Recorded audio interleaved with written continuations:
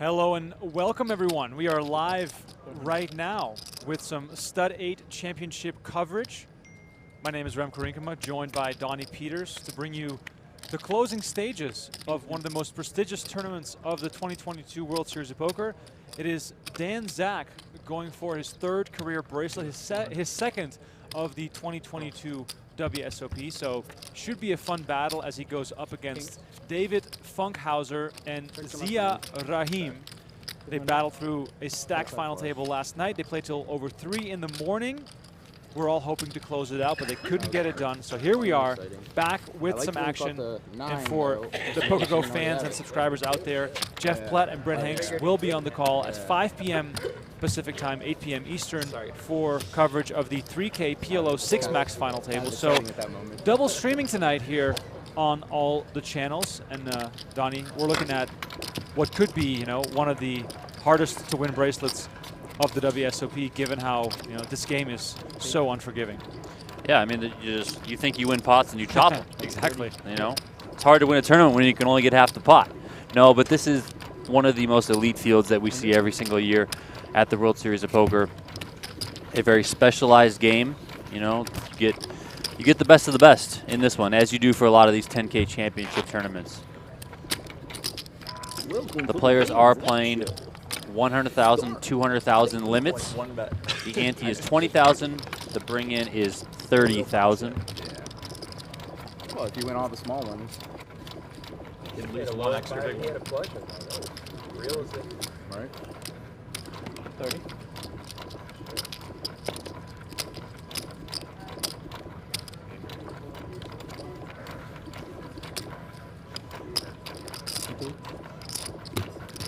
Donnie, Zack, one of the most, I guess, highly regarded players in fields just like these. How much pressure do you think he feels going up against, you know, two players that have not entered that winner's circle before, and him knowing he's this close to winning his third bracelet?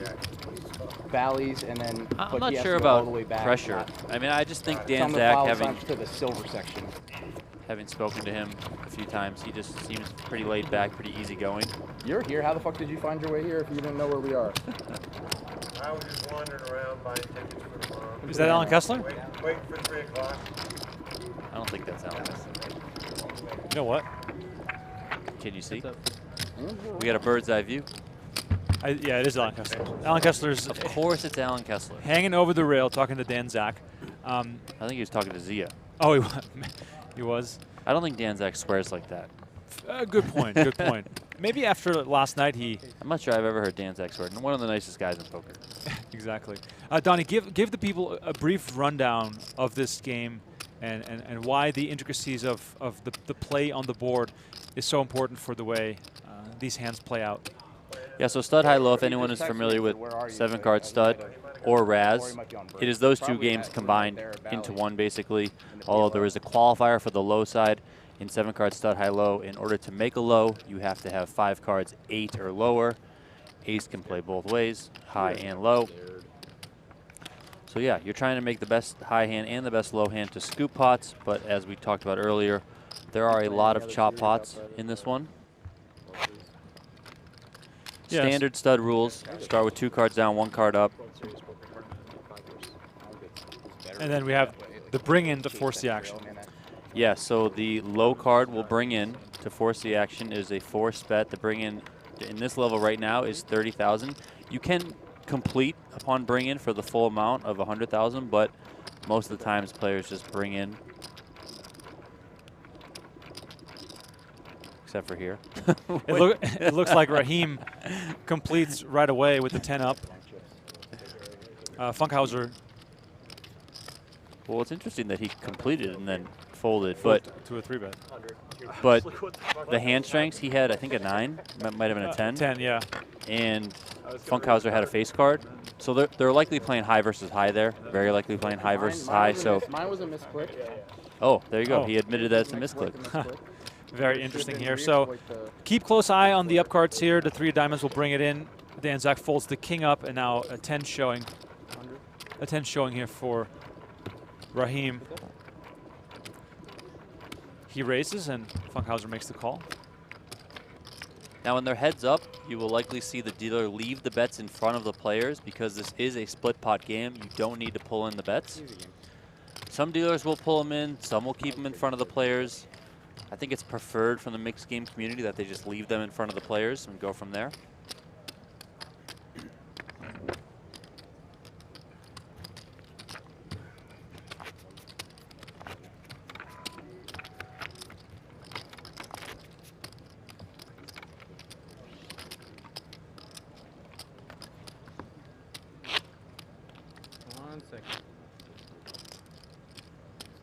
Bob. Can you call Bob over, man? Please call Bob over. Foreman Bob, you're needed. It's always trouble when Bob is needed. By the way, thanks everyone for tuning in on YouTube. Thank you so much for being with us here. This is a little bit of a bonus coverage if you are waiting for the PokerGO action. We are streaming the 6 max PLO final table with coverage with hole cards up on PokerGO starting at 5 p.m. Pacific time, 8 p.m. Eastern. Brent Hanks and Jeff Platt on the call for that final table. So 2 streams for you tonight. And first we're going to try to find out who's going to win this stud 8 bracelet. 4 to bring it in here, 6 to complete. Rahim makes the call. Bets stay out in front of the players, as Donnie mentioned. Queen and a 3. This immediately makes Funkhouser's hand so much stronger, Donnie, hitting both a flush card and a low card. Yes, extremely good card for him to pick up. You know, a lot of the times in this game, as you see often in stud games in general, players might just be betting their board. You know, given that there are 4 cards that can possibly be up, you can represent a lot of different holdings, especially if your opponent draws bad on what he's getting. In that case, you know, you saw Rahim pick up a face card, which isn't the best card, to come in stud 8. And Funkhouser picked up a really nice card there. 7 of hearts for Zack, 6 of clubs for Rahim, 4 of spades for Funkhouser. Funkhouser will be the bring in. He brings in, Dan Zack completes with the 7 of hearts. Fold from Rahim. 6 of clubs is dead. Always important in the stud games to remember the dead cards if you can. 7-6 for Dan. Jack 4 for Funkhouser. Funkhouser checks. Now it's important there that Dan Zack picks up a 6, and because Rahim folded a 6 as his up card on 3rd Street, that it's unlikely or less likely that Dan Zack paired his card, so then Funkhouser is less likely to continue as a result of that. Yeah, because obviously when you're playing a 3-card low hand against a 4-card low hand, you're at a big disadvantage. So Dan Zack likely already having 4-2 a low, which is an assumption that you can safely make in many cases, is just going to make your hand that much harder to play, especially when you catch a jack, which is what Funkhouser did, and a jack is very unlikely to be in anyone's range here in this game, especially when you're starting with a 4 as an up card. And they are playing 100,000, 200,000 limits. The bets on 3rd and 4th Street will be 100,000 each, and you can raise in 100,000 increments. The bets on 5th Street onward, 5th, 6th, and 7th will be 200,000 each, and obviously can raise in 200,000 chip increments. Yeah.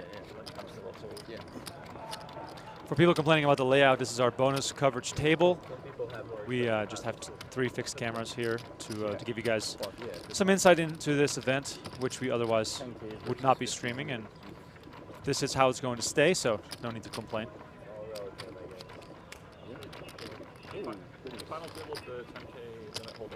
Yeah, I saw his I was surprised to he's playing a lot of 10Ks every year. to know that these players wanted to come back at 3 and not try and hop in that horse.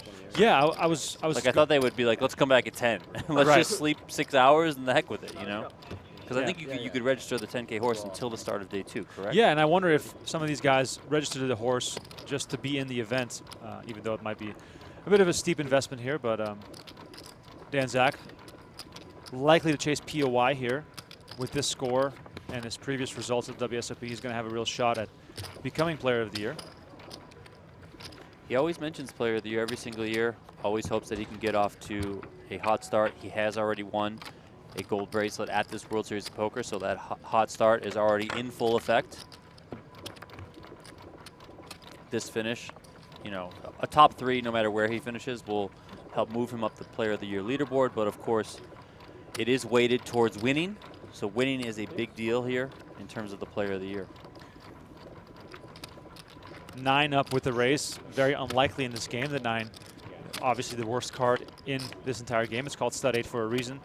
8 or lower for the qualifying low, so the 9 won't do much. However, you definitely can play high only cards if they are strong enough, especially if your opponent does not make the low. You have a good chance to take down the whole pot here as Funkhouser catches a king and a 7.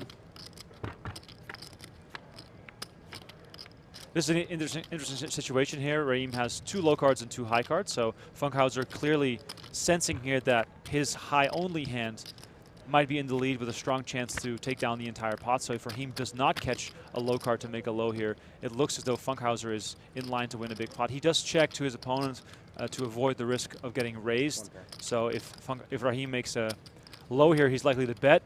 He doesn't.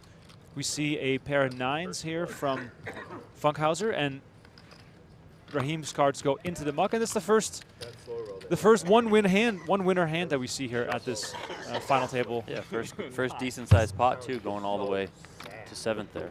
The 9s and 6s. 6s and 9s. Just a pair of 6s. Just a pair of 6s and 9s. I'm like, woo! Or Dave's kind of an idiot. So. Yeah, I'm like, oh, yeah, yes. I use that one on Sean sometime. Just a pair pair of of 6s. 6s underneath. 3 9s. And 9s. 9 silver. It's a hell of a delivery.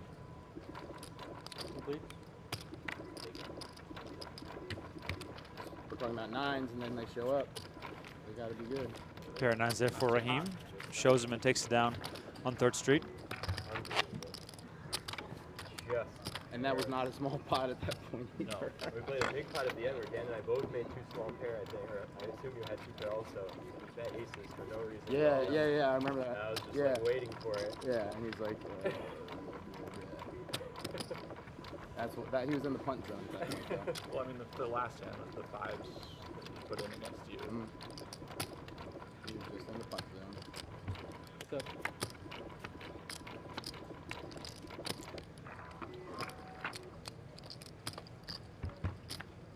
Ace Jack of spades here for Rahim. Picks up the 9 of diamonds. Deuce 9-9 for Funkhouser. 5 of diamonds for Rahim. 3 of diamonds for Funkhouser. Funkhouser has the lead with a pair of 9 showing. He does bet it 200,000. Rahim makes the call. 7th Street, down and dirty, baby. Funkhouser first to act, as he is showing the best hand. He checks.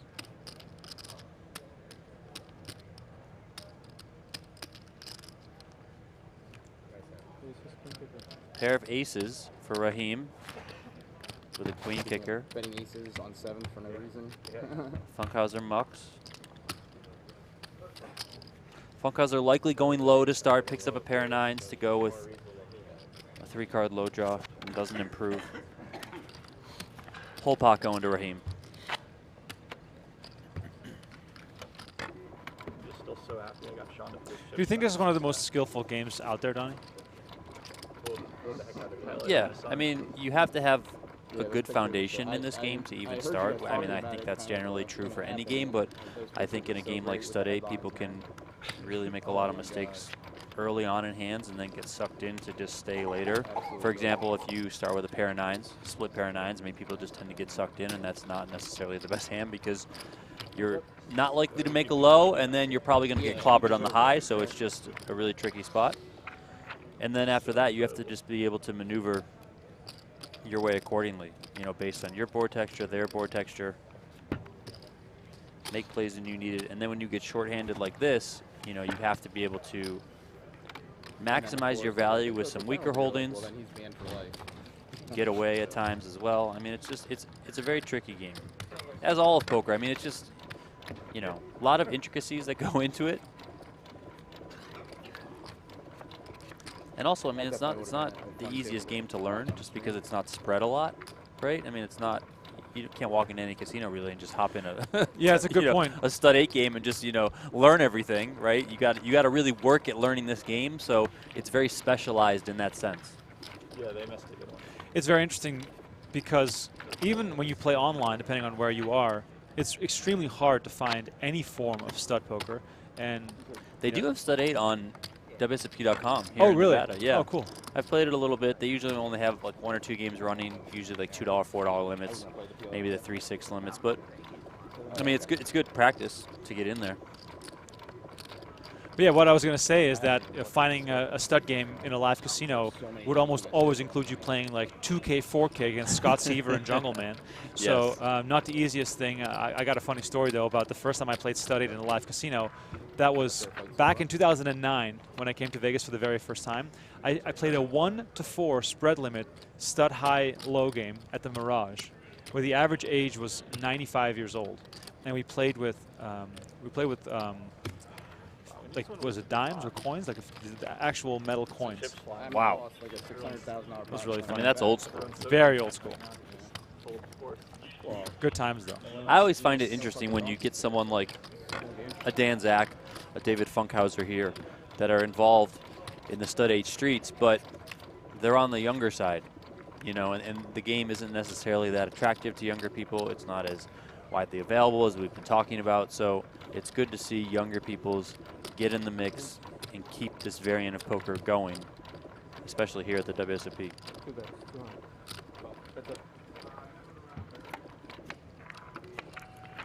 Five of spades for Rahim, 5 of diamonds for Funkhouser. Rahim gets a 3, Funkhouser gets a 7. 5 new? 5.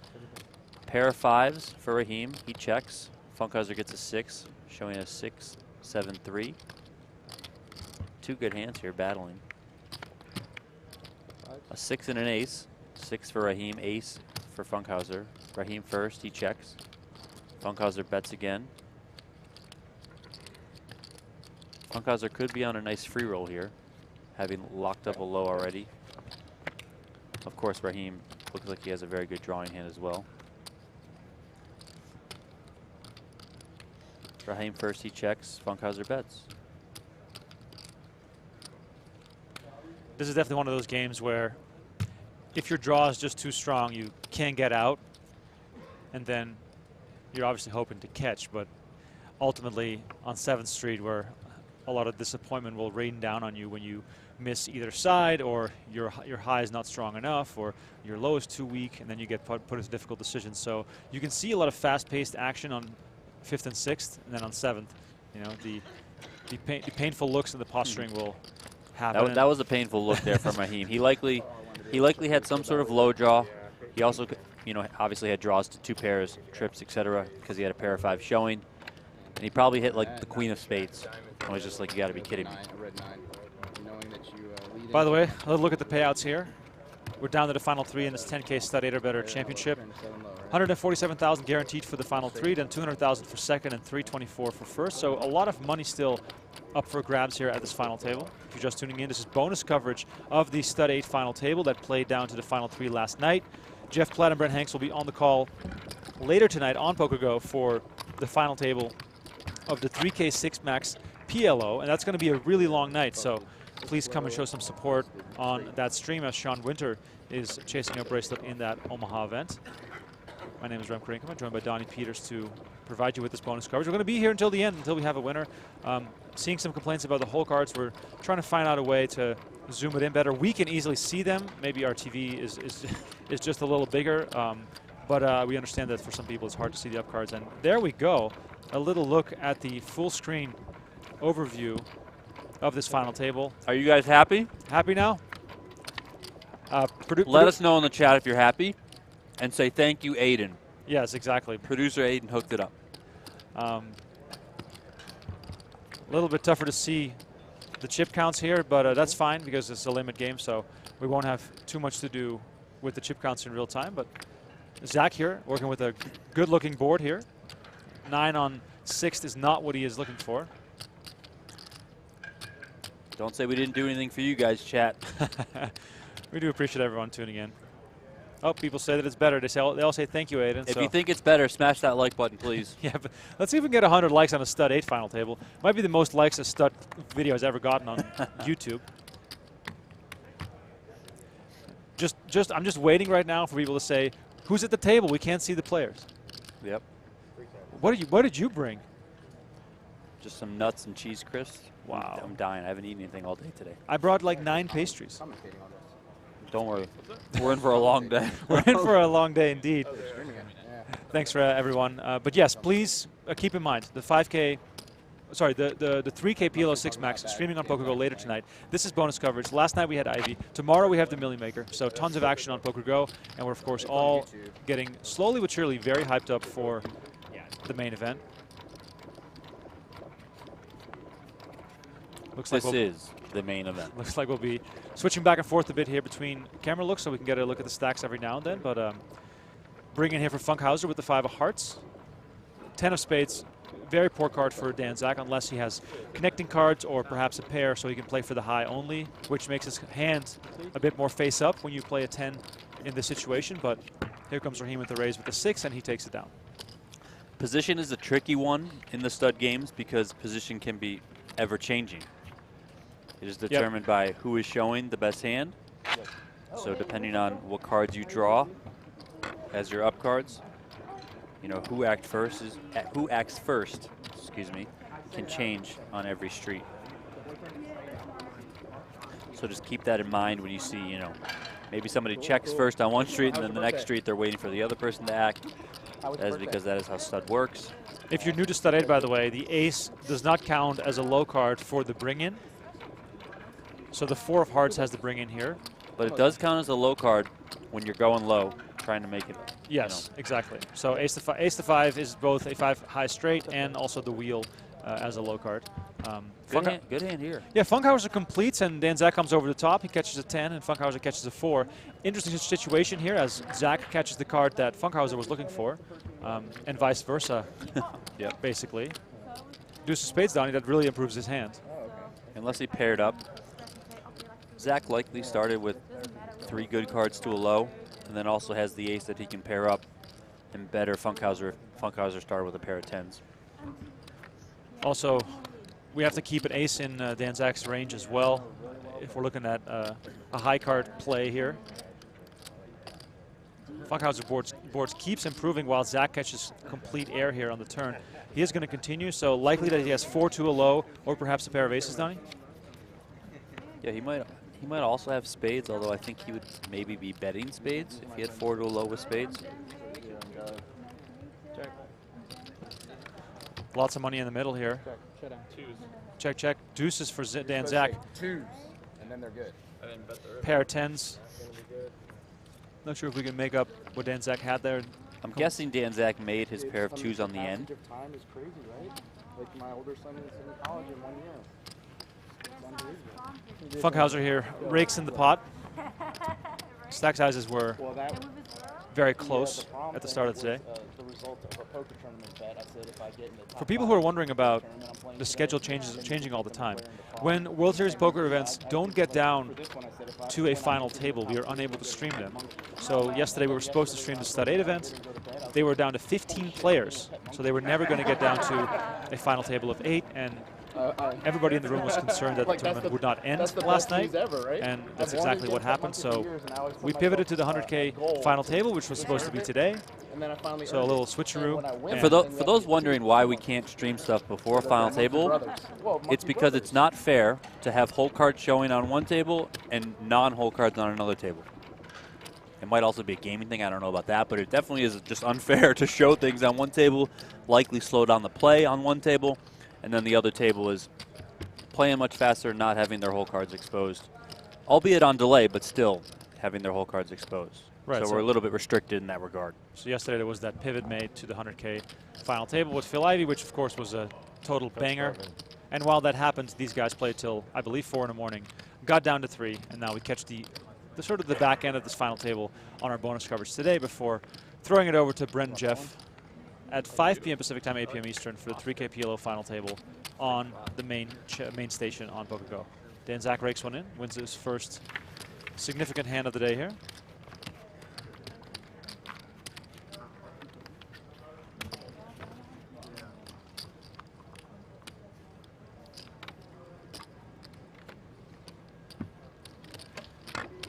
people who are saying that, what about the main event? Well, the main event is different because the main event is filmed for TV purposes. So we rotate through the final tables that are featured to give everybody a fair shake. That's why sometimes you see the feature table change during the main event, so we don't expose players' cards for too long in a row. That would also be unfair. Yeah.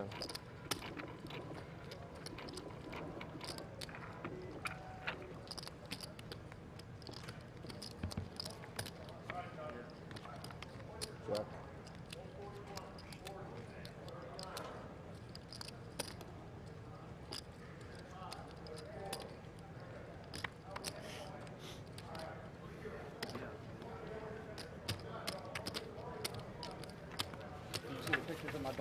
Today's going to be a long one for that PLO final table. I bought him that. Very last curious to year see if Sean Winter wear can to my next win his first big final bracelet. table.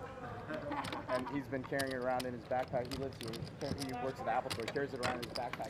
Yeah, the main event is the exception. It's the only tournament of the year where there's full cards up streaming with more than one table remaining. You can't really include the main event in anything. No, it's such a different outlier, different beast, different animal. Different rules, different crew. Actually, we double our staff.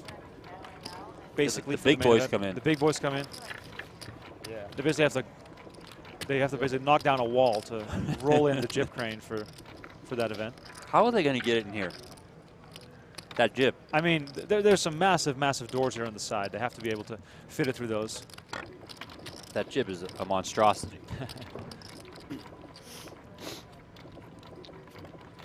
For those who are continuously complaining, we love you. Thank you so much for tuning in, and don't forget to hit the like button. Rahim brings in with the 7 of spades here. Funkhouser folded 10. Zack calls with an 8. 6 of diamonds, now the 8, 6 of diamonds for Zack. Pair of 7s for Rahim, he's first to act. He checks, Zack checks behind. 3 of hearts for Zack. Deuce of hearts for Rahim. Rahim still first to act with the pair of 7s up. He checks. Zack checks. Jack of hearts for Zack. Rahim gets a 4. He's going to come with a bet here.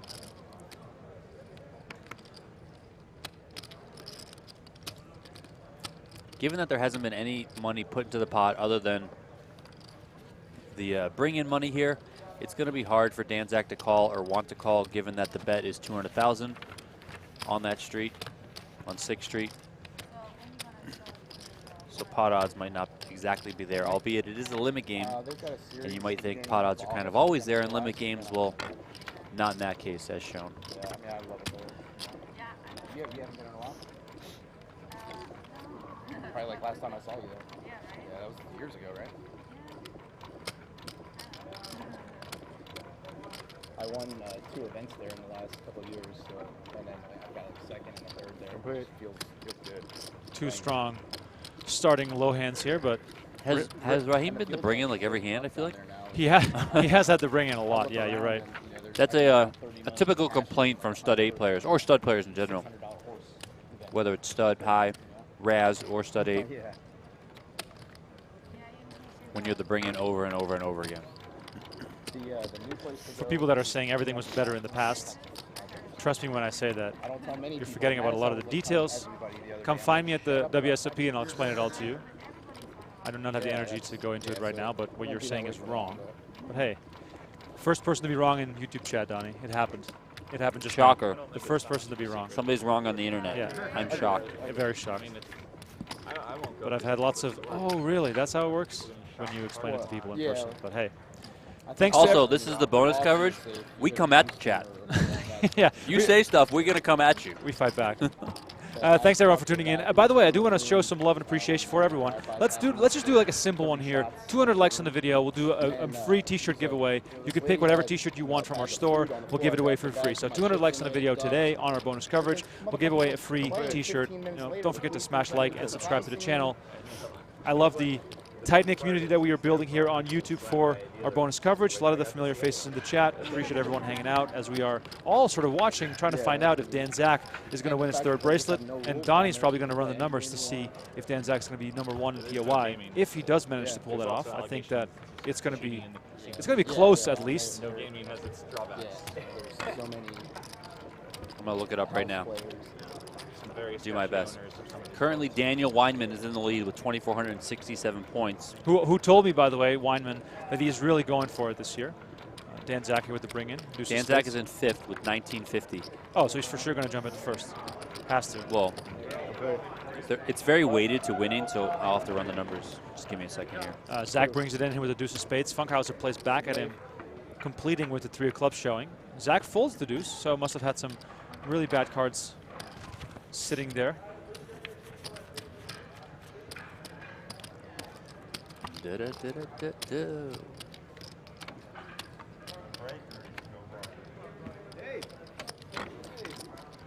Trip hop. I'm not sure what you're referencing to as far as the chat on PokerGo. It always works as far as my knowledge goes. Just make sure to click on the video player itself on the front page, and you'll be redirected to the chat.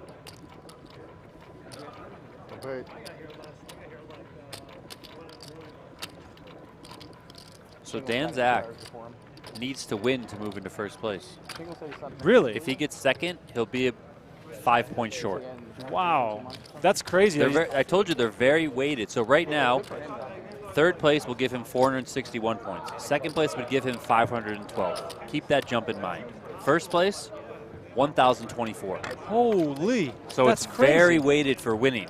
That is wild. Very weighted for winning. So, you know, a 51-point jump from 3rd to 2nd, and then the points double. 512-point jump from 2nd to 1st. That is insane. So, ladies and gentlemen, let us know in the chat, how do you feel about that POI structure?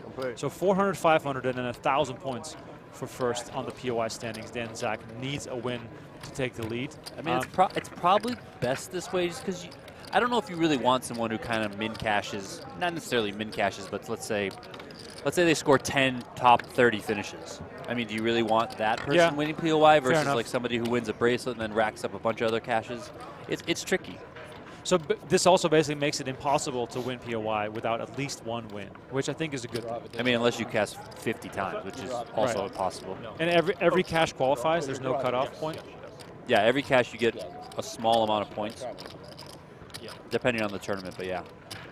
If you're just tuning in, the red or pink chips are worth 5,000. The greens are 25,000, and those dark blue ones are 100,000. Funkhouser has been winning the majority of pots here in the early goings of his 3-handed battle. Stacks aren't very deep, but because this is a split pot game, the action will probably continue for quite a while here. By the way, 200 likes for the first merch t-shirt giveaway. 200 likes. Let's go, ladies and gentlemen. Let's go. U.S. Electronic Products at Scotiabank. Oh, that's cool. What's your name? Ivy. Ivy? Hey, Ivy, if you're watching this stream right now, Dan, when he's away from you, talks about you like you're a superstar and he's so in love with you and can't wait to have kids with you and have a family with you. He said he was going to play 2 or 3 events a year. He did. He's scaled back the poker. And I'm really happy for you guys that you got engaged. Feels like Rahim is also, I think he's gay, though, so he might be closeted. Joking around here about Dan Zack being in love with Phil Ivey. But I think we are all in love with Phil Ivey, especially after last night. That was a great sweat. Zack here with the bring-in with the deuce showing. Funkhouser completes with the 8. Zack calls, catches a 10, checks to Funkhouser, who has a 4. Potential 4 cards to a low. Zack shows 2 diamonds, which makes his hand a bit stronger as well. Then catches a 9 of spades, probably the most unfortunate card that he could catch for his hand. Looks back at his cards. The Jack of Hearts, unlikely to help Funkhouser in this situation. By the way, I'm really feeling like I'm getting sharper at stud already by paying close attention to what's happening in these hands. I haven't played stud in quite a while, but this is one of those games, Donnie, where you can't just be on your phone the whole time. Yes, you really have to pay attention. I was going to say, you know, when you said, you know, you're getting sharper just by paying attention, you play the game better when you're playing it, whether that be stud high, Raz, or stud high low, if you are paying attention, because there is a lot of information that is available to you more so than the other games where you don't see hole cards. Here you see up to 4 up cards per player, so you can generate a lot of information for how players are playing, what they're doing with their hands, how they're maneuvering, etc. So it's certainly worth it to pay attention. It's also worth it to pay attention when you're playing a hand and you know what cards are dead, so you can know what you're drawing to. Meanwhile, Chris Brewer in the chat says, LOL, his fiance is named Ivy. That's going to be fake news. We're just going to go with the fact that Dan Zack is in love with Phil Ivey. It's a way better narrative for us joking around on the stream. Thanks for tuning in, Chris. We appreciate it. Matthew Punton says, I'm in Aruba on vacation. You're living the dream, my friend. I love Aruba. For everyone else tuning in, let us know where you're watching from. Always love to hear where our crowd is coming from. By the way, the ASMR sounds today are once again provided by the Shuffle Machine, the Shuffle Master.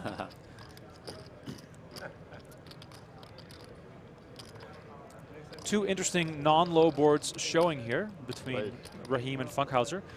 Rahim bets on 6th. Funkhouser raises to 400K. We got a really big pot here. 7th Street dealt face down. We got 3s showing. 3s are first. Rahim checks. Funkhouser bets again, showing 7, 9, 8 queen. A lot of straight potential here. Likely that Rahim here has trips or perhaps 2 pair, hoping to catch a full house against the straight-looking board, even though he blocks the 2 cards that he needs. So unfortunate for Rahim here if he runs into a straight, since the Jack-10 are the cards that Funkhouser would need to make a straight. Spades possibly could have come in. Best holding for Funkhouser is probably spades, but you know, something with a low. If he has 4, 5, 6 in the hole somehow, he gets there with a straight, also makes a low. Very powerful hand, especially 3-handed. Funkhouser doesn't want to fold. And there we go. Funkhouser rakes in the pot. Rahim lays it down after betting 6th, getting raised, making the call from the looks of it. Funkhouser probably caught his straight. And Funkhouser really extending his chip lead here. This is a really big stack here. Let's leave the camera on here for a minute here, Producer Aiden, while we get a look at these chip stacks. Are those 30 stacks down here? They look like 30 stacks to me. So that's 450. 7. At the end of this hand, let's go back to that framing and see if we can count Funkhouser's chips here, as Rahim is very short now, Donnie. Looks like he's down to about 100K. 100 to 150 or so. We got people from all over. Oh no, he's got more chips. He does? He had his card protector on top of the big chips. Oh, there it is. Okay. Still the short stack, though, at this final table. Who else we got here? We got Qatar, Netherlands, Santa Monica, Lebanon, Fresno, Belgium, Ohio, Argentina, Tallinn, Tel Aviv, Scotland, Sweden. Wow, this is like a wide range of countries here. We got St. Pete, Florida, Ireland, Olympia, Monterey County, Winnipeg, Cleveland. All right, bro. Thanks for coming. We got Chandler, Arizona in the house. I was there not too long ago. Really? Yeah. Well, I mean, like the greater Phoenix area, right? Chandler, Scottsdale, Gilbert. It's all like one big I don't let him invest in conglomerate of tournaments. neighborhoods. Bad luck. He showed up. Wonderful guy, but Beverly Hills in the wonderful guy, house. but very bad luck. New Orleans, BFE, Iowa. Isn't everything in Iowa BFE? He knows. He knows. 6 here to bring it in for Dan Zack. Bringing his 30,000. Completion is 100,000. Yeah. Not playing until he's. Funkhouser continue with the aggression.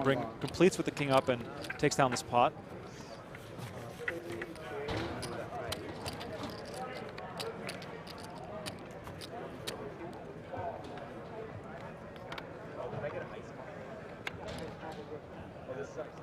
Most recent look at some chip counts here. Estimation is that David Funkhouser is sitting on about 5.2 million. Rahim has been dwindling, including that most recent pot. So that I think that brings Funkhouser up to over 6 million and Rahim down to around maybe 500 or 600K. And then Dan Zack currently in second place with 1.2 million. So David Funkhouser commanding lead here in this 3-handed battle. Fair fight here. 7 of clubs versus the 8 of clubs. Gotta love a fair fight. You gotta love a fair fight, indeed. The mush is gone. What else we got here? Norway, Poland, Portland, Oregon, San Diego, Sweden, Myrtle Beach, Looking at this face. Put him in the back. Dublin, Bronx BC, Tale. Canada in the house, as always representing. Bronx Tale. You ever watch Bronx Tale? The movie? Bronx Tale? Oh, we hit 200 likes. Time to do our It's one of the, first it's one merch the giveaway kids, the son of De Niro. today's De Niro's a bus live driver, stream. And the kid joins up with the mob, and De Niro's trying to keep him out. Yeah. That's been forever. That's a great. Trying to think of a huge question. Hollywood play, or not Hollywood, Broadway play now too. I have a good one. What is But the there was best a scene flavor about a guy of being in the potato bush, chips? and he says, "I don't want that face What is the there." best flavor of Put 'em in the potato bag. chips? Donnie Peters, what's your choice? Just plain. Plain? Yep. Like plain salt? Just plain salt? Like Kettle plain Lays, like Or plain Ruffles, you know. Kettle chips? Yeah. Yeah? All right. Let us know in the chat. Favorite chips flavor. Bonus coverage here. Having some fun with it. Doing a random raffle here of one lucky winner. Going to send you a t-shirt of choice from shop.pokergo.com. I'm just waiting for the Canadians to come in with ketchup chips. I'm just waiting for it. Meanwhile, on 6th Street here, a very important hand here for Rahim. He makes the call. He's almost all in here, Donnie. We're going to 7th Street. Zack showing ace-7, 9, jack with 3 clubs. Rahim showing the ace-jack, 9. Fairly similar looking boards, but also very similar looking stacks here, Donnie. Dan Zack almost all in, as well as Rahim. Funkhouser just a spectator right now. Small raise. Wow. Good call. Yeah, 6 low and all red cards. Chop it up, ladies and gentlemen. A 6 low versus a ace-high flush. Oh, you don't know. The two short stacks battle to 7th, and the pot is chopped. Raise all in. Could have said vote. Hmm? Could have said vote. I wouldn't do that to you. Funkhouser is totally chilling here in the corner, waiting to get heads up. Yeah, there it is. Lots of ketchup chips in the chat. I knew this was coming. I knew it. I don't hate ketchup chips, Ketchup but chips sound they're- horrible. no, they're good. No, they sound horrible. They're definitely good. They're nice and salty, but I do want to say that they're definitely inferior to kettle chips original. That's I don't like super salty things or chips. Wow. So it's hard with chips because they're generally salty, right? Right. You also eat oatmeal with eggs. That is true. Plain oatmeal, scrambled eggs, kind of mix it all together. It's all going in the same place anyway, right? Oh, yeah. Let's see. We got lots of salt and vinegar here. Smoked bacon, sour cream and onion. Okay, regular. If anyone wants to see what I eat, you can check out our latest vlog on the PokerGo YouTube channel. Yeah, you should, actually. I should have done a video on what I ate Saturday for the cycling race. That was just in the Michael Phelps style? You would have thrown up at the amount of food that I ate. No, I mean, I love to eat a lot of food. I just, try not to. Here we go. Funkhouser once again applying the pressure here with the ace-queen 5 showing. Bets 200,000 on 5th Street. This is one of those spots where Rahim is like thinking, do I commit here to 7th or am I folding right now for the big bet? He does fold and is left with very little chips. All right, let's do the random draw here. I do love this chips talk. If we do another giveaway, it probably has to be what's your favorite pastry, because I've had 3 pastries today already. It's one of those days. The winner is Mariners, MC Mariners. He says Fritos. Shout out to Fritos. MC Mariners. Send a DM to PokerGo on Twitter, twitter.com/PokerGo, with a screenshot of you logged into your YouTube account. Complete. Send us your shirt size, your shirt of choice from our shop, and your address, and we'll send you a t-shirt later this week. Thanks so much for playing. Don't forget to like the video and subscribe to the channel. This is bonus coverage, 10K Stud 8 final table. Dan Zack and Rahim here are short, as David Funkhouser has a commanding lead. Funkhouser brought in, Dan Zack completed, Rahim called, Funkhouser also called.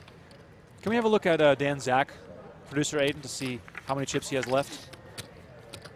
Looks like, At least 100. well, he has the 20 stack of 25K, so that's 500. So looks maybe like 600K, and this is About 900 for Rahim. 900 for Rahim. Wow, so Funkhouser literally has all the chips. That's basically what we're dealing with right here. I played with Funkhouser back at the Green Valley Ranch Poker Room. What? Yeah. That's a throwback. I actually think he was playing, we were playing 1-2 or 1-3. Wow. No limit hold'em. And now he's in a 10K And stud. he was grinding on his computer, and I think someone asked him, and listen, don't hold me to this, but I think someone asked him what he was doing. He was saying that he was sports betting. Oh, And he's like big into sports betting. so it's 900, but 940 there for Dan Zack. My most recent estimation here. So Dan Zack's going to need some help. Betting limits are 100 and 200,000. So you guys can do the math on how few hands you have left to play with that stack. And by the way, look at these cards here, Donnie. Deuce to bring it in, 4 right next to it, and then the ace of diamonds for Dan Zack. Players are going to be a bit more cautious when everyone has a strong up card. Stealing becomes a little bit harder. Funkhouser, however, Donnie, is going to basically raise every hand, given his stack size. Have to. As long as he keeps getting good cards, he can just be blasting away. Deuce 4 showing there for Rahim, as Funkhouser has the ace 4, 9. Funkhouser continues. Wow. Rahim is catching all low as Funkhouser makes a pair of 4s on 6th here. I mean, these are two powerful showings going at it. Funkhouser with a bet on 6th here, and that is almost enough to commit Rahim, who makes the call with very little chips behind here. 7th dealt face down. Deuce, 4, 5 showing for Rahim, going both low and high with the pair of deuces. Of course, the 4s showing by Funkhouser are already a fair bit better, but Rahim bets, Funkhouser calls. Let's see the showdown. Or was that a check? Check. Oh, it was a check. It was a little bit of an odd check, but No, I think he was. Funkhouser was looking at his chips, so he put him out to see what he had. Call. Pair of aces. 2 pair. Ace or a 6. We caught a queen. 8-5 low versus 2 pair. Open-ended straight draw low. So We were looking for some sort of emergency low there for Rahim to stay in the tournament. We can't tell for sure if he caught the queen at the end or the 8, but I think he said he caught the queen. Hey, emergencies help. Yes. In this game, they also help in Omaha high-low quite a bit. I mean, your board is, But I'm blocking 2 of the deuces, 1 of the 3s. Steven says, poker chips should have been the winner. Those are the tastiest chips at all. Don't If lick. you eat poker chips, you're sick. You're probably going to die, yeah. Reese says, how does this method of poker work? I only play Texas Hold'em. Well, Reese, it's a 7-card stud high-low, meaning you get dealt 2 cards face down, followed by 4 cards face up. After every round of betting, you get a new card. And then at the end, you get 1 more card dealt face down, bringing your total to 7, which is why it's called 7-card stud. And then you play your cards and your cards only to make the best high hand, which is the same value as no limit hold'em. So, you know, pair, 2 pair, 3 of a kind, full house, all that good stuff. And then if you have 5 cards 8 or lower, you also have a low, and the best high and low wins the entire pot. Now, if there's nobody that has 5 cards 8 or lower, only the high hand will count. So that's why it is important to play cards that can go both ways. So if you make a small straight, let's say you have a 6 high straight, you have that straight for your high, but you can also use the 6 high straight for a low. So this game basically plays both ways. That's why it's a bit more complicated and complex, but it also means that in a lot of cases, you're going to win half the pot because one player has the best high and one player has the best low. Meanwhile here, Dan Zack looking at 5 jack deuce, 2 diamonds showing on a very short stack. Every decision he makes right now is, you know, for a large portion of his chips. He does make the call to 6th street we go with Funkhouser showing 3-3-7, catches a 9. Dan Zack catches an 8. This is possibly giving him a low at this point, while Funkhouser cannot have a low just yet with the paired 3s on board.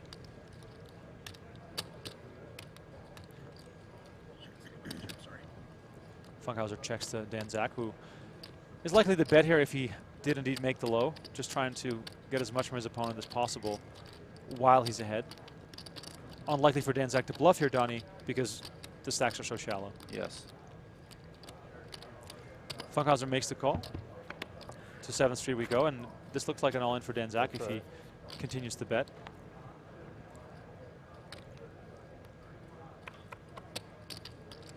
Very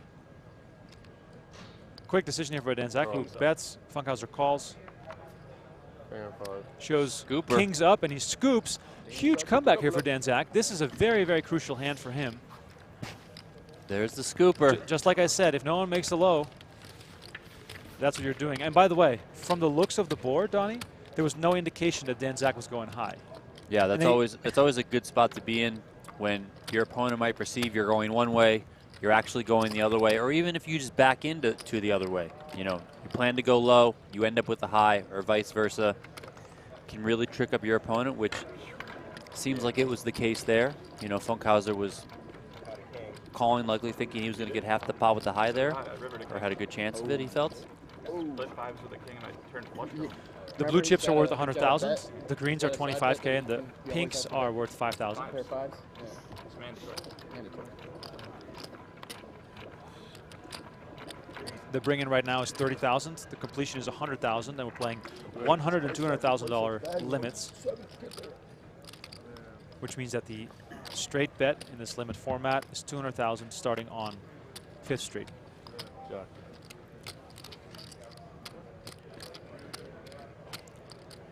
So basically, you have a small bet on 3rd and 4th, and then the big bet comes in on 5th, 6th, and 7th. 3-card low for Dan Zack, 3-card flush there showing for Funkhouser, because it could be an interesting clash. Does go check, check.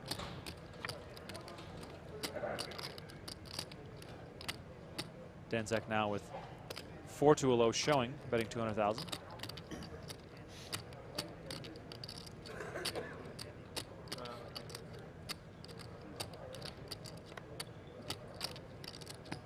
If you're new to the game, it's very important to keep track of your opponent's cards. And of course, when you play full ring, there's a lot of cards to remember if the hand goes multi-way, because your own outs are easier to calculate if you know. I have to decide. It's either going to be a Pair of 7s and an 87 low. Pair of jacks for Funkhouser. Chop it up. Chat asking if you have to declare low or high. No, you don't. Cards speak. Just turn them over. They're so smart. Like they're like a 5-year-old. Let the dealer read them for you if you don't know what's going on. Turn them over is actually really good advice. Yeah, no, yeah, turn them over. Just turn them over.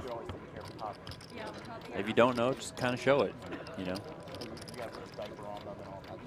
There's 7 cards that can get tricky. Totally understandable, especially for those newer to the game. It happens.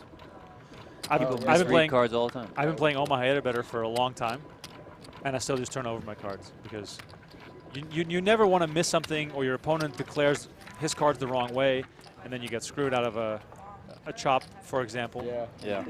I turn over my cards a lot as well. Omaha high low, I'd probably say that I agree with you. I turn it over a lot in that, especially when I have a live low, like a live 1-card low, just because, you know, I'm not going to spend 15 minutes staring at my hand. I'll just turn it over. My favorite thing in Omaha better is when it goes 3-way to showdown, everybody stands up, picks up their cards, looks at the board, trying to figure out what they have.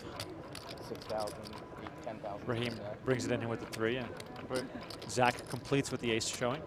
Raheem very short on chips, so any move he makes is one that brings him that much closer to being all in. A 4 for Dan Zack. He continues betting right away, and Raheem gives it up, losing 100K in the process. I would tend to disagree that it was a good hand. I was saying 10K horse, Donnie, also being streamed on PokerGO in the near future. They are down to 88 players. Put me on the rush from 6K to 250K. Big field in this event. Here we go. Here we go. How many did it get up to? They got a total of 209 players. Love How did they it. know to tap I believe that when Greg Mueller won this event in 2019, they had 191 players. So every 10K event seems to be up, which is good news. The horse is a 4-day event, meaning that we will stream that final table on Thursday. Tomorrow is the Millie Maker final table. Probably could have had 3 more players if Yeah, good point. scheduling permitted that these guys could get in there, but I guess they'll be satisfied with playing for a bracelet. Yeah, More than 300K up top. Sean D busted late last night in this stud event, and currently he is trending up nicely in the 10K horse. but I'm sure he'll be disappointed not winning this event. Rahim brings it in and, oh, sorry, completes and takes it down with a 9.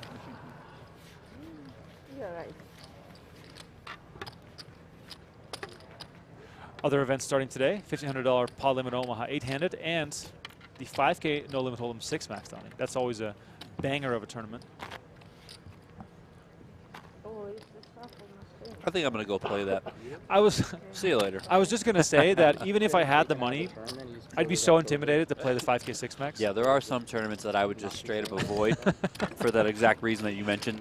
Intimidation factor, I mean, it's just like that one, the 10K 6-max, you know, some of those 25Ks. It's just, anytime I see someone win a lot of money in poker and then dive into some of those more intimidating events, you just got to respect it. Yeah. Right? You know what I mean? It's just like... Definitely. Like, I would not feel intimidated at all to play the 10K Stud 8. I'm not the best Stud 8 player in the world, but it's a limit game. There's lots of split pots. You have lots of control over your own actions. You know, the game moves fairly slow. You get to see quite a few showdowns. But then the 5K No Limit Hold'em 6-max, and you have Mustafa Kanid on your direct left, and you have Jason Kuhn on your right. I'm like, okay, guys, take my chips. I'm going home. Like, there's no chance I'm going to I wouldn't even play the... I would be scared to play the 3K 6-max. I mean, it's just like, I'm just not... I mean, that's just straight up war out there in the poker streets. I mean, you got to be ready to battle and think on infinite levels. What do we got here? Big hand here for Rahim, who has almost all his chips in the middle here, showing Queen 9, 5 ace versus a pair of 7s with an ace from Dan Zack. Dan Zack bets here on 6th Street.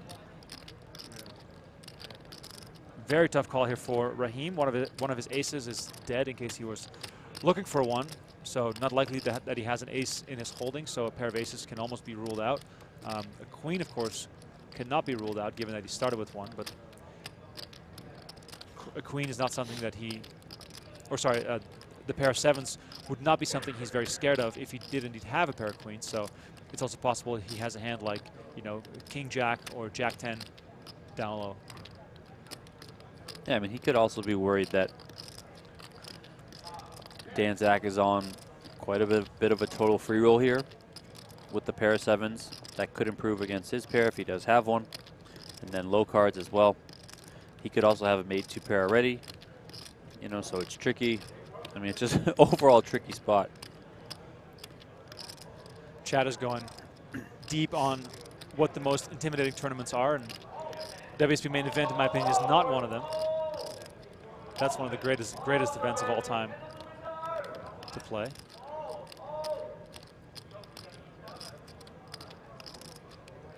Harold is asking, what games are horse again? So it's Hold'em, Omaha 8 or better, Raz, Stud, and Stud 8 or better.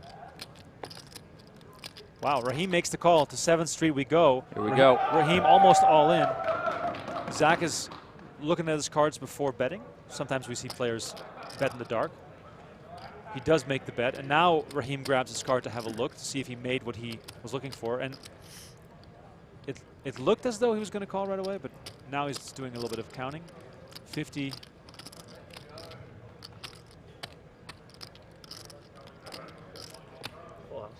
Full house, Dan Zack and Rahim. Ooh. He sits back in his chair instantly. We could not see his facial expression, but he did not look too happy. Bigger full house. No slow roll this time. We saw one last night, and Dan Zack takes the vast majority of Rahim's chips, and he is now down to just crumbs, Donnie. And while Rahim is down, Dan Zack has made a nice comeback in chips. Earlier it was Funkhouser dominating everything. Dan Zack is steamed up the leaderboard quite a bit. Ziya Rahim down to just a few chips. He only has $115,000 in career tournament earnings. With today's payout, no matter where he finishes, he's already going to more than double that. So already an incredible run here for Ziya Rahim. His biggest score to date, Donnie, was in 2021 in October, where he finished 3rd in a $500 horse event at the Aria. So that's just incredible. He cashed for $12K back then. Right now, he is on his way to, by far, the biggest cash of his career. He's not out yet, but he's definitely on life support. All in. He's all in for 15K. So we got some action on the side here between Funkhouser and Zack. 15 in front of each of us. Pull everything in. Pull everything in. Low cards for everyone. Yeah. 15K. Here. Oh, I don't like that. Okay, I Yep. got it.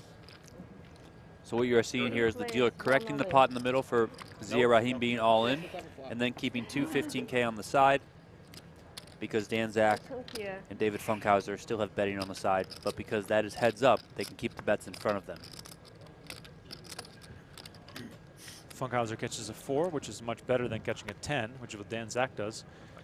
He Started with a pair of 4s. He showed it. tosses them, and Yes. we got a wow. That 4 is to a straight for Funkhouser. 3, 4, 5, 6 with some backdoor flushes as well. And there's the low. Thank you. Oh, Yes, yes. I'm all in. there's the straight, and there it is. He's going to be drawing dead here. Rahim is eliminated. Funkhouser makes his straight. Yeah, man, for sure. Ziya Rahim eliminated in 3rd place. We are down to heads-up play here in the 10K stud 8 or better. $147,000 is what Rahim takes home, more than doubling his career tournament earnings. And he just walks away with a nice payday, but he will not be playing for the bracelet as David Funkhouser and Dan Zack are playing for the $324,000 top prize along What's a Dan with Zack, the baby? gold- with the gold bracelet. What's a Dan Zack, indeed. Remaining 2 players guaranteed $200,000 right now, and we're in for some big action here, ladies and gentlemen. If you enjoy the content, please smash like, subscribe to our YouTube channel. We're going to be doing more bonus coverage in the next few days. My name is Remko Rinkema, joined by Donnie Peters as always. And there we have it, heads up play in this event. And Donnie, heads up stud 8 is a whole different beast. Yes.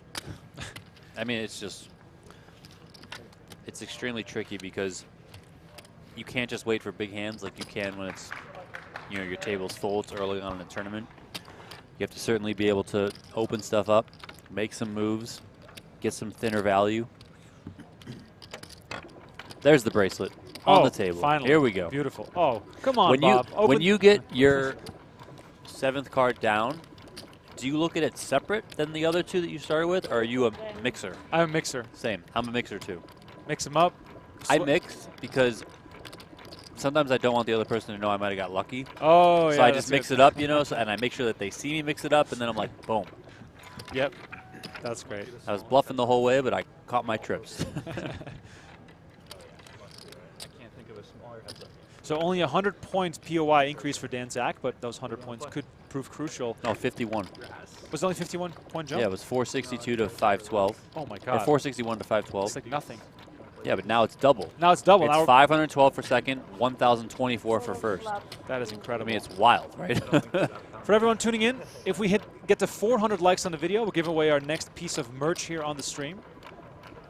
We are at 266 likes right now. How many? How many did you say? 400. 400. It's a reasonable target. I like it. Reasonable target. Exactly. Let's be reasonable. D-Hat, no, this is not at the Rio. The Rio is gone. See you later. Left it in the past. The WSOP has moved on to greener pastures on the Las Vegas Strip for the first time ever. This is at Bally's Casino. The WSOP is a joint venue between Bally's and Paris. You can walk between the two. You can see that it says Horseshoe coming soon, Horseshoe Las Vegas coming soon in the middle of the felt. That is because Bally's is currently undergoing a rebrand and will soon be called the Horseshoe Las Vegas. So it's kind of bringing everything full circle back when the WSOP was at Binion's Horseshoe. Right. Yeah, exactly. And I think it's going to be really epic if they bring back sort of a classic theme with the rebrand to Horseshoe. I haven't seen the plans yet, but I can only imagine that they're going to bring back some old school features. They also have the Binion Steakhouse here inside Bally's that opened up just a few weeks ago. We haven't gone yet, by the way. We should go. We should definitely go. Funny comment here. Let's see where it is. By Kurt. Kurt says, "Heads up, stud 8, scintillating." Yeah. It is a fun, fast game, and I'll be the first to admit that a lot of these mixed games are super fun to play heads up. Limit Hold'em heads up, super fun, super fast. Same can be said for a game like 08. Lots of showdowns, very hard to fold. No Limit Hold'em might be one of my least favorite heads up games in that regard because you're forced to fold a lot more in No Limit At some Hold'em. point, you just gotta say the guy's just. I don't know what he's doing, but it's. Funkhouser, by the way, still overwhelming chip leader here during heads up play. You can see that by the large amount of blue chips Funkhouser has. He's sitting on your right-hand side. Here he is, David Funkhouser. He's got those 30 stacks there on the right-hand side.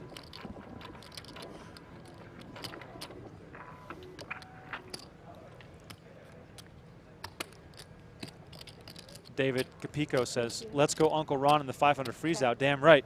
Uncle Ron making some waves in the $500 freeze out. If you guys have any questions for us, or if you just want to get a shout out, let us know. Check.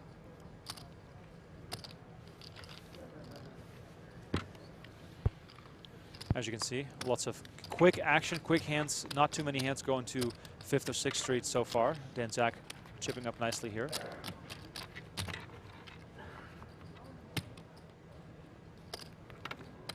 What's everyone drinking right now? I mean, I've seen people from all over the world tune into the broadcast. Donnie and I just hammered back our 4th coffee of the day. The line is set for 7.5 coffees by the time the day is done for Donnie and myself. I actually haven't had any coffee today. Was this your first one? This isn't a coffee, this is actually green tea. What's wrong with you? Honestly, I don't know.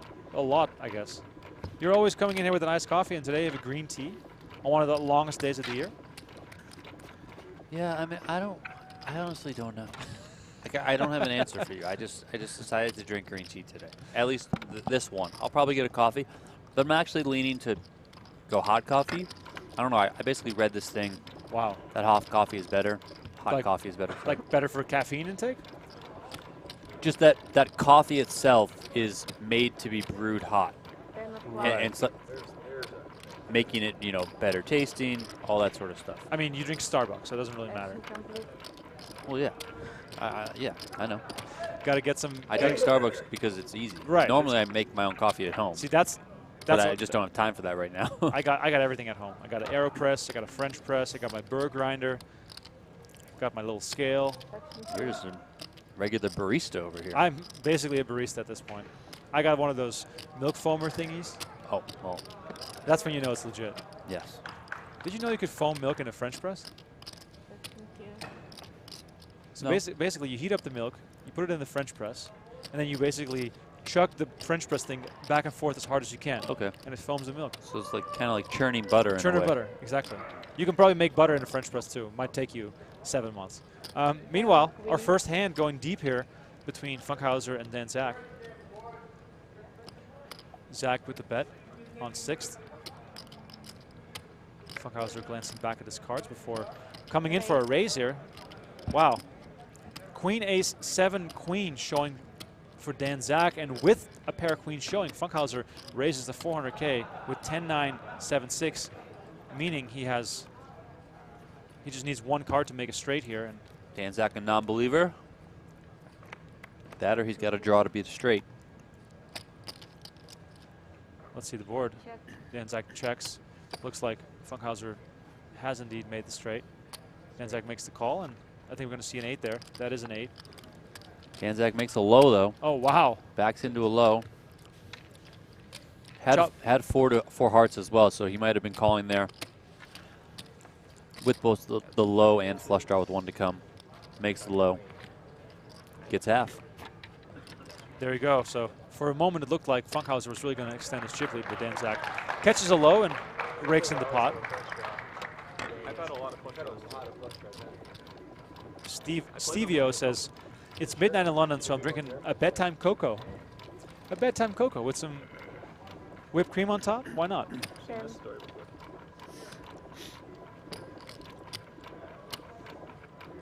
Stephen Blair says, get tequila shots. Slurred commentary makes for fun subtitles. Probably will. Thanks for everyone tuning in. We have Zack on the left-hand side going for his 3rd career bracelet, his 2nd of the summer. On the right-hand side, David Funkhouser going for his 1st WSOP bracelet. Funkhouser is a great name. It sounds fake to me. Yeah, remember when Moneymaker showed up? Everyone thought that was a fake name. Yeah, exactly. Queen 4 deuce here by Zack versus the 10-7 deuce from Funkhouser. Zack checks to Funkhouser, who continues betting.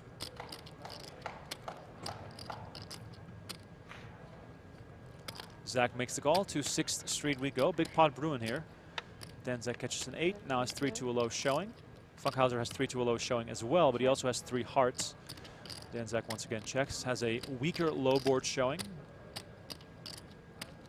It's getting expensive here.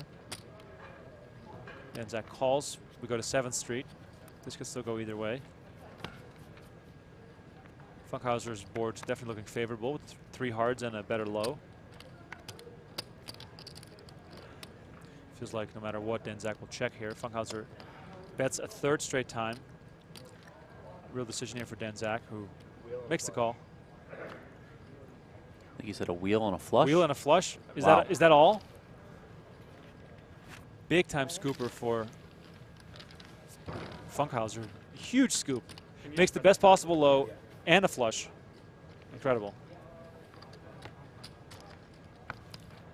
All right, Donnie. Funkhouser really extending his chip lead here. I see about 1.6, 1.7, 1.8, maybe 1.9 million left for Dan Zack here.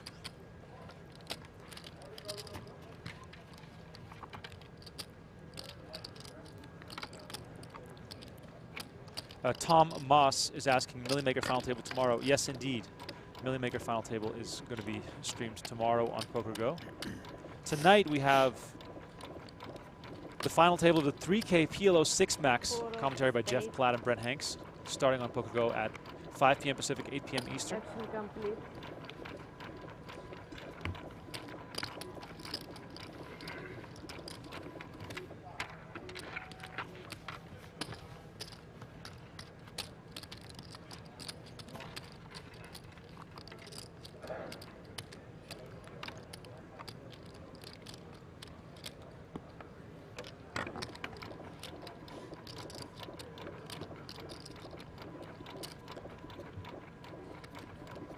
Rupert is asking about my Tour de France hot takes. Let's save those for a different podcast, but I am excited to watch Tour de France. It's going to be tough during the main event, though. Long nights and early mornings. My favorite time of the year when WSP main event and Tour de France overlap. Is that always the It's case? always They always overlaps. overlap? It always crushes me. Is Tour de France every year? Every year starts beginning of July.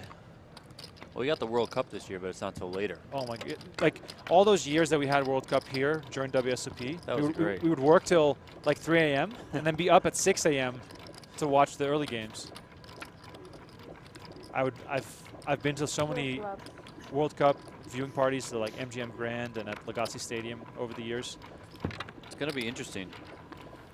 End of November, into December. I mean, time zones are going to be horrific for us, right? Does it I'm looking at the schedule right now. I mean, I kind of see it's all over the place. 2 a.m., 5 a.m., 8 a.m., 11 a.m. So, yeah. 2 a.m.? Like 2 a.m. is where you stay up for it. 5 a.m. is where you go to bed early for it. Yeah, I mean, it's going to be hard to watch both. The first match, the 2 a.m.er, it's your squad, your country. Oh, Senegal versus Netherlands. I'm staying up for that. 2 a.m., November 21st. You want to come over for that one? No. I'll make some croquette and frikandellen. No, because that same day at 11 a.m., USA kicks off. Against who? Wales. So I have to be ready. So you're gonna if I stay up till, well, if I stay up to 2 a.m., okay, it's going to start at what, 2:15? Yeah. 90 minutes at least, probably more like 2 hours. So that's 4:15 a.m. Not going to get home till 4:30 or 5. Wow. No way I would make it up for the next game. Wait, what day is that in December? November 21st. November 21st? Okay, I guess. Wait, is that like around Thanksgiving?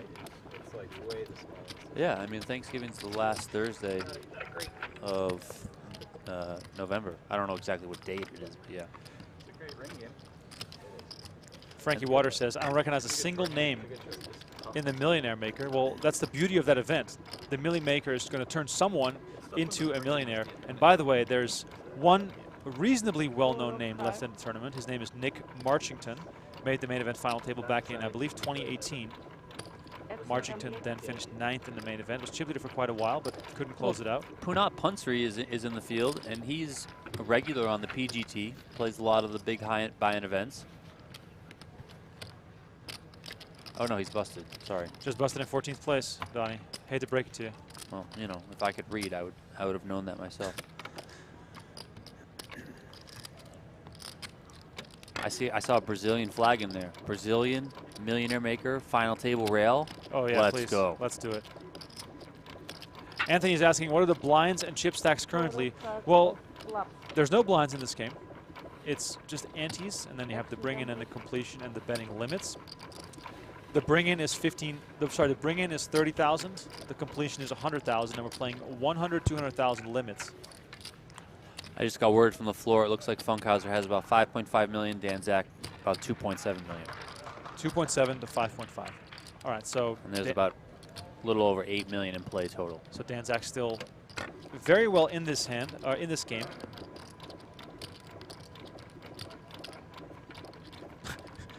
Calculating Dork says, imagine if the main event was stud 8. The new moneymaker will be crowned on day 23. Well, was it you that was telling me about the main event, or was it Tim Duckworth? No, I mentioned this on the most recent broadcast. Why don't you tell that again? Yeah, it's an interesting story. That fact, or that trivia question. When the heroes of the past, the legends of the game, were deciding upon what the structure and the game was going to be for the first ever World Series Poker main event, after they did a vote the first year when Johnny Moss got the vote to win the main event for the first time, the decision was made between No Limit Deuce 7 single draw, which was named Kansas City Lowball back in the day, and No Limit Texas Hold'em. So it was between Texas and Kansas, and Texas won. Texas Hold'em is the main game now that we've known for the last 50 years or so, and Kansas City Lowball, No Limit Deuce 7, is a game on the fringes, Donnie. As sad as it is not a very big game, but it is a very fun game. Super fun, super fun. It's just the first one. It's the highest suit. It's the highest suit, right? Yes.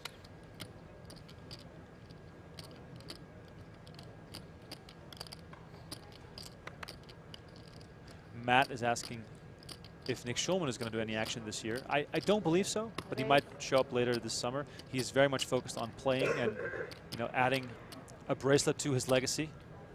And, you know, obviously, for someone like Nick Schulman, who's competing with basically about 100 people for a spot in the Poker Hall of Fame, any bracelet he can add to his list is going to help him in that conversation. Oh, yeah. And it's getting tougher, Donnie. Oh, it's for sure getting tougher. This year alone, we've had so many big-name players win bracelets. This year, it feels like the Poker Hall of Fame voting is going to be more interesting than we've ever seen it. You know, as you mentioned, there are a lot of players that are beginning to come up with eligibility or get close to eligibility that have a lot of accolades, a lot of status in the game, are respected by their peers, all of that sort of stuff, have certainly made their marks on the game.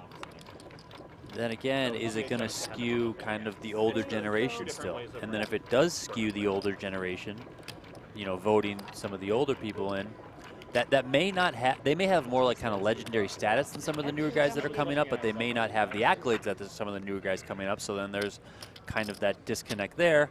And then also if you vote older, you create this massive backlog. That is, it's coming no matter what the backlog, as long as we stay with one entry into the Poker Hall of Fame per year. So we'll see what happens. I mean, I just think in general, if you're gonna limit the entry into the Poker Hall of Fame to one player or one person per year, the bar has to be so incredibly high. Like, it just has to be so incredibly high. So then a lot of people just don't make the cut, unfortunately, because that bar is so incredibly high. And then also it kind of goes back, well, do you raise the bar and then it makes it look like people that might have gotten in below the bar in the past are the, you know, where do they fall? So it's a tricky situation. Easiest thing is probably just open it up to, you know, 3 to 4 people a year. Yeah. You know. 100%. As long as those people meet certain like standards, qualifications, you can't just open it up to 4 people and any 4 people get in. And it can also even be something like, hey, maybe one year it's one person gets in because only one person qualifies or gets the votes that they need to, etc. Maybe another year it's 6. I don't know. I'm just throwing numbers out there because, hey, you know, we're going to be coming up on this backlog in a couple years when a lot of these guys, like the Sean Deebs of the world, turn 40. Like, what are we going to do with these guys? Yeah. There's like 30 of them. There's like legit 30 of them that are all going to be eligible in the same year. We got some questions here coming in the chat. Bob Jackson is saying, will this stream continue when the 3K starts? Yes, we will see this out until there's a winner. You can then multi-table, watch the multi-stream, watch the PLO on PokerGo with Jeff and Brent on the call, and watch this event with Donnie and myself. By the way, this could be a big one. 4 versus 5. Once again, fair fight. We got a raise and a 3-bet and a call, so lots of money already in the middle here. Deuce 4 for Zack, Ace 5 for Funkhouser. This could be, we're going to battle, a very interesting hand. Deuce, of course, also in the pairing range there for Dan Zack. He checks, so makes it more likely that he paired his deuce there on 4th Street. The fight stays fair here. Yeah, both catch garbage, but the diamond might be more impactful to Funkhouser versus that sort of random king that. It's also more impactful to Funkhouser because Ace Queen High could win in heads up at Showdown, right? Yep. For the high half of the pot at least. Zack won't be happy that his hand improves to a king 10 high. Funkhouser continues, and this is a spot for Dan Zack where he might have to let it go depending on his hole cards. He does not, so signaling that he does have either a very, very strong draw with the diamonds and the low cards, or perhaps he has something tricky up his sleeve, maybe like a higher diamond card in his hand that paired as well, which is very possible. Funkhouser is going to bet on 7th Street. Dan Zack makes the call. Let's see him. Funkhouser shows ace-9 for 2 pair, and Dan Zack immediately admits defeat, says that's good. Funkhouser chips up even more.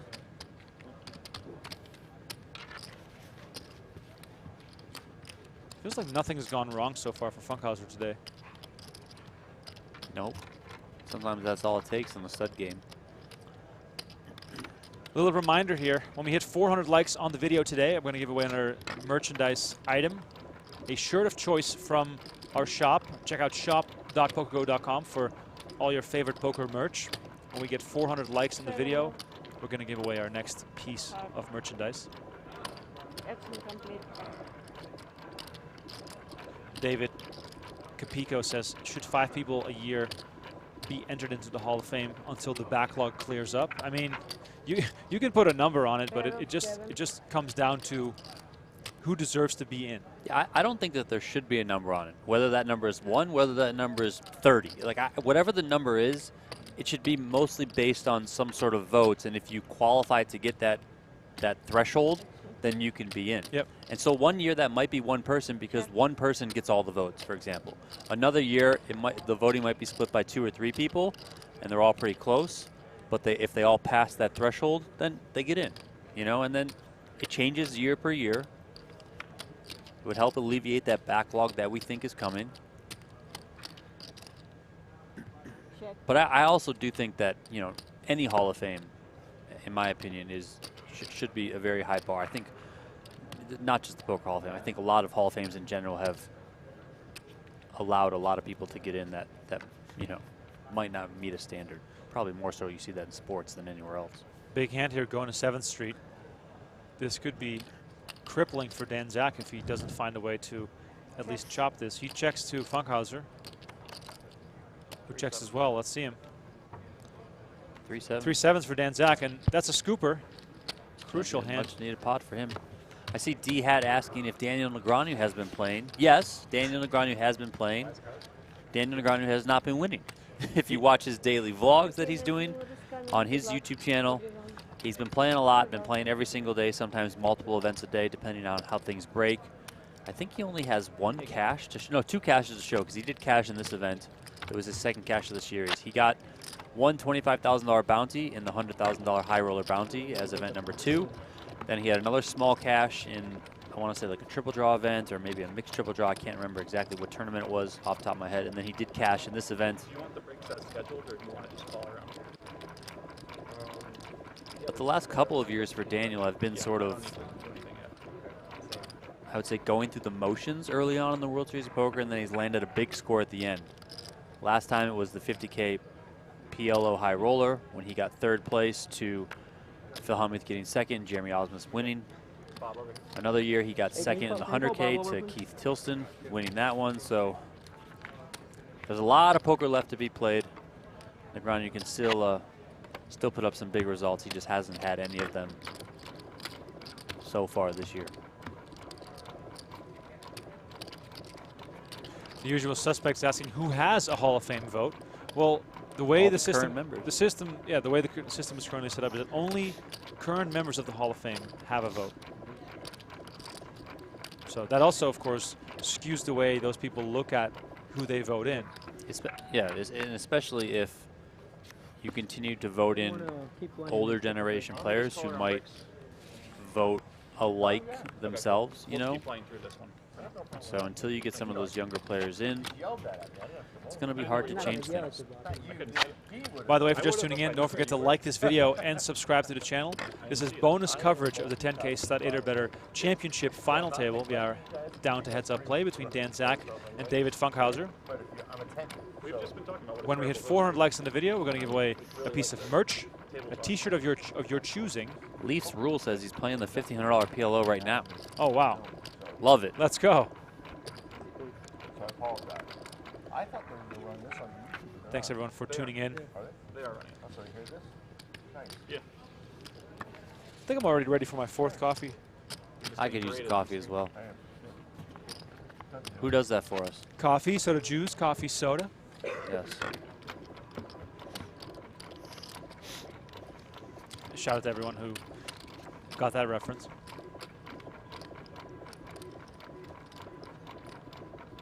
Speaking of Negreanu, he just entered the $1,500 Pod Limit Omaha 800 event, which means that he already busted a 10K horse. Boo. Mr. Beast 6000 says Dan Zack Player of the Year. Well, Close. he's well on his way. If he finishes second here, he'll be 5 points, give or take a few decimals, behind Daniel Weinman. Who else is in contention? If he wins this one, he will be 500 points or so ahead of Daniel Weinman. I will look it up. Who's winning? I know, I think Jake Schindler is up there because he was previously at the top. So currently right now, independent of what's going to happen here in this tournament that we're watching, the 10K Stud 8, Daniel Weinman on top, 2467 points. David Peters is second with 2,222. You had Chad Evesledge, who went deep in this event. He's third. Michael Monchek, who won his first WSOP Gold Bracelet, also ran deep in this event. Daniel Zack is sitting in 5th. Again, he needs a win to jump into first place. A second place finish would put him virtually tied with Daniel Weinman, but officially in second. So we're at Rounding out the top 10, Scott Seaver, Jake Schindler, Sean Deeb, Alex Livingston, and Phil Ivey. It's like if that was the final table, like a 10-handed final table, it'd be so stacked. It's so fun to watch. Incredible, right? I mean, you got tons of other big names. Brad Rubin, who's 4 or 5 10 bracelet winner, already won one this year and is in the mix in the 10K horse. Josh Aryeh, reigning WSOP Player of the Year, has had multiple final tables, 2 third-place finishes in 25K events this summer. He's in 12th. Karai Aldemir, we all know that name, defending WSOP Main Event champ. Brian Hastings, Wow. got a 6 gold bracelet, also made the final table of this tournament. Do the 10K stud points already count towards guys like Hastings? Or is it no, I don't think when so. the tournament finishes? No, Okay. they're usually about a day behind in the calculations here. So basically, I think Hastings might make a jump. And the same can be said for Sean Deeb, who also cashed in this tournament. Yeah, I'm not exactly sure if the Hastings ones count. There's not a good way for me to see, I don't think. So it's tricky, but Hastings' points, given that he has 1,484 and the POI scoring being so top heavy, they're not really going to move him up near the top. Like he'll probably jump a spot or two, you know. We gotta This is pretty brutal, huh? we gotta bring in a raise and a 3-bet, I believe. 6 of clubs there for Dan Zack and a king showing for Funkhouser. Catches a 7 versus a 3. Funkhouser checks, playing what looks to be a high focused card. Dan Zack bets. Judging by the latest chip counts, Funkhouser had about a 3-to-1 chip lead.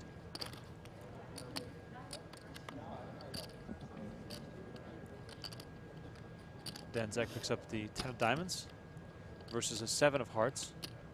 Funkhouser now with the potential of having 4 to a low, while Dan Zack did not improve unless he's got some sneaky hand there in his pocket.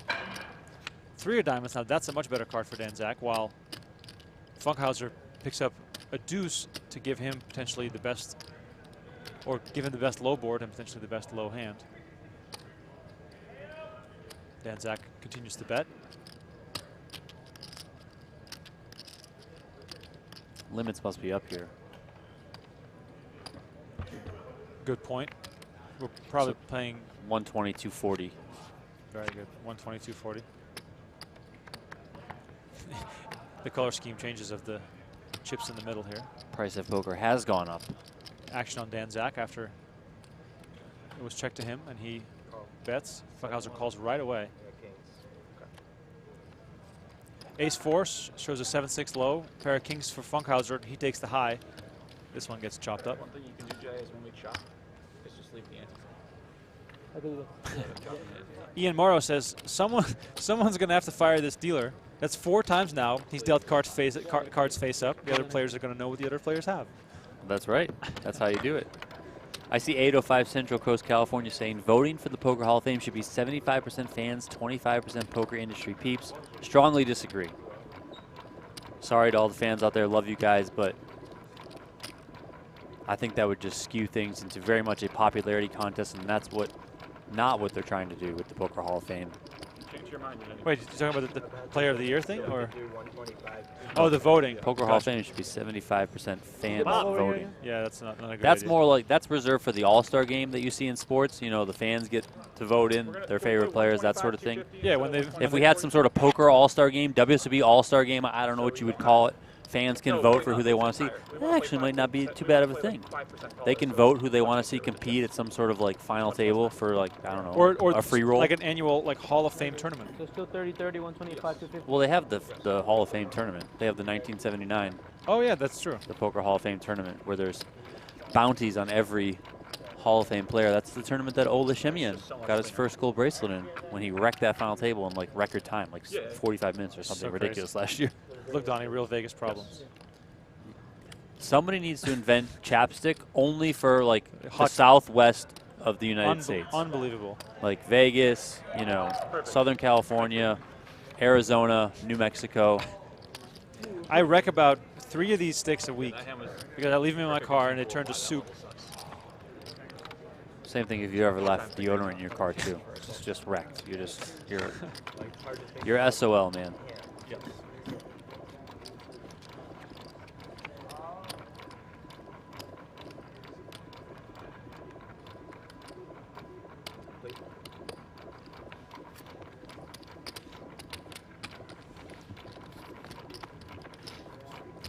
Everyone, let us know where you're watching from. We did it at the top of the show. Let's do it again. We got some new viewers in here tuning in. Where are you guys tuning in from? Where are you watching from? It's a pleasure to have you joining us. He's Remko Rinkema. I'm Donnie Peters. This is the 10K Stud High-Low Championship Final Table. Heads up. I just trusted you so much, I didn't even check it. The player on the left is Dan Zack. The player on the right is David Funkhouser. Dan Zack going for his 3rd WSOP Gold bracelet, 2nd of this series. David Funkhouser going for his 1st ever. Clash with Milan, no hole cards for this bonus coverage. We appreciate you tuning in. That said, it is 7-card stud high-low, so we could possibly see 4 up cards for each player and get a good idea of the action. I think it's pretty awesome to see such an international viewing crowd, given that it's stud high-low. I mean, I just didn't think this game would resonate too much outside of the U.S., but hey, it's great to see. Jack says his bedroom. Well, where's your bedroom? We got Toronto, Sacramento, Louisiana, Bellevue, Seminole, Florida, Sao Paulo, Brazil, Texas. Streets ahead. The chip denominations are orange chips are 5,000. The green, bright green lime colored chips are 25,000, and the blue chips, aka the blueberries, those are worth 100,000 each. The players are playing limits of 120,000 and 240,000. It's the betting on 3rd Street and 4th Street, 120,000 increments. The betting 5th Street on 240,000 increments. I'm not sure if this person in the chat is trolling, but a user by the name of Not Sure says he's watching from Santana Parochi, which is about 4 miles of where my parents are living, and that's where I went to high school. Well, that's amazing. If that's actually true, that'd be really funny. I went to high school in Santana Parochi. It's a very, very small town in the north of the Netherlands. I hope that's actually true. That'd be really funny. In case you're still watching, Not Sure, I'm from Oude Siel, Oude Style. All right, back to English. Quebec, Connecticut, Newport Beach. Love Newport Beach. Oakland, Tampa, Florida. Full house. Deuces full of kings. Full house here for Dan Zack. Deuces full of kings. Funkhouser pulls his cards in. That means he's mucking. And this one's going over to Dan Zack.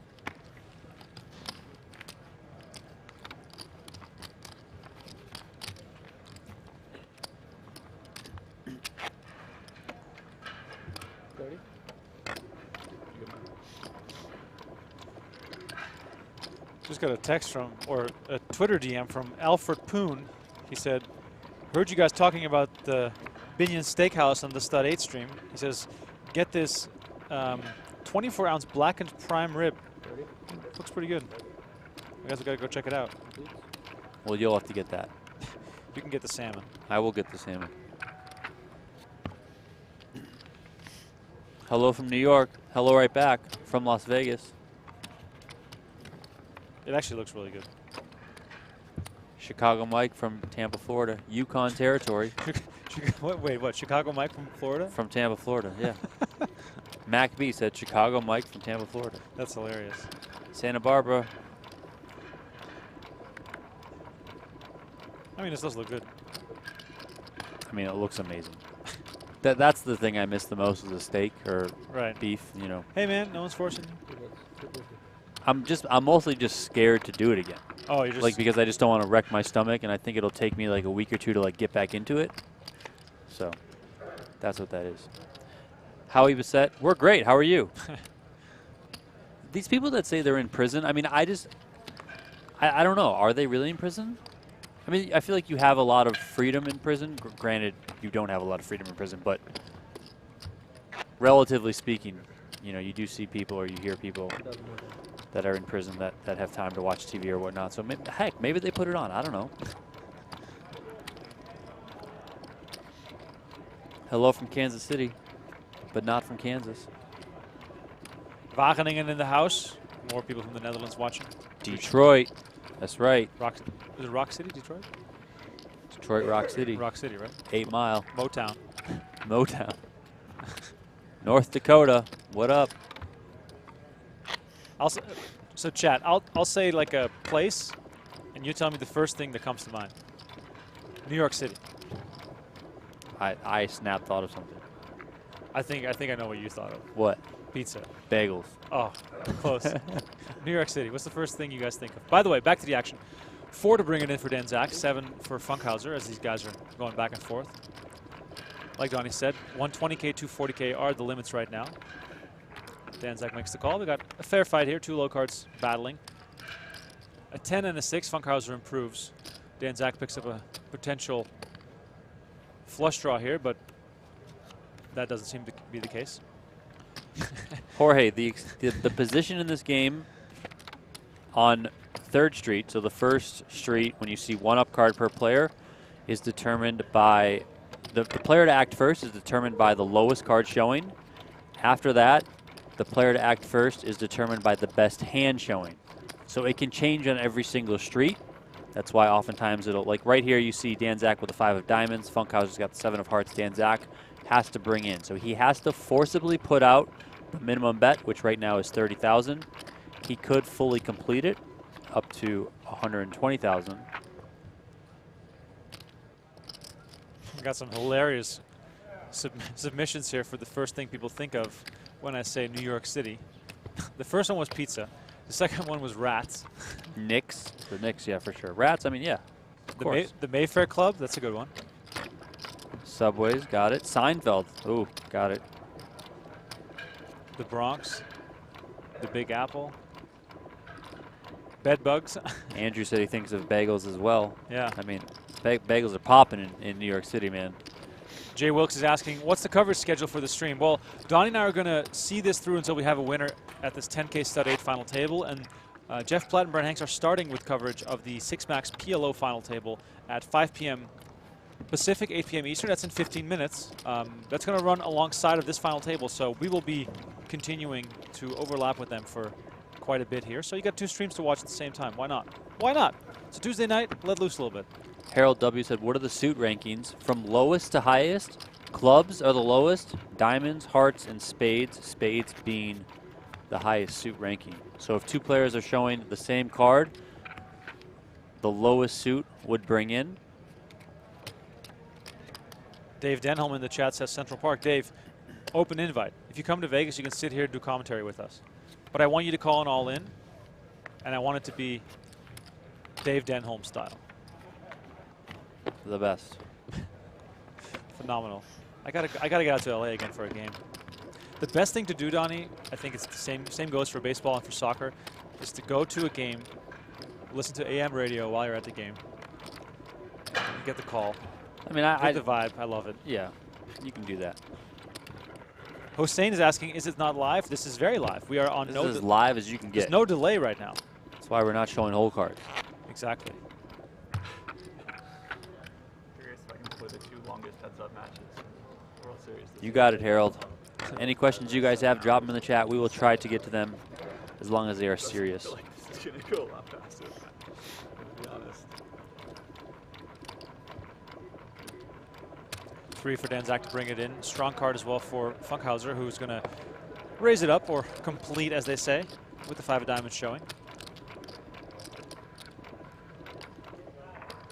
Zack makes the call, and to 4-3 we go. Zack draws good with the deuce. Feels like for the first time it's Zack who takes the sort of board lead on 4th Street. Funkhouser has been catching a lot of low cards lately. Zack continues here with a 7. 3 to a low. Zack potentially already has a low here. If you're new to the game, you need 5 cards, 8 or lower to make a low.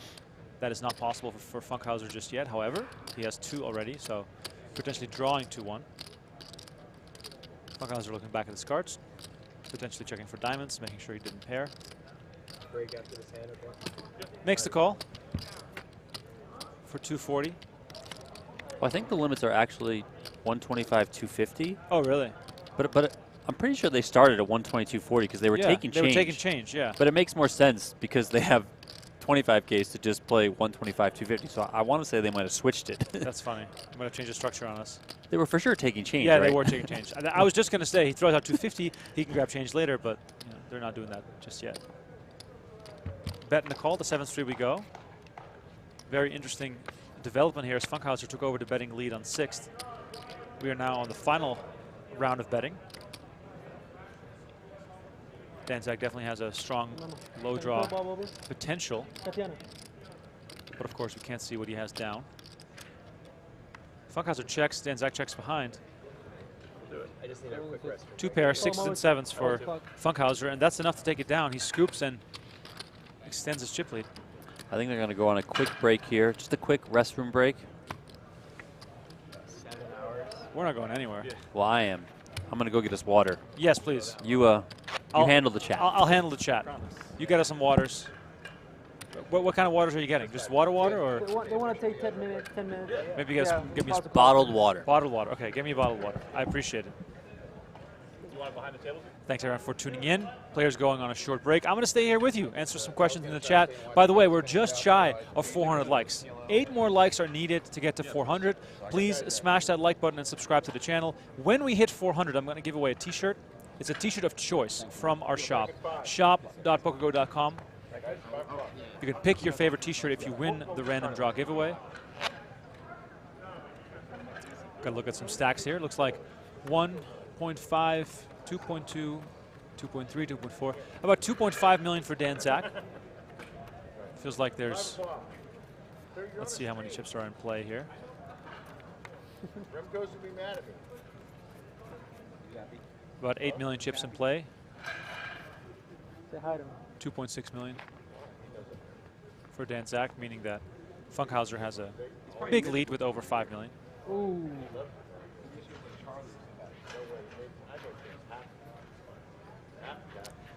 Alex is asking, question for Donnie Remko, what's your best game besides Hold'em? It's a great question. I think some of my best games are the draw games. Triple draw, Badoogie, those are some of my favorites to play. I actually had a chance to play in the 8-game event at the WSOP quite a few times. Once I got very close to cashing. That's my truly bad beat story. Bruno Fatoussi actually knocked me out. This was back in 2012, I believe. I made day 2. Busted Scotty Wynn. Good times. Like this? Every break. Definitely think that compared to the average field, my 8 game or my draw game is stronger than my no limit hold'em. Haven't played that much in the last few years.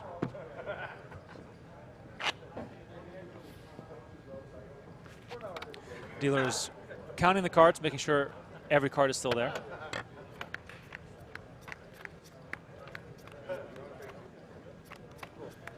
Guys, when Donnie comes back, just say in the chat that his mic is muted. It'd be really funny. So like when Donnie comes back, you guys should all say, can't hear Donnie, his mic is muted, his mic is muted. That'd be really funny. Let's just do that when he comes back. Andy Moiser says 8 and 9 game coming up, Remko. Yes, indeed, but I'm not really feeling it this year playing wise. It's been a interesting summer for me. Trying to focus on staying fit, which is also not going great. Just way too much going on. But I might play 1 or 2 events. If you're just tuning in, this is final table coverage of the 10K Stud High-Low Championship. 200K guaranteed for the final 2 players. 324 up top.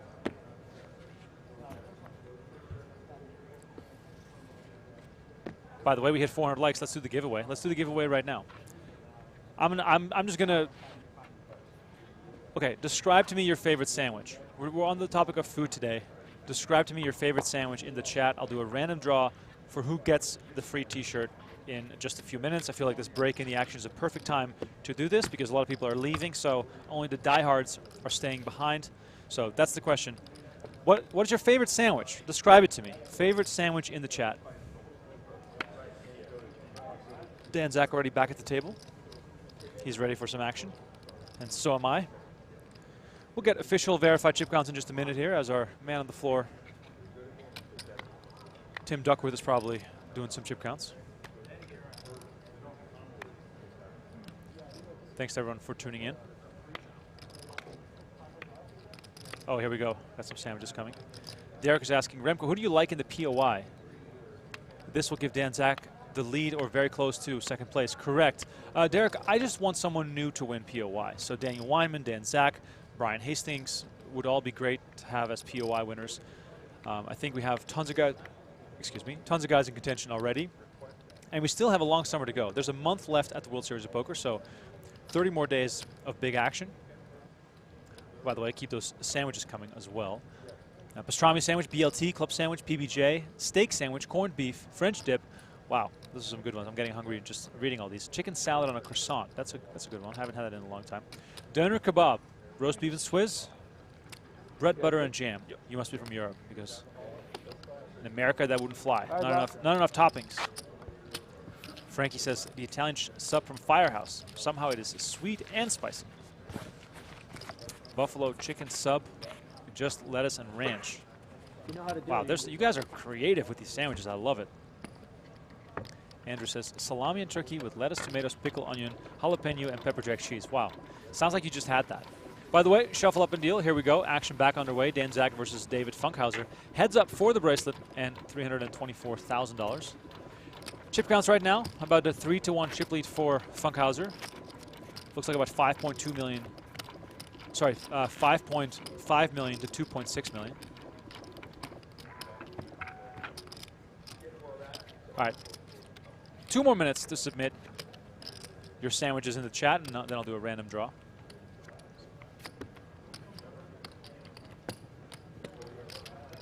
Bacon, lettuce, tomato, avocado with aioli. Sounds great. I'd like to put an egg on top of that, Daryl. Add an egg and you got a good sandwich there.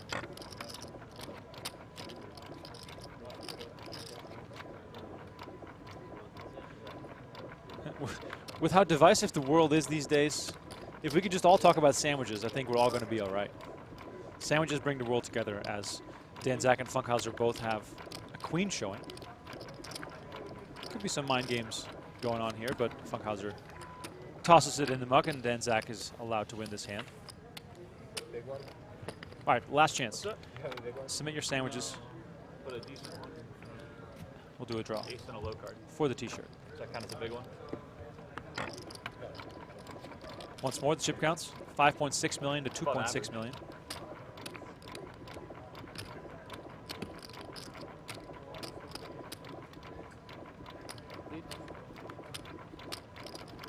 Ham, cheese, pineapple, toasty, says Paul. Never heard that before. Sounds great. All right, time for the draw after this hand. Jack 6 versus 9 deuce.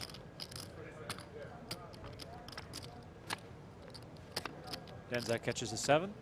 A 6 for Funkhouser. Oh, here's Donnie with some waters. Beautiful. We're spamming the chat with our favorite sandwiches for the giveaway. We just hit 500 likes. Oh, sorry, 400 likes. Pretty damn good. All right, let's do the draw right now. Ladies and gentlemen, for the free t-shirt. The winner is Andrew Knighting. Happens to be the one that I already read. Salami and turkey with lettuce, tomatoes, pickled onion, jalapenos, pepper jack cheese. I would love that sandwich, actually. Even better on a baguette. Sounds like great on a baguette.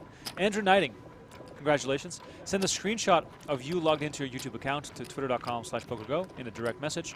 Let me know what shirt you want from the shop, and of course, shirt size and address. Congratulations. Thanks for playing.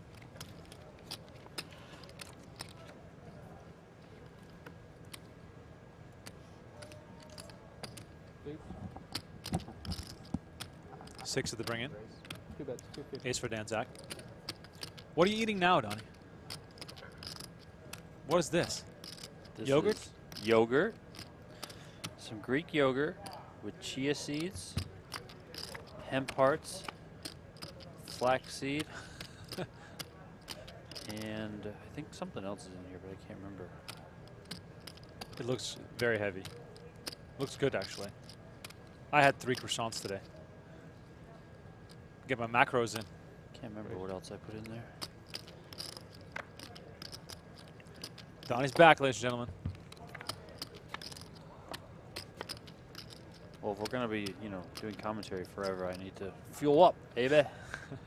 That's why I brought 4 more croissants. There you go. Ace 10 5 showing. Oh, seems like Donnie's muted. Not sure if we have any issues with the microphone.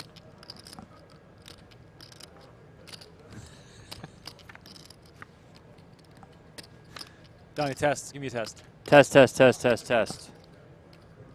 These people are saying they can't hear me. Am I back? Is he back, ladies and gentlemen? Still saying I'm muted.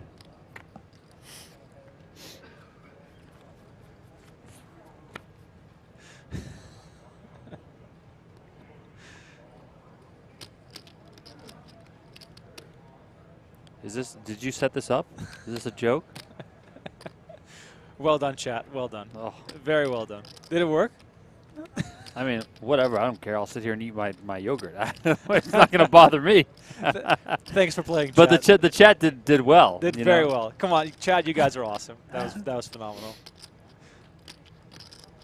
I was like, well, I guess I actually get to eat this in peace. Nope. Time for more stud action. By the way, we got a big pot brewing here. Enough with the jokes.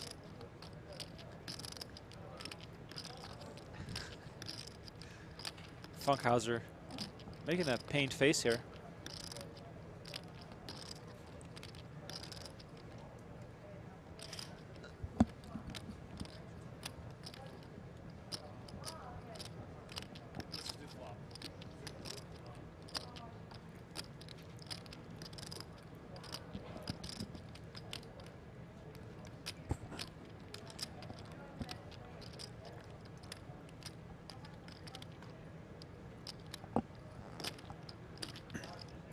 Yes, Alex, you guys did troll me.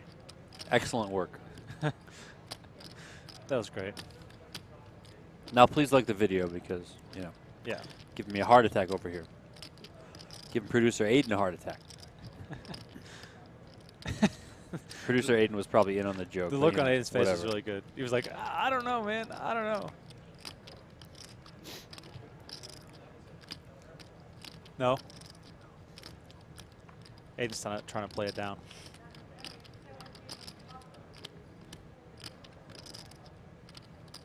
I'm a little unsure here what's happening. Funkhouser seems to be deep in the tank. Counting the bets here, looks as though action is on Funkhouser. Wait.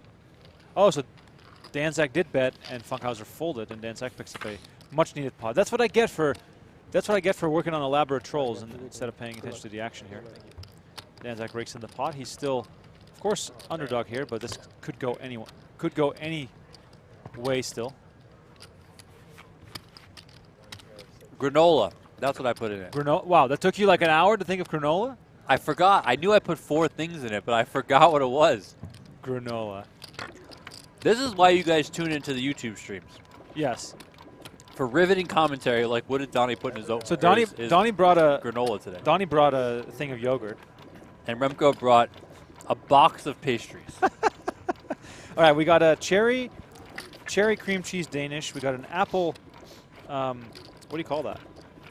Apple Danish? An apple Danish, yeah. Apple Danish. We got a cinnamon roll. Is a cinnamon roll a Danish? Well, I call all these pastries. Is a cinnamon roll a pastry? Yeah. Or is it just a cinnamon roll? I mean, I think, just like how bread with jam is a sandwich.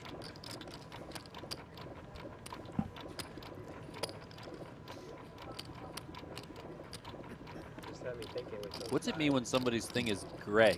Yeah, I wonder. The King of Bakersfield. How did you get that gray thing on your chat name? Does that mean you're like a super user or something? Harold says, real professionals here. Damn right. That's right. Best of the best. Meanwhile, Dan Zack has the 8-3 shown against the Jack-4. Dan Zack bets after Funkhouser checks. By the way, the high board always leads the betting action. So that's why the betting action can change from street to street. If you're new to 7-card stud, that's good to know. If Dan Zack were to pair his 4s face up, he would then all of a sudden have the betting lead. Now he does take the betting lead because he grabs an ace on 6th. Dan Zack bets. 9 of clubs. Not looking too good there for Funkhouser.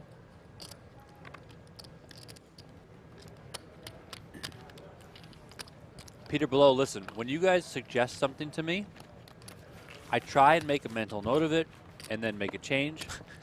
Be that as it may. I'm sure I will still screw up many times. Is that one of your catchphrases? See that? I guess I used to say be that as it may a lot. You know what you always say a lot? What's that? And whatnot. I know. That is another one I always say. I used to always say like. I mean, that's just like, I think our generation says like this, like, whatever. Like the video, subscribe to the channel. Well, yeah, but that's a different type of like. But do I have catchphrases? Yeah, but I'll have to. When you say them, I usually notice them in my head, and I'm yeah. That's kind of what he always says. So now that we're doing that, I'll kind of just, I'll think of it and I'll call you out. You can call me out too. It's fine.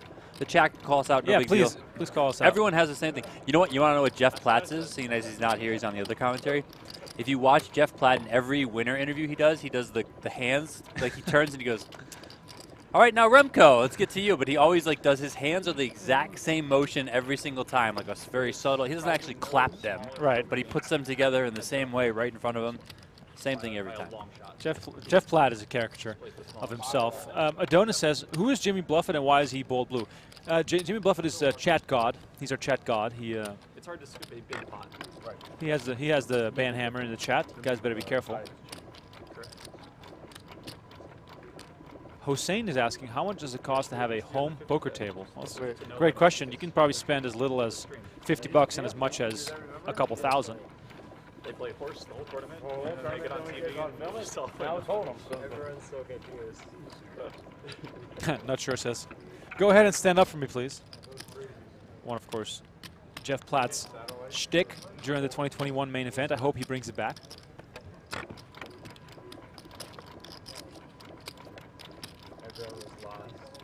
The King of Bakersfield says, it's a verification badge. You become eligible after 100K confirmed subs from YouTube. Wow. So wait, you have 100K subs? King of Bakersfield. He is the real king. This real life? Playing for $2 million up there. That's awesome. Donnie is Googling it right away. Man, I got to find out who this person is. 193. That's amazing. I guess we got to dig into that content. 3 up here for Funkhouser. He's got the bring in. Then Zack lays it down. I'm sorting by most popular videos. 26 million views? Yeah, it's the only stud game Wow. Bring in kind of has the all the At other the ones AVN all Awards. complete, so You know what those awards are, I right? know what those awards Yes. are.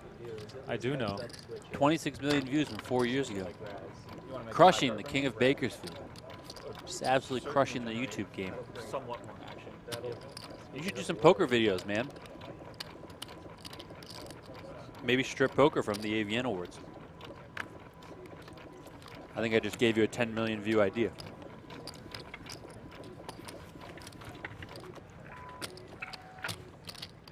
That would definitely be a helpful structure. Trip Hop is saying chat room is still isn't coming up on PokerGo. What the heck? Well, let me find out for you. Let me dive into that. It's kind of the same.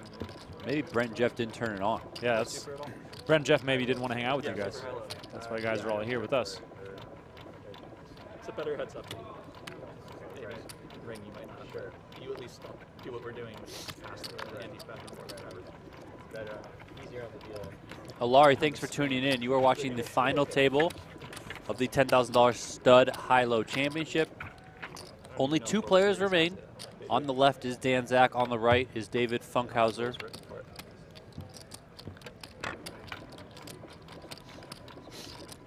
It is the better way to play this one heads up. Or even semi, so 3 down, 1 up. Discard 1. Kind of. Yeah.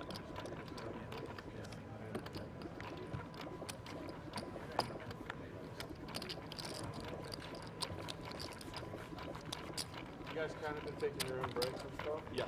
You guys want to take a break real fast? We just took one like. What I want to do is I want to move you over there.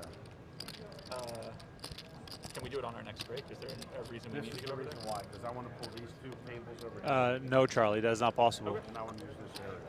Okay, sure. Go ahead and play a couple more hands. Let me get ready and stuff Yeah, like that. sounds good. But is that okay for you guys? Yeah, no problem. And just because this is getting ready to go to 2 tables, and I would like to put it. So we lose this though?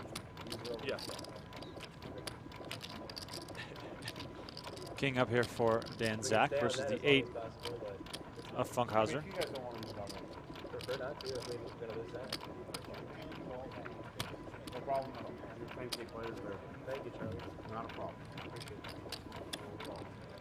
I'm sure this is just dripping. You got family watching? Yeah. Yeah. I mean, I don't know how close you could be watching it. I have my fiance is watching it, my brother's watching. I don't even know if they know the rules that well, but you can see if the chips are going Why are the right. pots so small? Yeah.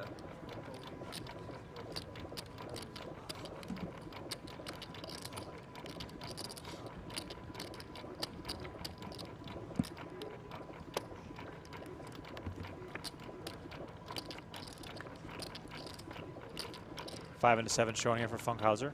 Definitely the type of card you're looking for here. Queen 8, Dan Zack stays suited here on 4th Street.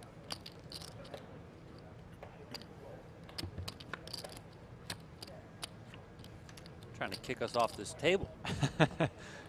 4 diamonds for Funkhouser, once again improving his hand. If Dan Zack was going for diamonds, it's going to be a whole lot harder now that Funkhouser's caught 2 in a row. Dan Zack picks up the 9 of clubs.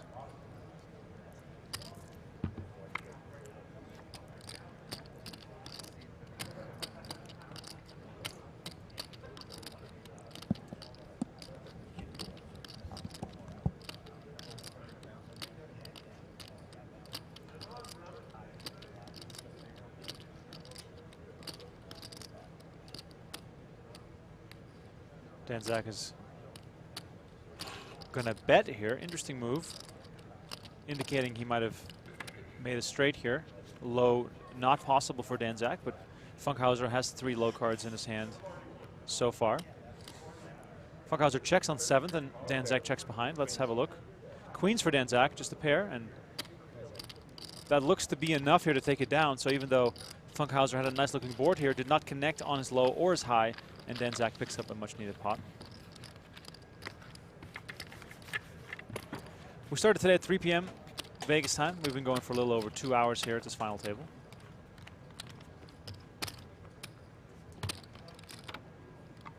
Dan Zack has been chipping up a little bit here. Looks like 2, 3, 3.5, 3.8, 3.9. How about 4 point? Let's call it 4.3 million for Dan Zack. There's over 8 million in the middle, which means that we have a pretty even fight, a fair fight. It means that Dan Zack's in the chip lead. Because there's 8.2? 8.2. 8.2 in the hand. So first chip lead for Dan Zack. It's very close though. I have 4-2 and you must have exactly 4. Did you know that the piece of Tupperware that I just ate my yogurt out of was formerly Daniel Negreanu's? Okay, that's the weirdest story of all time. How the hell did you get that? He left 2 of them behind You need that. on a trip, and I just happened to acquire them. And you got them signed by him, and now No, I just have them. they're going to go into the Poker Hall of Fame at some Yeah, point? sure. In your display case? Yeah, why not? This is where Daniel Negreanu ate vegan carrot juice from?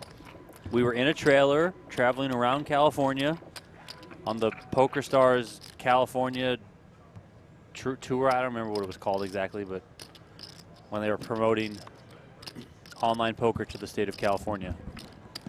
And he left them behind. I had to clean the trailer, so I kept them. Better than letting them go to waste.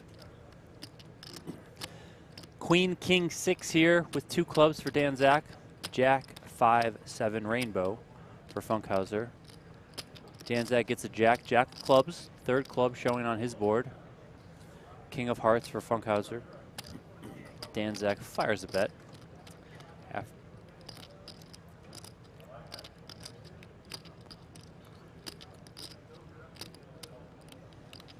Funkhouser squeezing.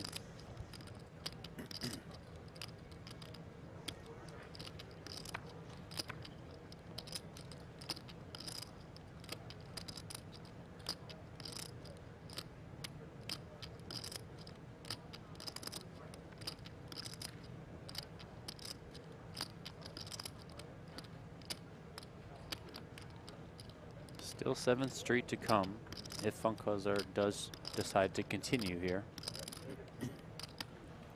He's going to give it up.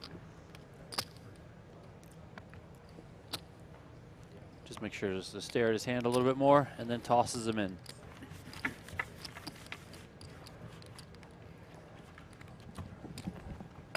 Two kings, any good? Yes. Fold 2 kings. Please fold. I had an open ender and a nut flush draw. I thought I probably might have the best hand. Just ace, king, queen, jack. 5 of spades brings it in for Funkhouser. Dan Zack with the 6 of clubs.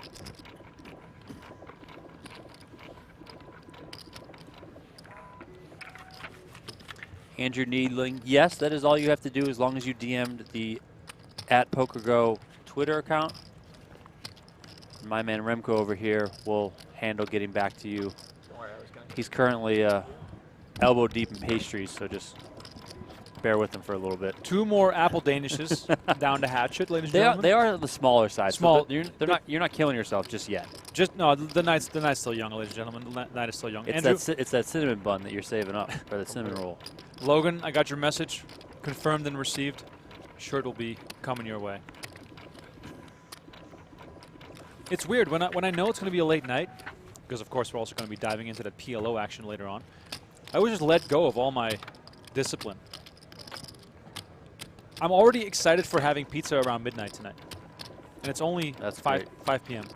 Andrew Luna, so this is not the only camera angle, but if you're just tuning in rather late, the chat was yelling at us earlier for the other camera angle, so we switched to this camera angle. So don't blame us, blame the chat, okay?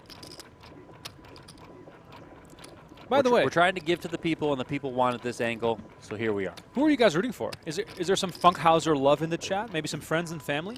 Or are we full-on Team Zack? Zack Attack. What's the Dan Zack? He's of course, you know, a well-known quantity here in the mixed game streets. For those that don't know the What's a Dan Zack joke, he got nominated a couple years ago in the 25K Fantasy League that Daniel Negreanu runs. Our colleague who was teamed up with us in the draft at the time, Rich Ryan, blurted out, "What's a Dan Zack?" Meaning, who is this guy getting drafted? Where did he come from? And Dan Zack made a comment about it on Twitter, has since changed his Twitter bio to say, "What's a Dan Zack?" and it has now been a running joke ever since. So It's been a 10-year running joke. it's great. Ryan Temple says, I'm rooting for myself to find out what on earth is going on. That's a very fair assessment here. The name of the game, 7-card stud, 8 or better, high-low. meaning you have to make a high and a low to scoop the entire pot, unless, of course, your opponent has neither of those. The low will be the best 5 cards, 8 or lower, and the high is the same as in Texas Hold'em. Players are only allowed to play their own cards, so you get dealt your personal set of 7. There's a round of betting after each card is dealt. This game is limit. Zack makes the call here after Funkhouser bets on 4th. The small limits are 125K on 6th and on 3rd and 4th, and on 5th, 6th, and 7th, the bet is 250K. Hossein is asking about the PLO. It's not going to be on YouTube. It's already live right now on PokerGO. For the people who are wondering about the chat on PokerGO, we're currently looking into it. We're having some technical difficulties. For those that want to head over there and sign up for PokerGo to watch that PLO, Sean Winter going for his first bracelet. Use the promo code GETWSOP30. Look at that, right on your screen, right when I said it. Boom. You can watch Ivy, you can watch Negroni, you can watch Helmuth.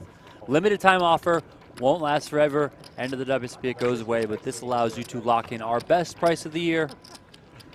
On an annual sub, you get $30 off, less than $6 a month. Jeff Platt and Brent Hanks are on the call for that PLO event right now. We're sticking with this one on YouTube for free until this one finds a winner.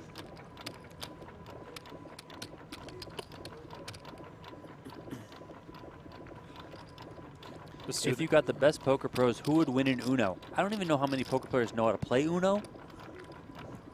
So that's a good question. I liked when they did the rock, paper, scissors, the Rochambeau thing Phil Gordon started, you know, many years ago. That was always a fun little segment. That was very good. Stevio says, so if you have a low straight, you win the full pot. Well, you could, but your opponent could also have a flush or full house to win the high or a better low. So it's about making the best of both worlds in this format. By the way, both players here are starting with a 5.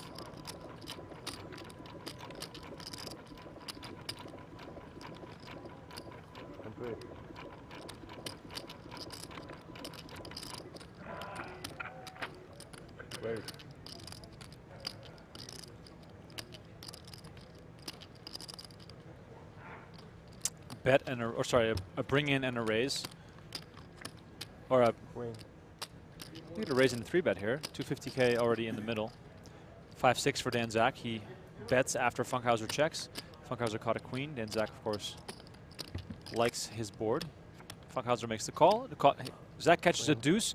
Funkhouser catches a 9, which is just about the worst run out you could possibly have, and he immediately reaches for his cards and throws them in the muck as Zack reaches for a bet.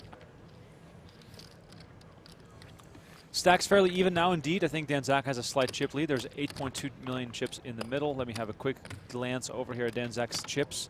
Looks like 2, 3, 4, 4.3.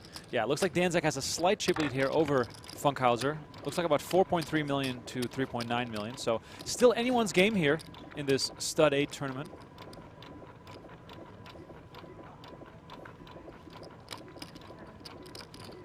Wait.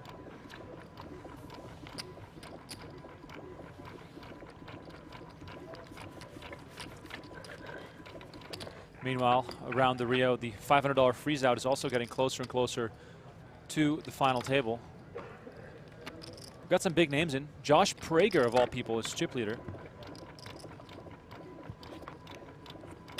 According to Poker News, he has 980 million chips. Someone added a few zeros too many.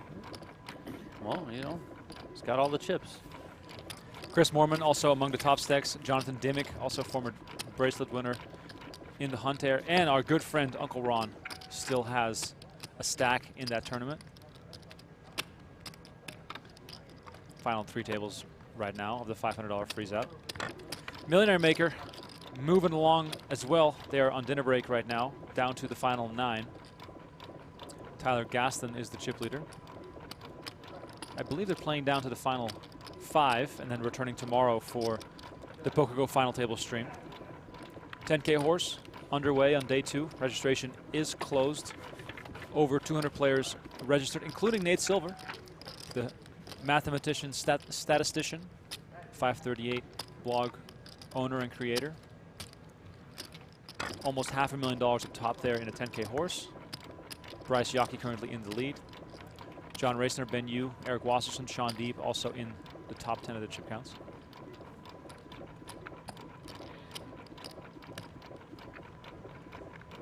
Complete.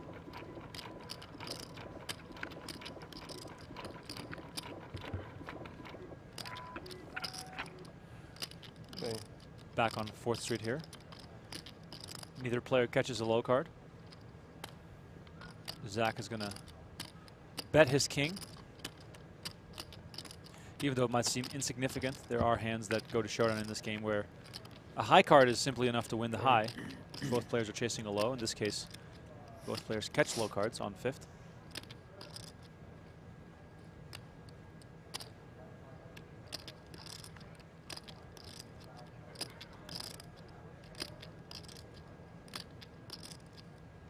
Daryl is asking, do you ever do heads-up deals in WSB events? The answer is no. WSB does not facilitate deals, and having been in the industry for a very long time, I have rarely ever heard of a deal being made in a World Series of Poker event. It almost never happens, unless the players know each other very well. Maybe it could happen, but otherwise it is highly unlikely. Funkhouser here with the bet. Zack makes the call. Wait. Oh, he makes a raise. This is going to get spicy. Let's have a look at these boards. So we got 4, 10, 3, 8 showing for Funkhouser, and Dan Zack just caught the jack of diamonds. Interesting situation here. Almost makes you lean towards Dan Zack having maybe trips or a set, however you want to call that. Is he rolled up? Is he rolled up? It's very possible as well, given his raise and his board not showing any particular side of the action. Dan Zack bets on 7th Street without looking at his card, if I caught that correctly there. Funkhouser has to really assume strength from Dan Zack, and he's probably hoping he's made a low. Big hand here for Funkhouser. If he folds or if he calls and loses, Dan Zack's going to take a commanding chip lead here.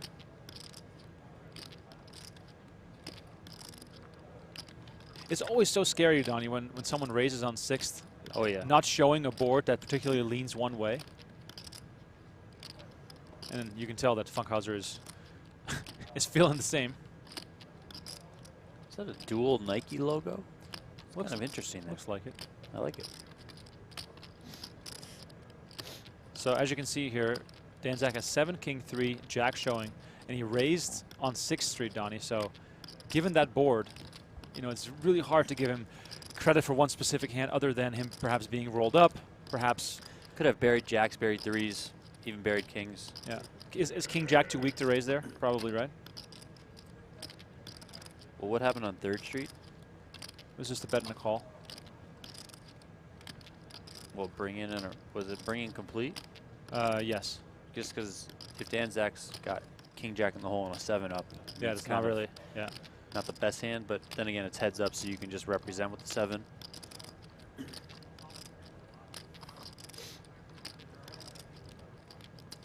I think it might be too late in the action on this hand, given it being 6th Street, for Dan to be raising with a hand like, let's say he has ace deuce of diamonds in the hole, where he's on a two-way draw. But he only has 1 card to come. You'd probably much preferably do that on 5th Street when you have a big draw that can go both ways and scoop a big pot. If you're just tuning in, we are on 7th Street. Big pot here between Funkhouser and Dan Zack, playing for the bracelet and $325,000. Funkhouser has had the lead for the entire day so far, but folds this one and gives a big pot up to Dan Zack, who now takes a commanding chip lead, going for his 3rd career bracelet, 2nd of the WSOP.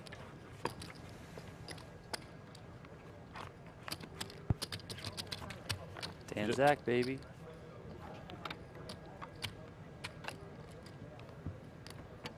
Johnny is asking, I really need to know, what was the temperature in your push bike video the other day? Thank you. Well, the temperature was actually pretty pleasant because I went biking up at Mount Charleston at about 8,000 feet of elevation. I believe it was probably about 70 degrees, maybe 80 when I finished.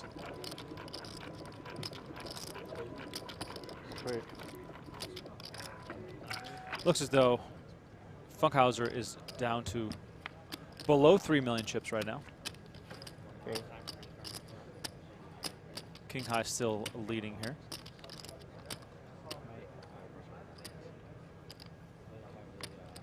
D-Hat says, will the main event be free on YouTube? The main event will be in its entirety on PokerGO. However, we will be doing some free 1-hour previews of the action. So I can highly suggest and recommend to subscribe to PokerGO. If you want to jump in on the annual sub, use promo code GETWSOP30 to save $30 on the annual subscription. That brings it down to about $5.84 a month if you break it down. And I promise you it's well worth the money. We got plenty of action still to come during the WSOP, as well as some cool new formats after the World Series of Poker that are yet to be announced. And on top of those, we also have, of course, Poker Masters, Super High Roller Bowl, and a plethora of other tournament series still to come.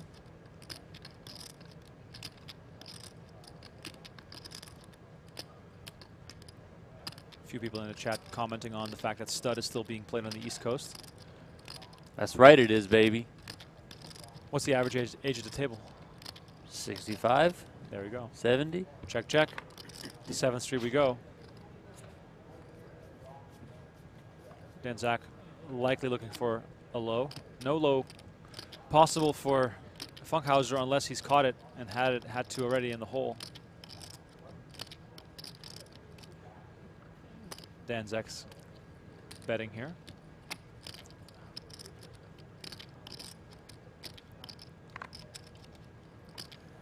Funkhouser once more lays it down, and Dan Zack continues to be on quite a roll here.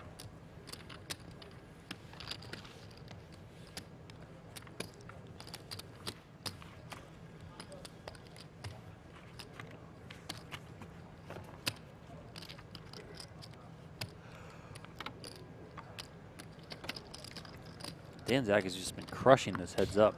I mean, running well in spots too, but that's what it takes in poker.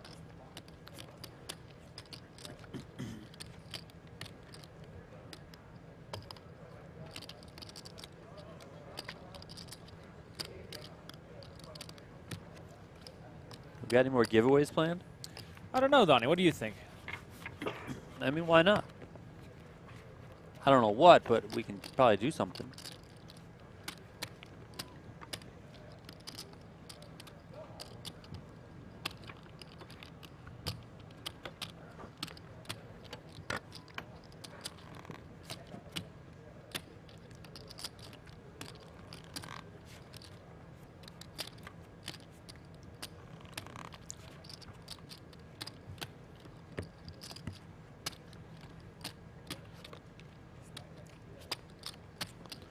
We're at 475, 476 likes now. I say 600. We'll set the bar low. We'll give away another t-shirt. I want to give away a Helmuth Mania t-shirt. It's in our shop. You guys can check it out, shop.pokergo.com. I came up with the design, so I'm a little bit partial to it. That's why we're going to give that one away. 600 likes on this video. That's right, Hussein. 600 likes. The 2 chips in the middle are for the ante. So each player antes in stud, whether that's heads up, whether that's 8 players at the table.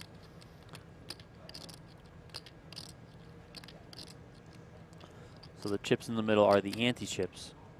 And then because it's heads up play and this is a split pot game, the dealer does not need to pull the bets into the middle. That's why you see all the bets left in front of each player.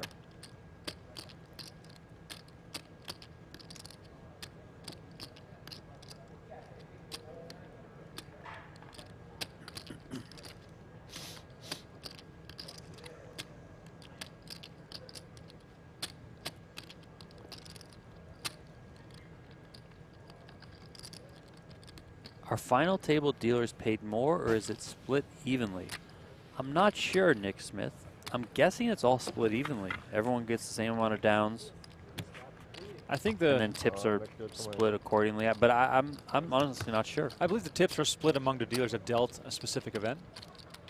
So if you deal the 10K stud, you are in the 10K stud tip pool.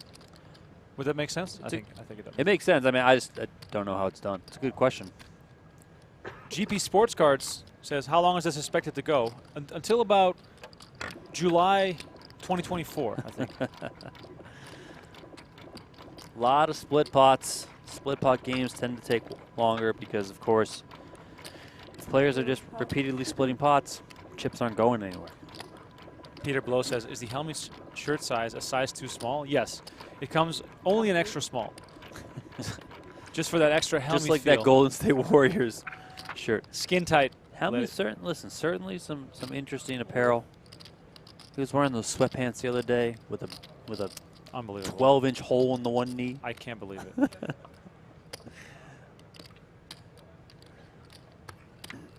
But hey, he's a character. We love him. Both players get 8s here. I'm sorry. Yeah. The 8-3 is first for Dan Zack. He checks. Funkhouser has 2 hearts showing. 8 deuce of hearts. Christopher, there is no flop because this is stud. Players start with 2 down cards in the hole, Check. possible 4 up cards, and then a 7th card is dealt face down as well. You get your personal flop and turn, and then you get your river card dealt face down. And you are only playing the cards that you receive. You are not playing any other cards out there. Dan Zack here with a 3-8 King 5 up against Deuce 8 King King. Also 3 hearts on board for Funkhouser on the right. Funkhouser does bet. He has the betting lead with a pair of kings. Dan Zack makes the call. And here we go to 7th Street. You'll see it pitched face down. Dan Zack looks to be a mixer, mixing up those 3 down cards. Funkhouser looks, rearranges, looks again, fires a bet this time. Dan Zack makes the call. Funkhouser announces a flush and a low. You can see an 86 low there, and then also ace-king high for the flush hearts. What's that? Just a pair of kings and a flush and a low. Yeah. Funkhouser scoops that one. Tries to right the ship a little bit. The match has been going Okay. They're coming up far too high. Okay. Thank you. all Dan Zack's way so far.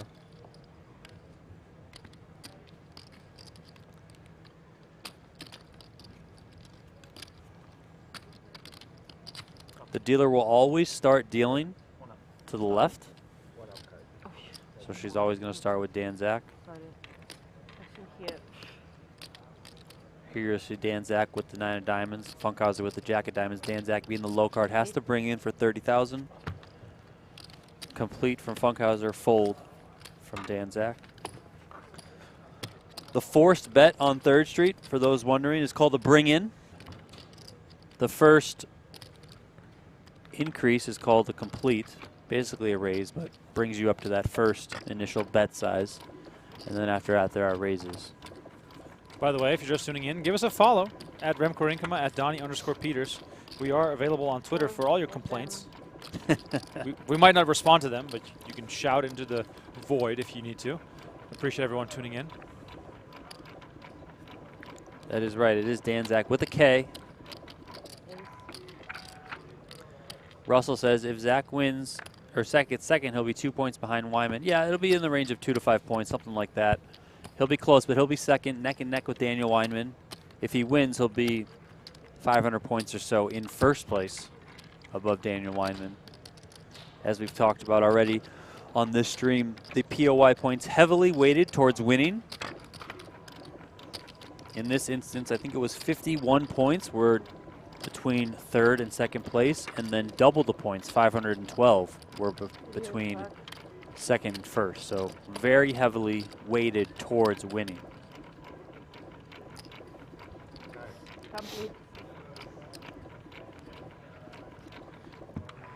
Appreciate everyone tuning in. 600 likes is what Donnie set as the next benchmark for some free merch giveaways.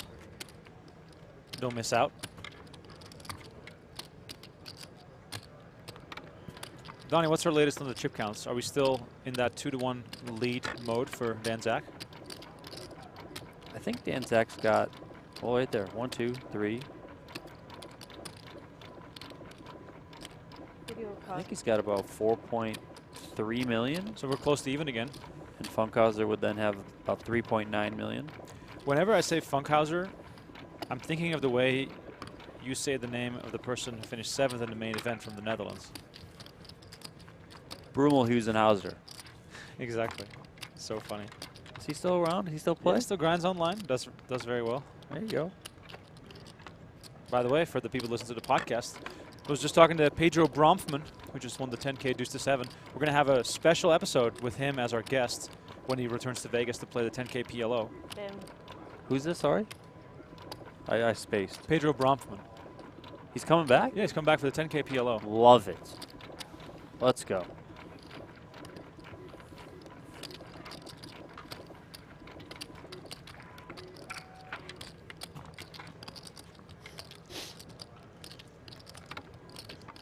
You'll notice that when the dealer pushes the pot to the winner, the dealer is leaving 30,000 in the middle as the ante. And then the other player will throw in his 30,000 to match it. 10. Just the little things you see in stud. 10 of hearts for Dan Zack, brings in Funkhouser, king of spades, completes. Dan Zack folds. Next hand, please.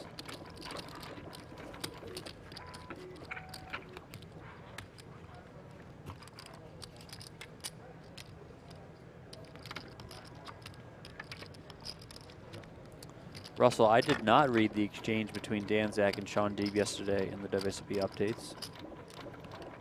Is it worth going to check out? Should I go dig it up? If so, I will. Deuce versus a 5. Dan Zack gives a walk.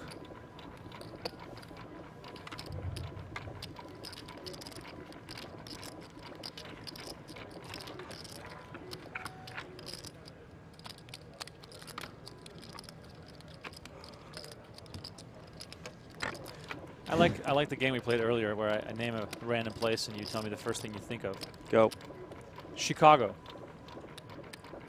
4. So, I think of pizza, but not because I think Chicago has the best pizza. But just because it's associated I with actually pizza? think Chicago is like the most overrated pizza in the universe. But I agree. It's more like the people there believe Chicago. Wow, producer Aiden's going to turn off my mic over here. Chicago Aiden in the house. I do. The people from Chicago will fight you over that statement as evidenced. I do like the Chicago bar pizza, the thin pizza. Yeah, the thin is the best of all the versions. Yes, the Chicago bar pizza is great. The deep dish is like a cheese pie. Yeah, it's like I have pretty big hands. It's like 2 handfuls of cheese, melted and layered, and you're just chewing on cheese. I have, by the way, during the pandemic when there was a full-on lockdown, Norman Chad told me about this website called Goldbelly. Yeah, you can order Chicago deep dish pizza. So I ordered 6 Lou Malnati's pies shipped to me overnight. It was not cheap, but hey, live a little. They were like, I think they were 3,000 calories for 1 pie. I may or may not have eaten one in one sitting by myself. Well, while you were blowing your money on shipping pizza, I was blowing my money on shipping fresh ahi tuna from Hawaii. What? Per recommendation of Christian Harder and Ronnie Barta. Was that worth it? Oh, hell yeah, it was worth it. It was so worth it. Came overnight, huge like slabs of ahi tuna. We cut it up into our own sushi. Like fresh, like it was like literally they took it out of the ocean, they trimmed it up for us and just sent it. That's like incredible. In a freezer pack. It was amazing. How much per pound was it? I don't even remember. Did you do it only once or did you do it? I think we did it twice. So Ronnie Barta, everyone in poker I think knows him. He came and stayed with me during the pandemic because he has a house out here, but his dad lives in the house, and his dad is older and was at high risk for COVID, so he didn't want to stay with his dad. So he asked if he could come stay with us. So he came and stayed with my wife and I in one of our extra bedrooms. So yeah, I gotta look up the name of the place. It's like Hawaiian Fish Factory or something. I can't remember what it's called. That would be a good bet. If anyone follows Christian Harder on Twitter, on Instagram, he's often like showing his tuna. Yeah, he orders it a lot and makes some food. That's awesome. Shout out Christian Harder. All right, we got some Chicago references in the chat here. Pizza, obviously. Lollapalooza, Cubs, Bill Murray, deep dish. Raise. Chicago pizza isn't pizza, it's a casserole, someone says. Giordano's. Deep dish is soup, not pizza. Very good. Listen, if you want to try Chicago-style pizza, there is a Giordano's here at Bally's, out front. So go and dive in. Listen, I'll eat Chicago deep dish pizza. It's just, for me, it's kind of like a once-a-year thing because it's so filling. So heavy. Like I can't do it all the time, you know? If I did it, I would die. 6. Honolulu Fish Company. Give me the price. Oh, well, I'll have to look it up. Please. Okay, we got a 6 versus 7, a fair fight, as I like to call it here. Zack brings it in, and Funkhouser raises or completes. Oh, yeah, this is it. Zack makes the call. Funkhouser catches good. 3 of spades, low card, and a spade. Zack catches bad with a 9. He does make the call for the small bet. Stakes go up here as we go to the large bet here on 5th Street. Zack hits a 5 in the wheelhouse as Funkhouser catches a 4. Potentially even better for his low.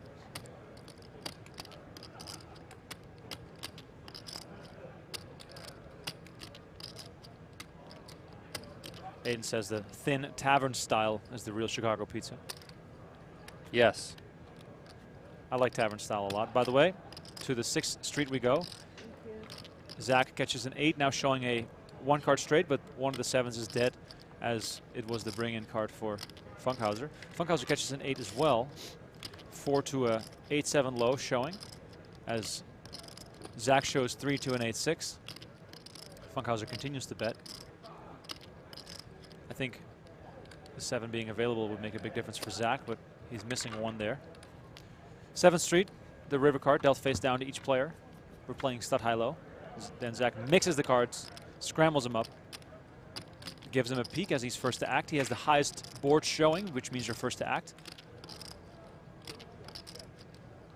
Zack pausing, thinking, and reaching. Bets. Funkhouser has to take a peek here. Frown. What does that mean? Not happy, but he makes the call. Let's have a look. There it is, the straight. 9 high straight with a bad low for Zack. It looks like an 87. No, it's not even a low. No low. Zack takes it down, scoops the whole pot, takes a commanding lead here during heads-up play. So these prices, I think, have gone up from Honolulu Fish Company. I mean, I think Christian Harder, being the influencer that he is, has likely driven up prices, but also, you know, inflation.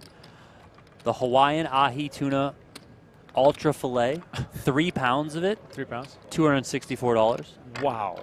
Wait, and like I think we paid for sure sub 200. Okay.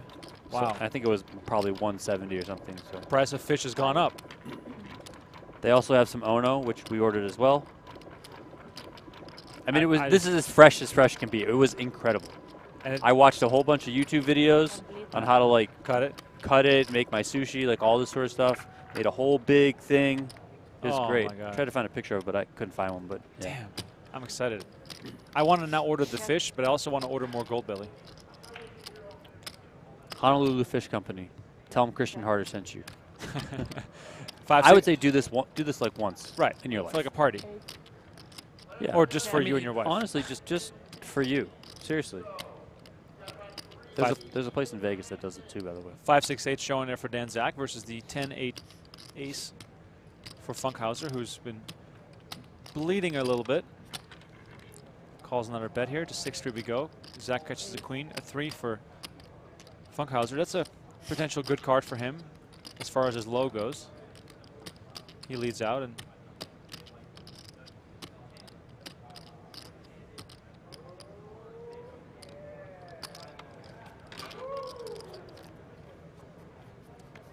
a bet and a call. To 7th Street we go. Funkhouser's going to look before betting. Feels likely here that Funkhouser caught a low on 6th. Zack does not look too happy here. Probably realizes the 8-6 low with the pair of 10s. That looks like a scooper to me. And it is a scoop. Funkhouser scoops this pot, gets back the chips he lost a hand prior, and the action continues here as we are heads up in the 10K Stud 8 Championship. Started tens. Yes. You guys still playing? It's you.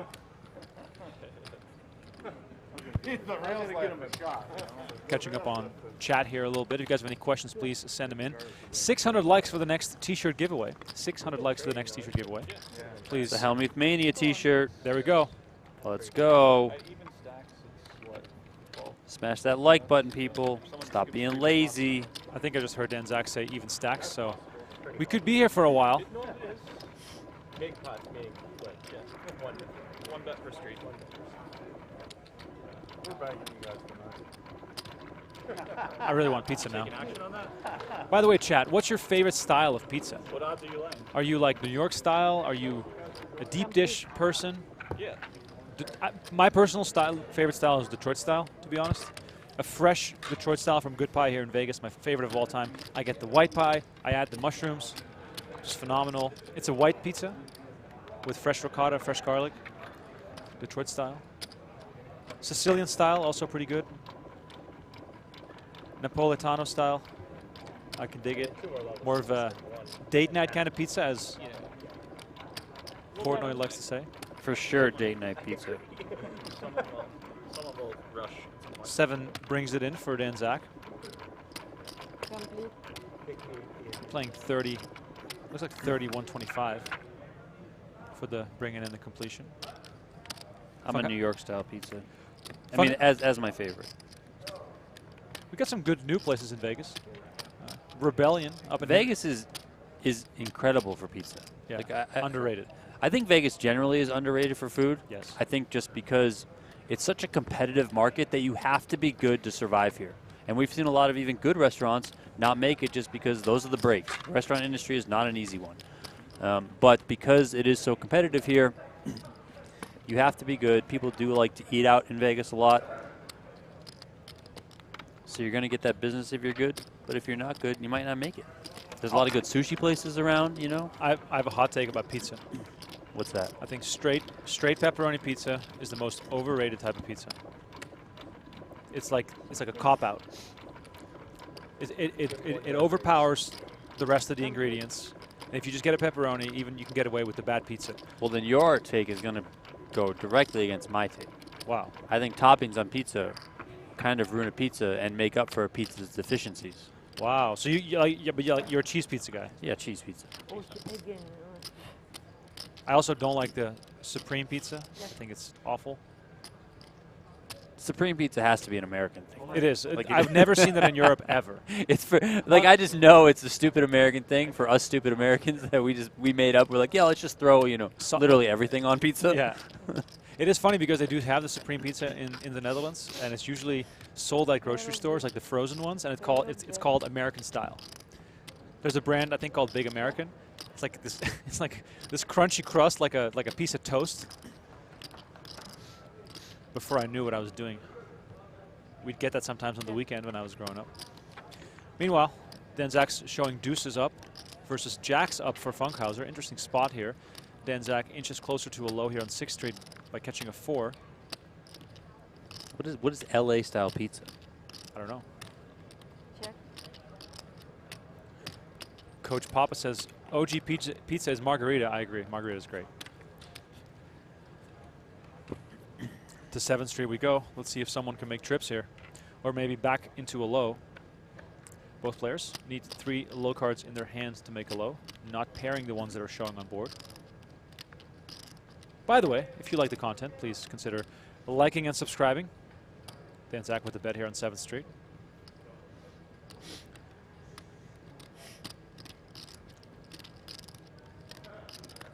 Funk Dragon, you better watch your mouth saying dominoes. Might have to give you a ban. Seriously. Any chain pizza is unacceptable. Funkhouser gives it up. Dan Zack rakes in the pot here. Pretty even match here so far. Chips are going back and forth between the players. Hope you guys are enjoying the stream. It's also better that a lot of pizza places are generally small business owners, locally owned, that sort of stuff. I mean, not the chain one. So what I'm saying is that if you have chance to get pizza or you want pizza, you should order from a spot that is a small business or a locally owned or that sort of thing, just because that's, you know, it's better to give your business to those folks than the huge corporations. Exactly. You know, I think Shaq owns a bunch of Domino's. No, Papa John's.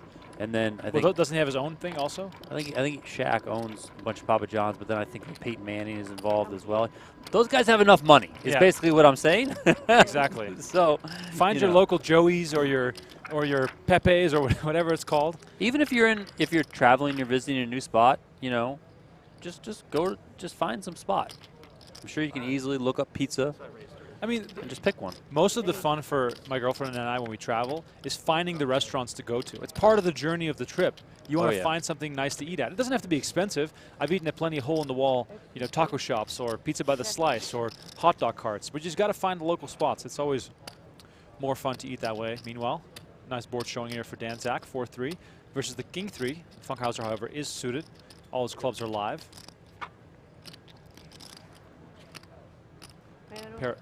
Pair of fours open here, and the third club for Funkhouser. This hand could get interesting. Coach Popovic is saying, what time does PokerGO start streaming the other table? It's already underway. 5 p.m. is when the Omaha action got underway. Jeff Platt and Brent Hanks on the call. That event is live right now. Check from Funkhouser. Check from Dan Zack. To 6th we go. Pair of fours still leads. Dan Zack catches the queen. 3 low cards now showing for Funkhouser. Dan Zack checks again. Funkhouser does not look like he's made his flush, but perhaps he caught his low here on 6th. I'm going to dive into these pizza takes in just a second here. I'm seeing so many pizza takes. Keep them coming, by the way.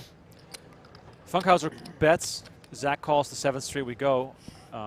Dan Zack obviously looking for maybe a second pair, maybe trips. Maybe he's on his way to a full house. A little bit scared there of the low combination with the flush for Funkhouser, who definitely has some scoop outs here if he has additional clubs in his hole cards. Dan Zack, however, now leads. Funkhouser calls queens up. Did he say queens up? No, 6 is up. In the middle. Sorry, 8s. Yeah. Hold on. Can I see his hand, please? This one really fast. You may let him sit. I agree. I agree to that. Chop it up. 2 pair for Dan Zack. He takes the high. A low for Funkhouser, and we continue playing. You know, I lived in Southern California for 2 years when I was working with the World Poker Tour. Could not find good pizza to save my life. In LA? No, well, Southern California. Oh, sorry. I was in Irvine. Okay. So, but just couldn't find it anywhere. It was like everywhere we tried was just not that good. Would you always say extra crispy?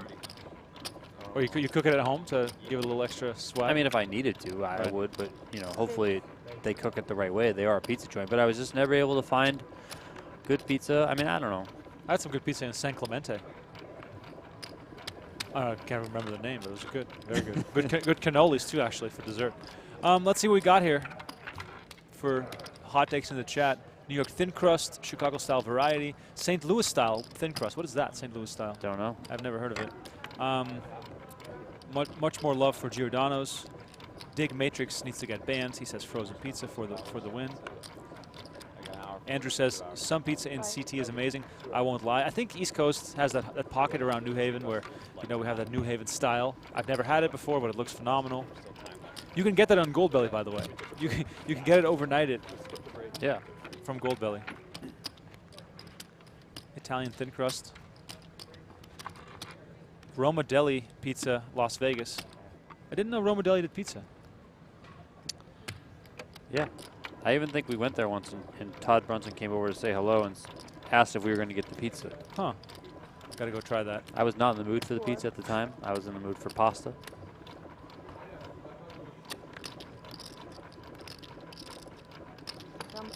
One person agrees with me. Thanks, Peter. He says pepperoni is dull. Sam Lee says, what's the worst pizza topping? The worst pizza topping. I mean, it's too easy to say pineapple. I think it's black olives. Yes, that's so overpowering. Way too overpowering. Like you might. I love black olives. Like just, you know, I'll eat them. Part of a charcuterie board. Great. You know, no big deal. Yes. You throw them on pizza, it's like, what are we doing? Like, I mean, come on. Have you ever had pizza with anchovies on it? Yeah, I don't mind it, but I'm not also like raving about it. It's fine. Like I think my take on anchovies on pizza is that it gets a bad rap.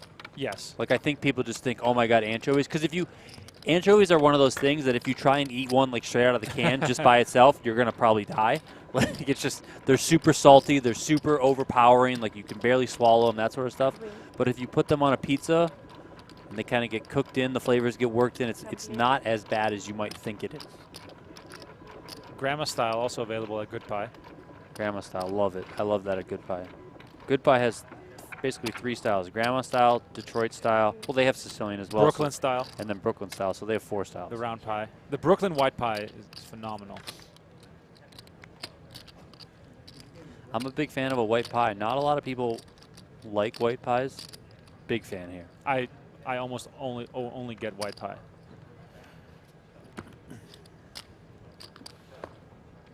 Miguel Rodriguez says, come on, man, black olives are the best. Yeah, not on pizza. I love it. Oh, by the way, cannolis. I need some. Somebody says, Chasser H. Winkle says, St. Louis style is pretty bad. They use Provel cheese, which is really not great. I'll have to check on St. Louis style. Ryan Temple says, eggs should never go on pizza. Well, you should go to Setabello. There's 2 locations in Vegas. Right. They have a carbonara pizza, and it's absolutely phenomenal. I'm going to look up the ingredients The Napoleon style pizza is very interesting because it cooks in like 90 seconds.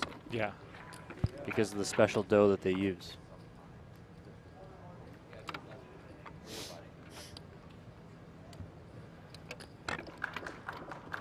Yeah, Setabello is probably the best Napolitana style in Vegas. And the carbonara is my favorite on there. Just trying to find what the exact ingredients are. Oh, here. It's crushed tomatoes, pancetta, so it's bacon, egg, cracked pepper, Parmesan, mozzarella, basil, and olive oil. It's phenomenal. Very good. Trevor asked, do you consider calzones pizza? No, I don't. Calzone is a calzone. Is it a Calzone is more of a sandwich than it is a pizza. Exactly right.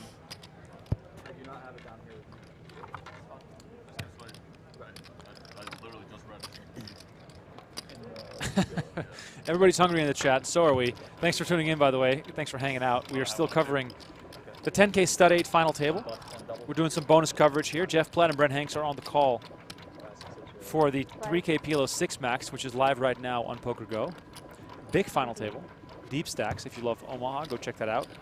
If you're new to PokerGO, please use the promo code GETWSOP30 to save $30 on your annual sub. So there's a couple things, a couple of people now saying that St. Louis style pizza is the best. So I'm just trying to look it up. I mean, it looks horrific. If you guys think that we take our jobs very seriously, you're right. This does not look good at all. Like any of these pizzas. Does it look like puffy and no, like it looks super thin, but like it looks like crackers. Oh. Yeah, Michael Sweeney. Is this a poker cast or a cooking channel? You know how Google gives you like the questions. So yeah. I click on the first one for what makes a pizza St. Louis style. St. Louis style pizza often includes a white processed cheese known as Provel. I mean, I'm out. I'm out. As soon as you say that, I'm out. Thanks for everyone sticking with us here during the pizza chat. The Stud 8 is a slow game, ladies and gentlemen. We've been going back and forth for a while here. Appreciate everyone sticking around. If you're new to the channel, please consider liking and subscribing, and we'll try to focus on the poker a little bit. And if we get to 600 likes on the video, we're going to give away another t-shirt. Bring in here with the 7. Then Zack calls the bring in with the king. Rich Ryan just tweeted a picture of a Goodbye pizza box. He's here, so I think he might have got Goodbye. Wait, is he not bringing it to us? That would be ideal.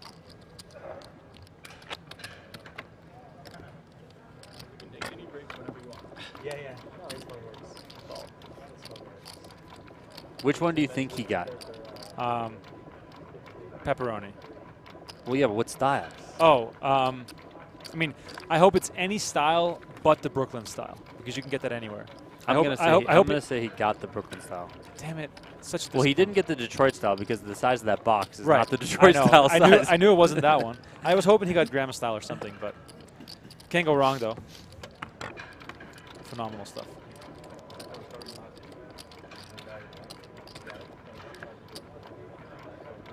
If I ever make a WSB final table, I'm 1000% ordering the pizza Well, to the table. I was going to say, if I ever make a final table, I hope everyone in the chat is in attendance, and I'm going to order like 15 good pie pizzas for the entire rail. Let's go. I'm going to ask for 7,000 napkins. Deuce here brings it in. Dan Zack raises or completes with the 4. Wait, what just happened? Are there some blue chips below those? Or was that? I'm very confused right here. But anyway, we're on 4th Street. 4-3 versus 4 deuce. Could be a big pot brewing here. Funkhouser bets after Dan Zack checks. Jack of diamonds gives Zack 3 diamonds showing. Jack of clubs does literally nothing for Funkhouser. How do you like my jacket? Styling. Pretty cool, huh? Yeah. I went to the shop last night, got a World Series poker jacket. There's a cool merch shop here at the Paris venue. I feel like I'm ready for a hike. You went to the WSB merch shop? Yeah. Yeah. I'm ready for a hike in Colorado. It's nice. Yeah, you're jealous, I can tell. King Jack is what both these guys catch, and we have almost equal boards on 6th Street. However, it's crazy how close these boards are. Dan Zack, of course, with the 3 diamonds, has a significant advantage here from the looks of it, even though the boards are so similar. Zack bets, Funkhouser calls, to 7th Street we go. Very important hand here, as the boards are so similar. A low is only possible if both players have, or if the player in question has 3 low cards in his hand. Dan Zack bets, Funkhouser looks. He might need a lot of help here. He does make the call. Let's have a look. Flush. Flush and a low. An 8-5 low for Funkhouser. And a ace-high flush for Dan Zack, and we chop it up. Keep going. See, this is why we talk about pizza so much, because more than half these hands are chopped. By the way. Can you tell the story about why you have that jacket? Yeah, it's actually really funny. Last night, I was lingering after we did some of our work, and I was on standby to interview Phil Ivey if he were to win his bracelet. Jeff Platt was not in attendance last night.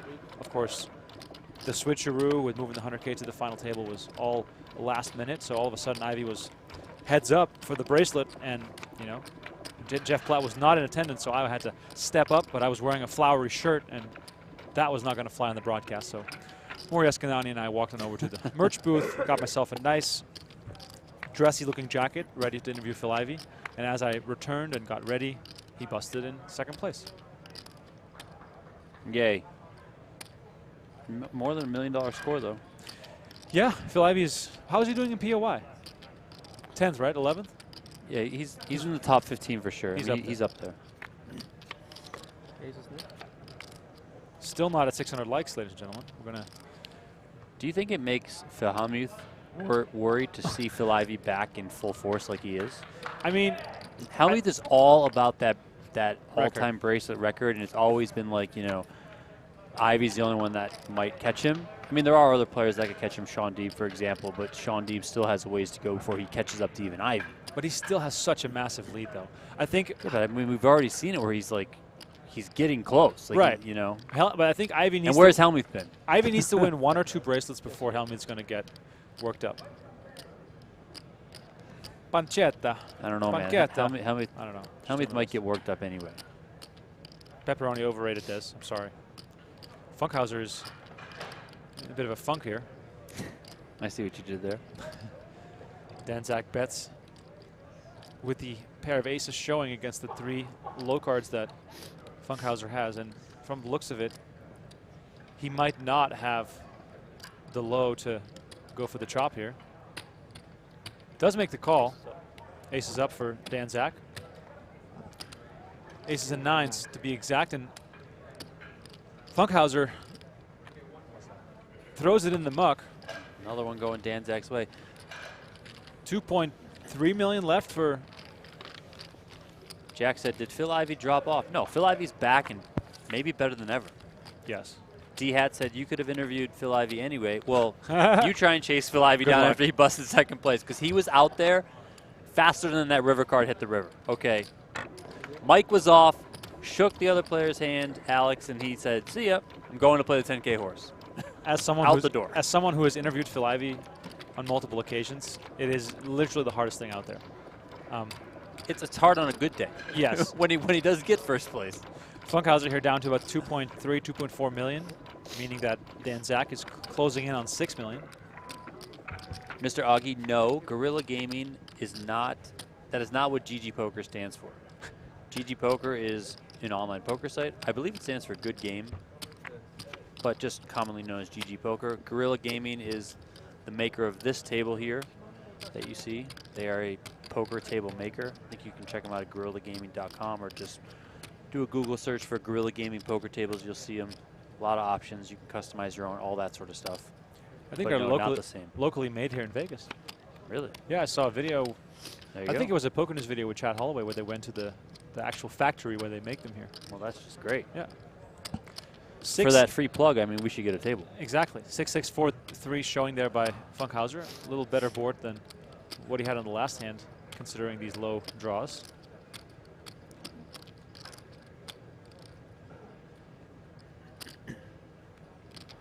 Dan Zack continues to apply pressure as he has extended his chip lead over the last two hands. Funkhouser coming along here on 6th to 7th we go. Dan Zack has an interesting hand showing here. 2 high diamonds along with 2 low cards. Possibly still going both ways here.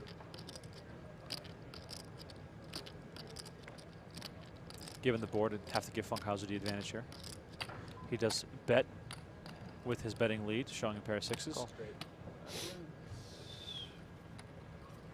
Announces a straight. Looks like 9 high, 7 high. 7 high, so a 7 low with a 7 high straight, as referenced once before here in the chat not too long ago. That is one of the best possible hands you can have in this game, going both ways. Matt Kelly, yes, 3K PLO. Well, 3K PLO is actually running now and being streamed right now over on PokerGo's main feed, PokerGo.com. You do need to be a sub to be able to watch that content, watch that final table. If you are not a sub, you can sign up, get $30 off the annual price. Use the promo code GETWSOP30. You want the pull tap? Yeah. Okay. But right now, this is going to run until its completion for free here on the PokerGo YouTube channel. Dan Zack taking a quick break right now. We'll stick with you guys. We ain't going nowhere. Going nowhere. By the way, if you're new to our YouTube channel and you're just tuning in for the first time, this is bonus coverage. This is not our usual standard coverage. We're doing this just because we can. A little bit of an extra look into the World Series of Poker. We do these streams every now and then when the opportunity presents itself. We also do 1-hour previews of our main PokerGo coverage, which of course has all the bells and whistles, hole cards, jib crane cameras and whatnot. But if you just want to subscribe to YouTube and you're not interested in a PokerGo subscription, that is fine. We're just here to provide you some good poker content, and please subscribe to our YouTube channel. We release new clips every single day, so if you're a poker fan, you simply cannot miss out. Have you found out yet which pizza Rich got? No. I got Mr. Ragamer in the chat saying, is the whole chat getting free subs again today? Well, that for sure did not happen yesterday, because I think Remko likes his job, and he's not going to go handing out thousands and thousands of free subs. So no, that's not happening, unfortunately. Sorry. You may have been mistaken. It's my second language, guys. Come on. It's hard. English is hard. You're welcome, Joshua. Thank you for tuning in. Thank you, D-Hat. Matthew Morrissey, we will get the chip sacks. It looks like Dan Zack has about 4.9 million, which would put Funkhouser on 3.3 million. So Dan Zack still in the lead after starting out very slow. We started the stream at 3 p.m. Pacific time, and Dan Zack immediately started trending down, along with Rahim, who finished in 3rd place. Funkhouser had a big lead during three-handed play. It was up to, I want to say, over 6 million at one point. Yep. And then Dan Zack started mounting a comeback. Meanwhile, in the $500 freeze-out, the two remaining bracelet winners in the field, Jonathan Dimmick and Chris Moorman, are the chip leaders with respectively 18 million and 14.5 million, which is a big lead over the rest of the field. Crazy turnout for that event, too. I think $250K first place prize for a $500 buy-in. I mean, that's just incredible. That's really awesome. It is, and Uncle Ron is still in the tournament. Victor says, what the F is the dealer doing? Well, the dealer is sorting the deck. Ranging or taking, you see the deck on top is already sorted. Ace through king, and then all the suits broken out. And then that is what the dealer is doing for the other deck right now. Just giving the deck a nice reset. They'll obviously scramble it up, shuffle it up before putting it into the shuffler, and then go from there. But just giving a bit of a reset there. It's funny. It's funny that people ask, because obviously normal live streams would go on break right now. You don't see this and stuff. we're just showing it all. Yep. I think this is a good time for a giveaway, but we're just 30 likes shy of hitting 600. Yeah, let's so go. 600 likes. Let's go. I can't do it. I can't do it. Yeah, but we're gonna get to those likes. I don't know, man. The deuces in my image. That is just me acting a fool at the table. I just decided to throw up the deuces. I love it. I mean, look at that. Just God. incredible. They got to bring back the Vegas Pizza Festival. Yeah. Oh, we went there one year. I remember that. You went there? Yeah. With Mike and Gary. You No. invited us. No. Was it like an Italian festival? What was it? Yes. That one we went to was San Gennaro. Oh, that's what it was. I had pizza that night. Yes, but the Vegas Pizza Festival happened once.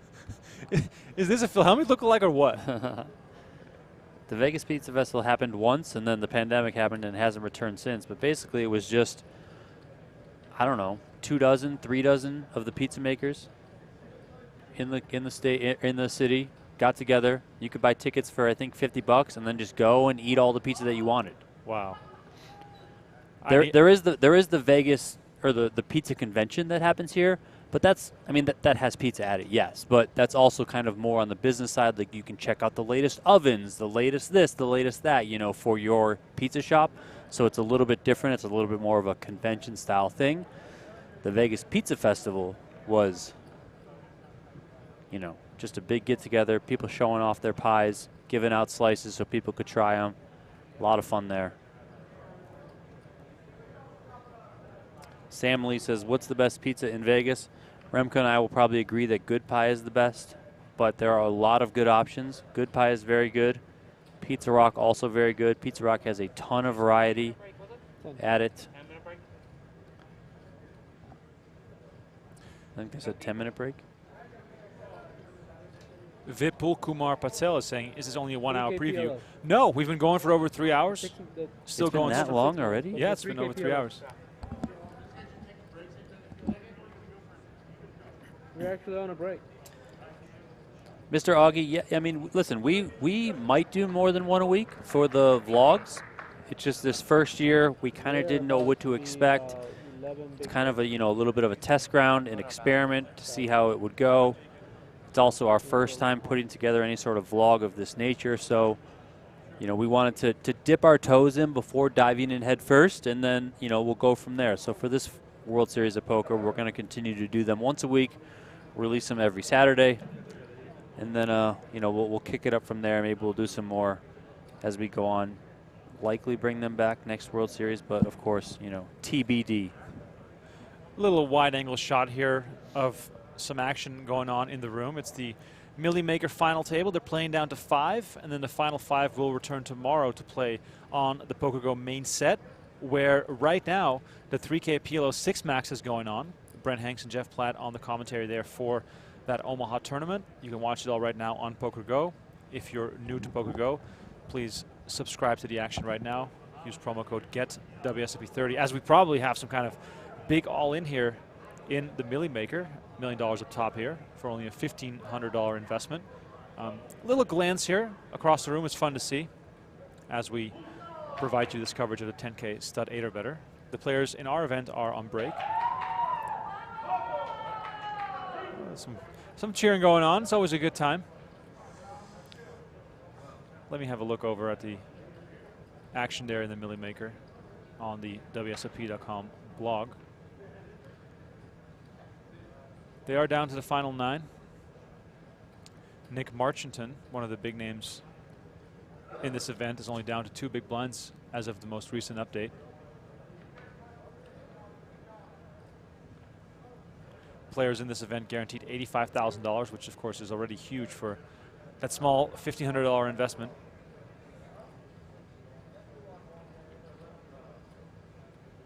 Ooh, we're almost at 600 likes. Hey, if we're not here by the start, you pause it, okay?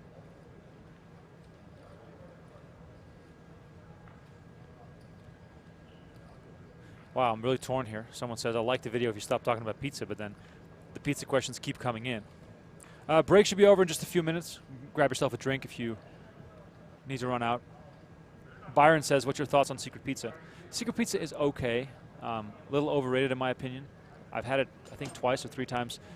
Each time it was a little bit undercooked. It was a little bit soft. A little sloppy pizza. Hard to eat with one hand.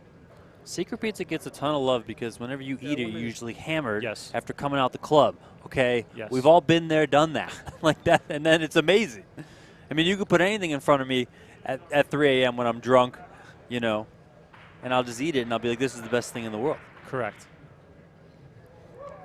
But it's not bad either. Like, it's not, you know, it's fine pizza.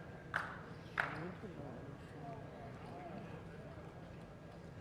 you're just tuning in, we are on break in the 10K stud 8 or better.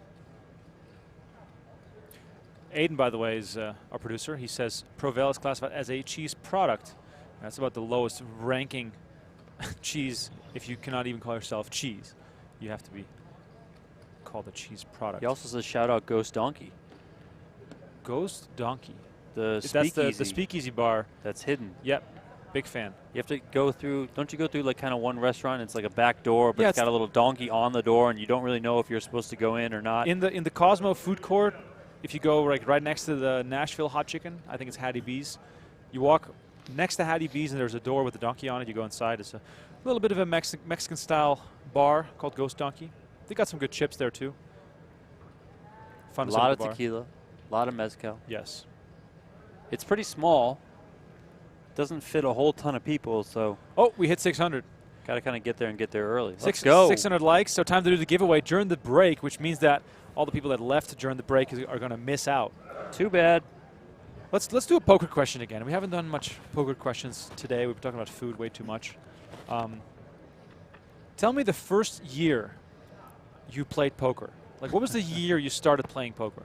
Let us know right now in the chat. What was the year you started playing poker? For me, it was 2005. Donnie? I think it was 2003 for me. 2003, wow. Way back when. So yeah, let us know in the chat, what year did you start playing poker? We'll do a random giveaway. I remember getting a call from one of my friends back home while I was at school, and he was telling me about this new game that he came across, poker game, Texas Hold'em. Starts telling me about it, says, you know, when I come back on break, I need to get together with the guys, we need to play it, all that sort of stuff. And then I was immediately hooked, and I remember... How old are you in 03? I don't remember. I was in college, so 21, I don't know. But I came back, and, you know, we played a couple home games, and then I found out about this thing called the World Series of Poker going on, and I was, like, frantically trying to, like, always search on the internet for, like, stuff. But that was at the time when there wasn't live streaming. You always had to wait till much later in the year for it to air. But I remember I found some information on, I think, Card Player at the time. So I was, like, tracking, like, you know, I would get up every morning, like, look on the updates, look at the recap, see what was happening, you know. That's awesome. And I remember I found out who won, and my friends didn't want to know who won. They wanted to wait to watch it, but I had already found out. And so every time we played poker, I had to, like, not tell them who won. Like, and it, you know, and we would just be talking about poker, so I always had to kind of, like, make sure I didn't just slip up and be like, hey, you know, Greg Kramer won, this guy Moneymaker won, or, you know, so.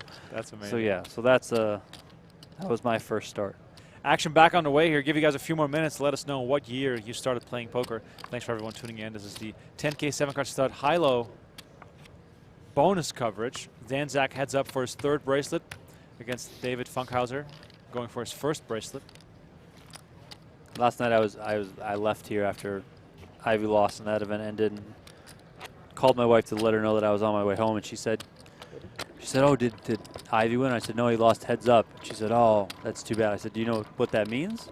She said, "Yeah, heads up. That means 2 players left." I said, "Okay," you know, because my wife is not in poker at all, you know. So, and then I said, she said, like, ask me another question, like whatever, and I said, "Okay, what are pocket rockets?"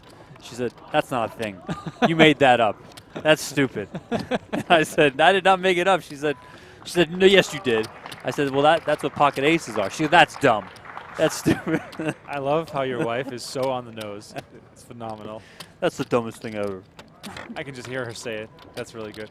Wow, lots of, or a wide range of years coming at us here. I love seeing some of the more recent years, 2016, 2017, 2014, but then also some OGs. I like seeing anything pre-2000. 1998, 1992, 99. Somebody said 1933. I don't know about that one. Yeah, that's Eric Holt says 1979. Wow. 84, Jason Remshard. We got some OG grinders in the house. Nick Smith says 1991, grandfather taught me 5-card draw. Love it. That's awesome. Michael Simpson, 07, in my college dorm, $5 buy-in. Who in your game was Philip Hilm and who was Jerry Yang? In my game? No, in Michael Simpson's game.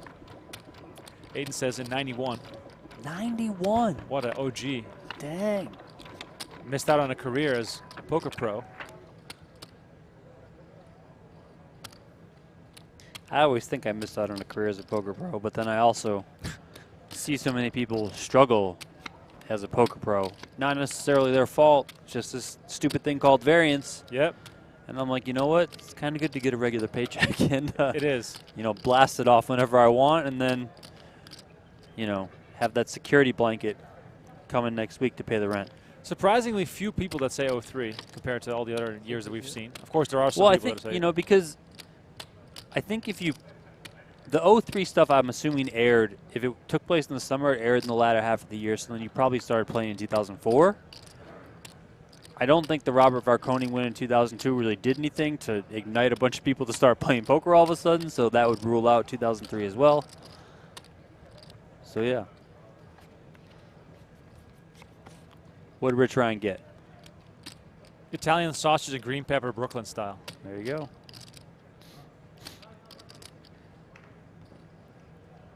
Thanks, everyone, for tuning in. Time for the draw for the T-shirt. If you win the draw, instructions are very simple. Send a DM to PokerGo on Twitter, twitter.com/PokerGo, with a screenshot of you logged into your YouTube account. Let us know the shirt you want from our shop, the size, and your address. Very straightforward. The winner is Kieran Sheriff. Kieran Sheriff. He said 2018. Kieran, congratulations. You have won a T-shirt from our shop, shop.pokergo.com. Send a DM to us on Twitter. Let us know your shirt size, and we'll send you a T-shirt in the next week or so. Thanks, everyone, for tuning in. 50. Next stop, 7. We're heads up here. David Funkhouser seated on the right-hand side of your screen. Dan Zack, renowned mixed game player, on the left, going for bracelet number 3. Funkhouser has $244,000 in career tournament earnings. He is ranked 10,135th on poker's all-time money list.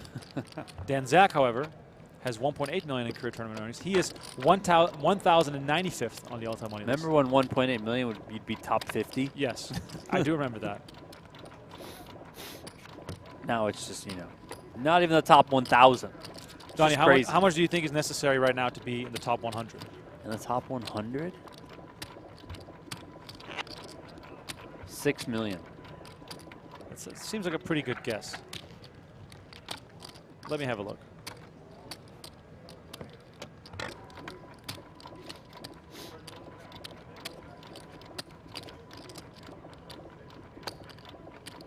Wow, 10.5 million. I originally thought 10 million, and then I was like, no, that seems too high. Then I thought 8 million. I said, no, I think that's still too high. 10 million. Josh Aryeh in 100th place, just behind Tony G, Eric Lindgren, Shannon Shore, and Darren Elias. Go to page 2. See how many people have 10 million but are in the top 100, which is just insane. There's like 10 or 11 of them? 9 of them. Okay. I mean, that's just crazy. Like TJ Cloutier is 103rd with 10.4 million. I'm going to guess that his best all-time rank on the all-time money list was probably first or second. Yeah, I mean top 3 for first. Sure. His best all-time rank was first. Crazy. The last time TJ Cloutier cashed for 6 figures was in 2015. It's not even that long ago. Shout out TJ Cloutier, the legend. The legend. Wow. Gus Hansen also out of the top 100 of the all-time money list. Well, that's insane. He was 11th. That was his best all-time. 11th. Donnie. 3 WPT championships, not even the top 100 of the all-time money list. It's so wild. I mean, John Sin won the WSP main event. Scott Blumstein, 131st. Yeah, it's just wild. P.S. Hines right there, 123rd. Greg Raymer, 143rd. Wow. Greg Raymer was 5th on the all-time money list when he won the main event. He is now 143rd. These are some fun stats to look at while we give you coverage here of this 10K Stud 8 event. Pair of jacks for Dan Zack, pair of 3s for David Funkhouser.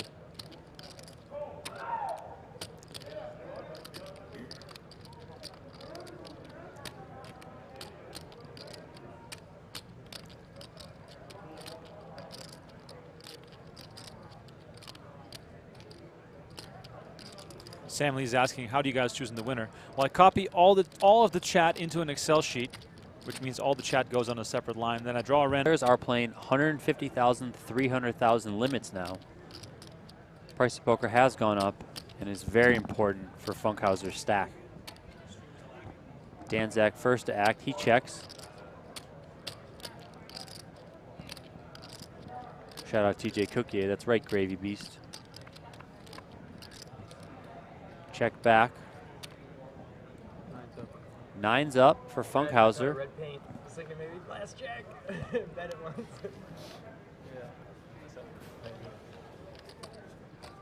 Funkhouser takes it down, and if you're experiencing some issues, we're having some technical difficulties here on our end. We're working on it. Yeah. Heart picture.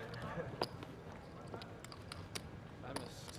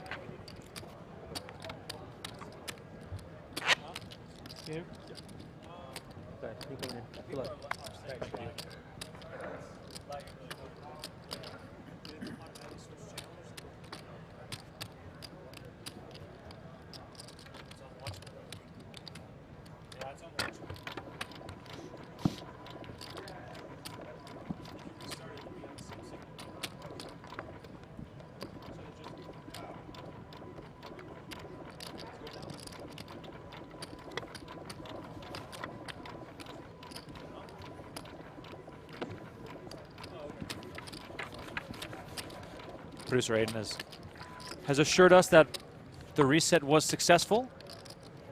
Hopefully the stream will be back to normal in a few minutes. Technology, baby. Yep.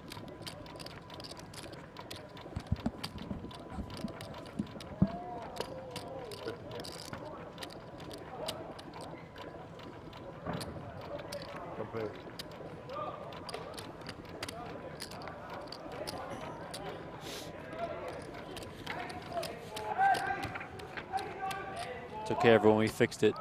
We forgot to plug it in. That's, you know, standard thing that happens with technology. You don't plug it in, it doesn't work.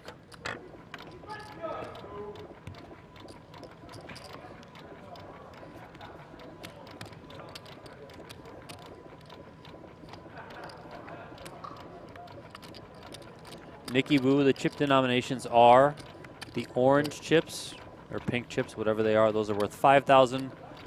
The green chips are 25,000, and the blue chips, what we like to call the blueberries, those are 100,000. Limits right now, 150,000 and 300,000. Stanley, it should be back now. Looks like it's back on my screen.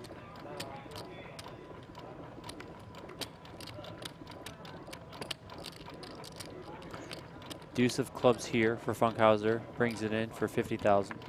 Call from Dan Zack with 7 up. Pair of deuces for Funkhouser. He's first. He checks. Ace 7 for Dan Zack. He also checks. Jack for Zack. 4 for Funkhouser.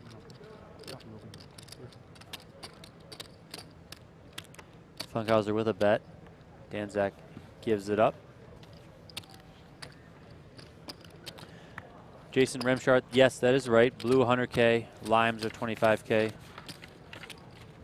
The orange chips are 5K, not being used much as the players are playing 150,000, 300,000. 24 difference. Yeah. 5% on top of ICM if you want to drop any other. That's not that much, right? That's like 50,000. Yeah.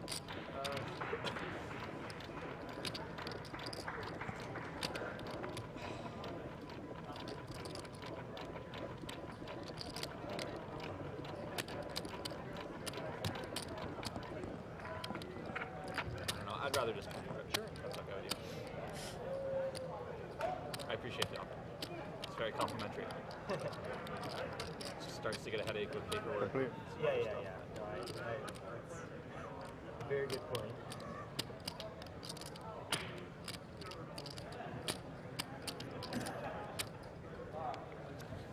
Yeah, it's kind of nightmare.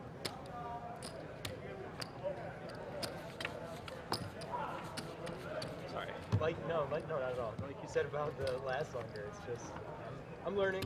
Like some of this stuff is just not worth the brain power. I really try to keep like as few figures and side stuff as possible. Yeah, I'm realizing. Focus on what matters, right?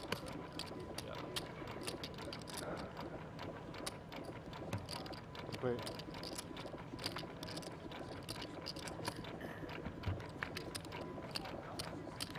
Bring in from Funkhouser with a 4. Complete from Dan Zack with a jack. Funkhouser calls. Jack 10 of spades showing for Dan Zack. He bets after Funkhouser checked, showing the king 4. Again, best hand showing acts first. Here it goes over to Dan Zack acting first, picking up a pair of jacks. Jacks are new and high. It's kind of what you regularly hear in the stud games from the dealers. Dan Zack picks this one up. Remko's deep in a pastry again. He'll be back soon. If you want to take a break, be able to find someone who would offer that to you. Which one's that? If you want to pay 5% down. I don't know what that is. Find someone that Apple and raspberry? that would just give that to Oh, you. gotcha. Raspberry? Yeah, yeah. Cherry? I have friends that would for sure. Cherry and cheese. Yeah. Would No, have Okay. if you want it. I just don't want to be the one involved in the transaction. Yeah. They don't mind doing the paperwork. Right. Sam Lee, we might move on to steaks and steakhouses. I don't know. We're going to give the food talk, I think, a little bit of a break for right now.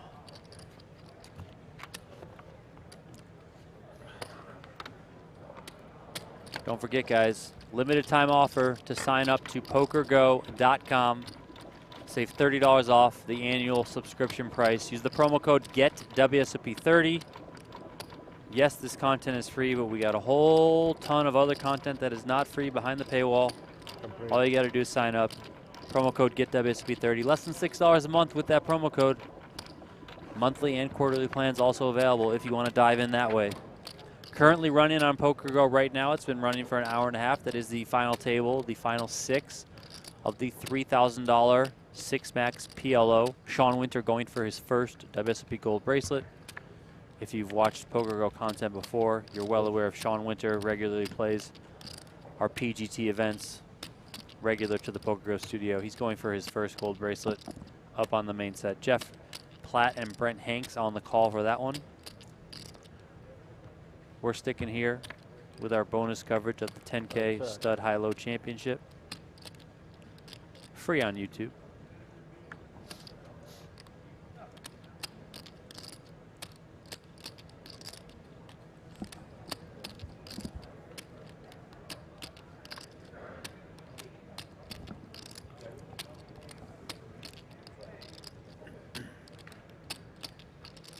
Jimmy McCaskill says, "Don't get me started on steaks. Gonna make me hungry." We're all hungry. Hungry for a Coke or something. A Coke? Like a Diet Coke. Oh, no. No. You don't drink any soda? No. Doesn't make me feel good. Well, just stick to your hemp hearts. I will stick to my hemp hearts. Here's a look at the payouts. 200K for second, 324 for first. We've been heads up for quite a bit now. Oh, yeah. This game, of course, lends itself to swings that can last till Christmas. Steak when camping is the best. Okay. I mean, over an open fire. Pretty hard to get it right, though. Okay. 5 and a 6, battling here. It's funny how people thought this was going to end last night. It might not end today. if they had continued playing last night with the current situation that we have right now, then right now it would be 7:30 in the morning. The only thing that I'll say in regards to that, and a bit of a counter argument, is that fatigue might have been a factor then, playing so late, and then somebody might have just not been as mentally strong, might have given up a little bit, you know. For example, like Dan Zack in his heads-up matches, stormed back, taking a lead. Maybe Funkhouser doesn't just kind of stick with it because he's not well rested. They've been playing for so long. He's like, you know what, this guy's just got the best of me. I'm going to just kind of pack it in. They went home, came back three-handed, got a good night's sleep, or as best a night's sleep as they could, and now they're back to battling as fresh as they can be. So I guess that would be the only counter argument. But yeah, we've been part of many final tables at the WSB that have gone pretty late or pretty early, however you want to look at it.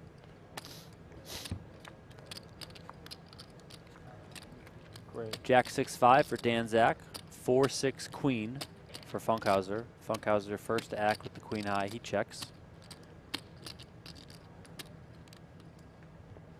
Dan Zack checks as well. Dan Zack picks up the ace of spades. 3 of diamonds for Funkhouser. Dan Zack now with the betting lead, showing ace jack high. An example of how the betting lead can change on every street in the stud games.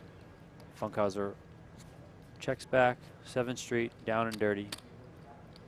Dan Zack remains first to act here with the ace jack high showing. He checks. Funkhouser looks. Funkhouser bets. And Dan Zack folds.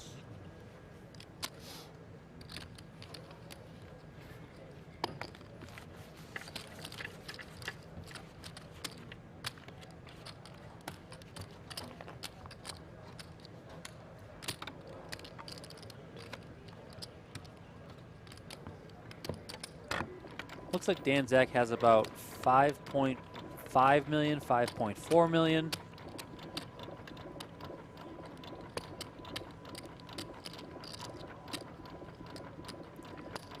With 8.2 million in play. Means Funkhouser should have, what, 2.7 million or so? 2.8 million?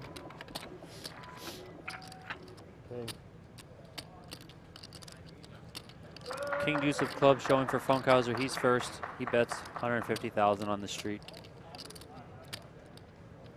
Dan Zack with a 4 queen makes the call. Zack picks up an 8, now showing 2 clubs. Funkhouser a 3rd club with the 10 of clubs. Funkhouser still first.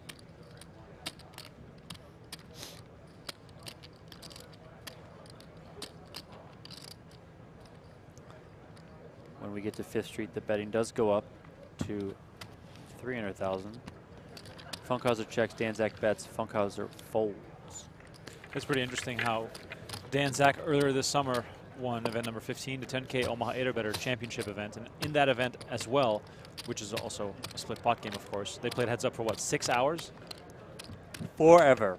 And Dan Zack is now well on his way again for a grueling heads up battle in which he will not give an inch to his opponents. So basically, we're going to be here for it. It's not what's a Dan Zack. It's blame a Dan Zack. Blame a Dan Zack. Blame a Dan Zack. Complete. Unless you're enjoying the coverage, then hey, applaud a Dan Zack. Exactly. Okay?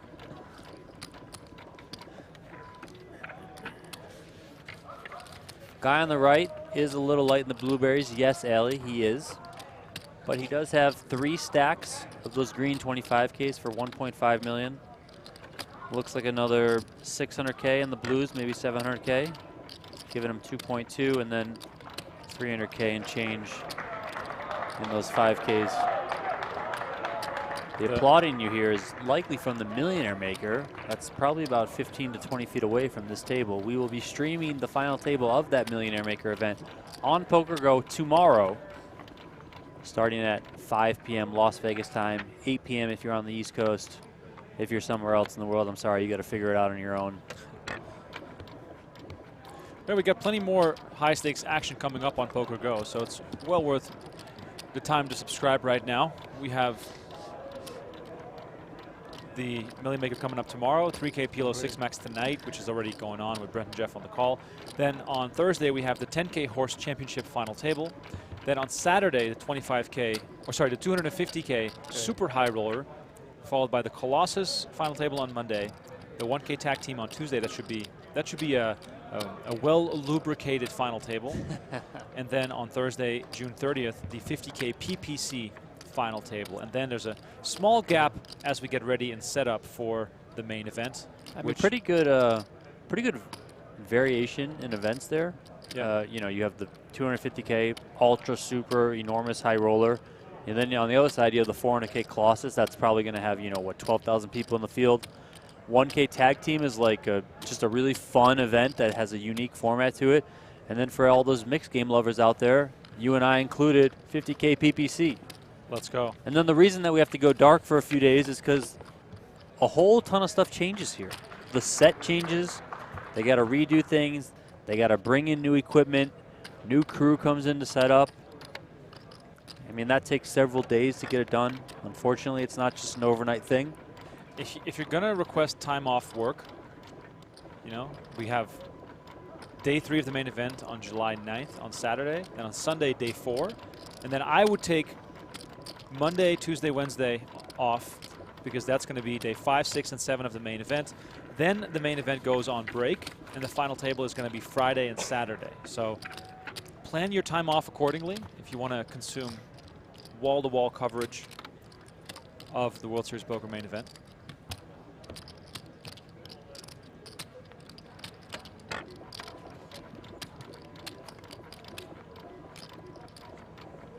Thanks to everyone sticking with us here as we are still sort of trying to see if Dan Zack can close it out.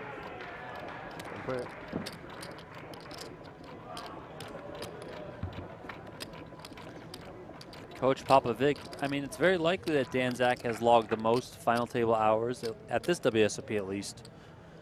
Josh Aryeh has 2 third-place finishes. Ivy's been deep a few times. Yep. Jake Schindler won one and came in second. David Peters also, I think, made 2 final tables, won one as well. But all of those final tables went much quicker than the one that Dan Zack won, which was the 10K Omaha High-Low Championship. And then this one, which has obviously been pushed to a 4th day, and here we're approaching 4 hours now of well, 3-handed play it started as, and now heads-up play. So Dan Zack's certainly been grinding these final tables. And he also seems like a very resilient player. He's gone through some big swings today. Seems very deliberate about his decision making as Funkhouser here is trying to get a hold of some chips. Dan Zack makes the call. He has 3 Queen Jack Ace showing against the Deuce 10 3-5. A good low board there for Funkhouser.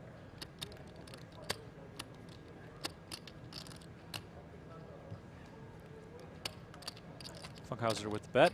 Dan Zack with what looks like a snap call.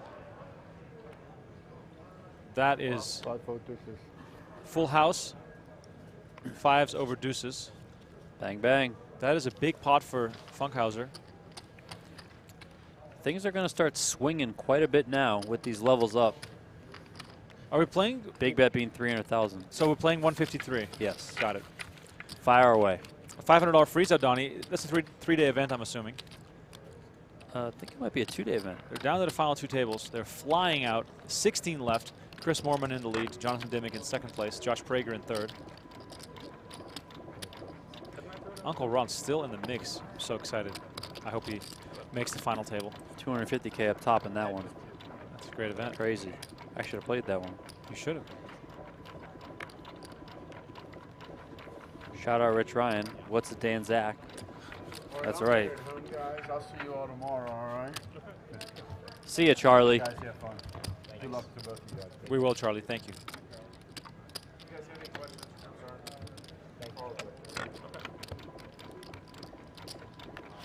What else is going on around these parts? Bryce Yockey, chip leader of the 10K horse. They're down to 52 players.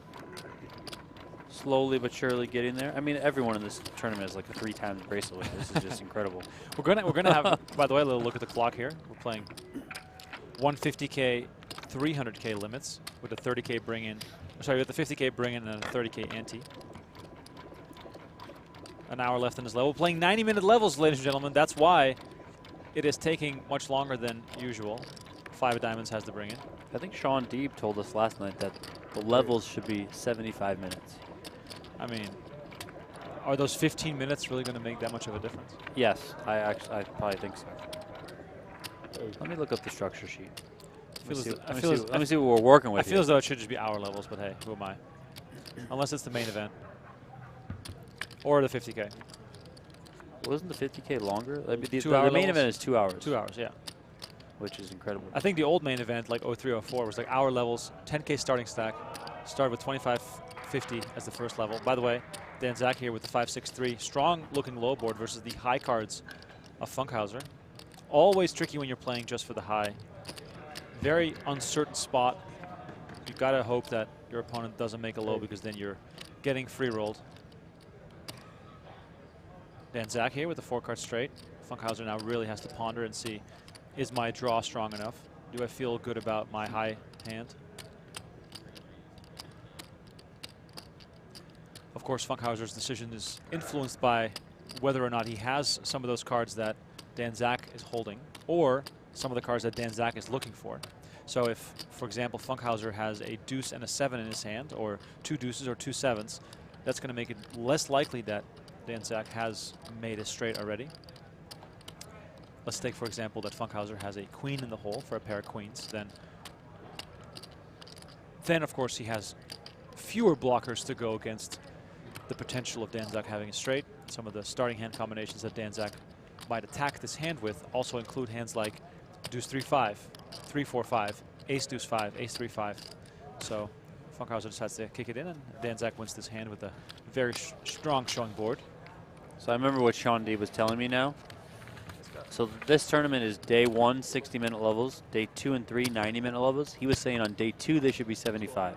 So it goes 60, 75, 90. Right.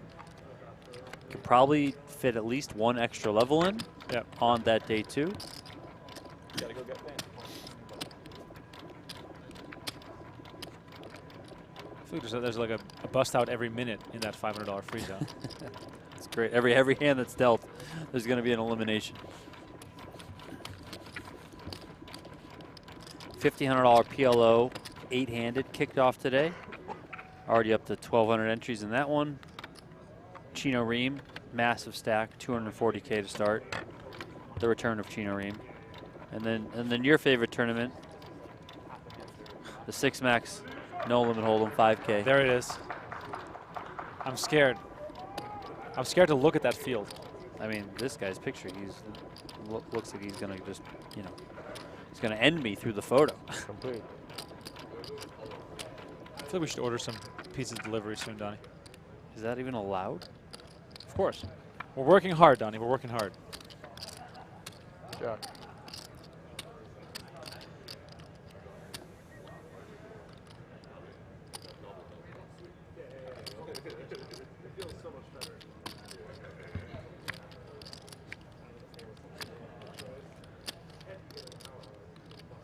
Ali B, is there more live coverage after this?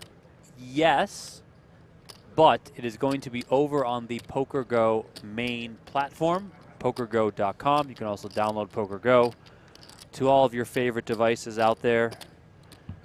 It'll be the 3K PLO 6 Max final table. It's currently running right now. It started an hour and 50 minutes ago. Jeff Platt and Brent Hanks are on the call over there. 6-8 deuce 9 showing for Dan Zack as we have arrived on 6th Street. Funkhouser has a pair of 4s open, giving him the betting lead. Dan Zack definitely has the advantage here with the potential low draw, but his high might not be strong enough to continue, and he tosses them into the muck. Get a full house. Holy shit.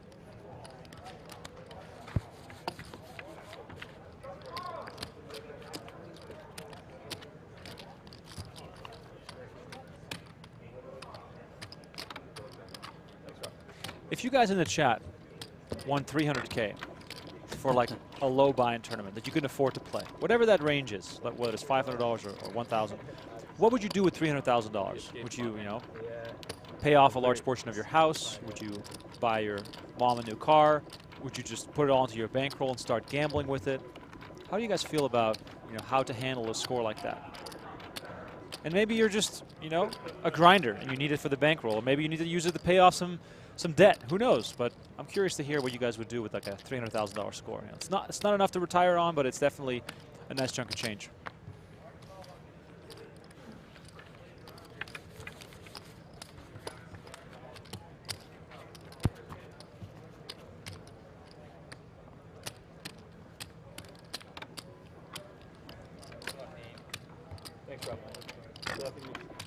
Cooper Chapman is asking who has the chip lead now. We believe that Dan Zack is still in the lead, but it's much closer than it was before. Looks like about 4 million there for Funkhouser, so Dan Zack sitting on about 4.2.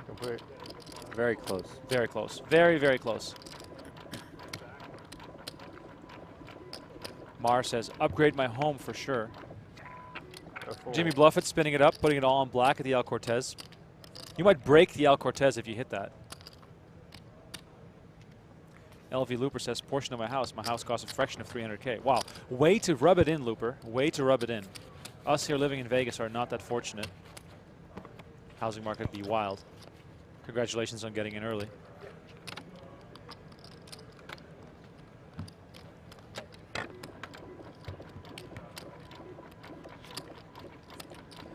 Des Farrell says, pizza with cognac, coffee shots, and sushi desserts. What?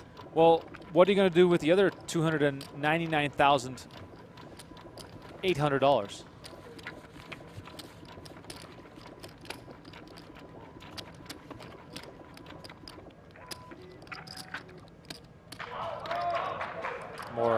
More noise from the stands there, the Millie Maker. They're playing down to 5. You won't miss the conclusion of that event. They're streaming live tomorrow.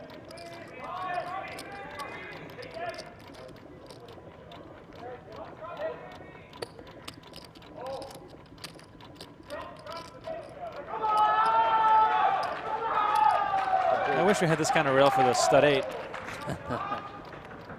An 8 for Funkhouser versus a 9 for Dan Zack. Zack catches the queen of spades. I mean, for as much as it sucks to catch a 9, the queen of spades is probably one of the best cards to catch out right after, but Funkhouser makes an open pair of 8s. There's a pair of queens. This could get interesting. I got a funny quote about a player winning a lot of money in just a second here after this hand. Wave. Ooh. Wow. What just happened? Bet and a raise. Bet from Dan Zack, raise from Funkhouser. Call. Wow. Queen. Queen is first, Dan Zack likely to check now. He does. Funkhouser likely to continue here after raising on 5th. It's not that Funkhouser is directly representing trip 8s. He could also have low cards with spades. So he has Queen. a lot of free roll opportunity here. Can get an extra bet in early. Yeah, and it's 7 is probably a decent card for him overall. huge pot here. Absolutely yes. massive. This is going to swing this final table in a big way. So What do Dan Zack right now, he could be thinking about making this call with just a pair of queens or A low here. Yeah, yeah. 2-pair. Chop it up, ladies and gentlemen. 2-pair queens and 9s for Dan Zack. The 8-7 low for Funkhouser. And there you go. Action continues. It's a tough game to excitedly rail. Sorry? Scott's saying it's a tough game to excitedly rail. It's a rough one.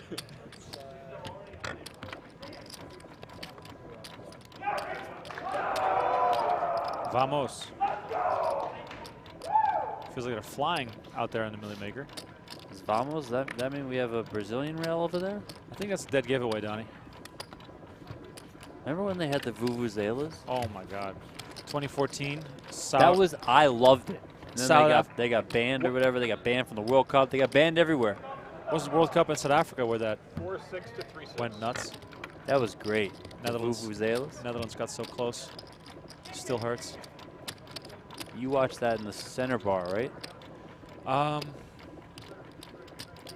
Well, there were so Or many. you might have watched the finals at someone's house. I'm trying to think that we probably. I think we You had. definitely a house. watched a match deep in that tournament at Yes. the center bar at the Rio. Yes, I did. I did. At one point. By the Scott way- Seaver on the rail.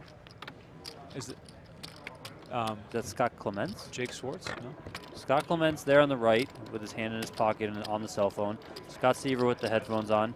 Jesse Chinney on the left. I don't know the gentleman in the hat. It might be Jake Schwartz. Jake Swartz. Great rail for Dan Zack. Is Scott Seaver in a tournament? What's he doing? Like, I mean, Scott Seaver better get into a tournament.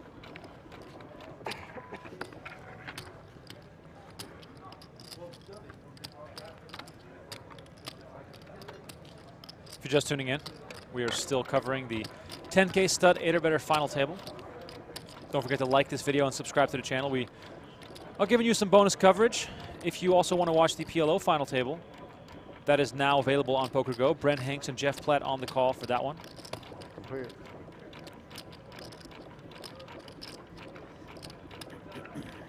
Millie Maker streaming tomorrow on PokerGo, the final 5. Chuck. Ali B says, let's just chop the tournament. Given the nature of this game, that would actually not be a bad idea. But hey, who's going to get the bracelet?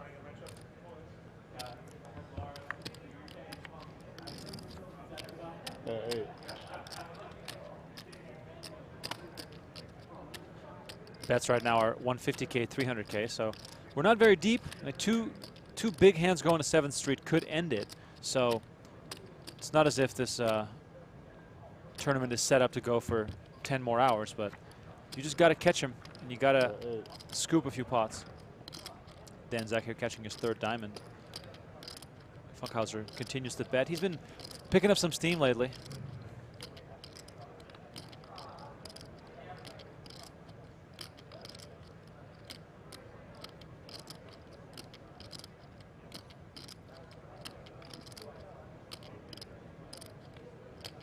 Looks as though the chips are basically tied right now. Big decision for Dan Zack here.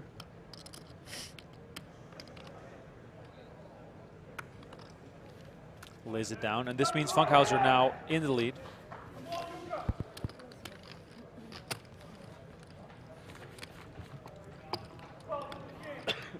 Got anything? Besides 8s? Not yet. Had some stuff working. Some draws. Just tuning in, my name is Remko Rinkema. You can follow me on Twitter. Donnie Peters alongside me. Donnie_Peters on Twitter as well. We've both been in the industry for a very long time, covering the game of poker in various different ways. Today we're happy to provide some bonus coverage.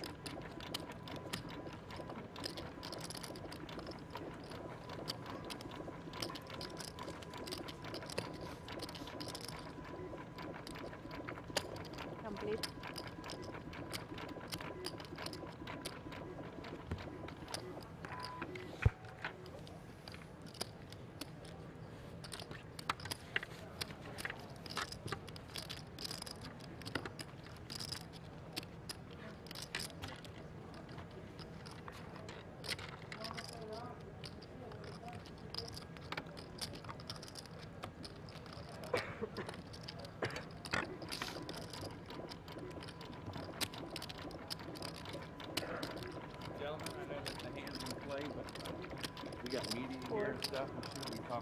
Okay.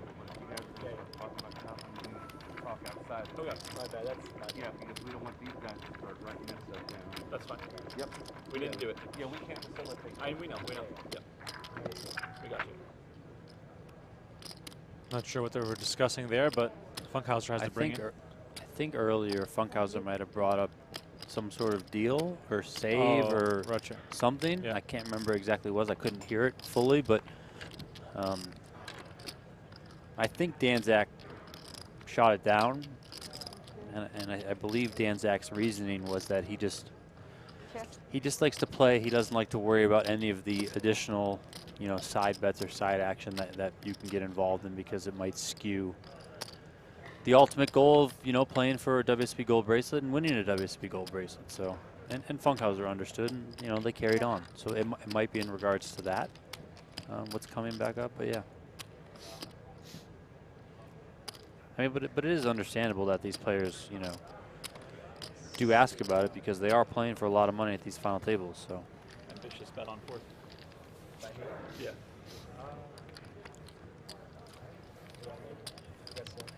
In hindsight, yeah. Funny story in relation to what I said earlier about what would you do with 300K. I believe it was EPT Barcelona in 2009. Mark Goodwin won the tournament.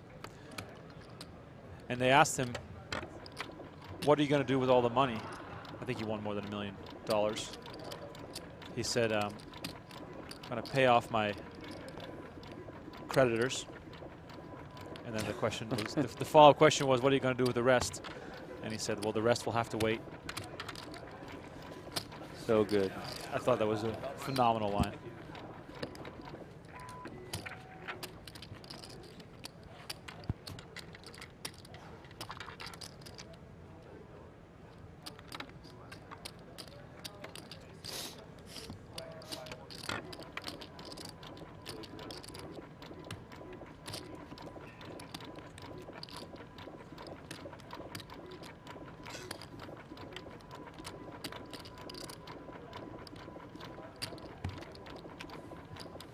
David says, sounds like you guys have a washing machine and fax machine running in the background. No, that's our ASMR channel, aka the Chip Shuffler, aka the Shuffle Master. I hope you're enjoying the soothing sounds late at night here.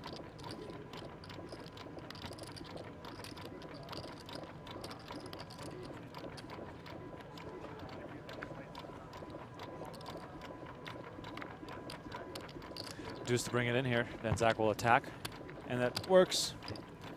Come on, guys, we need to see some hands go to the river.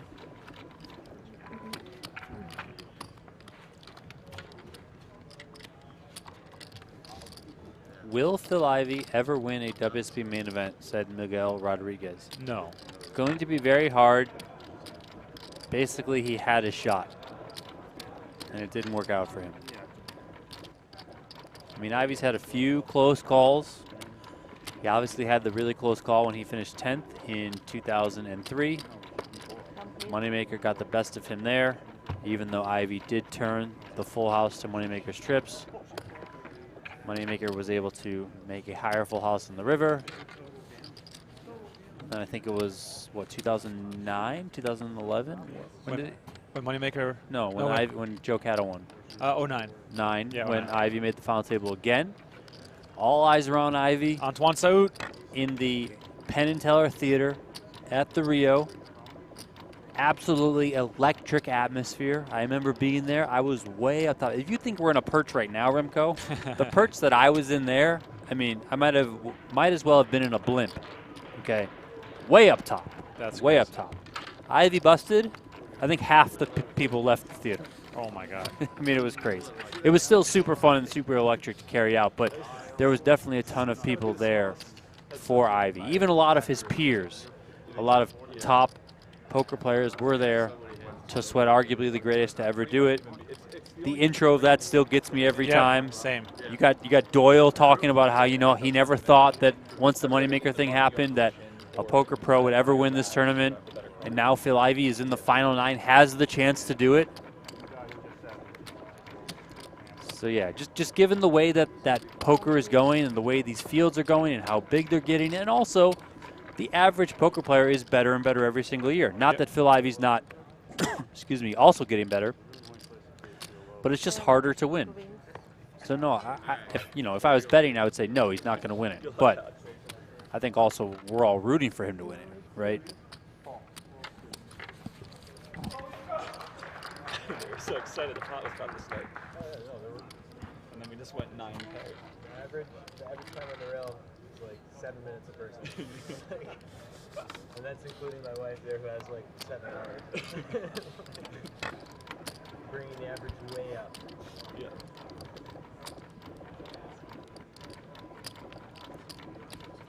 Coffee time.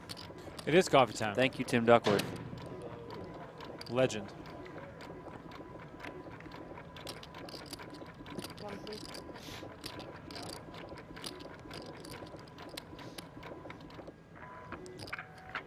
Raise.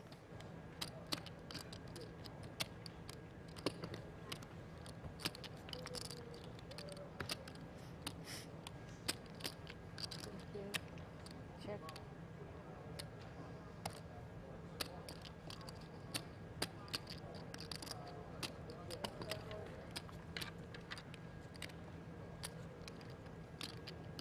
Action here. Check.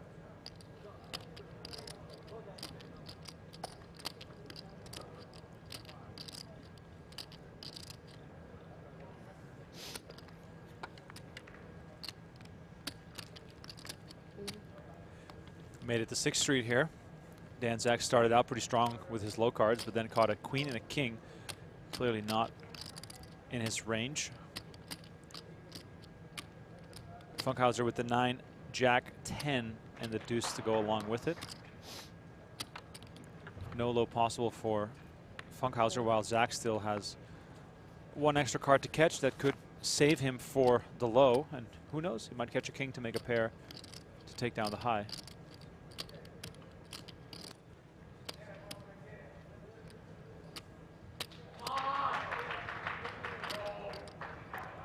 A bet and a call. There is the emergency low for Zack, and we chop it up again.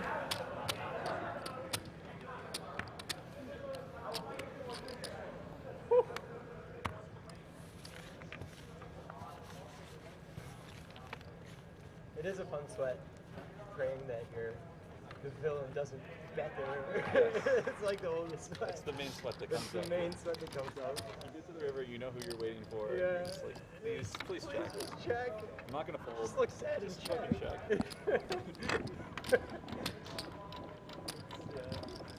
It's the main sweat. I never have 5s there. Yeah. Not that one. Yeah, that was not a sign. Yeah, I don't know how I was thinking you were bluffing. That was just priceless.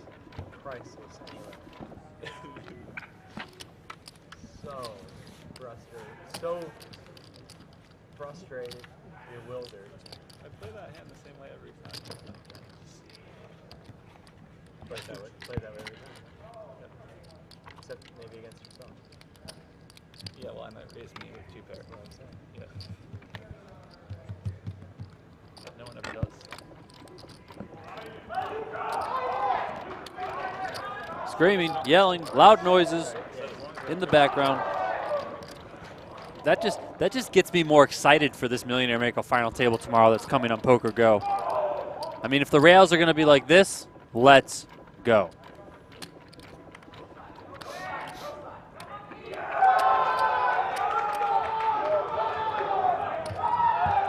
That WSB Millionaire Maker final table, I think it's $1.2 million up top, $1,500 buy-in, nearly 8,000 players in the field. Final table will be live on PokerGO tomorrow. Promo code GETWSB30 to sign up and watch. That'll get you $30 off. The promo code GETWSB30. $30 off the annual subscription price. Get you PokerGO for less than $6 per month. A full year of PokerGO. Yeah. All the rest of the WSB action that's coming up. Of course, we're running all the way through July 20th. With good reason. Got the main event coming up. More than a week's coverage of that on tap. You can also watch everything that's happened so far on demand, which includes stuff that has happened not only at the 2022 WSB, but years past. Largest on-demand library of poker content on the planet is at PokerGo. But the bigger ones almost never. Like, it's just everyone's friends are playing everything. We get rails whenever there's a break. We get It's a good point here made by the players. When in the higher buy-in events, the friends of these players are usually in other tournaments. You know, it's the excitement of winning large sums of money has likely already come to these players. You know, so it's not the same as the dream stories, the rags to riches stories, you know, that sort of stuff that you see in the smaller buy-in events. You guys have to be allowed to come rail on the day off. I got in the winter's fun. Yeah. No one cares. No players getting upset. Yeah. Actually, I got in the winner's photo last week. It was kind of betting. No, yeah, when betting were like, who's on the other side? I was covering the bounty tournament. I sprinted over when he won and got the photo. Complete.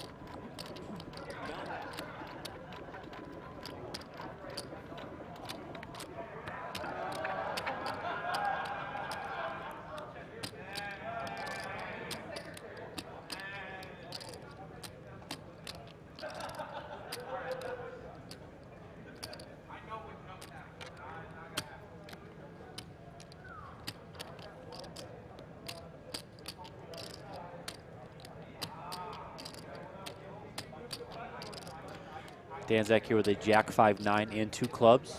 Queen Ace 3 for Funkhouser. Funkhouser's first with the ace high. He bets. Dan Zack makes the call. 5 of hearts for Dan Zack, giving him a pair of 5s. But Funkhouser gets a pair of queens and remains in the lead.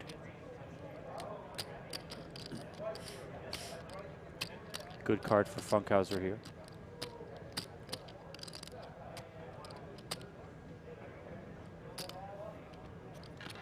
Bet from Funkhouser and a call from Dan Zack. 7th Street, down and dirty.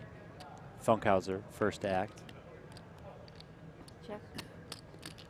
Funkhouser checks. Dan Zack says 2 pair, shows a 9, 9s and 5s. Wow. Funkhouser can't beat it. This one's going to Dan Zack. We got a lead again after being virtually tied for what feels like an hour now. They have been tied for quite some time now. Not much happening, bunch of split pots, but that one right there, that's 900K out of Funkhouser's stack going over to Dan Zack's stack. Dan Stack. Just try and say that 10 times fast. Dan Zack stack. Dan Zack's. No. He should just change his name to Dan Stack. Dan Stack, baby. Let's go.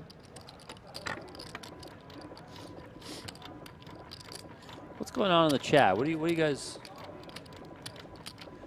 Let's a Phil Ivey chatter. I mean, thank you guys for all tuning in, sticking with this stud high-low coverage all the way to the end. Remko, Rinkema, and myself, Donnie Peters.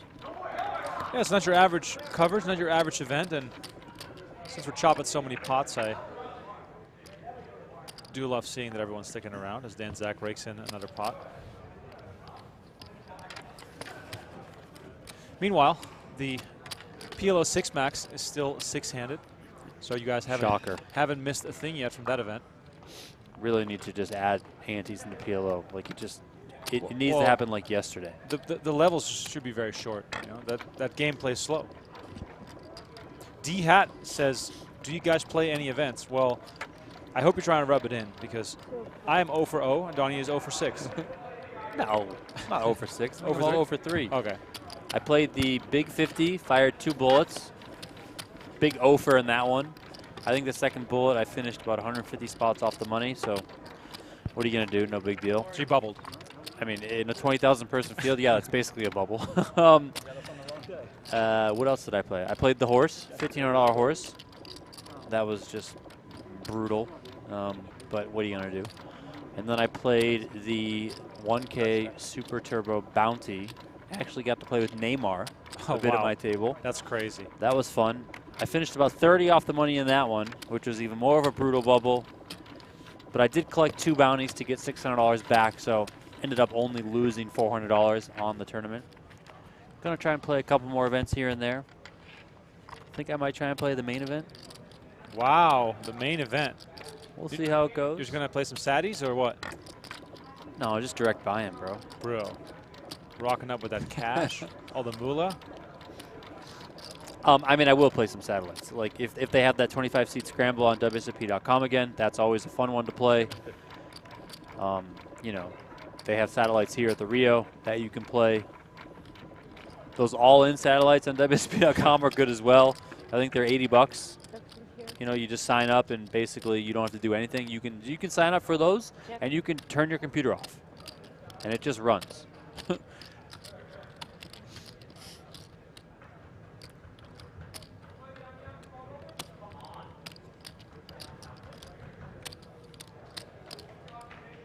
Check.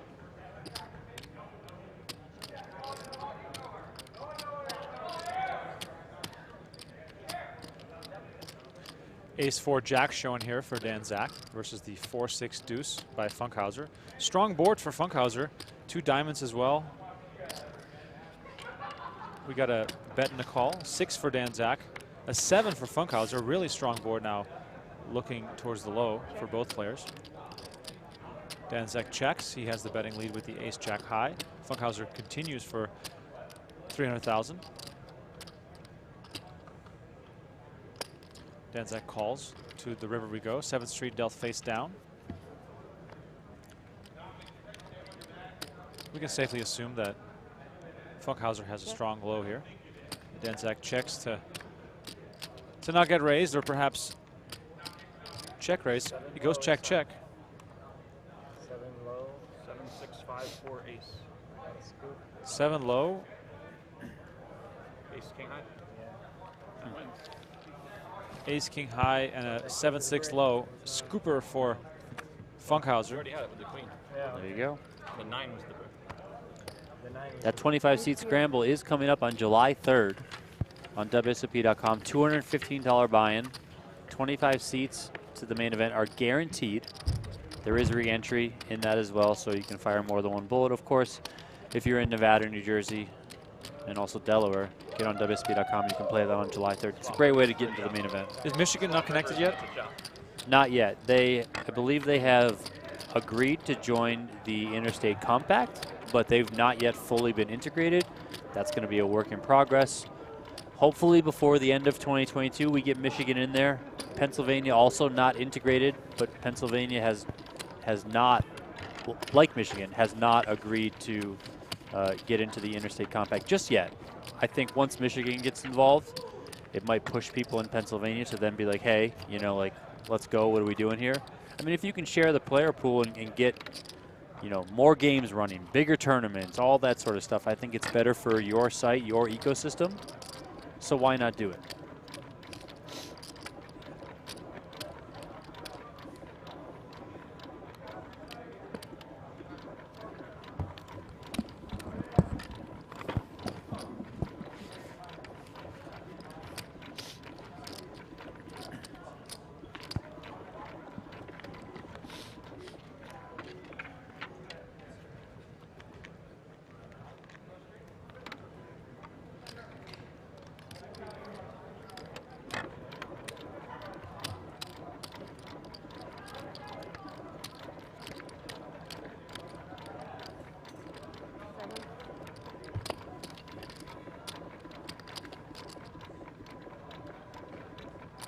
Complete.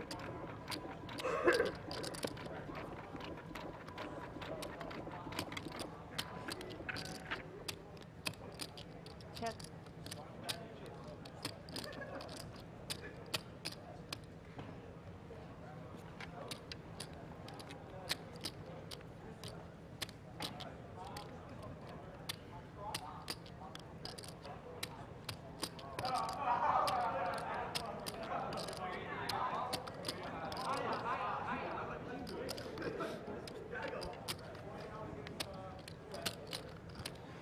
right, picking up the action here on 6th Street. Dan Zack on the left with 8-9, deuce 5.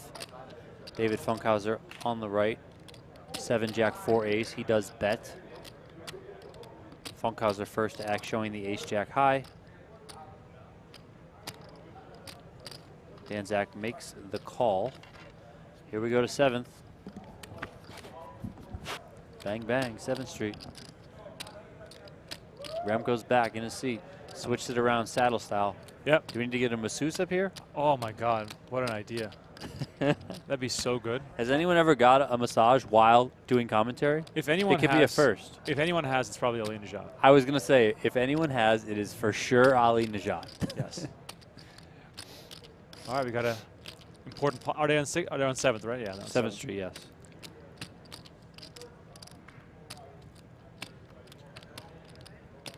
Eight, 9, deuce 5 showing for Dan Zack versus the 7 Jack 4 ace.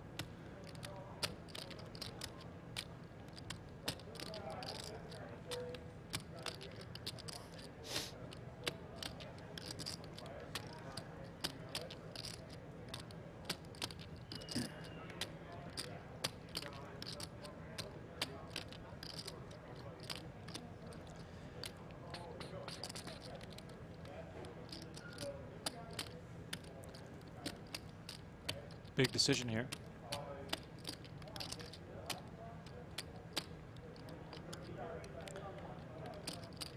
Andy Bossman, we'll get to your question after this hand.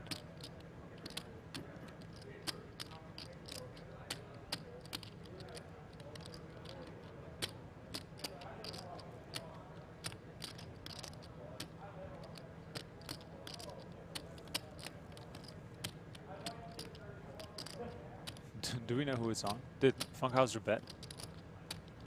I don't think Funkhouser bet. This is the longest tank I've seen from either player, depending on who it's on. Looks like... I'm confused. I didn't catch the action here.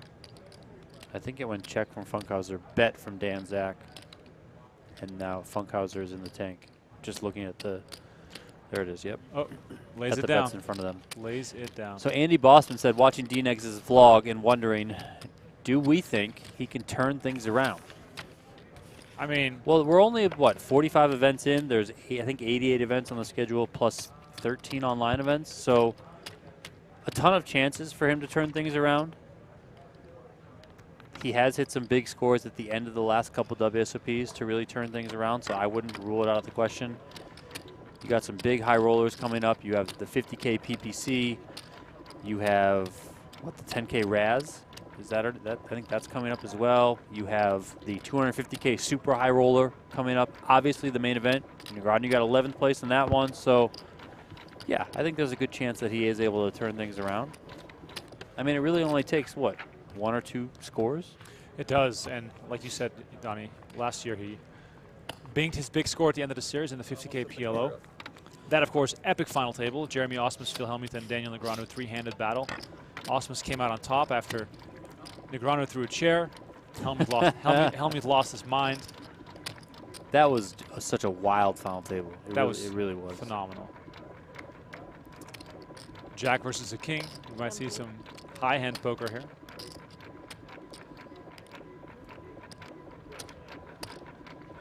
That last pot has knocked Funkhouser down quite a bit again. Looks like he's sitting on about 3 million right now. So last year at the WSOP, I mean, Negreanu kicked it off with a 10th place finish in the 25K horse for 46K. After that, I mean, it was smaller cashes for Negreanu. There are some, you know, there's a 21K, there's a 17K, 25K, 32K in there. Even the 91K in the 50K PPC. I mean, those aren't really big cashes for Daniel Negreanu. But then the 50K PLO high roller that he got third in, 520K. After that, the 50K no limit hold'em high roller, he gets third in that for 660K. So, you know, comes in kind of at the end, locks up that $1.1, $1.2 million in cashes to be able to, you know, kind of get things back in the right direction or as back to the black as possible. In 2019, You know, similar sort of thing. He had the final table in the Super Turbo Bounty early on, cash for more than 50K in that. Bunch of small cashes after that. Did have a second place finish in the 10K 7-card stud high for 150K. But it was a lot of, you know, kind of small, medium-ish cashes for Negreanu until the 100K no limit hold'em high roller when he finished in second place for 1.7 million. I think it was Keith Tilston that won that one. I want to say Nick Schulman was at that final table, might have finished third. So, you know, another like sort of summer saving or series saving finale for Negreanu in that one. But I mean, he's been there, he's been close. He just hasn't got that breakthrough. Aces here for Funkhouser, takes it down. Rakes in a few small pots here after folding on 7th Street, then had a big pot against his opponent, Dan Zack, on the left-hand side. David Funkhouser on the right.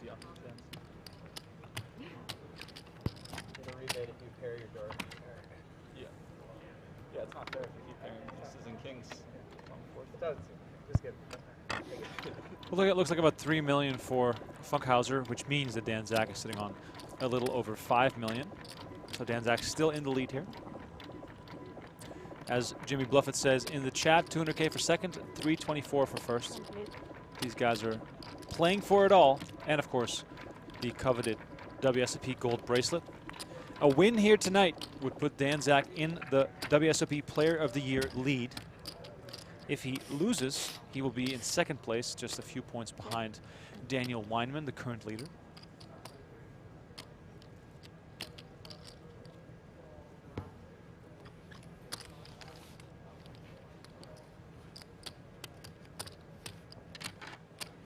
Meanwhile, PLO action on PokerGO.com. Jeff Platt and Brent Hanks on the call.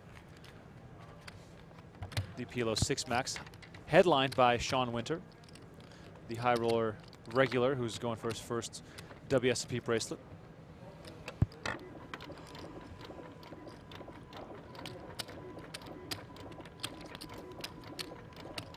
Bobby and Brond is back at the PLO final table. Huh. He did the 25K that we did the preview for. Yes. Good point. Good call. Complete.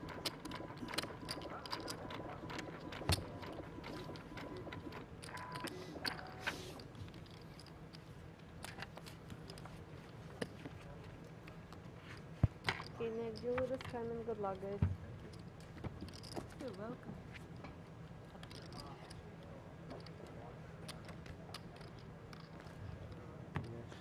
Russell said there are 10 more events, 10K plus, including the main. Yeah, so Daniel has plenty of shots. I mean, he also plays some of the smaller stuff as well. He gets in there, he'll fire it off. I mean, not that the smaller events are necessarily going to make up for the $1.92 million that he's playing, but they all count, they all add up. They can all go towards him winning his 7th WSOP gold bracelet. We had a conversation on the podcast the other day when you weren't around, Remko. Who's going to win their 7th first? Is it going to be Hastings? Is it going to be Negreanu? Could it be someone else? I mean, the way Hastings has been going, it seems like he wins one every year. Yeah, he wins one every year, and he plays every game. He wins one in a... You know, he made the final table of this event, and he won it last year. Yeah. I mean, just a great pick by us in fantasy. Can Hastings still be underrated? He's not talked about as one of the greats. I think people just overlook him in terms of, like, when you talk about all the people with several bracelets, you know, the first name that always gets thrown, or always seems to get thrown out, but has fewer bracelets than some of the others, is Sean Deeb, right? He has 5.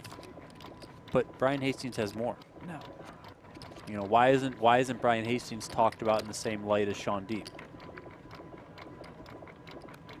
Yeah, there's kind of equivalent players. I mean, Sean might play a higher volume. You know, he's running between 2 or 3 events at one point. You know, Hastings isn't exactly doing that, but Hastings has a similar sort of record in terms of bracelets. Would you put Jason Mercer still above those guys, even though he hasn't been around much Jason's got to come back. I can't, until he fully comes back, like fully is grinding, I don't know, 30 to 40 events, I can't really say that he's there. Jeremy Osmond seems like he's quickly moving up the ranks. Never seen the game before, but after watching for a while, my friend was King versus King. Not verbatim, but I know Daniel Negreanu hasn't won one in quite some time, but he's still in the conversation for me. Friend who doesn't play. Yeah, it's a tough one. Matt Van Dam says probably because Hastings is less social. I mean, he's definitely not as active on social media as he was in the past, but you know, during WSP he always gets out there. He's social. Like if you go talk to him, Oh, yeah. you know, he'll have a conversation with you, not like all that sort of stuff. Super chatty. He just, you know, he just might not be out there blasting on Twitter. And he doesn't have a second Twitter account that needs to, you know, grammatically check his first tweets. Trevor R says Paul Volpe is probably the most underrated player I've ever seen. Paul Volpe only shows up every now and then. So he's here. He's here now, but it's hard for the general public to value someone like a Volpe for his skill when, you know, he's not in the public eye as much. Someone said Kevin Gerhardt. Dave Caprico said Kevin Gerhardt, though he doesn't play no limit events, but I think he ran deep in a no limit event. Was it the Monster Stack maybe? He bagged something big, like, you know, one of those massive, smaller bind no limit events. Kevin Gerhardt sent me the funniest text when we were doing prep for 25K Fantasy. I'm pulling it up right now. Josh Aryeh is firing a lot now, just doesn't have the bracelets. I mean, he's got a handful of bracelets. I texted Kevin Gerhardt. I said, hey, man, you ready to crush it all summer? And he responded within a minute. He said, I've been ready for the past 7 months. Gotta love it. Russell said one of the most impressive people in the WSB this year is Karai Aldemir. Yeah. I would agree. He's certainly stepped out, started playing a wide variety of games. I know he kind of dabbled a little bit here and there in the mixed games before the main event, but now he's fully in. Obviously has the bankroll to do it as well, so it's great to see him out there. No one mentioned Helmuth. Is he playing? Well, he is playing. He had to take some time off because he did test positive for COVID. I think he's up to 181 cashes now. He's earned 3 cashes, I believe, at this World Series of Poker. Made a deep run in the deuce to 7 triple draw. Made a deep run in the no limit deuce to 7 single draw. It takes a specific forehand. Little look here at the 5K 6 Max, the most intimidating event going on right now. Up to 544 players. Anatoly Filatov is in the lead. Lots of big names there in the top. Adrian Mateos, Matt Berkey, David Benjamin, JJ Liu, Darren Elias. Donnie, I'm going to name a few names, and you tell me if they eventually will end up in the Poker Hall of Fame. Once each. Quick answer, yes or no? You guys in the chat can play along as well. Well, you don't know what Adrian I had, Mateos. though. No, I don't. I had the best hand. He had the Yes best or hand no? too on 6-3. And, Yes. Matt Berkey. No. Darren Elias. No. Joe McKeon. You're not asking me like my opinion, right? This No, is no. ultimately what I think is going to happen. What do you think is going to happen? Joe McKeon. No. Maria Ho. She's already in the Women Poker Hall of Fame. Yep. I'll say no for regular Poker Hall of Fame. Jeremy Osmus. Oh, God, he's a fucking close one. He might win eight more bracelets. I'll say no. He doesn't get in. David Peters. No. Wow. David Peters has to be a shoo-in. Okay, yes. But I mean, I'm just thinking that a lot of players like okay, should Jeremy, if you have to choose between these two, Jeremy Osmus or Jason Kuhn? Tough. I would say Kuhn. But okay, but you could argue that Jeremy Osmus has a better tournament career, right, which is what a lot of people could see. Now, of course, the other part of this is that the living members that are voting who gets in will see Jason Kuhn and be like one of the best no-limit hold'em players in the world, high-stakes cash, etc., right? Yep. But only 1 WSOP Gold bracelet. Jeremy Osmus, on the other hand, now 4 WSOP Gold bracelets, made the WSOP main event final table, has been around a while, plays a wide variety of games, you know, probably more games than Jason Kuhn does. So it's tricky in that regard. But that is where it just basically comes down to the voters. Are the voters going to lean one way or the other? I would think that the voters would lean Kuhn, which isn't necessarily right because they're probably both deserving to be in. Right. But I also think that in the current era, if you've made it to the top 10 of the all-time money list in the modern era, you should belong in the Poker Hall of Fame. It is impossible to luck your way into the top 10 of the all-time money list. Jason Koon currently 8th, was 7th before. Dan Smith leapfrogged him at this WSOP. David Peters or Jason Koon? David Peters. Okay, do you think people would vote that way? No. See, that's another issue.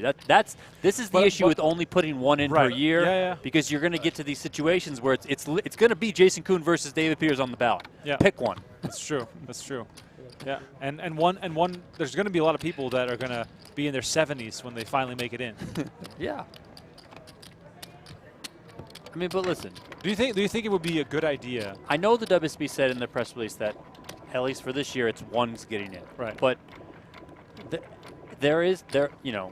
things do change, people do change. Like they could easily change this, right? Like it's not necessarily going to be one forever. What about this? How do you feel about this? What if they have certain thresholds where if you get to 50 million in career tournament earnings, you're in. If you get to 10 bracelets, you're in. Stuff like that. Do you think for poker that would work? I mean, I don't know. It'd be tricky. I mean, are you in like this in baseball if you just hit 300 home runs? Like, are you in? In my opinion, yes. Yeah, but I don't think you're for sure in. Like, I don't think it's not like some sort of guaranteed thing. Right. I mean, what happens with Bryn Kenny? Hall of Famer. Yeah, but is now his reputation and his career tarnished because of what happened? But that's like kind of separate than true. Everything he's done on the live felt like has been legit as far as we can all tell, right? So it's kind of tricky. Yeah, it's tough. Meanwhile, we're still watching this heads-up battle. 9-10 shown for Dan Zack versus the Queen 4 of Funkhouser. He gives it up. I mean, Ali B says it's like baseball. You know, I would agree that it is similar to baseball. I mean, Donnie. And it needs to change a little bit. Wild Bill Hickok or Jason Koon? The Wild Bill Hickok one is the worst one to me because, like, does anyone even know about Wild Bill Hickok? Like, I don't like. I mean, I know it's Dead Man's Hand, but like, there's a lot of controversy about Dead Man's Hand too. Like, was it actually that hand? Was it not actually that hand? I mean, I think it was the book Ghost at the Table. If you read that book, that it talks a lot about Dead Man's Hand and like going to the actual place and finding the hand and all this sort of stuff. And there's conflicting stories and whatnot. So like, who really knows? Felton McCorkadale. Isn't that Corky? Corky. I mean, there's a. That's a trivia question though for sure. What is Corky's real first name? It's Felton. Felton. The first year they created the Poker Hall of Fame was in 1979, and 1, 2, 3, 4, 5, 6, 7 players were inducted. Like when that guy slow rolled the tournament on the bubble. Johnny Moss, Nick the Greek, Corky, Red Wind, Sid Wyman, Wild Bill Hickok, and Edmund Hoyle. Oh, I only kind of heard about that though. So what happened? Fascinating stuff. Peter, right? Yeah, it's Peter. He slow rolled the whole tournament. Yeah, he got up, he took his things up, and then they turned up his. I love talking about the Hall of Fame. Brian Rast or Nick Schulman. Yeah. On the Well, right. I mean, you can't really choose between those guys. But Induce action. that's what I'm getting at is that every year it's going to be having to choose between two guys. And then the next year, you know, let's say it's Nick Schulman versus Brian Rast, and you pick Brian Rast. Right. Okay. Well, the next year, Nick Schulman's likely going to be on the ballot again. But then there's going to be somebody else that comes up, like a Jeremy Osmus. Then it's like, okay, Nick Schulman or Jeremy Osmus. Then the next year, it's the same thing. Nick Schulman or Sean Deep. Then the next year, it's, you know, it's like it's constantly going to be this one versus the other. Kev Math comes in with a book recommendation here. He says Ghost at the Table. It's a phenomenal book. That's what I was just talking about. Yeah. It's a great book. Des Wilson. I got to read this. It's a great book. You can borrow my copy. I will. All right. It's one of those poker books that's not poker strategy. It's stories, and it's a very good read. Pick it up if you haven't. We're back on 6th Street here as the men are battling. Funkhouser with the bet. Showing 4 ace jack 10. Dan Zack makes the call with the 4 7 6 9 showing. Looking at these up cards, Likely for Dan Zack to go low with a potential straight draw. Chop it up, ladies and gentlemen. The name of the game. Chop it up. Maybe they should call it 7-card chop. Just if you're still with us. Much appreciated. Bonus coverage right here.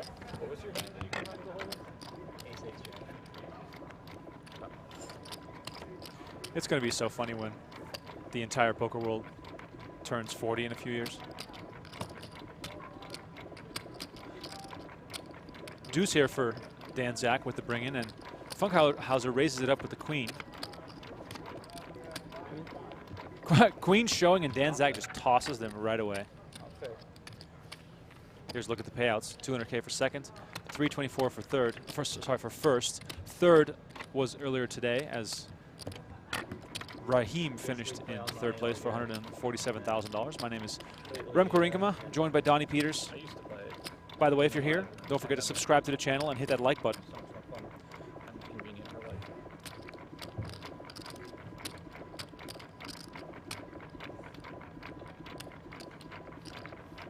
Yeah, I had kind of forgotten how inconvenient. It's unbelievably convenient. I'd forgotten about that part of it. Yeah.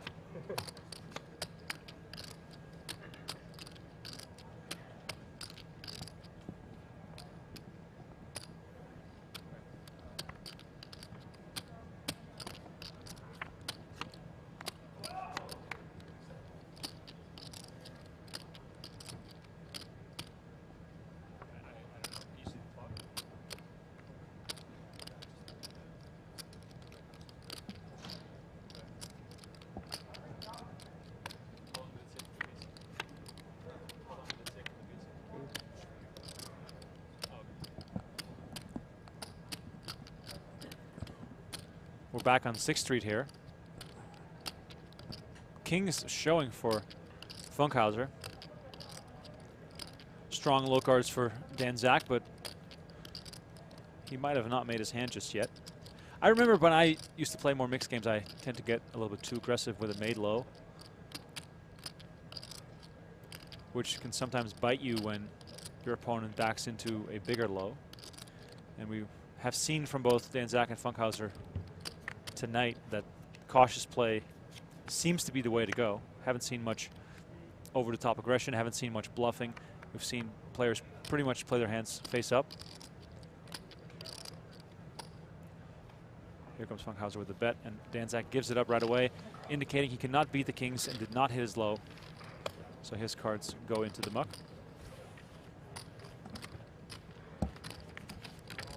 Andy Bossman says, is Tom Dwan at the WSOP? I don't believe so. I do think he has a place here in Las Vegas, so he might be in town, but have not seen him at the World Series of Poker. I feel like Tom Dwan plays the main event whenever he feels like it. But besides that, not much of a tournament player. Is Tom Dwan in the Hall of Fame? No. I'm with you on that. But, I mean, we'll see.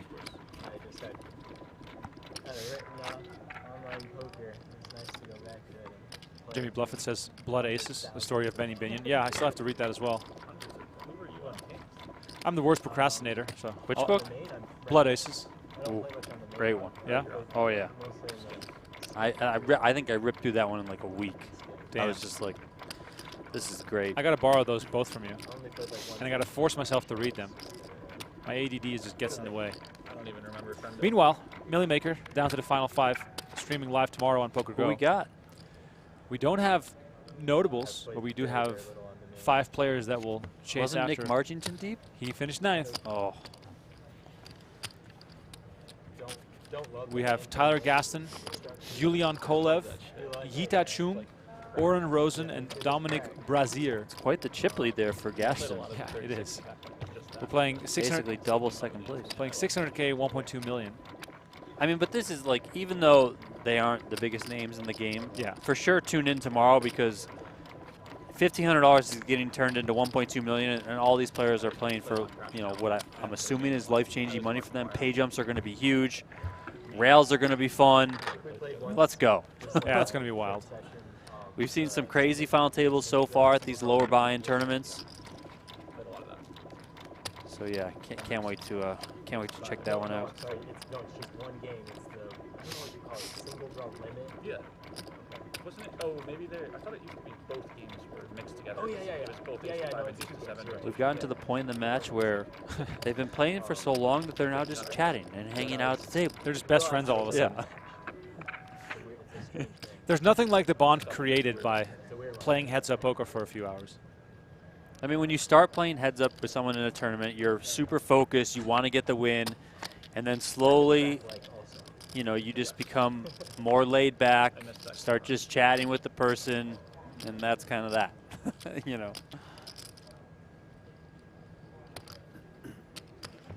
Because, you know, what are we doing here? Just playing for bracelets, baby. We're on 5th Street.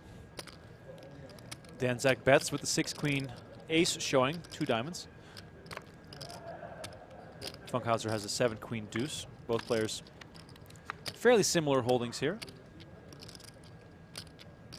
An 8 and a 5 pop up. Zack with the 6-5 ace showing for the low is going to continue. Seems like an obvious play here. His range well ahead of that of Funkhouser as far as the low goes. And ace high also helps in this game. So unless Funkhouser is paired up or has a pair in a hole, might be behind on both sides. Tricky spot here. Zack checks in order to not get raised if Funkhouser makes a really strong hand. That's what I mentioned earlier, the cautious play of both players. I love just looking at the hands of the players here. You can really... Aces for... What did he say, is a boat? Excuse me? Wait, what? Oh, he might have said I had a low.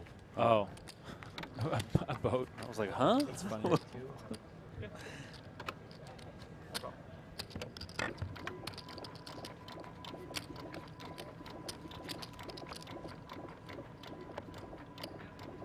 Seven brings it in. By the way, as we are now many hours into this final table, who are you rooting for? Do you want to see Zack get his 3rd? Do you want Daniel Funkhouser to get his 1st bracelet and upset the mixed game regular? Let us know in the chat. Who are you rooting for? D-Hat says they need to start drinking. Not a bad idea. If I were ever to get heads up for a bracelet, I would have 1 beer just to sort of calm the nerves a little bit. Just 1. I don't think I'd have any.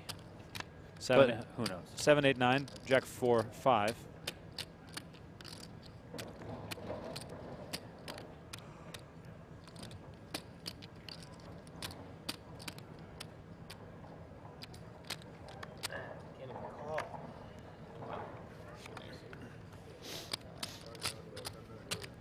Break. 10-minute break, it sounds like. Are they going to take it? Are we doing a color up? We don't need the pinks yes, anymore. I don't think you've needed the 5Ks Color up, forever. Yeah. She got Man, more I had than the you. chip late last time. Yeah. 3. That's 350. Gonna race off the pink chips, make it a little bit easier to see what the stack sizes are. Yep. There's no This need is for Matt the Savage's 5K. favorite part of the tournament. The color-ups, What do you say? the race-offs. You said Somehow I got looped into some massive thread on Twitter talking about stack sizes. Yeah, same. They tagged me as well. Matt Savage actually tagged us. Is there still a level we need him for? Is there still a level we need him for? 15, okay. Yeah, 15's fine. Yeah, yeah. I saw the original tag from Matt Savage, and honestly, he was wrong. Yeah. He's definitely He wrong. said we want it just for aesthetics purposes, which, yes, for aesthetics, it is a thing. But also when we're playing, it's also a thing.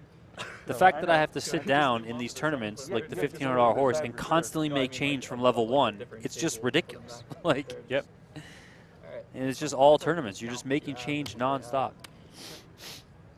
We'd both prefer, I think, the color. Okay. The right move might be, and I don't even know if this is And I think he wants, doable. Like, 5 there's more probably minutes. things that I just have no idea about. Is like constantly like coloring up chips and coloring down stacks like for the levels? I think throughout the tournament. full Wow. hour and a half. Seems like a lot of work. No, I know. That's why I'm saying it's probably not possible. Right. But, you know, just thinking perfect world, whatever. But, hey, whatever. Level, we can reduce those as well. I'll talk to him when he gets back if he really wants to do it. Dan Zack hanging around here for the color up. We're going to add 5 minutes, you said? I wonder if they're going to bring some new colors in play, or if we're just going to stick with 2 for now. Not gonna be 8.2 million chips in play. We're going to have a look at the chip counts in Can I go ahead just a and few count minutes the here as chips? they're getting What is my verified. rate? For the color up, Carl? Can I go ahead and no? I won't do anything right now. Just wait till he comes back. No worries. If you're just tuning in, 10K 7-card stud championship. High-low is the variant that we're playing. Bang, bang. Let us know where you're watching from if you're in the chat. It's been a little quiet in chat lately. I think some of us might be falling asleep. It's almost 8 p.m. here in Las Remko and I Vegas. are currently standing Yes, we're standing to get some blood flow going. to get the blood flow going, wake ourselves up. We have 2 coffees here that we're trying to finish. What's the Dan Zack is right there? I got a bird's eye view. What's a Dan Zack? He is on his phone, Just a crusher. chatting to the home crowd. I saw there was a, I think there was a Poker News article that said Dan Bilzerian is out as GG Poker ambassador, and then he also called poker players nerds. And Dan Zack quote tweeted and said, "Yes, we are," or something like that. And it's like, yeah, you know, poker players are nerds, and It's okay. it's fine. Nerds are cool, man. I'm definitely a nerd. I am for sure a poker nerd. I mean, the hours that I've spent grinding through Hendon Mob just to like see stats are just, you know, I think you would disown me as a friend if you knew the real number. I think you and I have collectively spent more time on Hendon Mob than any other combination of humans. Oh, for sure. I mean, put Tim Duckworth in the mix there Yeah. too. Just Tim Duckworth, just grinding through the updates. Mickey Doft. Who was it that we found? You and I and Tim went at Tim's house in Geelong. Holland? Randy Holland. Randy Holland. With like a bazillion caches. And Yep. then you ended up at his table in the 8 game or whatever. So funny. What are you doing? What do you think I'm doing? I don't know. Making space for the pizza. Oh. There's pizza coming. I'm ladies and so gentlemen. confused. I'm so excited for pizza. Our producer Aiden has put in an order at Giordano's. We're not getting deep dish, by the way, in case anyone is keeping If track. I were to eat deep dish right now, You'd fall asleep in a second. snap asleep. We just fall over. I would be snoring on the microphone. We've got some Giordano's thin crust. We're going to get an honest review from Donnie Peters. We might even get a photo on Twitter. But yes, it's going to be a late one. Thanks all so much for tuning in. Code, what does it say? Code Taku says East Coasters definitely falling asleep. Got Seattle, Washington in the house, Las Vegas, Minnesota. Big Tex Nick says they're still heads up, question mark. Indeed they are. We're still heads up here in this 10K championship event. Lots of Dan Zack support in the chat. Good to see. Herky's Wing says, bring the funk. Dick Matrix says, I'm rooting for the draw. Stephen Blair says, start drinking, question mark. I'm keeping track, and here's where I'm at. Sends about 10 beer emojis. Stephen Blair, your typing is very accurate for someone who's 10 beers deep. Sam Lee has been a longtime fan of Dan Zack, says, been following Dan Zack since his early days playing live at the bike. He is a live at the bike OG. Kev Matt says, how can you not like the name David Funkhouser? I still think it's not a real name. It sounds too cool. We're going to need to see a license. Exactly. Likely a birth certificate, please. Yep. Let's see, going through the chat. If anyone wants to shout out, please let me know. Now is the time. Now is the time for shout outs. I will do shout outs right now.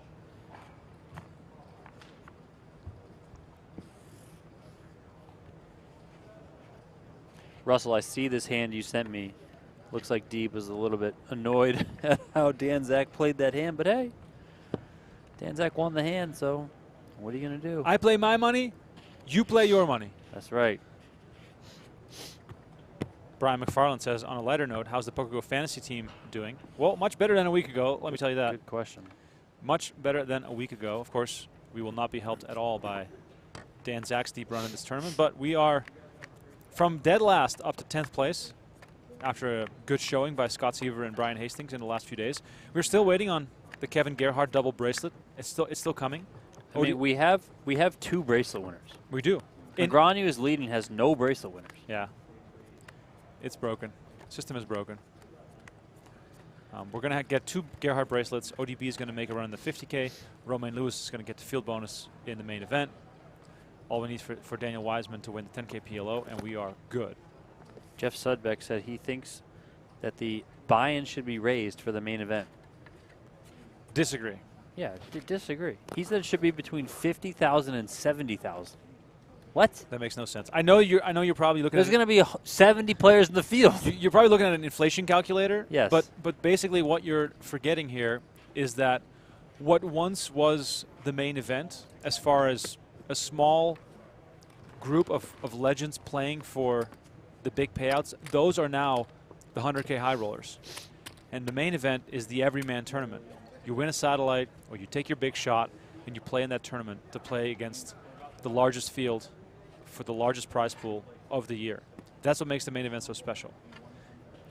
Even if inflation says over 10 years, in the next 10 years, that the main event should be $100,000, I would much rather have a 10K buy-in and have 12,000 players in the tournament. It'd be way more exciting. Yeah, I don't ever want to see the main event price raised. I also don't ever want to see it go to a re-entry or a rebuy. That would be a I just want it to stay how it is. Yep. It's good how it is. It's fun how it is. Hagu is watching from Marino. Thank you so much for tuning in. Greg says, shout out for my 1-year-old Remy, please. Remy, good name. Sounds like mine. We got asked if we're going to play the tag team event. When is the tag team event? I think it's soon. I think it's very soon. Maybe not a bad idea. Jimmy Bluffett says, shout out the Pepper Prince. 26th. The Pepper Prince. Eric Holt says, I haven't heard about the t-shirt I won last week. Eric, have you reached out to us on Twitter? Twitter.com/PokerGo. And if you have, please follow up. We get lots of DMs every day, so maybe got lost in the mix. We'll try to make sure we get to it. Don't worry. We're not holding your t-shirt hostage. Should we play the tag team? Maybe we should. Sunday, June 26th. Maybe we should. Is it no limit hold'em? Yeah. This should be a What should be dealer's choice? No, it should be a tag team event where it's like 8-game mix, and you have to sign up with 8 people.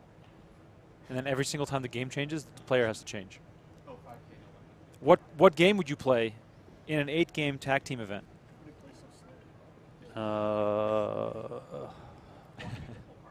Omaha High-Low.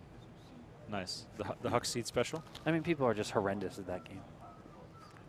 Facts. It starts on Sunday, June 26th.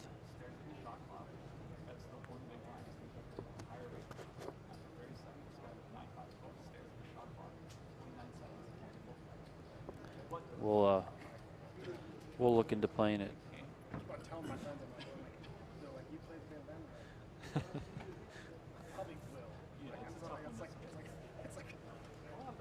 I hear a rustling sound, and I immediately assume that Aiden shows up with pizza. But hey, big letdown.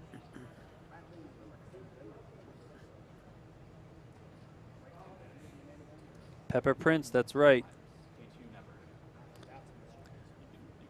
Gamble said, give away some hoodies, please.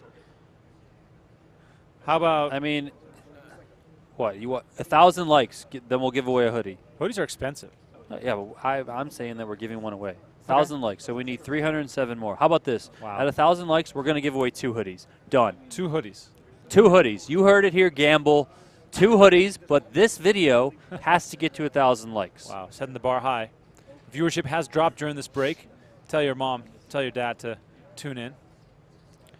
Jeff and Hank said that they are playing it again this year. Well, that's nice that they're donating again, you know.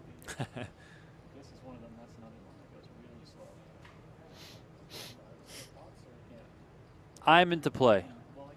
If we can make it happen. We have very busy schedules. We can make it happen. I mean, I'm not joking about that. We do have very busy schedules, and it's hard to carve out different time. Maybe we get Tim Duckworth involved as well. We kind of go 3 ways. Lower the price of admission for us. And also, it's good because we know that Tim Duckworth would never bust our stack. For sure. Like we are guaranteed whenever we put him in, We're going to be still in. we're going to be still in for however long that takes. Might get down from 24 bigs down to 9 bigs, but we'll be in. Let's see what else we got going on in the chat here. We would have wide ranges of aggression covered. Yes. Like Tim is basically Alan Kessler. You're more in the middle, but you can certainly ramp it up. I will be in there playing every hand possible. Donnie is the flop meister. He sees every flop. BBB says, thanks, guys, for the bonus coverage. Brad. Thanks, Brad. Appreciate it. Sam Lee says Raz. He'd be the Raz player on the team of 8. These could be sped up, but they have to speed them up not here, though, is the issue. Duckworth from Geelong? Yes, Michael Schultz. Tim Duckworth from Geelong, Australia. We stayed with Tim and his parents in Geelong. When was this, 2012 or something? It was a while ago. And went to that sushi place. There's Uncle Ron, by the way. Table 620 silver, seat 9. Uncle Ron in the house with the, what do you call it, like a straw hat? Yeah. That is the $500 freeze out happening here in this very room. Safari hat. I'm unsure whether this event's going to finish tonight, but it is. I think it's scheduled as a 2-day event. I mean, it's. But I could be wrong. They're flying out. They're flying out. Smash the like button, says Gamble. That's right. We get to 1,000. We're giving away 2 hoodies from the PokerGO shop. That's 2. If our bosses are listening, I'm sorry. But I will take full responsibility. The entire summer so far, we have not checked with our bosses even once on the stuff that we're giving away. So they can't be mad. I mean, numbers have been all right. If they send us the bill at the end of the year, we might have to start a GoFundMe. Michael Schultz says, "What's a bogan?" That's basically what Americans call a hippie. Oh, really?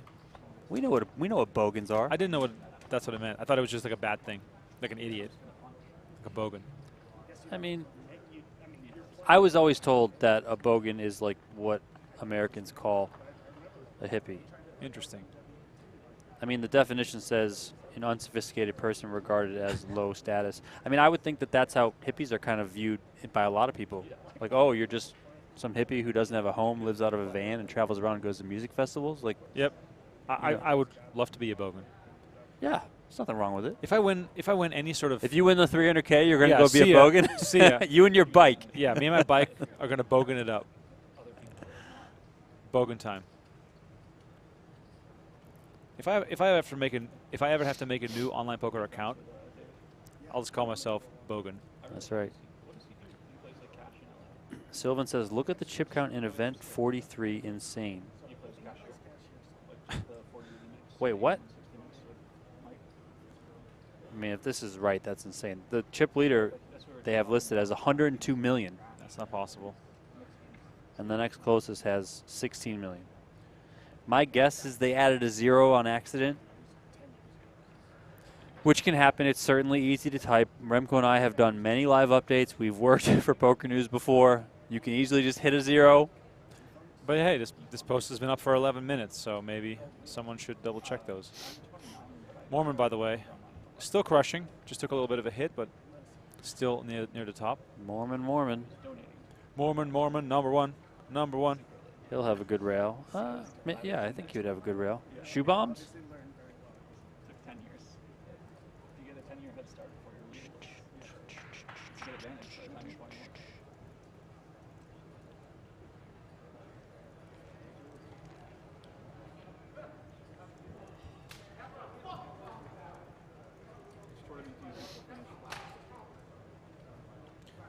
Some heavy clapping and shouting here from down below.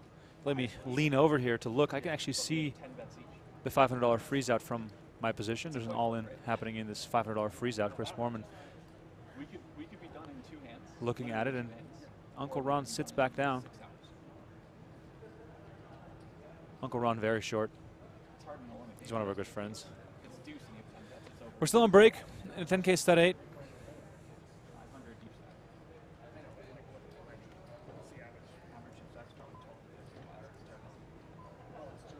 Here's a look at the clock here. Countdown.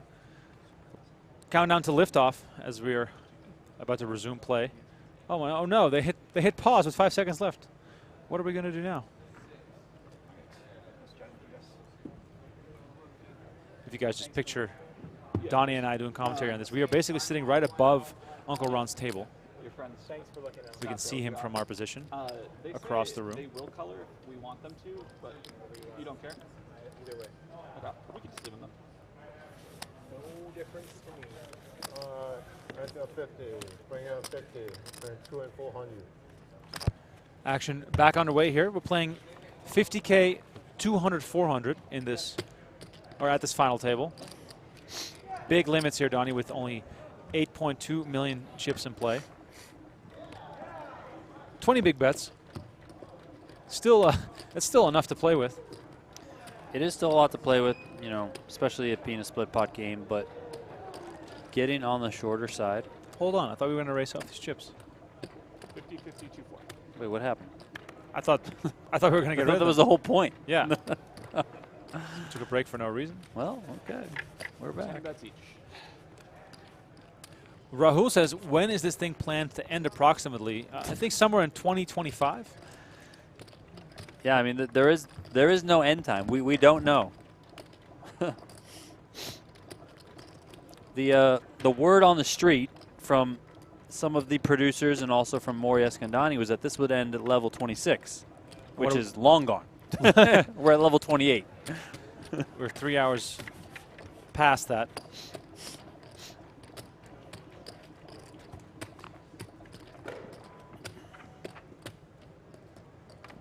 Thrilling start. Right back at it. Got some Team Ron in the chat. Love it.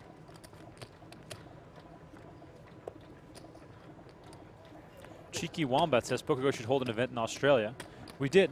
The Australian Poker Open 2020. It was actually probably the final event we had before the pandemic shut down everything. We're hoping to be back in Australia at some point. It was a phenomenal event on the Gold Coast.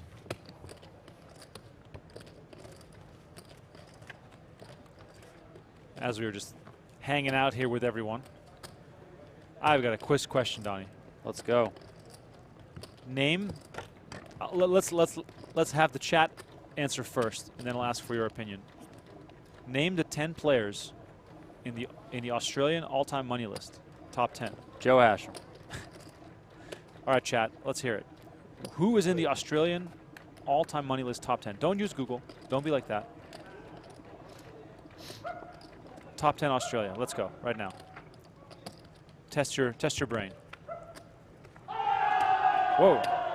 Loud cheering.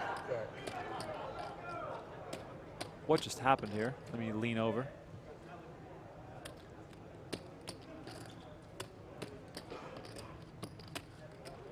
Hard to tell. As I just knocked my head into the TV. That didn't sound too good.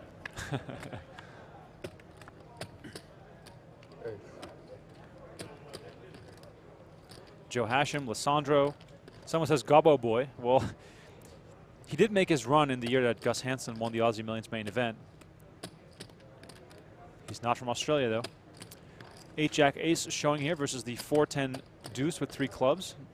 Nice looking board here for Funkhouser.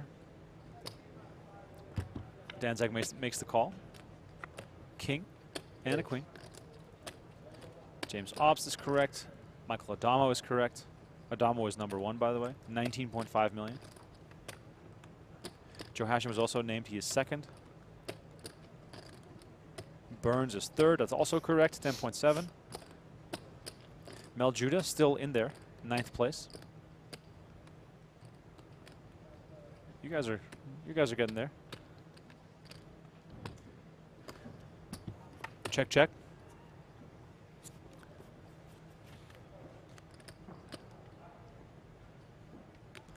Looks like a high card battle here, unless Dan Zack or David Funkhouser backed into a low. It is possible.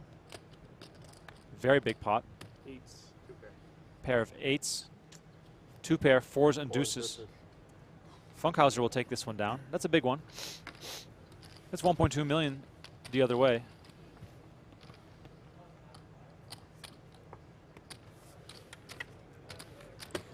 Tony G is being mentioned. Oops.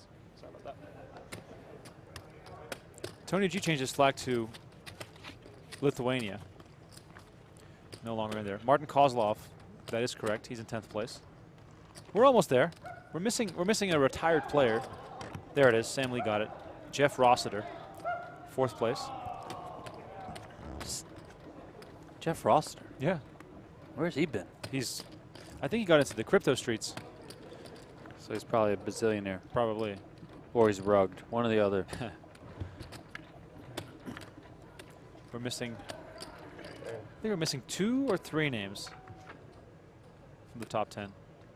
Joe Hashem. Oh, pasta sugar. He's in there, right? He's in there. Yeah. He's number 2 still. Did they get number 1? Yeah. We're only waiting on 6, 7, and 8. Unless I've overlooked them. 6, 7, and 8 are missing. By the way, James Obst in 11th place. Really miss him. 6, 7, and 8. What's the cutoff For money? Yeah. Well, it's 6th is 4.7 No, what's the million. cutoff for 10? Oh, 3.3. 3.3.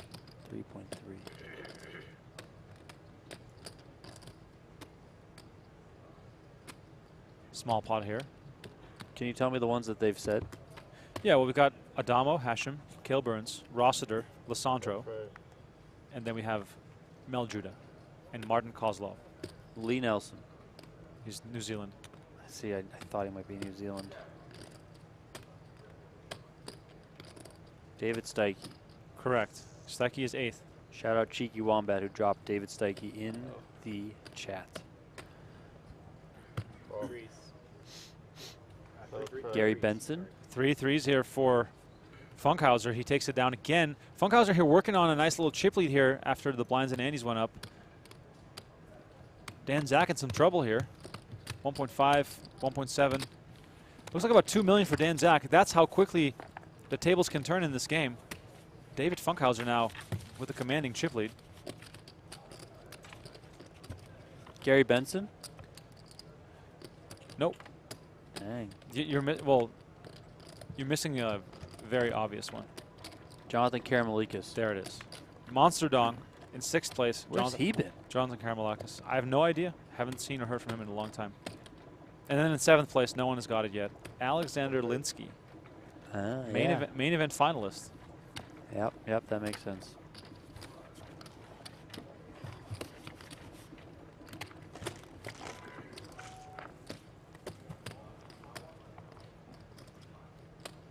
Alex Linsky.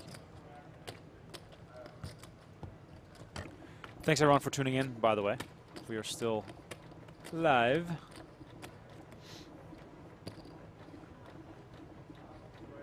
Noko said, did they give away just 1 sub or 5? Yesterday the commentator excellently said everyone in the chat who was subscribed, and the chat went crazy.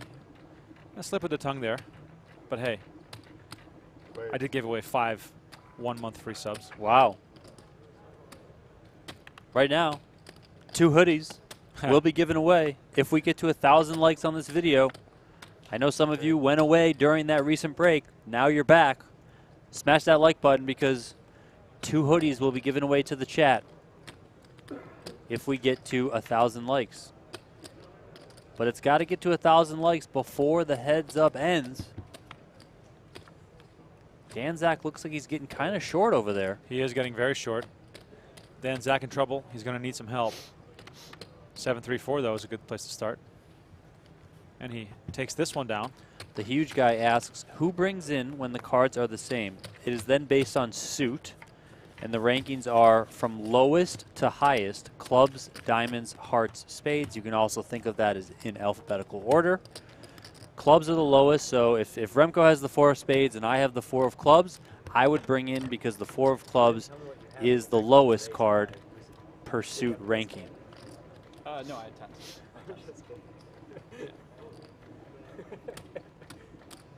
You did not. Stephen Coe said, so we have roughly 10 days to get to 1,000 likes. Yeah, I mean, it might be 8 days, but still, I think this heads up is going to take forever, so yeah. Antonio just texted me. Uncle Ron doubled up. There you go. Great news. Live updates from the floor. Antonio Abrego, our photographer. Remedies on Twitter with a 3 as the first E. Wow, that was a callback. Nutter said, how do you actually watch PokerGo? Well, you can go to PokerGo.com, for one and sign up that way, or you can download PokerGo, the app, to your favorite device. When I'm at home, I have it on my Roku. You can also watch it online, as I mentioned, PokerGo.com. You can also download it to your smartphones, your iPads, all of that stuff. We have PokerGo for most of your favorite mobile devices out there. Just search PokerGo in those stores or PokerGo.com if you're on desktop. Check it out, sign up, and then don't forget that promo code GETWSB30 for $30 off an annual plan. Less than $6 a month. Let's go. No good flop. Not 2 hoodies to everyone in the chat. 2 hoodies for 2 winners. 1 hoodie each. That's what we're doing. Also, there are monthly and quarterly plans available, so if you don't want to jump in that far and get the annual sub, which is the best value, you can try a monthly or a quarterly plan and try it that way. But the least you can do is subscribe to our YouTube channel. That at least gives you the daily update, the daily clip from the WSOP. Hit the notification bell so you are aware of everything that is happening at the World Series of Poker. Eric says, so that's actually silly, so if we have identical flushes, spades are higher. No, that is not true. It's only for the first card on 3rd Street, and then after that, pots would be split. Raul says, who gets the first card dealt by the dealer in a hand? It's always to the left of the dealer and stud, and then goes around the table clockwise. So you'll see here, heads up, on the left is Dan Zack. He will always be getting the first card. Funkhouser on the right will always be getting the second card on every single street. But the position of who's acting first can change based on what's happening. And the pizza is here. Wow. Let's go. Tim Duckworth Pizza Delivery for all your pizza needs. By the way, we got a big pot brewing here on 5th Street. King, Queen, 10 showing. We got some big cards to go around. Dan Zack makes the call, catches a queen. A 4 for Funkhouser, likely not to help him. Don't seem as though we are in the low business, although Dan Zack could still be drawing 2-1. Very interesting spot here. Dan Zack makes the call. He is very committed to this pot right here, Donnie. Very short on chips. Yep. 7th Street is dealt face down. Betting lead still for Funkhouser, who has the king showing. The highest board goes first.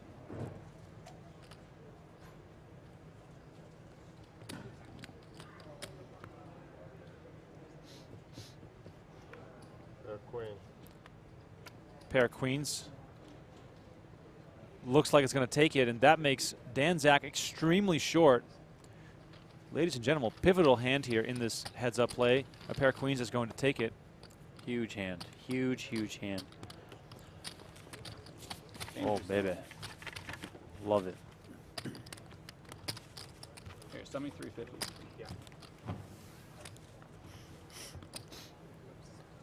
Dan Zack sending 350K over to Funkhouser in exchange for higher denomination chips. What kind of pizza did we order? I don't even remember. I think you got cheese and spinach. I'll have you eat a slice first. Is that good? It's pretty good. Nice.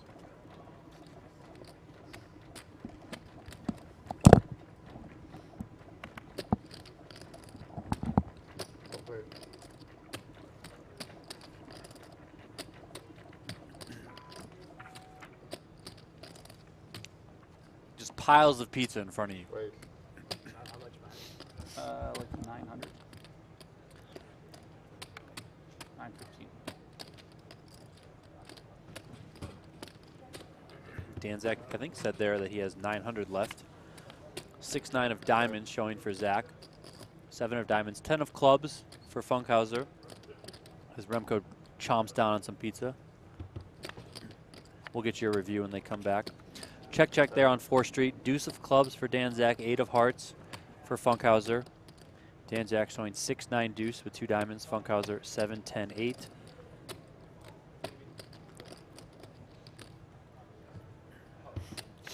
Check again. Dan Zack picks up an ace. Funkhouser with a 3. Zack comes out with a bet. Funkhouser folds. Zack picks up a pot. Much needed chips. Looks like we lost Uncle Ron in the $500 freeze out in 13th place. $14,000 in change. Got it all in with the ace-3. Lost to Daniel Marcus's ace-8. Both players flopped the pair. But Uncle Ron's pair was not good enough.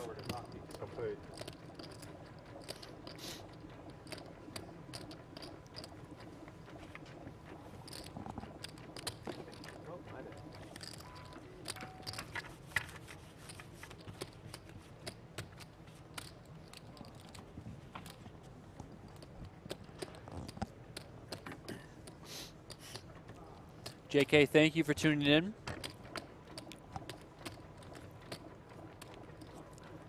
Listen, Nutters, I will call out Remko whenever I want. Okay. And he can call me out whenever he wants. Carb deprived or not.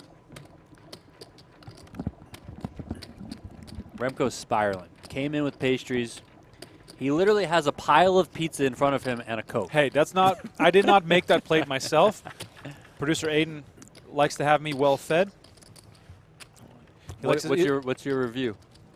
It's probably a 4.8. Yeah, I don't think it certainly doesn't go above a 6.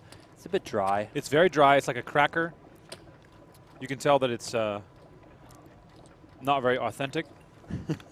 But it's warm, and I'm enjoying it because I really wanted pizza today. But hey, don't ever go to Giordano's, ladies and gentlemen. Very overrated. Thanks to everyone who's still with us here. As we're heads up, Funkhouser has a big lead. Zack is going to need some help here to mount a comeback.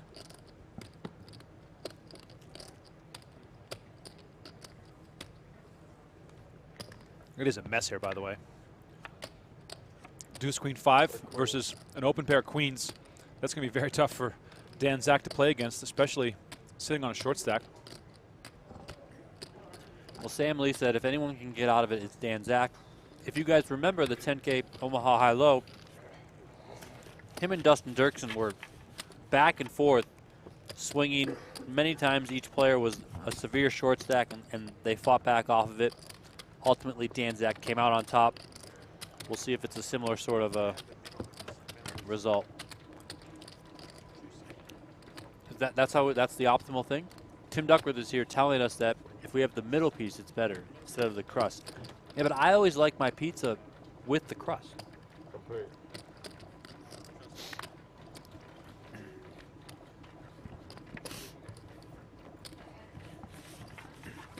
Jorge Rodrigo. So if you sign up for PokerGo, you are able to watch different WSOP events. We are streaming more than 20 events this year from this year's World Series of Poker. That includes the WSOP main event, more than a week's worth of coverage of the WSOP main event, including 2 days of the final table action, because the final table is played out in 2 parts. You can also watch, not only can you watch everything that's coming up at the World Series of Poker, everything that has happened so far is available on demand. Also, past years of the World Series of Poker are available on demand, all on PokerGo.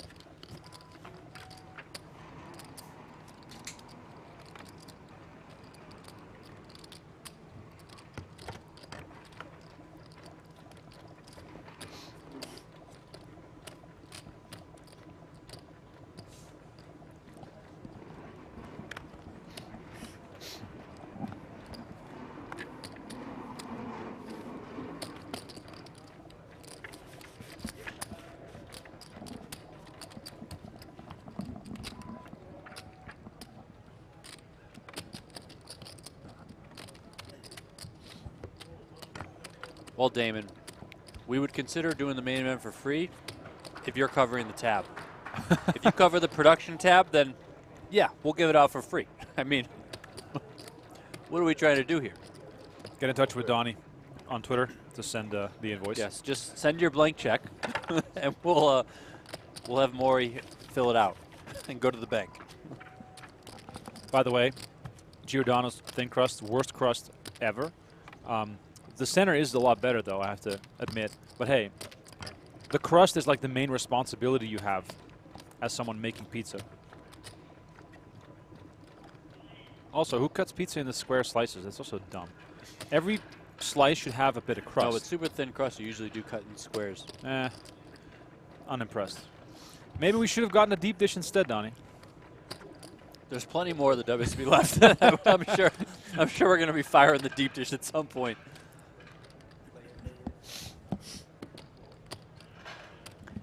BBB said, how can I convince my local poker room to allow us to keep chips in front of us in head-up situations and split pot games? Well, I think that's generally the accepted practice through the TDA. Yep. I mean, so I would say just bring that up, or just say that this is what they do at the World Series of Poker. Don't you kind of want to do it like they do it at the World Series of Poker? Just say Donnie said that's how it's supposed to be. Yeah, just drop my name. Yep. Give them my Twitter, and I'll talk to the poker room manager if you really want me to do that. I'm happy to do it. I'm here for you guys. But it's also one of those things where if that were to happen and it were to slow down the game, then probably just stick to the current way that it's done and pull in the bets because you just don't want to slow down the game. But dealers should be able to learn it and just do it. I mean, it is easier as long as the players also understand what's going on. Because yes, you can sometimes convince the dealers and the floor and the managers and whatnot to do something, but the players themselves also have to learn that, okay, like my bets are going to stay in front of me. Queen 4 of diamonds here for Dan Zack up against the 5 deuce for Funkhouser.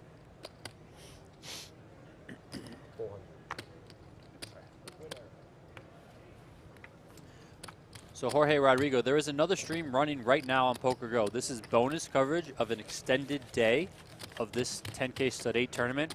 Right now on PokerGO, Jeff Platt and Brent Hanks are handling the commentary for the $3,000 Pot Limit Omaha 6-handed tournament.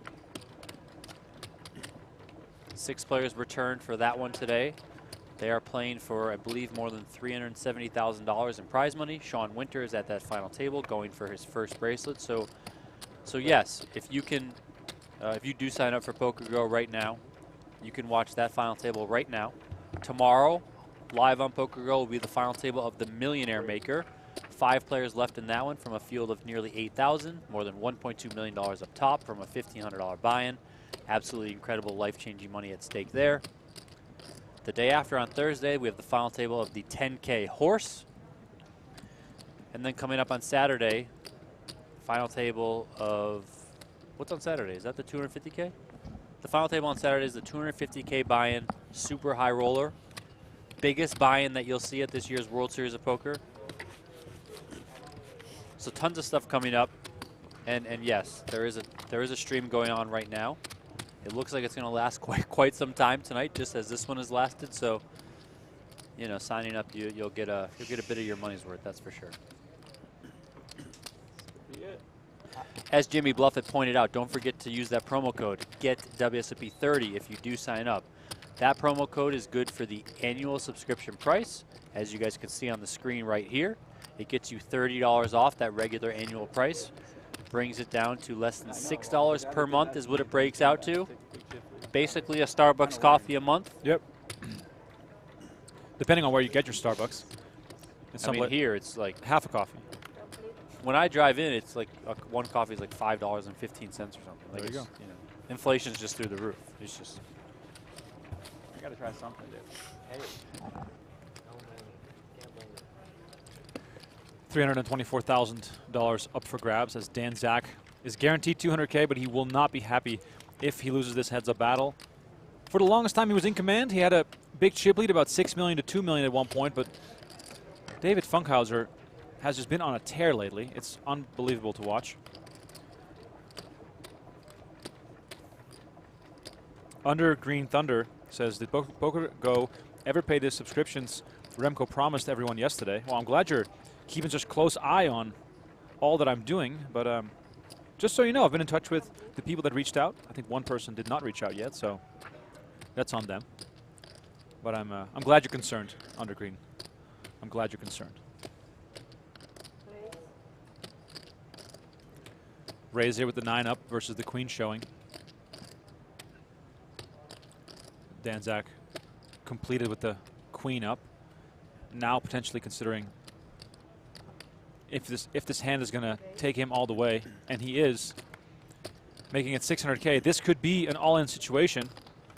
Funkhouser makes the call. 1.2 million in the middle. Zack catches a 4, and Funkhouser catches a 4. There's got to be some strong high cards in the mix for Dan Zack here. Like 900 behind. We're talking about how many chips are left behind, meaning we could be looking at an all-in clash here. Funkhouser just makes the call, so we're going to 5th Street. Dan Zack catches a 6 at 3 for Funkhouser, and Dan Zack continues now betting 400K, leaving himself with, what is that, like 200K behind, Donnie? Makes the call once more. Dan Zack can be all in here on 6th Street. Catches a 5 versus a 7. 230 all in. Call is made. Let's see him. Queen versus 10-9, pair of 9s. Funkhouser needs to improve here to send Dan Zack to the rail. 2 pair for Dan Zack, queens and 10s. So a 9 only. An 8. An 8. There we go. Dan Zack doubles up. Action continues here. On that last street there, Dan Zack was all in for a last bet of 215,000. 14, 15. Wow. Dan Zack still in the hunt here. Pair of queens turns into 2 pair, and that's enough to get the double up. Over under 50 entries in the 250K super high roller.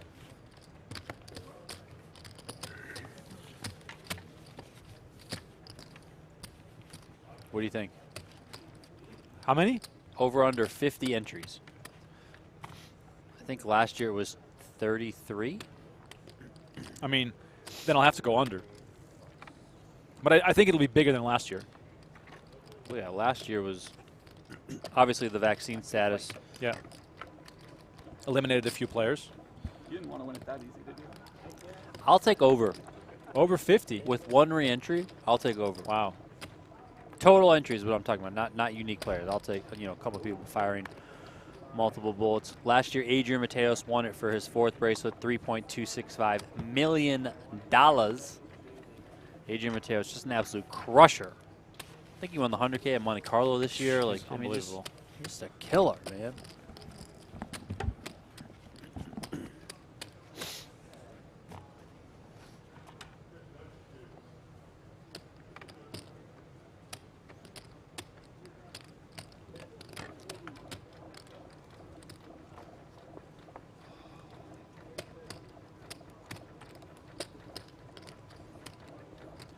Dan Zack just fighting himself up off the mat with that recent double.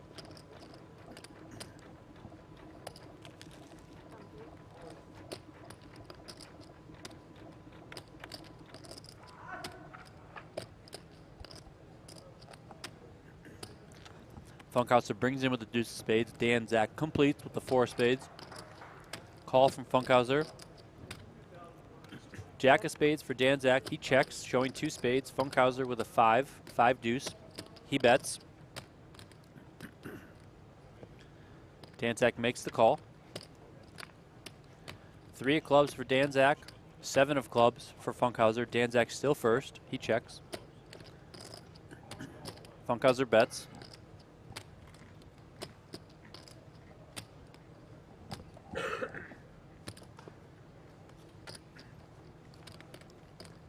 Call from Dan Zack, and he pairs his jack. Funkhouser gets a 3. Dan Zack first to act. Check. He checks.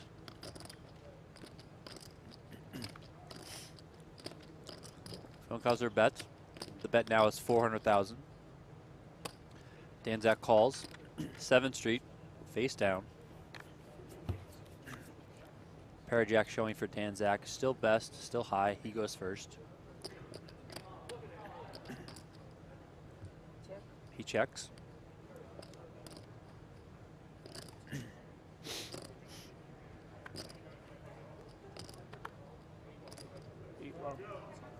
Funkhouser also checks.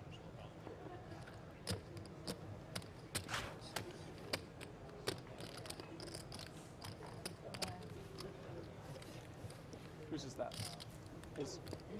Dan Zack takes it with, I think it was a pair of jacks for the high. He also had an 8 low, but Funkhouser's 7 low was better. Some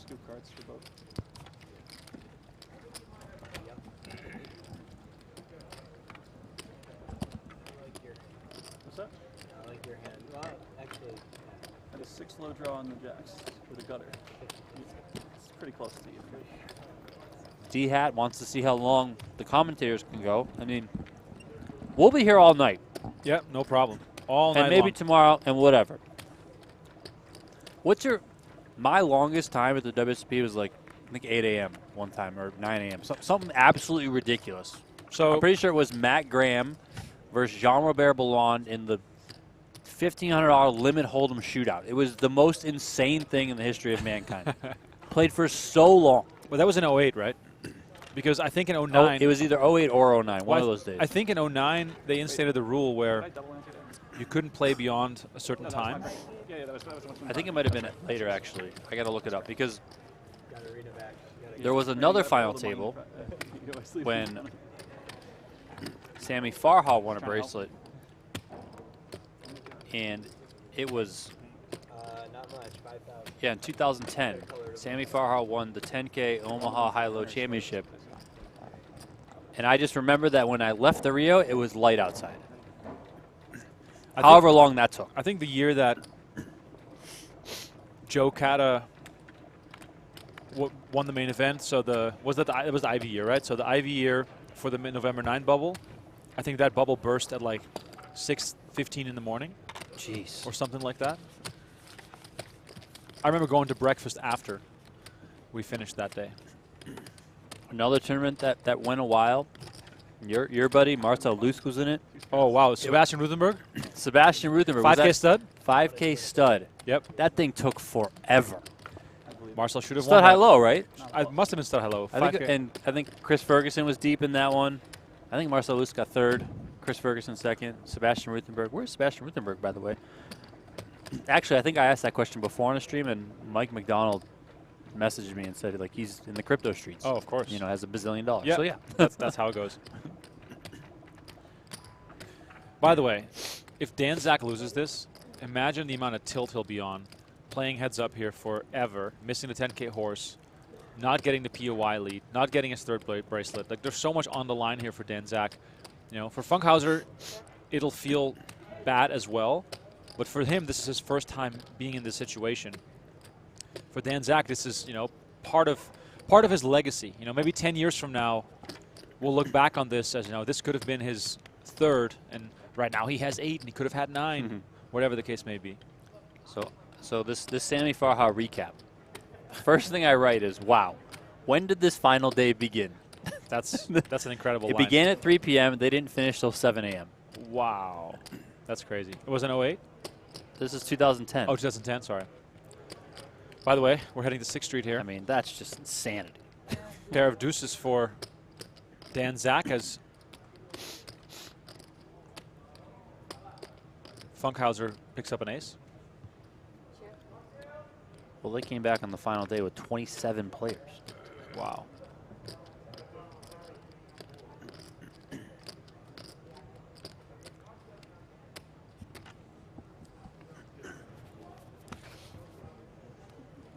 We're streaming the 6max PLO final table live right now on PokerGo. Jeff Platt and Brent Hanks are on the call for that final table. So we have 2 streams going on at the same time. Oh, by the way, I remember, I wasn't there, but I remember 2008 World Series Poker Europe. I believe it was John Jawanda versus Stanislav Alokin, heads up. I went to bed at 2 a.m. when they were heads up. I woke up at 10 a.m. and they were still playing. I wasn't there, so, you know, not that good of a story, but pretty insane. Coach Papa says, is the Flying Dutchman out there? No, I haven't seen him. This limit hold'em shootout lasted, it was a 2-day event. What? The second day lasted more than 17 hours. That's ridiculous. 7:30 a.m. is when we got done. Wow. That is so wild. It was me and James Gwill. If you guys know James Gwill, one of the OG reporters from Poker News. JRB had a 20-to-1 chip lead entering heads-up play. Oh, you had Jack 10-9 to start. That makes more sense. And Matt Graham came back to win it all. Unbearable.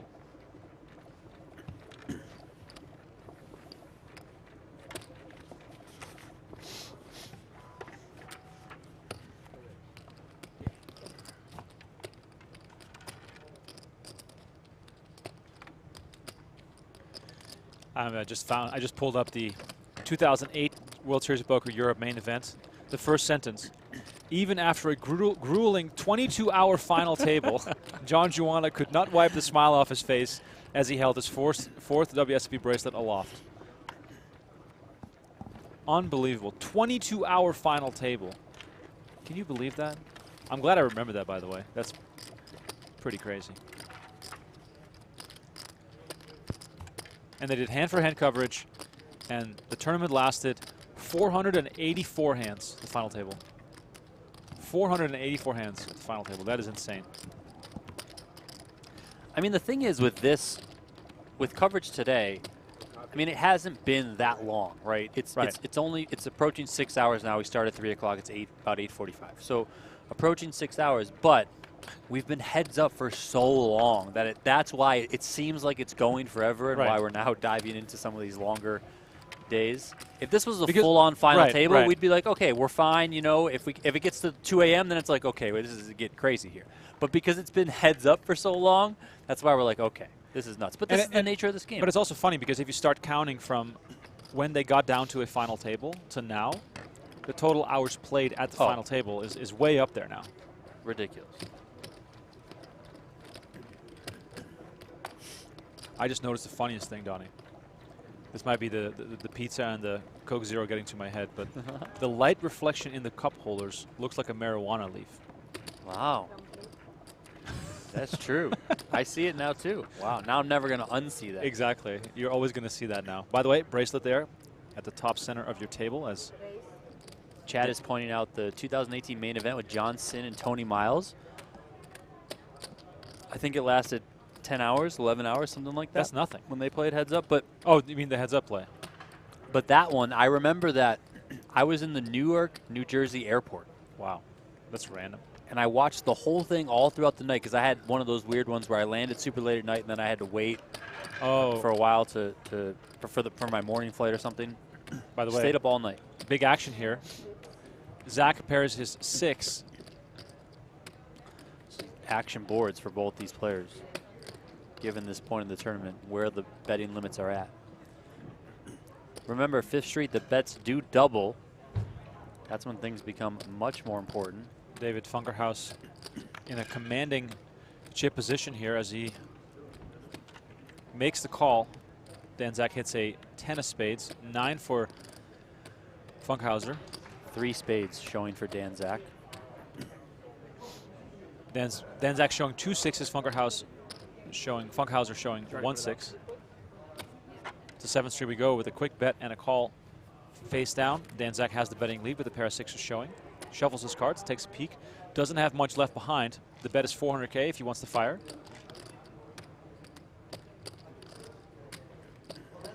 Dan Zack contemplating here. He has 5, 6, 7, 8, maybe 900,000 left behind. He makes the bet of 400K. Or sorry. Gets called. I'm sorry. Had the wrong hand in my head. 3 6s and a 6-4 low. Chop it up. Yeah, no harm, no foul. For it to make a difference, but that would have been really bad. The excitement of stud 8 is so weird because you get to a big pot on the river, you think something crazy is going to happen, and then all of a sudden they chop and we move on as if nothing happened. It's contagious. It's just residual slow roll. He wouldn't muck 3. I mean, 3-3 is no good. It's the other way. It's just disappointing. Donnie going for a slice. 6 and 7. Yeah, but they're tiny. They're tiny slices. Okay. Okay, fair. They're tiny slices. I mean, honestly, I've probably had. Yes. This probably puts me at 2 like regular. 2 regular slices. Yeah, I agree. Which is fine. I'm at 3 probably from what I've had so far.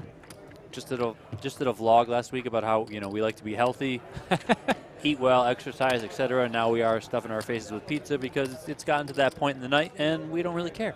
I had a race last Saturday. I mean, the cycling, and then I always find it so hard to stay focused after an event is done. I just turn into a complete moron for at least a week.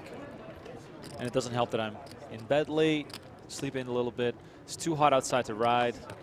And here we are, pastries and pizza today, the 2 Ps. If you're just tuning in, heads up play between Dan Zack on the left-hand side versus David Funkhouser. Funkhouser was the short stack for quite a while, but has made a bit of a rush into a commanding chip lead here in the 200K, 400K level. There's 8.2 million chips in play.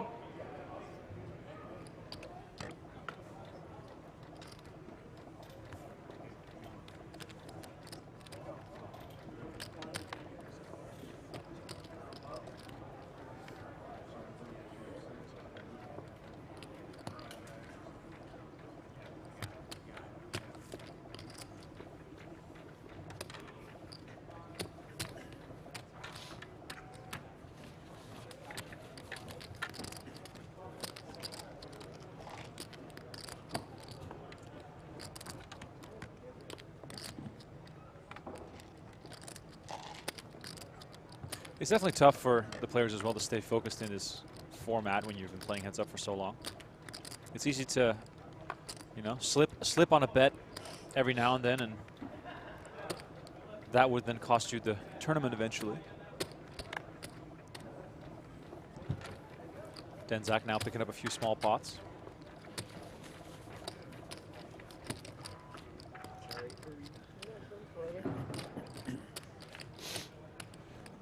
Looks as though we're dealing with about 6.3 million to 1.9 million, so Zack definitely out of immediate danger, but still with those $400,000 bets on 5th Street and beyond, it'll be easy to get all in. Looks like we're back over 1,000 viewers. Wow. 1,000 likes, and we're giving away 2 hoodies. Phenomenal. Those of you that are new, make sure you smash that like button. Help us get to 1,000 likes. Let's go. Tell your friends, tell your family. Sign in under your parents' account. Do whatever you got to do. Make it happen. Pair of 4s here for Zack. He bets, and Funkhouser folds. 800 likes, 810. Let's go. Let's go. Like. 2 hoodies will be given away. Funny story. No, around this time was when it was 30 to 1 in chips. It looked like it was going to be over. Gary Mugin, yes, we had pizza from the Giordano's out in front of Bally's. Which one did you get? I got the spinach and cheese, or I can't remember. Thin crust. Spinach and cheese. I think we got like the, I think it's called like Chicago style. It was pepperoni, onion, green pepper. It was meh. You know, it was a warm meal. Now that we've had sort of average or mediocre pizza, I'm craving good pie even more. I'll say this also. I'm not going to judge Giordano's based on the Giordano's here. I would need to go to Chicago. I mean, and actually have it. If you have the balls to put your name on a place, you better deliver, because people are going to expect that quality. Daryl is asking, how long has this heads up been running? Too long. Way too long. It's probably been 4 hours. Yeah. 850 likes. Let's go. Keep them coming. Corey says, catch me up to speed. Last time I checked in, Zack had a big chip lead by a few hundred K. Some big pots or just funk chip away? Well, Corey, it was kind of one big pot. One big pot after the break. Funkhouser, I think, won one big one at Showdown, and then he won another one without Showdown. And with the stacks this shallow, it's easy to get really run down, I want to say. Producer 8 confirms the pizza was subpar. And he is one to judge because he's from Chicago. Ace showing here for Funkhouser. He comes in with the raise versus the 7 of Zack. Whenever there's 2 low cards showing, I always pay more attention because it's a chance at some spectacle here. 10 of hearts, 3 of hearts.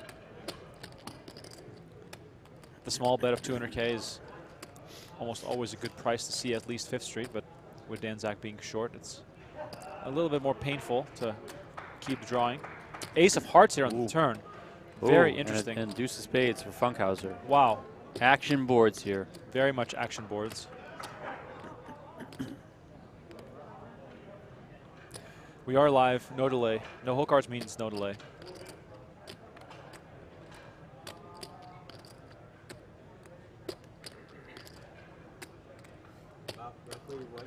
Zack bets here. Funkhouser in the tank. You can't, of course, immediately give Dan Zack credit for a flush. I know he has 3 hearts showing, but Well, 1 heart's dead that we can see. 3 hearts for Funkhouser. yeah, I was going to say, it feels like Funkhouser's never ever folding here, even if he has bad down cards. There's a 9 and a 5. Wow. Funkhouser draws really well on 6th Street. Dan Zack seemingly not so much. He checks right away. 9, certainly not the most welcome card when you're playing stud high-low. 8 or better.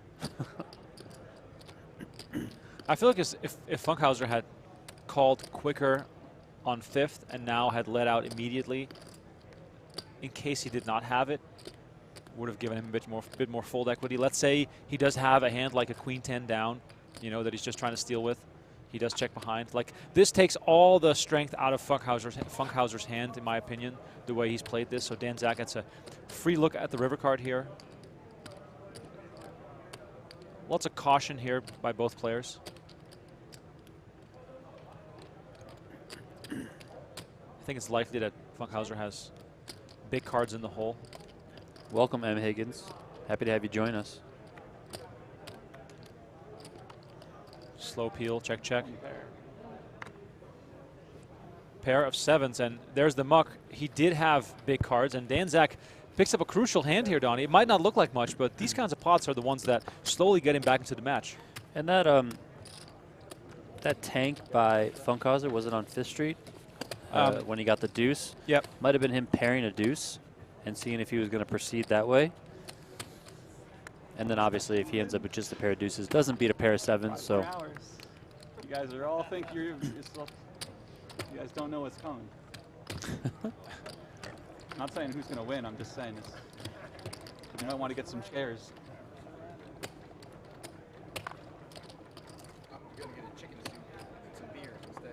LH says how? Well, listen, a pair of 7s in heads up stud high low can very easily win the hand and scoop a whole pot. Got a DM on Twitter from Heath Chick, OG. Tassie Devil, baby. Tassie Devil, OG reporter. He says, hey, Remko, long time no speak, hope all is well. He's enjoying our coverage and the content. And he said he just heard Donnie and I talk about the long final tables. And he said, I'll never forget the 22-hour day with Change 100. Shout out, by the way, to Change 100 as well. For David Bach, winning the 2009 Horse Players Championship. He says, probably still the longest WSP final table in Las Vegas. 22-hour final table, incredible. Good Lord. Heath says, take it easy, Please mate. help. Keep up the good work. Take it easy, Heath, as well. He said he couldn't chat on YouTube. Heath, if you're not subscribed yet to the channel, you can't chat. You got to You know what we are? We're the old reporters that will. Yeah, well, you never covered a 20-hour final table. You never walked uphill to the Rio both ways in 110-degree weather outside. We used to never get dinner breaks. Yeah. We used to drink rainwater. The 12-hour rule, what was that? No, we were here till 5 a.m. Amazing. Wi-Fi internet, what's that? Heath, just make sure you subscribe to the YouTube channel. We'd love to have you in the chat. Thanks so much for tuning in. I'm pretty sure it's a coffee o'clock there down in Australia. It is so cool seeing and thinking back of all those old names. F-Train, Pauly, Change. Tropical Steve. Yep. I was nervous. Slippers. Slippers, shout out Slippers. James Bernard, Matus. I think we had Dean and Christian were the other Aussies on the team. I mean, DK, who was our camera operator yeah. on the main broadcast, me and him used to talk about sit-and-go strategy back in '09. He was one of the field reporters. Can't forget Gary Gates. Gary Gates, Matthew Whitefield.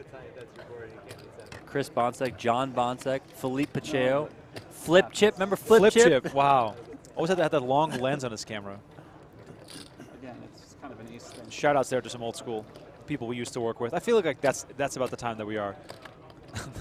I think Change 100 is now a writer for the Real World or something like that. Oh yeah, I think she's big things. She's been in the Hollywood writing scene for quite a while, and I think Pauly has just got a new book out.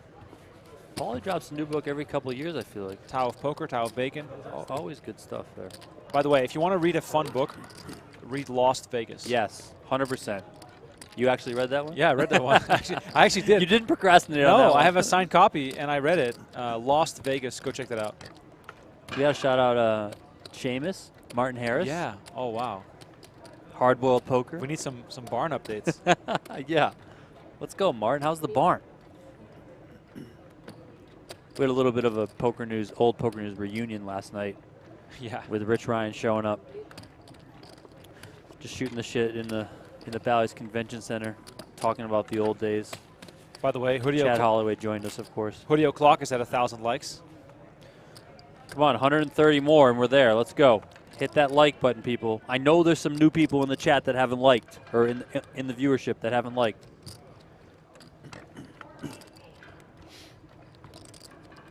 I'm getting live updates over here from Mickey Doff playing the $250 horse tournament over at Paris. Wow.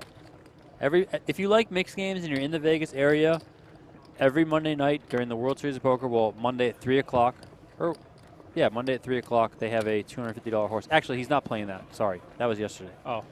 But they do have that if you want to play. I've played it. It's a good tournament. Faster structure, but, get in and get out. No big deal. One-day thing. Kevin Tretton says the only improvement they could make is to make stud a pot limit game. I 100% agree.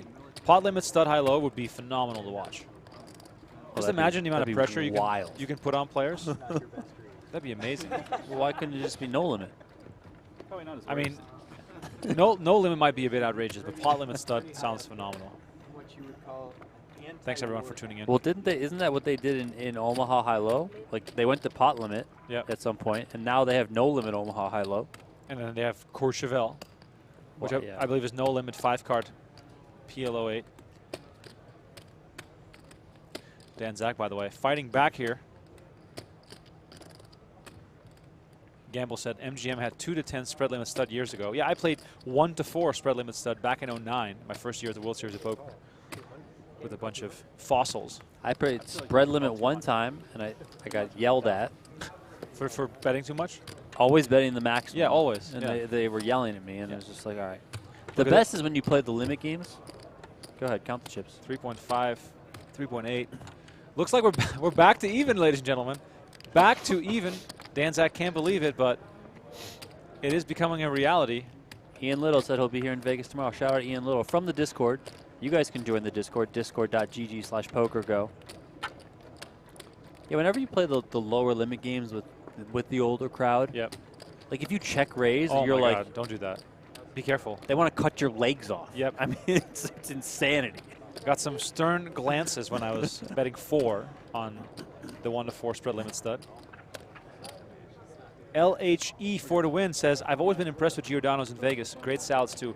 LHE, let me tell you this. let me tell you this right now. You should never eat on the Strip unless you're taking a girl out for a date to a cool place, or a guy out for a date.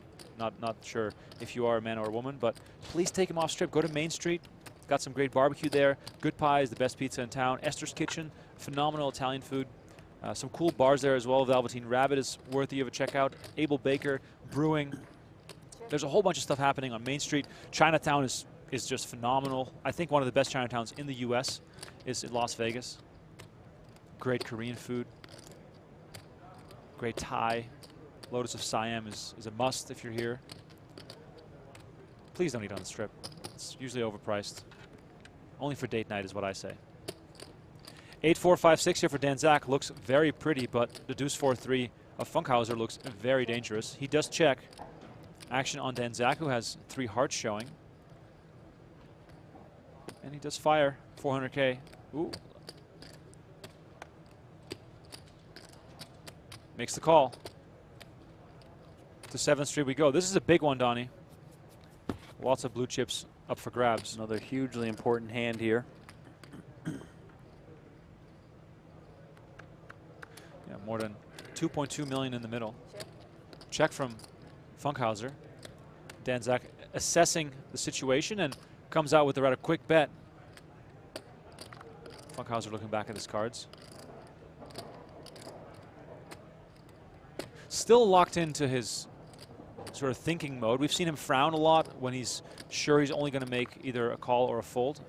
This case, lays it down. Dan Zack, ladies and gentlemen, he has now taken the chip lead, and he is one step closer to winning his 3rd World Series of Poker bracelet. We've said it before, 1 bracelet, you're in the club, 2 bracelets, you belong. But then when you get to 3, it's starting to get serious. Dan Zack coming back from what? Did he have, what, 2 or 3 big bets? Yeah. Going back to your conversation about eating on the strip, I would say, like you, kind of only a date night thing. And, you know, if you're going to do it, avoid the stuff that's on the strip that's a chain or that's elsewhere. Yep. But if you go to, like, an individual place like, let's say, Sinatra at the Wynn, for example, Jack Binion's Steakhouse here. Like those are places that you're not going to find elsewhere that have their own vibe, their own feel. It's an experience. Yes. You can get the Vegas experience. I'll tell you one more. But those fall under the date night thing. Like Exactly. find one of those Yep. restaurants and go to one of those. Like one of my favorite places in Vegas on the strip to go to is Bavette's at Park MGM. Bavette's at Park MGM is phenomenal. Very dark inside, great steaks. I'm a huge steak tartare fan. They have incredible steak tartare. Yeah, any of the one-off high-end steakhouses are pretty good all around Vegas, no matter which resort you go to. Obviously, prices can vary based on where you go, but yeah. Buffets I only go to if I'm taking my family who's visiting, or if I get free vouchers, and then I usually end up feeling disgusted with myself.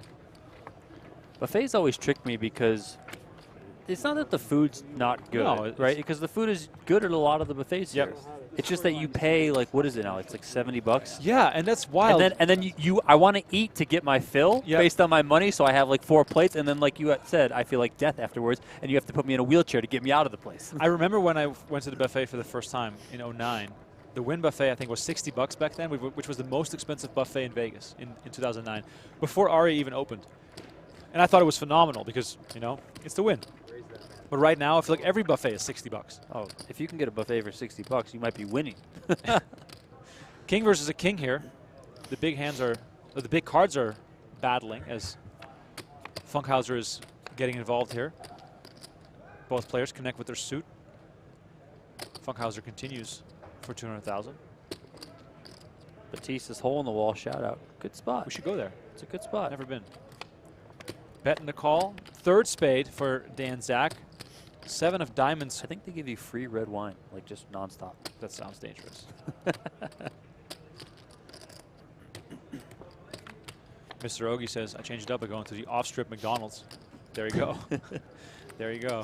Same stuff, half the price. Adam 27X says Carbonate Aria is fantastic. I agree. One of my favorite spots. Also date night. Carbona's good at Aria. Catch is good at Aria. I mean, I think everything is good at Aria. The buffet at Aria is very good as well. Bet in the call. We go to 7th Street. 3 spades showing for Dan Zack. This could be one of those hands that cripples Funkhouser or draws it back to level if we see a bet in the call here. A very interesting board development. The deuce definitely not going to help Dan Zack on 6th Street there, and Funkhouser continues betting. Dan Zack checking his cards, shaking his head, indicating he missed all those beautiful draws. Probably had 1 spade in the hole, and he's probably left with a very small pair, and or maybe just ace high, king high. Lays it down. Funkhouser draws back to close to level. Close to level it is. A good buffet can be measured by if they serve crab legs or not. If they're serving the crab legs, it's probably a good buffet. I find that I don't think this is going to be the my favorite thing at buffets is usually the desserts, because that's all stuff that's made like, Not unless you do you know, anything by a crazy. special dessert person. Don't do anything crazy now. But then when you get to the big buckets of chicken that's been sitting there forever, sometimes it's a little bit hit or miss. Yeah. Or when they have carving stations, that's when it's usually good. Yes. What do we got going on in the chat here? Thank you everyone for tuning in. 110 likes away from 1,000. Oh. So let's go, people. We're Come on. Getting closer here. We get to 1,000 likes. 2 hoodies will be given away to those of you here in the chat. So like this video, please, please, please. We're only giving it away if we hit 1,000. Even if we're 1 short, we will not be giving it away. Donnie, give it away. Donnie, give it away. King 5-4 here for Dan Zack. Queen 8-9 for David Funkhouser.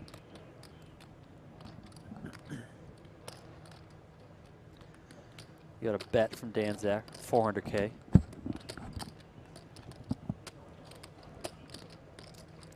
Funkhouser studying.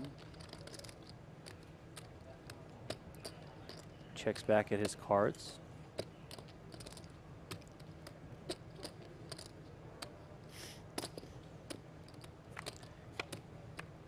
call from Funkhouser. 8 of clubs for Dan Zack, 5 of diamonds for Funkhouser. Casey Texan, listen, if you've been here for a while, we've been talking about food the whole time. Okay, it has nothing to do with the fact that we've been going for, I don't know, 7 hours, 6 hours. Pretty sure we've been talking about food nonstop. Remko and I love to eat. I never thought I'd be in a situation where I've been doing 6 hours of stud high-low commentary. Stud high-low commentary where we've seen 1 elimination. By the way, 4 clubs showing here for Dan Zack versus a tricky-looking board there for Funkhouser, Donnie. Are we on 7th or 6th? 7th was just dealt. 7th, okay. Dan Zack bets 400K. I hope 7th was just dealt because the deck has been dropped. Oh, yeah. That's a very good point. See? Keep me sharp. Keep me sharp. Funkhouser, a little bit of a frown. Makes the call. Let's see him, Dan. What you got? Flush? No. Oh, sorry. Pair of queens? Pair of queens. Was that going to take it? Wow, this is huge. Dan Zack now commanding lead. Wow, huge pot there. If you've been with us for the last few hours, Dan Zack was on fumes multiple times. And now he has his biggest chip lead of the night. Huge pot there for Dan Zack.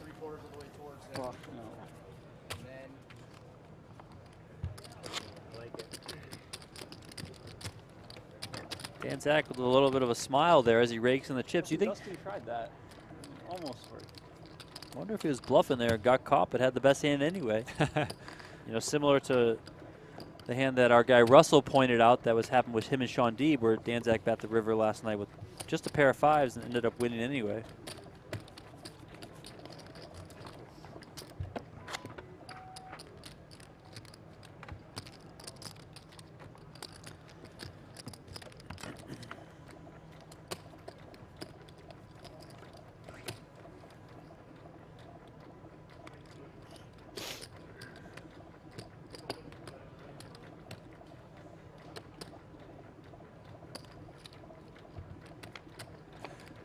Less than 90 likes away from giving away 2 hoodies, as Donnie promised. Let's go, people. Thanks to everyone who's tuned back in. I'm seeing some names back in the chat that were gone for a while, probably went for dinner, maybe went to bed, are already back up, maybe went to a job, did a full shift. Now they're back. Yeah. We're still playing heads up.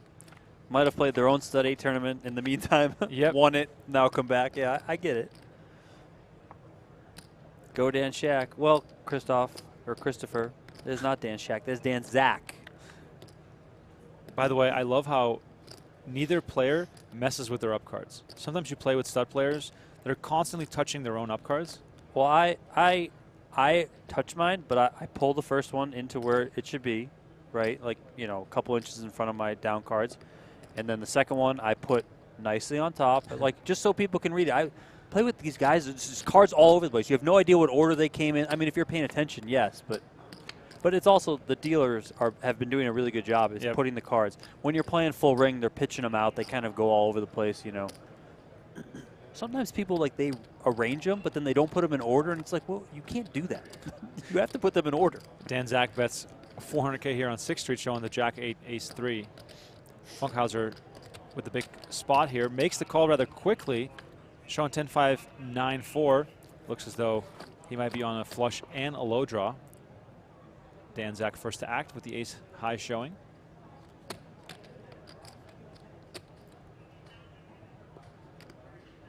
Doesn't waste much time. Throws in the bet. Here he comes. Funkhouser squeezing. Ooh, that's not the face that he was hoping that he had to make. This could get ugly. Might be sitting on 2 clubs, might be sitting on 2 low cards with the club, maybe low cards with the pair. Of course, you know, if you can't even beat ace high, then you're in a whole lot of trouble. If you have a small pair, you might consider calling given the money that's in the middle. Dan Zack has a pretty easy decision to keep firing there to apply pressure on Funkhouser. Funkhouser assessing the situation here.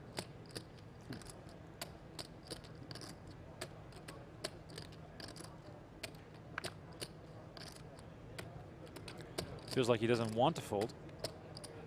Well, no one ever wants to fold. Especially when you put that much money in the pot already. And even more especially when it's that big of a percentage of your remaining stack. Sean Churn says, I have no idea how this game works. Well, That's okay. If you're still with us, pay close attention. There's a round of betting after every card is dealt. The players only play their own cards. You get dealt 7 cards. You make a high and a low to scoop. Or if neither player has a low or one of them has a low,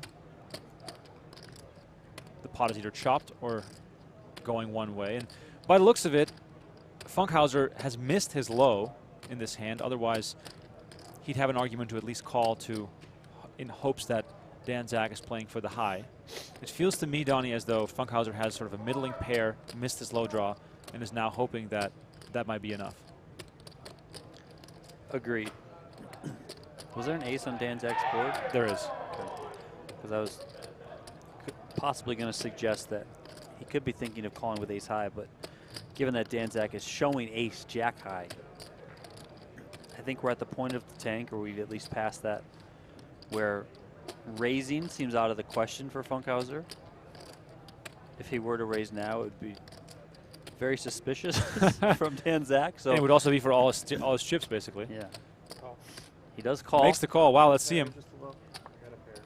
Oh, he does. Wow, look at that. He calls it just a pair. Dan Zack says just a low. Wow. Well, Pair of 5s for Funkhouser. That emergency high saves them. Can I just give myself a pat on the back? Well done. This might be my read of the night. Well done. I'm going to go home now. Thank you guys all for watching.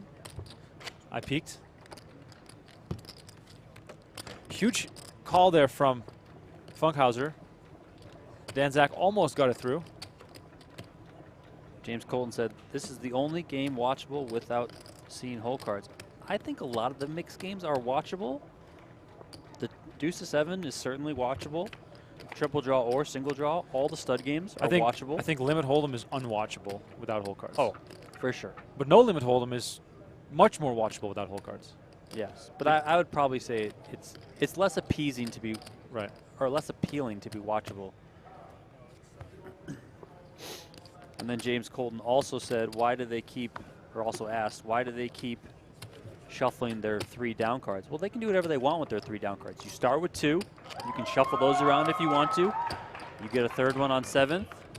You can shuffle those around as you want to. I think we've seen so far in this heads-up match that Dan Zack on the left is more of a shuffler when he gets his 3rd down card on 7th versus David Funkhouser, who looks like he puts his 3rd card on the bottom and then squeezes it nicely. Meanwhile, if you missed last night's action with Phil Ivey, we put an extensive recap on our YouTube channel of Phil Ivey's final table in the 100K. Definitely well worth a watch if you haven't seen it yet. Christopher Paulino said, why did Dan Zack bet with only a low? Well, it's a bit of a free roll to bet there. If he thinks he has the low locked up, then to avoid a split pot by checking, he's going to bet and hope to get a fold, which he almost did. Almost did from Funkhouser. So he was trying to give himself a bit of a free roll. Ken Aldridge. Teach. Impossible to miss. Teach. Always in the yellow. Head to toe, baby. Well, did he win the 5K 6 max one year? I don't know what he won one year. I'm going to look this up. It's been around forever. He has. By the way, Amateur Fun said whoa in the chat. I hope that's in reference to my great call. I don't get it right ever, so pretty proud of that one.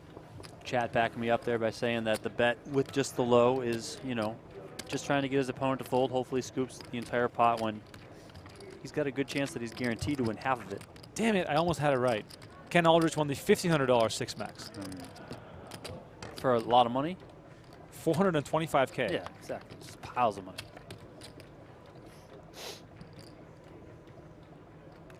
Sam Lee says, insane hero call with 5-5. Yes, very good hero call there. He obviously thought it out correctly that Dan Zack was on just a low. I feel like I've gotten. Dan Zack didn't have a bad hand in that he had a low with also ace jack high, which heads up could win the high a lot of times. Yep, definitely. I do feel as though over the past 6 hours I've gotten better at stud 8. Like I'm really deep into this. It's amazing what happens when you actually pay attention. Yeah, I know, right? Like when you play poker, sometimes you zone out. You're on your phone. You're doing all sorts of random stuff. Right now, I'm actually focusing and paying attention. I'm seeing the way these boards develop, seeing some of the betting patterns. I hope you guys at home are also learning a little bit from the way these hands play out, and maybe you'll dabble in some mixed games yourself when you get an opportunity. Shout out Adam27X, another Discord member in the YouTube chat. Discord.gg/PokerGo. Join the fastest growing online community in poker. Talking poker 24/7 in there. Pair of sevens here for Funkhouser. The old 3-8 for Dan Zack. Over 920 likes. Remember, we get to 1,000. 2 hoodies are going to be given away. Let's go. Let's go. Let's go. Christopher Polino says he's going to win the TOC. Well, Christopher Polino, I need to know what event you won to get into the TOC. So let me know in the chat. Was it a circuit ring? I don't think you've won a bracelet this year. Russell says Discord is the bomb. Yes, it is, Russell. Thank you for being in there. Funkhouser wins another one, and we are far from being done with this final table, as Funkhouser and Dan Zack are just not giving each other an inch. Every pot starts to matter, though. It's been fun this last half hour. Stephen Walker said that they've played for so long, he wonders if fatigue will start to become a factor. I'm going to say right now, no, because they did have a night off, right? They played late last night. They came back today with 3-handed, got started at 3 o'clock. So I know even though this is a bit draining, it seems, because they've been playing heads up for so long, I think that these guys are prepared to play a few hours longer before fatigue really does set in. I would say probably around midnight Las Vegas time if we do end up getting there. But the betting limits are getting big enough. I'm not sure we're going to get there.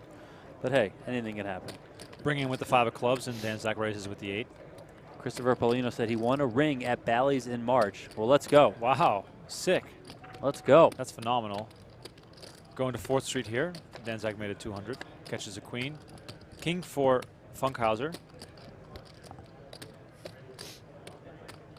King checks as the betting lead changes. Dan Zack bets. I really think we were not going to do it, but 1,000 likes is within reach right now. Bet in the call once more, 3 of spades, and a king, open pair of kings there for Funkhouser, who immediately bets, like doesn't even hesitate 1 second, tosses him in, bets 400K. Dan Zack now with a real decision. Looking at spades, looking at 4 low cards. Knows he's up against a pair of kings, so he needs to improve. 3rd spade, 2 pair showing there for Funkhouser. Wow, Funkhouser checks with 2 pair.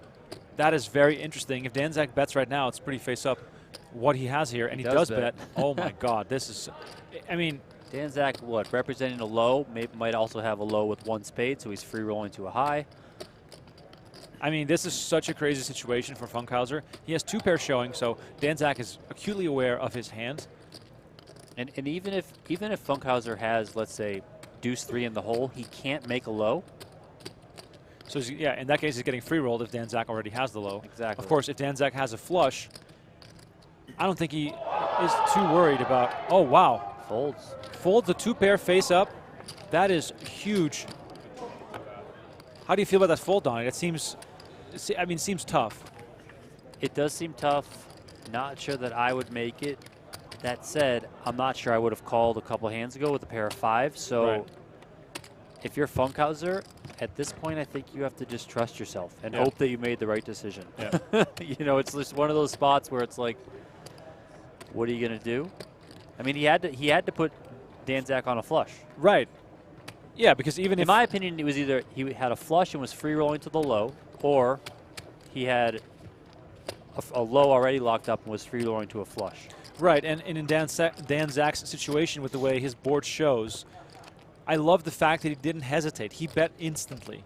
You know, giving Funkhouser that tough decision, knowing that if you call 6th, you're going to have to call 7th, because Dan Zack is never going to check to you on 7th, because if he has that low free roll, or if he's bluffing, he's going to do the same exact thing against your open pair of open 2 pair showing. Now, if this was a cash game, I don't think Funkhouser ever folds. No. But given that chip preservation is so important in tournaments, especially when you're getting on the shorter side, you know, you have to probably make some more marginable folds. You know, these guys are playing for $124,000 heads up. Cash game, you know, you just fire in 2 more bets. You say, whatever, if you got it, take it, and I'll just put more chips on the table if that's what it's going to be. Tournament, way different story.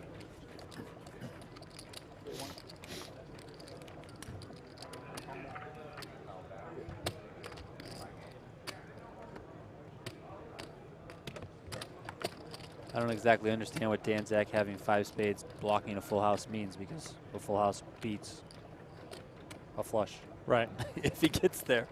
Yeah, the biggest problem there is that Funkhouser is getting free rolled for half the pot if Zack already has a low. The flush is not as important as the low in the situation, but because Dan Zack has 3 spades showing, he can represent the flush, making the situation that much more complicated for Funkhouser. Do you think that's a correct assessment? Yeah. And if Dan Zack were to say let's say he has the king 5 of spades and is blocking the full house that way, yeah, then he might check back, knowing that it's very unlikely that his opponent approves to a full house, and then he can hopefully get that value then on the river and make it look like he's only betting a low, like he did earlier when Funkhouser ended up looking him up with 2 5s. Interesting. Yeah, it's a very interesting spot here. Wow, so Dan Zack extends his chip leads once more. 1.5, 2, looks about like 2.3, 2.4 million there for Funkhouser. This match is far from over, ladies and gentlemen. Thanks all so much for tuning in. When we hit 1,000 likes on the video, we're going to give away 2 hoodies from our shop. Donnie made that bold statement when we had 600 likes.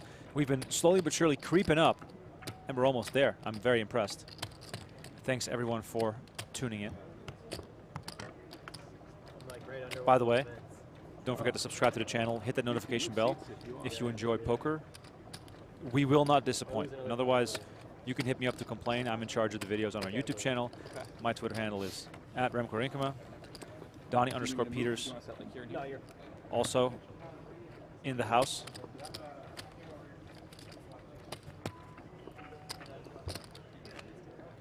Nanya, this is not a free preview like last night's stream.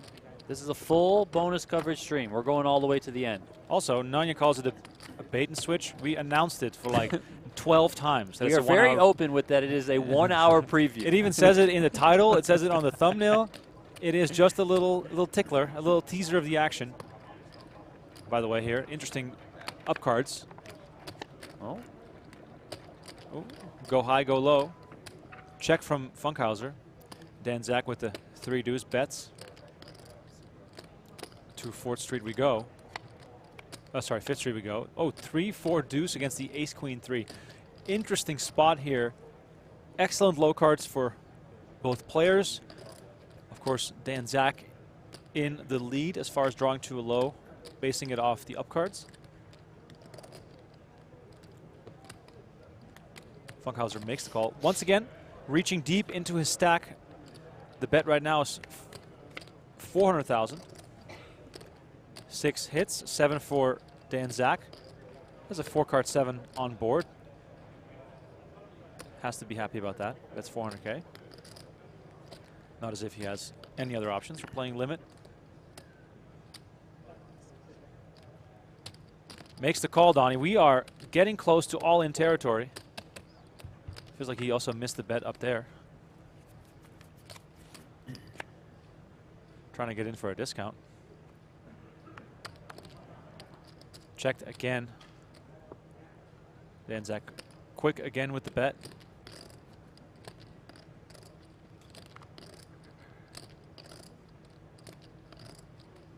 This is for a big portion of Funkhouser's chips.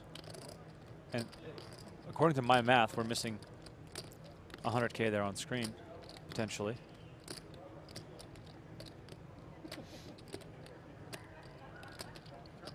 Big hand.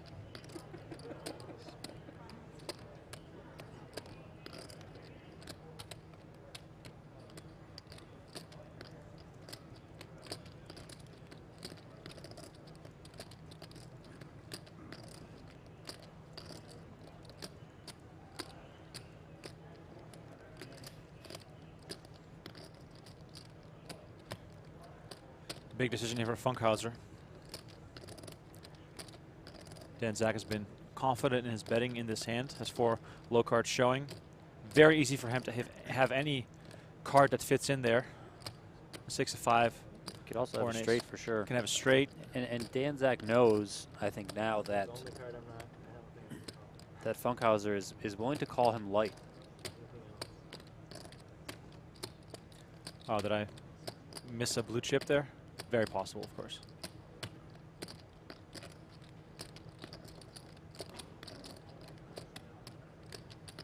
Uh-oh. That seems like frustration. And he does lay it down.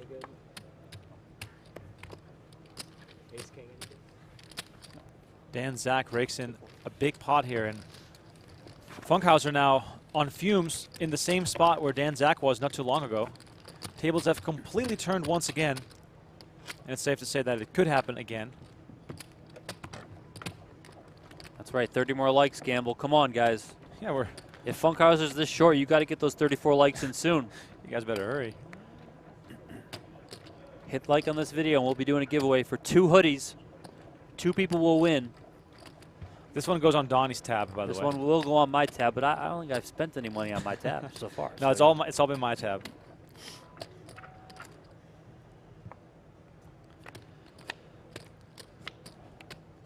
It would be fun to calculate how long this final table has been in total if we look at the action from last night. Meanwhile, we have some high cards showing on both sides. Funkhouser trying to get to a cheap showdown so far. Almost no chips in the middle. It's been check, check all the way. my wife is listening, said she wants a hoodie. Oh my God, we hit 1,000, Donnie. Let's go. I can't believe you guys did it, actually. I'm actually impressed. Let's go. Donnie, since this is your giveaway, you can pick the question. All right. Do you want to do one question, pick 2 winners, or 2 questions? 2 questions. Wow, so for the first hoodie. Is it a hoodie of choice, or people can pick a hoodie of choice? Hoodie of choice from shop.pokergo.com. All right, first question is, what is your favorite suit in poker? Go. Clubs, diamonds, hearts, spade. Fire it into the chat. All right, favorite suit. Let's start with that one. Give you guys a few minutes. Favorite suit in poker. As always, this is a random draw. We'll pick a number between all the lines of chat that we are receiving, and I will pick a winner based on that. Thanks everyone for tuning in. It's been fun. It's been a fun stream. I never thought I would say that. I've really enjoyed covering Stud 8 in this format, but I've really had a lot of fun watching this so far. And we're still not done yet, as the chat is absolutely exploding with spades. Wow, it's almost all spades.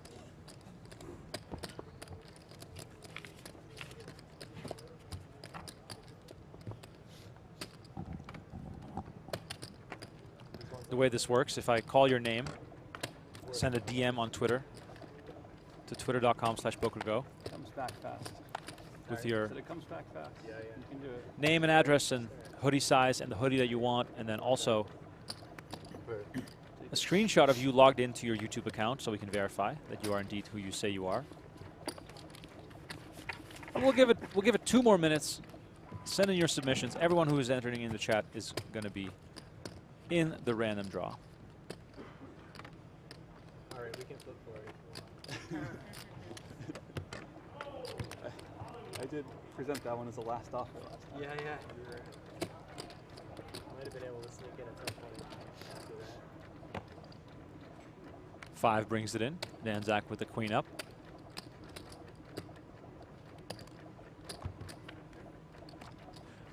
We'll do the draw after this hand. Okay. 9 and a 3. That is some loud cheering from the $500 freeze out down here. Love it. They are making it into a spectacle. All right, there it is. Time for the random draw. Let's go. First winner. Shane Crelly. Shane Crelly called diamonds. Congrats, Shane. Shane Crelly. Congratulations. Send a DM on Twitter to PokerGo. Screenshot of your YouTube account. And then also name, address, and the hoodie of choice. Next question. You want to just keep rolling? Yeah, next question. All right, let's do it. How many players in the WSP main event this year? Oh, prediction time. I love it. Prediction time. Let's go. How many players in the main event this year? I think there was around 6,000 last year, 6,100, I believe. Obviously down due to the whole travel restrictions, COVID vaccine stuff, all that. Largest ever is 8773 from Jamie Goldzier. What do you guys think? How many entries will there be in the 2022 WSOP main event coming up in about 2 weeks' time? Wow. It is basically 2 weeks of Super Bowl action when the main event kicks off. Let's go. By the way, producer Aiden, he ran the numbers. This final table has been going for 16 and a half hours if we calculate from when they got down to 8 last night. 16 and a half hours. It doesn't give it the same feel, though, because it's broken across 2 days. I agree. So, like, we can't say, like, if this were to go 23 hours, for example, in total time, then I can't go back to Heath Chick and say, like, our final table is longer than your final table. You know, we went through more grueling stuff. No, if you cover it straight, you automatically win. Yeah, fair enough. Fair enough. All right, all the predictions are coming in. Some big ones. 9,500, 9,000, 9,234. Over 10K I've seen? Raul says 11,111. Wow. That's a crap ton. That'd be awesome.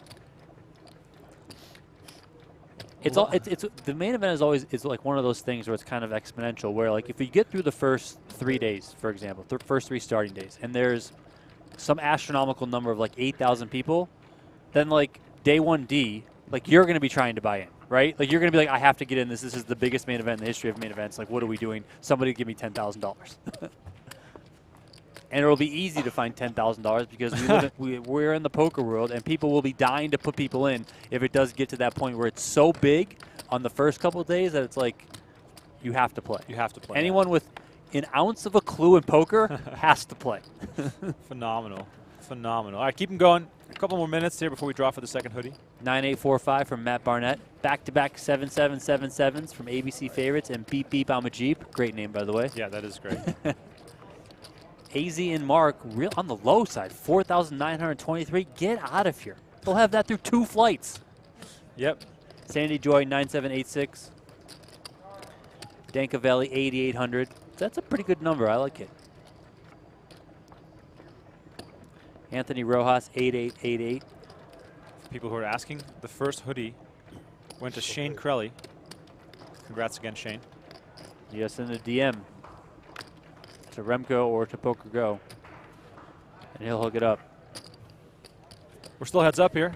200K guaranteed for the runner-up, and Funkhouser is in a bit of a funk right here. He has about 700K left, which is about 2 big bets. Dan Zack in a commanding chip position. Is it time to draw yet? After this hand, okay, we'll do the draw. After this hand, we'll do the draw for the hoodie. Thanks, everyone, for tuning in. Really love and respect that we had such a great crowd today on the stream. We're not done yet, but I just don't want to leave you guys and not having said that. We're live, by the way. We can actually, I can see the table from where we are sitting, and it is as live as can be. I got the wrong color chips over here. Welcome to Heads Up Stud 8. Hands over. Hands over. Let's go. Let's draw. Best of luck, everyone. Remko's drawn. The winner is Mondo Gecko. He says 9,500. I'm in. Let's go, baby. Mondo Gecko is the winner. Thank you so much for submitting. Imagine 9,500? Let's go. That is phenomenal. Mondo Gecko. Send a DM to PokerGO on Twitter. Screenshot of your YouTube account so we know that it's you. Pick a hoodie from a shop. Let us know which one you want. Let us know the size. Send us your address. Bang, bang, bang, and it'll be underway. Thanks, everyone, for tuning in. All right, Jack 5 for Dan Zack. He checks. 8-6 for Funkhouser. Bets. Dan Zack calls. Dan Zack going to fold here on 5th Street after picking up a queen. How many do you think in the main event? So wait, we had 6,000 last year? Yeah, I think the record is. I think it was right around 6,100. I think the record is. Wasn't the 8,773 from Jamie Goldzier. Yeah. We got pretty close in that 2019, right? It was 8,000 something. Yeah, I think it was the second biggest ever. Let me just pull it up right now. How about that? Yeah, so the biggest was 2006, 8,773. Jamie Goldzier. Jamie won $12 million. Unbelievable. 2019, 8,569, second biggest ever. Only twice has it eclipsed 8,000. Wow. That's it. John Sin's year, 2018, 7,874. 2010, Jonathan Duhamel's year, 7,300. 7,200 for Scott Blumstein's year. I got my number. Go ahead. 9,012. 9,012. Last year was 6,650 when Karai Aldemir won it. Remember last year you had to be vaccinated to be able to come to the World Series and play. They also had the travel restriction. As we know, the travel restriction was lifted basically like on the day before the main event. WSOP scrambled to add extra days. Like it was this whole thing. You know, that they did a good job accommodating international players on such short notice. Obviously, you can't control what the U.S. government does, but, you know, they did a good job there. So, yeah, so you said 9,012? 9,012. I'll go 8,879.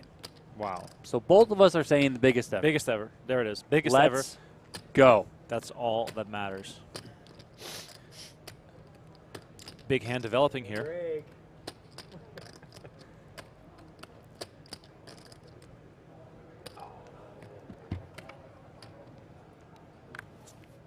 7 deuce king ace showing for Funkhouser. 10 deuce 3 king showing for Dan Zack. Almost all of Funkhouser's chips are in the middle. He's squeezing his cards carefully here. All in 250. All in 250. That's the bet. Let's have a look. Makes the call. Let's see him. Ace is up for Funkhouser. Ace and a 7. 2 pair. Dan Zack looks like he's about to muck it. Oh, boy. Yep. You have to show. You're all in. Pair of queens. Muck that, head dealer, muck that. All in looks to be for about 1.6 million. So we are back. I'm going to go ahead and take these. Has Funkhouser got a beer? Is it the beer The level? beer level has arrived. The beer level. He said, listen, it's 9:30. It's time for a beer. Unbelievable. We've been heads up for over 5 hours, Donnie. Yeah, he's like, it's beer time. You guys need a 5 minute, 6 minute, 7? What do you want to do, David? Oh, wow. It's up to you, David.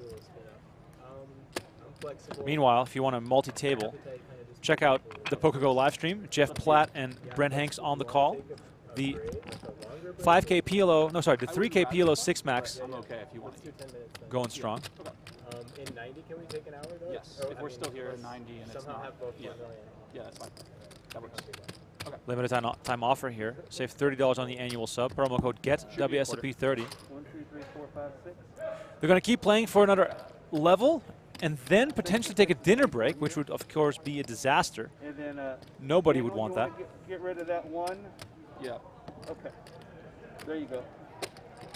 Then let me get 3/4 from you. I don't get a race off. Good, right? Why not? Don't I get a race off? That's true. Yeah, absolutely. Let's do a race off. We do, right? That's a quarter right there. That's a quarter. Yeah, I understand. I'm the only one with a chip. But it's an odd. It's got to be 3 or more. Oh, does it? Yeah. Okay. I didn't know that's the rule. Yeah. Okay, then take it. Okay. Let me get 3 from you. That was a beating him out of chips. I didn't even get it. Chip race happening right now. Perfect. And then do you want to get rid of anything else? Dan, you want to get rid of anything? A rack or anything? What are we playing next? Funkhouser versus I mean, I would love to get rid of the rack. Dan Zack. Heads up for the title. They've been going at it for 5 hours, ladies and gentlemen. Still battling, still going strong. Looks as though we're getting rid of some chips, make betting a little bit easier. Makes it easier as well for us to count. Looks like Funkhouser is sitting on about 2.4 million to Dan Zack's 5.7 or 5.8. So 5.8 to 2.6. We're racing off some more of the green chips, bringing some more of the blues in play is what I'm assuming. Sounds like they're going on dinner break in 90 minutes if they haven't closed it out yet. Let's all hope that it ends in the next 90 minutes, because who would want to go on dinner break at 11 p.m.? By the way, thanks for everyone who has tuned in, who is tuned in, who will tune in. We really appreciate it. It's getting late on the East Coast. If you're watching from Europe, please let us know. Thanks for sticking with us.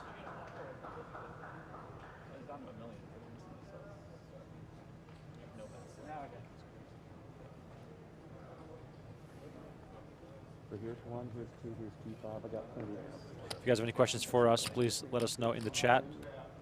25. Yes. Yes, sir. Yep.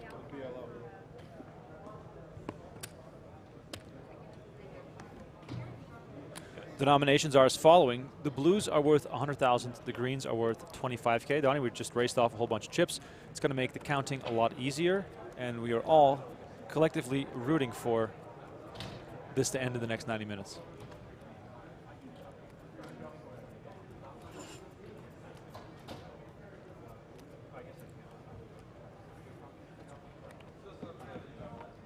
There's a look at the $500 freeze out, headlined by Chris Moorman. Moorman number 1. 3K at PLO 6 Max happening on the main stage. Brent Hanks and Jeff Platt on the call for that PLO event. It's a nice night of poker, ladies and gentlemen. We are approaching 10 p.m. here on the West Coast.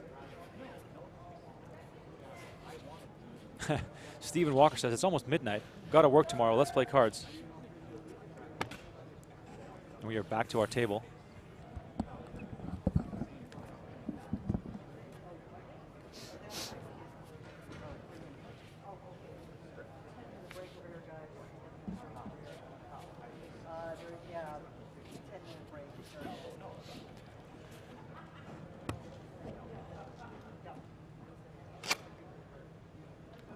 Let's do another location check, shall we? Where's everyone watching from? It's the last time. Where are you guys tuning in from? Let's go. Let us know.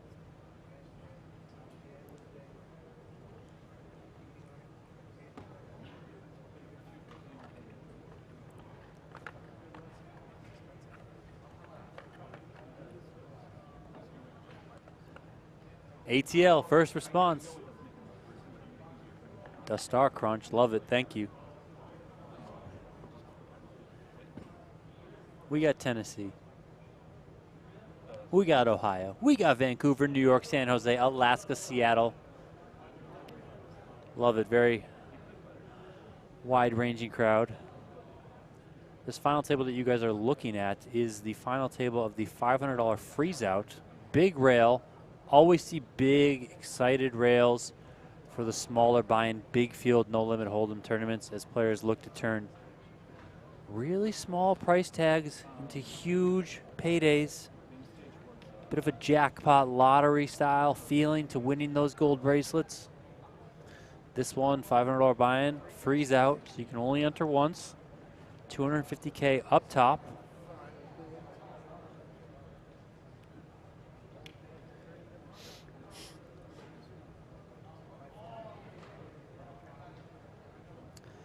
Parker Stewart, well, that yellow cut card that goes in the bottom of the deck doesn't get shuffled in because it's only put on the bottom of the deck once the dealer starts pitching the cards, or right before the dealer starts pitching the cards. It does not stay in the deck while they are shuffling. Shout out Kev Math. He's watching from Bally's, Las Vegas. What's up, my man? I'm sure you guys all know Kev Math. At KevMath on Twitter. Looks like we got an all-in out there. That's usually what happens when everyone's standing up. Players and fans alike on their feet. I think I see James Dempsey in the crowd. He's probably on the rail for Chris Moorman. Katie Lindsay, I think, is up top there in the red dress with the jean jacket. Josh Prager looks like he's asleep at the table.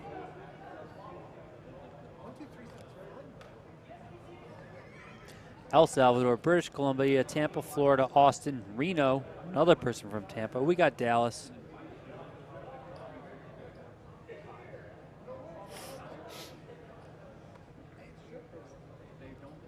Hawaii, flying here for the 2K event on the 23rd.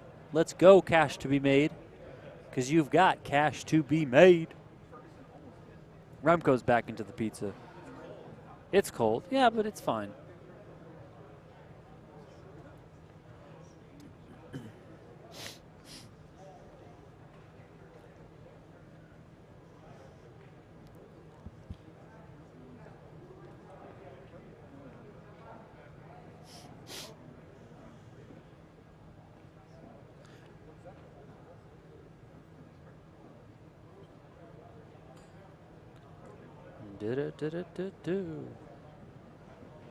Indianapolis, Indiana. Straya, Ontario. Ontario, California. Ontario, Canada. Hamilton, New Zealand. Thank you all for tuning in. Short break here in the $10,000 buy-in. 7-card stud, high-low, 8 or better championship tournament here at the 2022 World Series of Poker, the greatest tournament series on the planet, where dreams are made.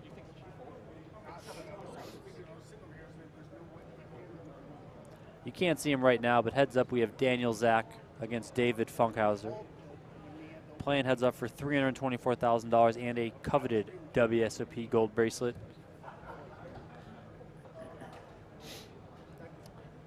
Josh says he's from Arizona. We'll be here for the $1,500 PLO8. Let's go. Let's go. Make it happen. We got Saskatchewan up in here. We got time for hoodies. Well, we've already given away the hoodies. For those that are wondering, what's the holdup? Dan Zack, I can see from here, is ready to play. Funkhouser is not present yet, so maybe he's grabbing a quick bite. Hopefully a very quick one. But it's not a dinner break. It's supposed to be a short break. Da, da, da, da, da, da. I feel like if you've been watching 5 hours of heads-up stud-8 coverage with us, you can't leave now. You cannot, yes, you cannot leave. Like, you have to see this through. We have to see this through. We're not getting to this point and not seeing who wins this damn tournament. It's not happening. Exactly. If you're in it now, you're committed. Shout out Mickey Doff. Just got a pay jump in whatever tournaments he's playing out there. Out in the world. Battling in those Vegas streets. But not on WhatsApp. But not on WhatsApp. Mickey Doff will not get on WhatsApp. He compared it to being like drugs. He doesn't want to get addicted. I don't really fully understand what the heck he's saying, but hey, Mickey Doff gonna Mickey Doff, man. Dan Zack still patiently waiting for his opponent here. What would be the cutoff for time that Funkhouser would have to not come back, that they would just start dealing the cards? I mean, it has 20 to be minutes? over 20 minutes, yeah, at least. And Dan Zack is a super nice guy. Like, do you think he'd wait like 2 hours? I mean, like, what do you do? Wait, is that professional railbird right there? No. No, it's not, right? But that is James Dempsey. That is Katie Lindsay. I love how people cannot see what you're pointing at, but Tim Duckworth was wandering around here also. Shout out Timmy D. How many reporters do you need covering one table? Looks like 6. They're not even doing hand for hand. Drea Renee in the mix? That's not Drea Renee. Is it not? No, I think that's her name is Candace. And I forget her last name. She ran deep in the Melanie Moser in the house. She ran deep in the monster stack. Chris Moorman has quite the rail. If you're in Vegas right now, come on, go and check it out. Who won the monster stack? Mike Jukic. Someone Jukic. The guy who jumped on the poker table. Oh my God. Mike was great. He was that the moment of the series so far? Like the hand in which he was it a pure 2-outer? Was it pure 2-outer right, when he hit the king? Yeah, against your boy. Against Matthias Molhausen. Did you talk to Matthias? No, but how you feeling? I saw his Facebook. Do you know why Matthias lost the hand? Do you know why? I wasn't there. No. One of his friends had his foot half over the rail, ready to go. Oh my God. Tell this guy you don't celebrate early in poker. It's a rule. Yeah, definitely. That is mistake number 1. If you're on my rail and I'm about to win something and you have half your foot over, I'm going to tackle you backwards. Okay, not happening. That is so funny. Ian Sharif's in the chat says, "Is that Remko?" Yes, it is. What up, Ian? Remko and Donnie on the call here tonight for the 10K Stud 8 final table. Josh Prager, meanwhile, taking a nap in the 500 freeze out. Is Camille Brown. Sorry, Camille. I called you Candace. My fault. I believe that is Camille Brown. Ran deep in the monster stack. 23rd place in that one for just over $38,000 in prize money. Oh, looks like we are back. We getting back? We're going to have some action. Back to stud 8, ladies and gentlemen. Back to stud 8. Here we go. If you enjoy the content, by the way, leave us a comment down below the video. I know we're live right now, but leave us a comment. Let our bosses know you've been enjoying our 7-hour stream of three-handed and heads-up stud 8. They're saying look at the dog. I don't think that's. I think that was like a drug and a bomb dog. Oh, I don't think it was like somebody's dog. it wasn't like a dog for petting. Yeah, those dogs you actually aren't allowed to pet. 500. Yes, thank you. Trip Hop said it was disrespectful jumping on the table. I mean, whatever. Got to have some fun with it. It's a $1,500 buy-in tournament with nearly $1 million up top. Like, I think it's fine. And he was also like, after he won, he shook Mateus's hand right away. Like, it wasn't like a total FU type of movement. I mean, You got some coaching? I just got some coaching. Wow, someone just won the main event.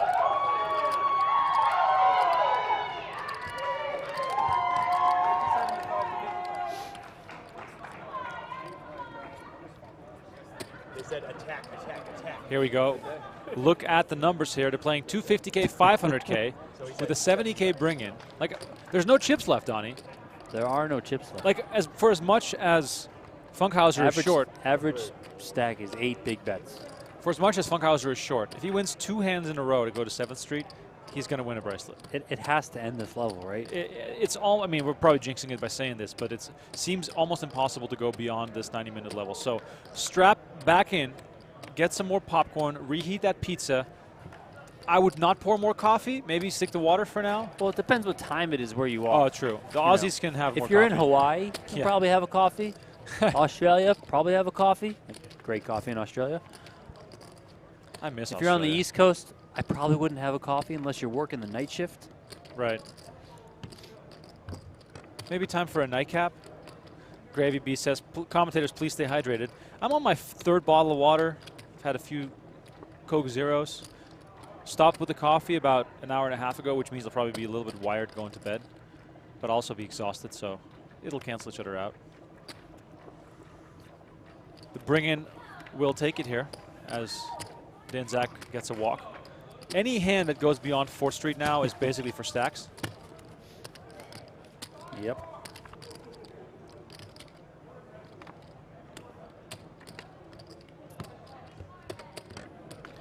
Gary with the big shout says, well, if anyone could make 7 hours of this gameplay enjoyable, it would be the lads. Thank you, Remko and Donnie and Jimmy Bluffett in the mix and the chat, of course. Thank you all so much. Liam Fairbairn says 2:45 p.m. here in Oz. Fairbairn, those are the brothers, right, in Australia that make those comedy videos on YouTube. I always laugh so hard at those, the Fairbairn brothers. If you are one of those guys and you're into poker, please let me know. Otherwise, you get a shout anyway. Thank you. Go ASU says announcers need beer. They deserve it. Well, we also have to drive home tonight. And then tomorrow, we're going to come back and do the same thing all over again. We don't stop. It's WSOP time. Once more, 200K guaranteed for the runner-up today.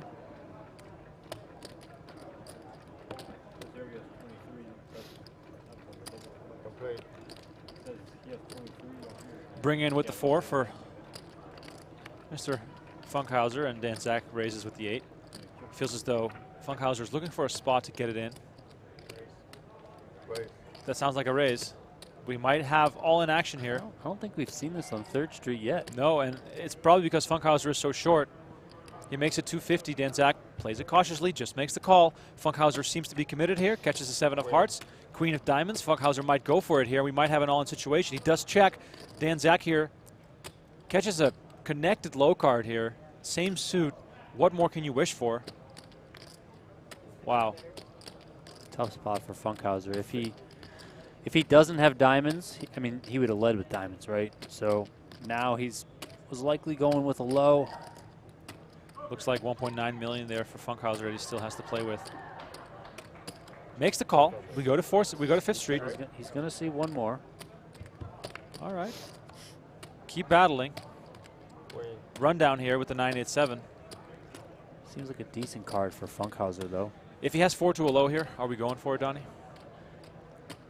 I'm not sure how much better you could have caught Right. on 5th. You know, I mean, it's And even just if given the percentage of his stack that he has in. And there he is. He's coming out. Dan checks, Funkhouser bets 500K. Now Dan has a tough decision. What does Dan have as down cards? What's also interesting is that Funkhouser could. Oh, raise. I was going to say Funkhouser could have the high with the queen high if Dan just has low cards, but given that raise, Wow. seems unlikely. Call is made. 7 hits, ace hits. Oh my God. This could still go either way. We could be looking at a chop. We could be looking at a scooper. If Dan wins this, the tournament is over. It feels like bad news if Funkhouser paired his ace. 1 chip left behind. Dan is he going to just put it in for the final chip? He does. There it is. All in 100. All in a call. Let's see him. I'm straight. Straight. Straight. Straight. Any low? Straight for Dan Wow, and an 8 low, 87. Oh my God. What do we got here? Pair of 8s. Pair of 8s. So he's drawing to a low. It's still possible. We're sweating it. Probably not paint unless he would have turned it over already. 8-7, 5-4. 8-7-5, 8-7-6. Chop it up. Oh my God, chop it up here. Wow. From the death. He snags it from the teeth of the tooth of I don't know. defeat. It's kind of better without whole cards and being able I to know. sweat it. What a sweat. Look at It's kind of more fun. Look at Funkhouser. He's having a party. Okay, he is now on a total free roll. Sweating that final card. What a moment right here. What a moment. We are heads up, ladies and gentlemen. Still no winner. Dan was 1 card away from scooping the whole thing, making a straight and a low. Funkhouser snags a better low and stays in the tournament. Wow. What a hand. Incredible stuff on the river. Fight another one. Running low. Mama Tambien checks back in, says, this is still going? Yes, it is. What a 9. I've aged about 3 years. Yeah. Unbelievable. Funkhouser with the beautiful sweat. Of course, when you can see him peel the card back a certain amount, you know it's not a paint card because that, of course, would eliminate him. So we know he had a real sweat there for a low card. It was his only option to make a low, to chop the pot. And we are back to battling in the streets here. 4th Street to be exact. As Dan gives one up and Funkhouser slowly but surely starts clawing his way back. Could he mount another comeback? That is the question. What a sweat. What a sweat this has been. It's getting ridiculous, Donnie.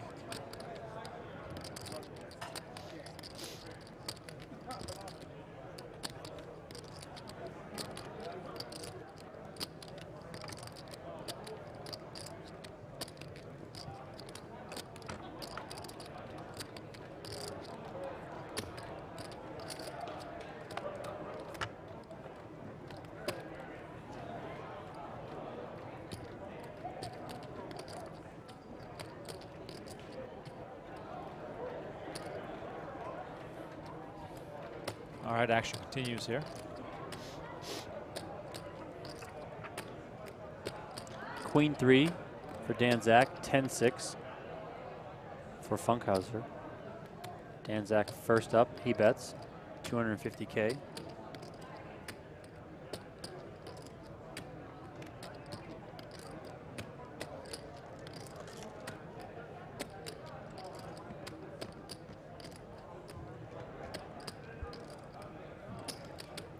Funkhouser calls. I'm still recovering from that hand we just saw. Unbelievable stuff. There's no delay, Trip Hop. No hole cards means no delay. We are experiencing this with you guys in real time.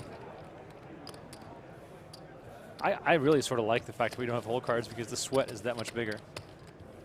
Because if we had hole cards, that card would have shown on the screen immediately because of the RFID. Yeah, and the sweat is, you know, anticlimactic. We got to sweat it with him. Yeah, exactly. Gary says, what's the squeeze rule for the cards? There's not really a rule. You can do whatever you want as long as you don't destroy the cards.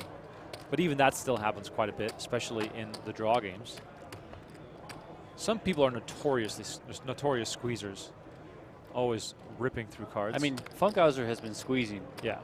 Not to the point where he's bending the cards or anything like that, but he has certainly been squeezing where Zack looks like he's just kind of looking much quicker.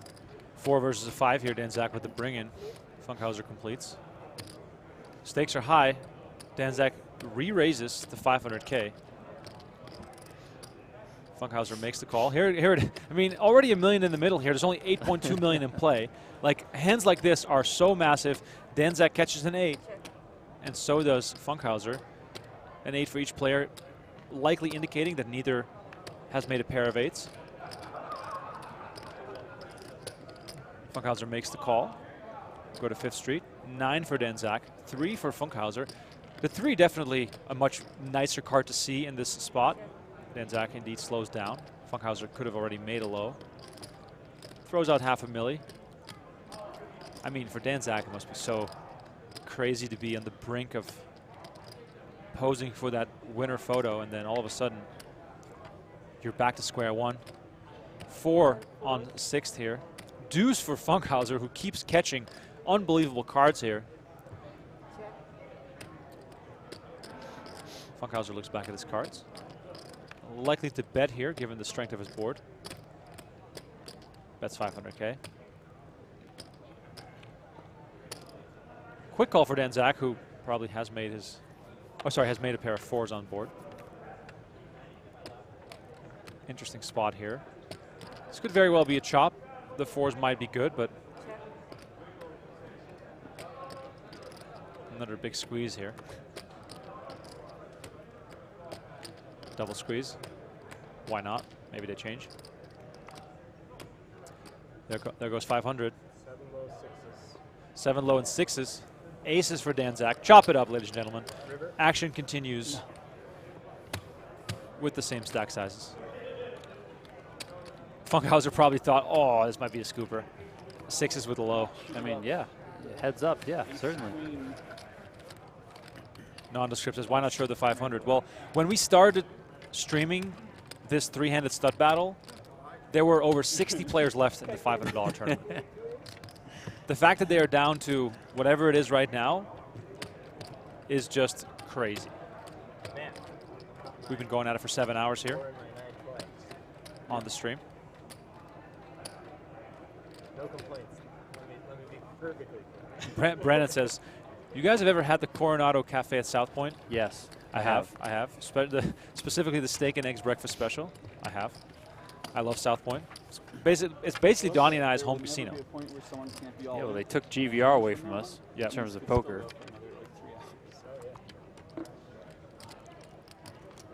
Every hand, no matter what, someone can get all in at this point.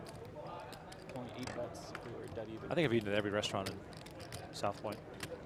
Zack said they're just about dead even. Really?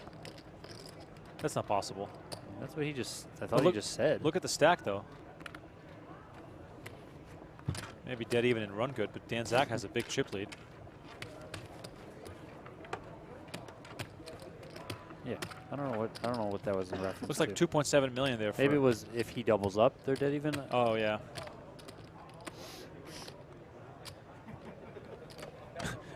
Alana says, do they pay you guys overtime? Ha ha ha.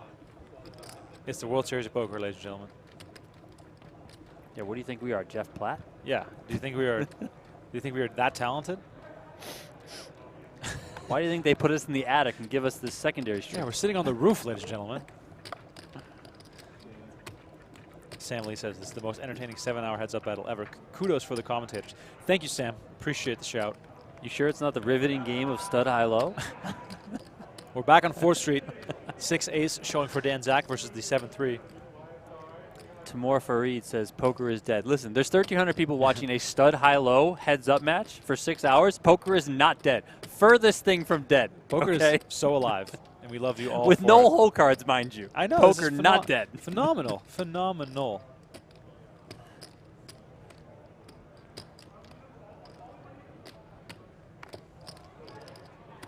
Ooh, it gives it up. Every time you win a hand without showdown now is so massive, given the blinds and antes.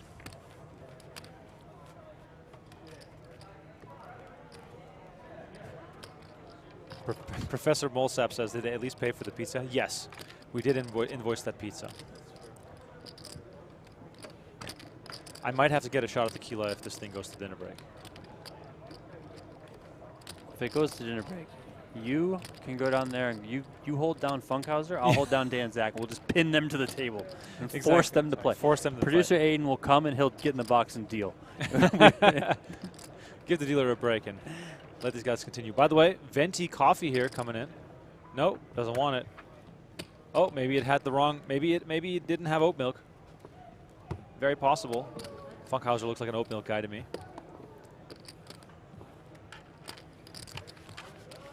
I mean, since it's late at night, we're just... AZ and Mark said, if these two have anything to say about it, poker is never going to die. That is very true. These two are going to be playing heads up till the end of time. Yep.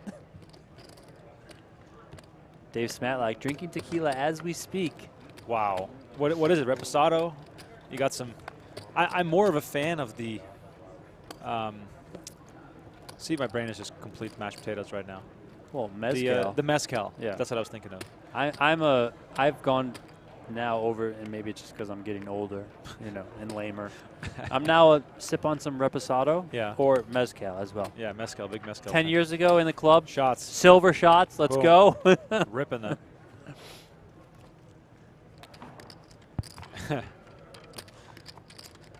I hope we get to see some more all-ins and some big sweats. That'd be awesome.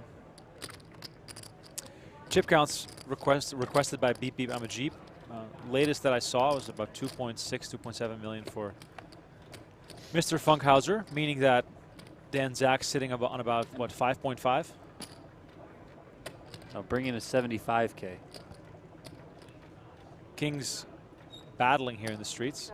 Dan Zack raises, the Spade King. This is one of the situations where the lower suit has the bring in.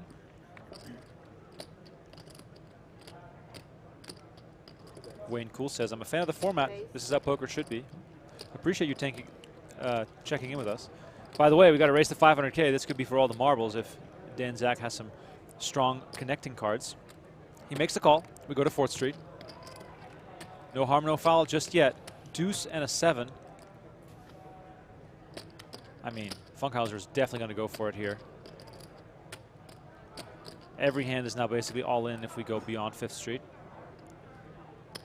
Dan Zack makes the call, still playing it carefully. Catches a 10.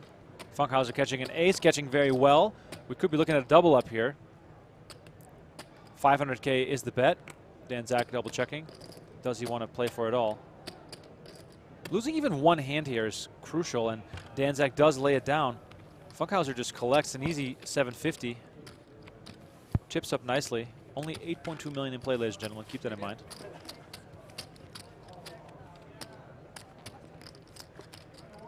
Nondescript says, can you show the 500 after this? The 500 will probably be done by the time this finishes. That is very true. Also, we've been going for 7 hours, so I hope you cut us some slack if we are not going to continue after this.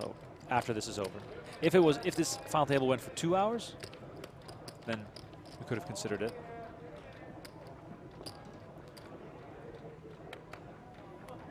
Russell says this 3K PLO on PokerGO is crazy. Winter has had 6 all-in and survived all 6 times. See, Russell, that's why you multi-table streams.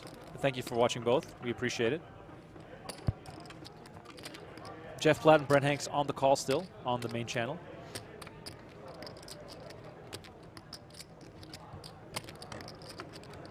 If you do have access to PokerGO, I would definitely recommend tuning into both. Probably some great action happening there as well.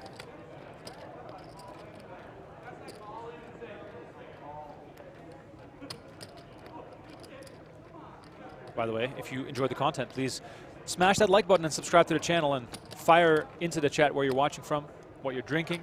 Is it snack time over there? Have you just had a big lunch? We're all here for all sorts of nonsense talk as Funkhouser connects with his suit, has ace-10 showing versus the 7-8 of Dan Zack, who bets 4-2 low, possible for Dan Zack.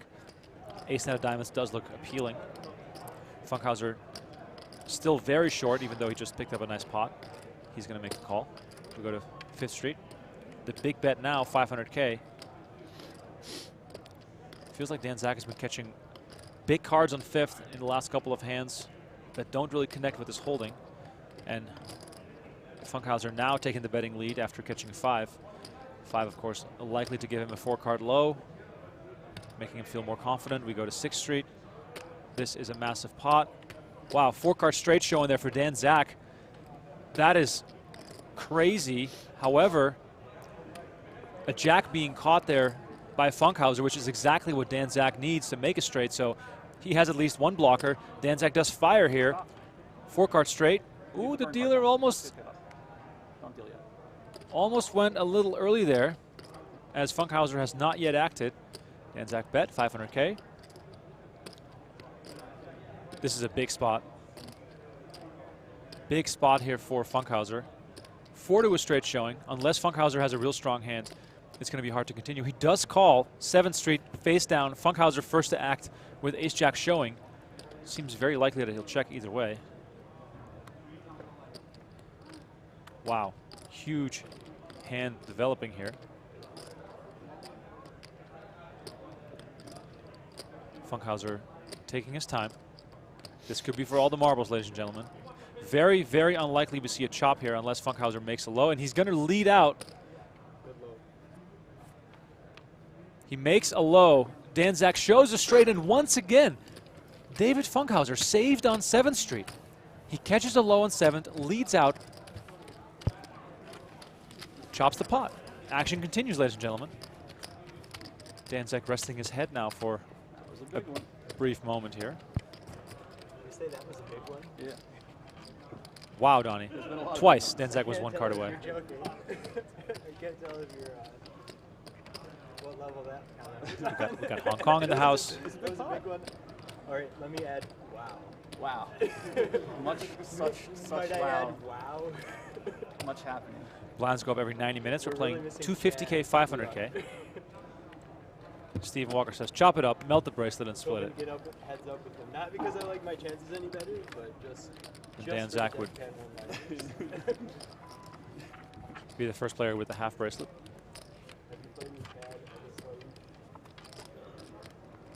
Like Rahim, by the way, is still walking around down here, Donnie. He is? Rahim is still here. Maybe he has a piece of the action. Maybe. A little swap. Maybe he just wants to see who wins. You know? Funkhouser sitting on about, looks like 2.8 million, so it's still anyone's game. One big hand, one way, and this game is swinging back again. Anath is asking, is this a delay? No delay. We are live. As live as can be. No hole cards means no delay.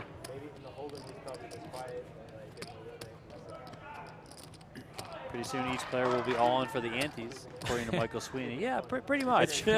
It's definitely it's almost that point now. Yep. And this from someone's buried against it. Every online skin, huh? Yeah.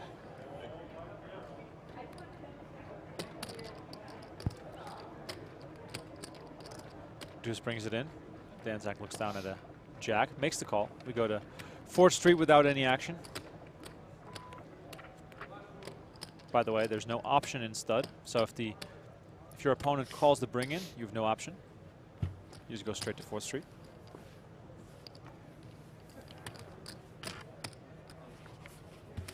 Scott Clement on the rail there, right there in the middle with the coffee cup, full of wine, probably.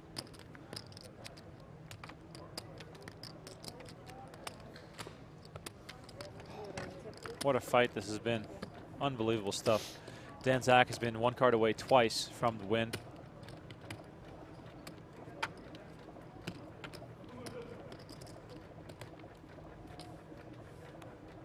Five brings it in. Dan Zack with a 10 of spades.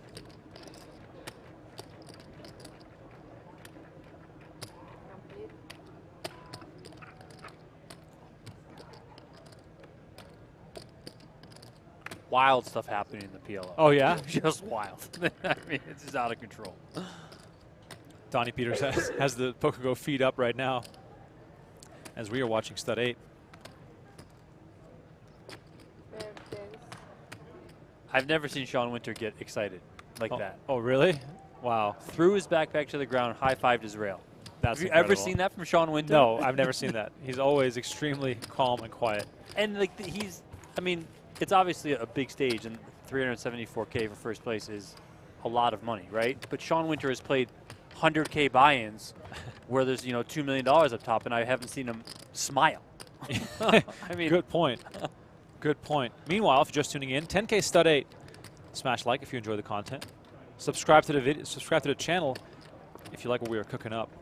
We got highlights of the PLO coming tomorrow on our YouTube channel. If you missed that action.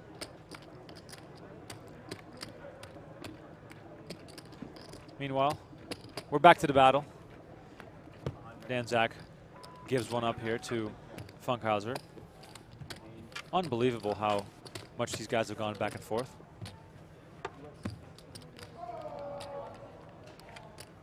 I think Dan Smith was heads up for maybe 5 or 6 hours in the 08, and he's looking to outdo himself here. Zack. Yeah, Zack. You said Dan Smith. Dan Smith. Oh, he was also heads up. Didn't last as long. No. Also It won. doesn't feel like You got no chance. It really doesn't feel like I tell you, this is where Funkmaster just gets 2 out of 2.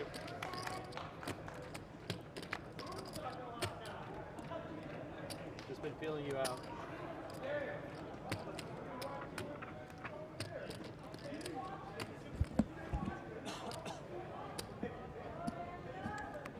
Two low cards battling here. Zack with the bring in, raise with the 6 of hearts from Funkhouser, and a call from Zack, who catches a suited wheel card to his deuce. Continues betting.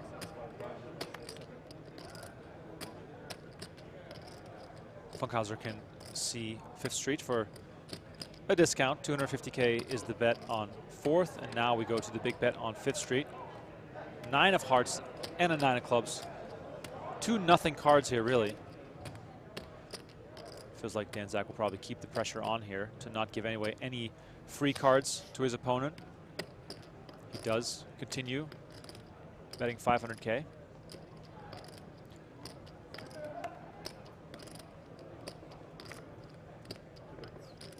Wow. We got a raise here, Donnie, to $1 million. Wow. Have not seen that in quite a while. The tables could be turning once more as Zack is contemplating what his next move will be.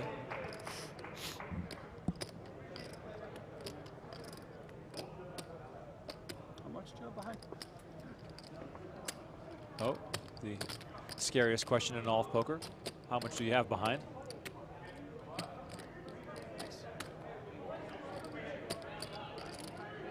These are, that's 1, 2. Zack focused as ever. 1.45. 1.45 left behind is what Funkhouser says.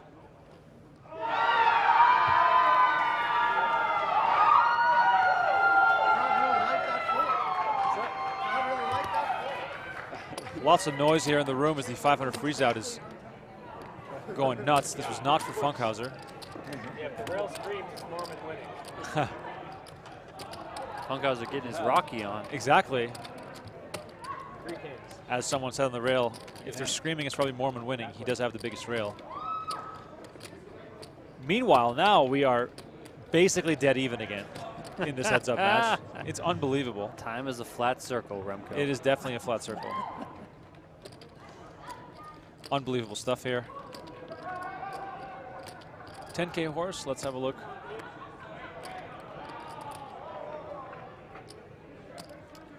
Seven brings it in, 8 raises, 7 calls. We go to 4th Street. 4, deuce. 40 left in a 10K horse. We just lost Ray Henson. Paul Volpe is chipping up nicely. Eric Wasserson, Jerry Wong. Mike Gorodinsky among the top chip counts. Andres Korn, top of the chip counts. Yeah. From Argentina, I believe.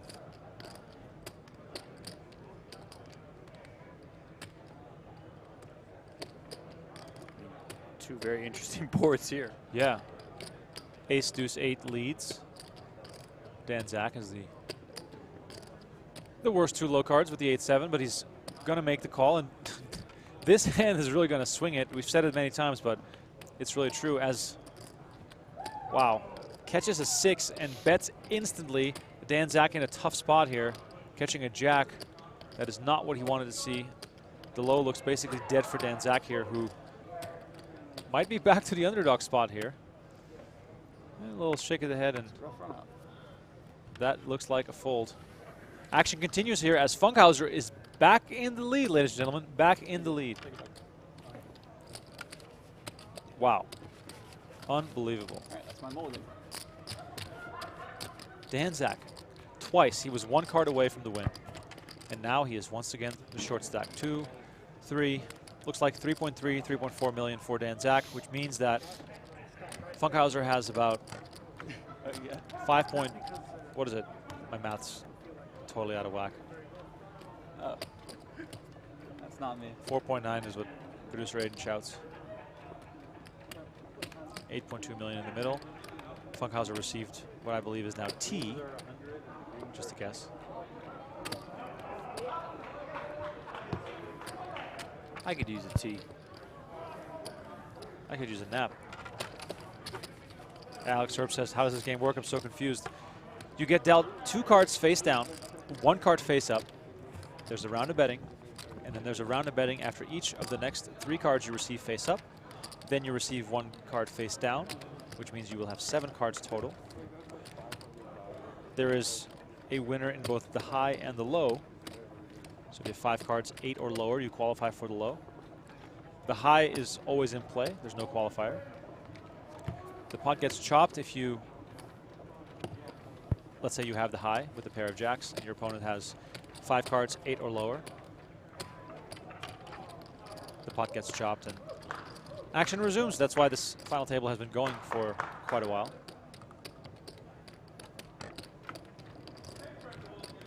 Christopher says, can I get a shout out for my friend Ziddy Zhang? There you go. Appreciate you tuning in.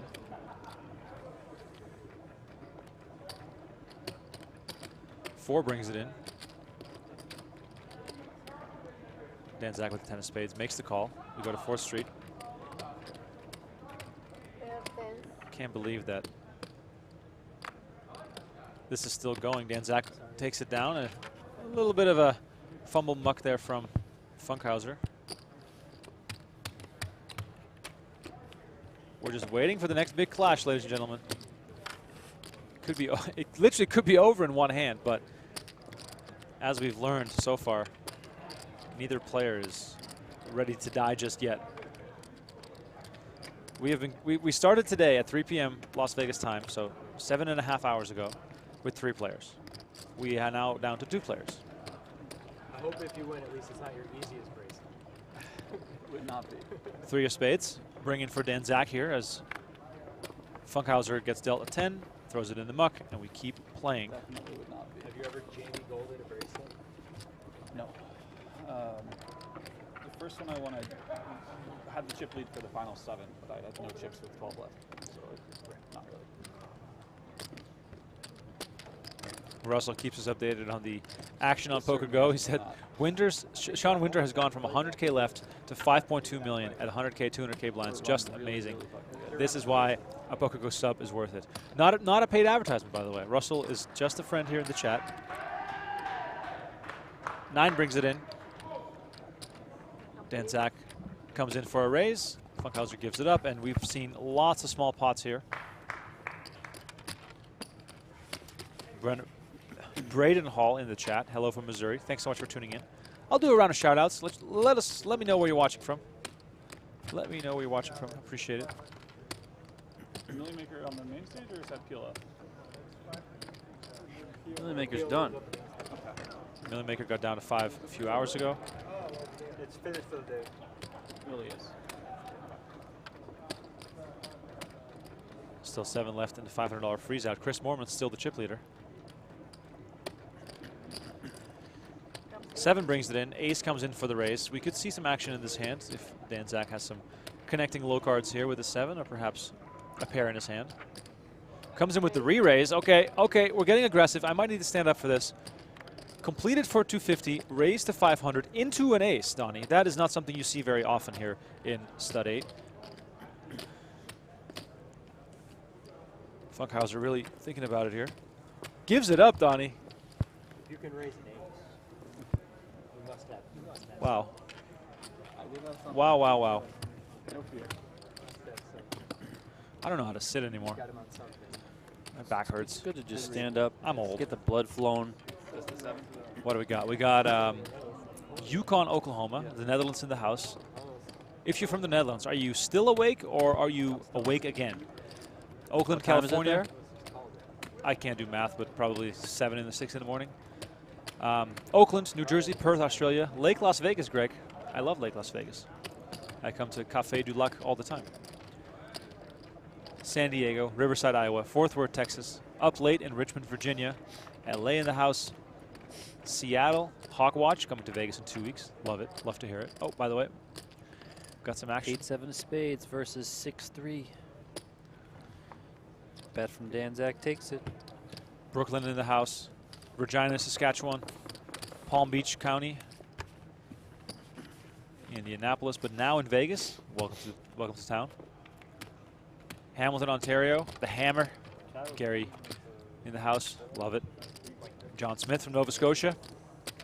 Chicago is here as well. Of course, Jimmy Bluffett is always representing Texas. Brandon, Mississippi, RJ in the house. Thank you for watching. 4 brings it in. Same type of clash here. Ace of spades here once more for Funkhouser. Lays it down right away. Keep going. Keep on going. Can't stop, won't stop.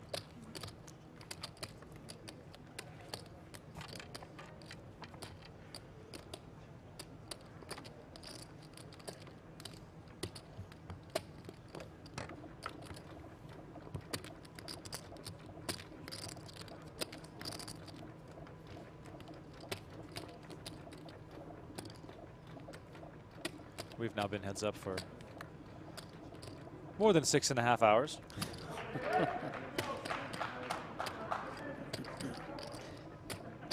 Eight on 8 violence. Fair fight. 2 eights battling. Club brings it in. Spade with the raise, and Dan Zack makes the call. Catches another 8. Would have been way funnier if they both caught an 8. Yeah.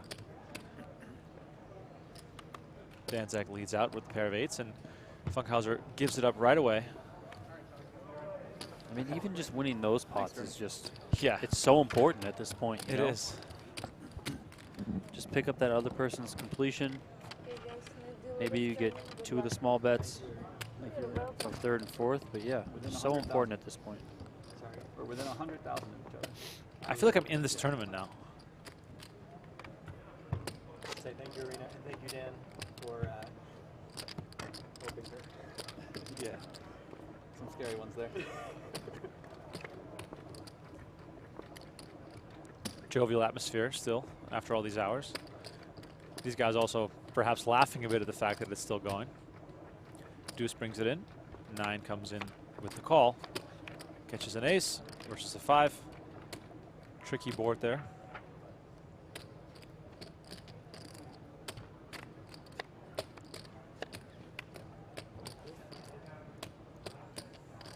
Not much to fight for here, as a single bet right now would be more than the pot size. Check, check again. Beautiful board run out for Funkhouser.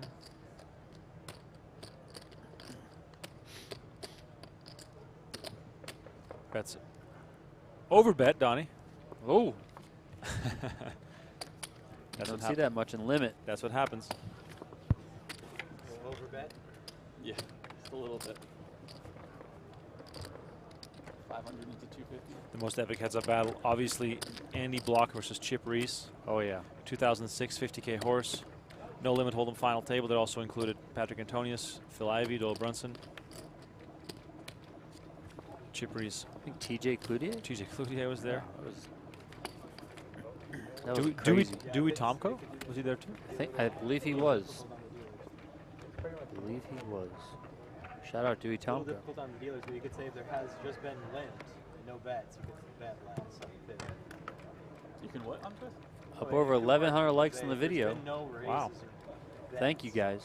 Okay. Don't forget to also smash that subscribe button Oh. so you can know when my guy Remko over here drops a new highlight video. Exactly. Pretty much every single day. Hit that notification bell, ladies and That's gentlemen. right. Subscribe, get notified, and you'll know immediately when the best poker content is coming your way. Braden Hall says, we seeing a winner tonight? Your Good guess, question. Your guess is as good as mine at this point. It depends. Depends what time zone you're in. Yeah. If you're on the East Coast, I mean, then you got a long time. You got, whatever, 23 hours to go. He's getting trolled and I'm getting coached. Like my chances. Dan Zack taking some time to text here. Come on, Dan, hurry up. We don't want to get to dinner break. We just want to see some exciting poker here. Where's the coaching coming from? Small pots for now. Someone that works as a interpreter in the 3K courts. PLO, by the way, going live still on PokerGo. Jeff Platt and Brent Hanks doing commentary on that final table. Not a professional poker.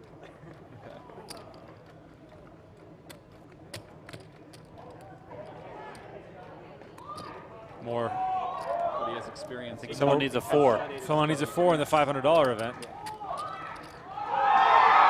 I think they hit a 4. I think they hit a 4 in the Wow. The room is going nuts. The room is going bananas. We'll update you on what happened just now in that event as the updates become available.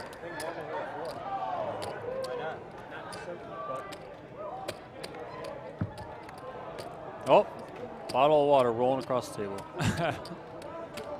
By the way, if you're just tuning in, if you're just waking up, or wherever you are watching from, this is bonus coverage.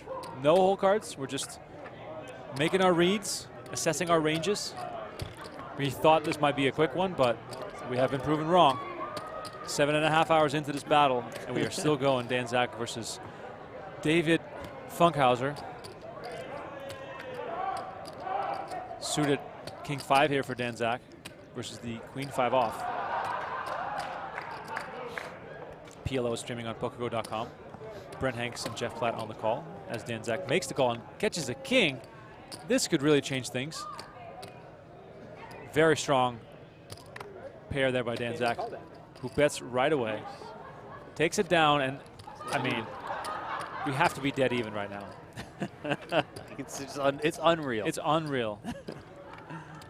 I think they hit a 4.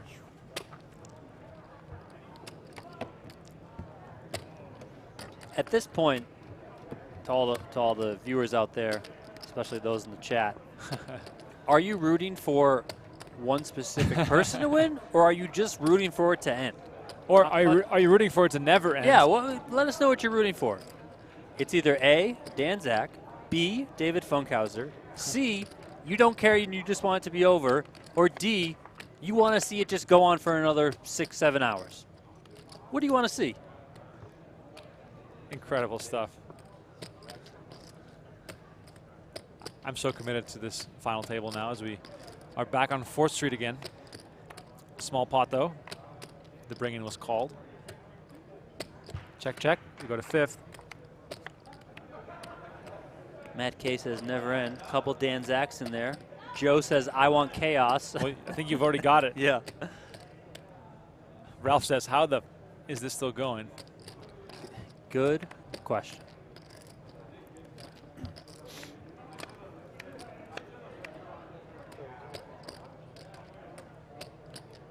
Pair showing for Funkhouser.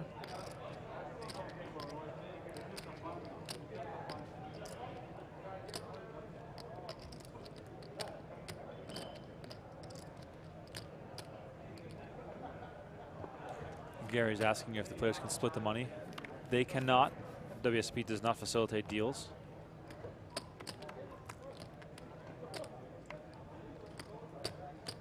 Yeah, and 2 more levels are going to have just enough chips left to play one hand.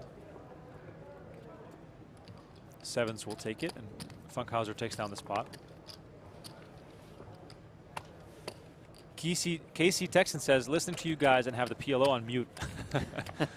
I'll tell be messing with your brain a little bit, huh? I'll tell Brent and Jeff about that. They'll love to hear that. If you're doing the double screen out there, let us know. Love to hear it. Yeah, tweet at us at Remko. Show us your setup. Show us your double setup at Remko Rinkema, at Donnie_Peters. Also mention at PokerGo in there. Yeah. If you are double dipping right now, tweet a photo of your setup. I would love to see it. We got a 5-9 against a 3-10 here. And it's very obvious that the play has gotten considerably more passive over the last hour or so.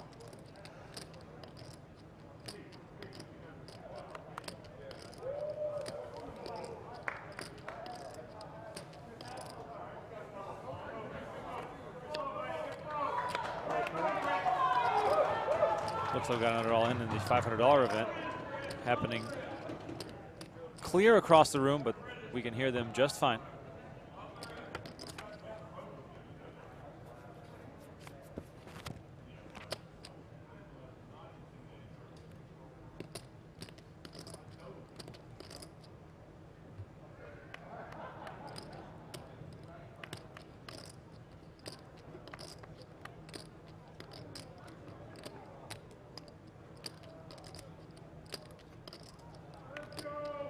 Looks like they're three-handed in that PLO now. Oh, wow. Could you imagine if they go from 6 to a winner? Yeah. Starting with an average big blind stack of like 45, and we can't go from 3 to a winner. We can't get a winner in this tournament across 2 days. I know, it's insane. And Brent and Jeff were complaining about the PLO going long. We were going to tap them in, or tap them out. We were going to go in there. We were going to get our debut on the PokerGo mainstream. We had to send in our photos earlier. We had to do all the stuff. They had to vet our backgrounds. They had to make sure we weren't going to swear. All that sort of stuff, right? Unbelievable. And now it looks like they're going to be the ones ending. You know, it would only be fair if they came and tapped us out. Right, exactly. That's only fair. If the PLO finishes before this finishes. They should come tap us out. Exactly. That is how this should work. What a night it has been. Thank you all once again for tuning in. I do like, as a fan, speaking as my fan, that we have 2 streams going. People have 2 options. They can watch whatever they want. Yep. Like it's, you know, this is what it's about to me. I love it. 5 brings it in. 8 will come in with the raise, I'm assuming. There it is. And a fold. The play has gotten so passive, Well, Donnie. I mean, it's like at this point, if you commit to playing a hand, you kind of have to commit to playing a hand. So it's very hard to even go 2 or 3 streets into a hand here and not having committed, you know, $500,000, $1 million chips, which is massive at this point relative to each player's stack size. Can we get some love in the chat for producer Aiden, ladies and gentlemen? He's been with us here for 7.5 hours, hitting the buttons. I was actually just looking over there. I wonder, did you bring that chair in yourself? He stole a chair. Because he's got a nice, like, reclining, comfy chair. It looks like it's got 4 inches of cushion on it. I mean, jeez. Show some love to producer Aiden in the chat, ladies and gentlemen. It's the least we can do here, as we have 2 exciting low boards developing. Both players catching a 9 on the 5th. Deuce 3 versus 4-5. Both players with a potential flush draw here, as there's no money in the middle. Oh, we got Russell sends a tweet in, showing us the setup. Oh, beautiful. There Bang, it is. bang. There it is. I love it. Thanks, Russell.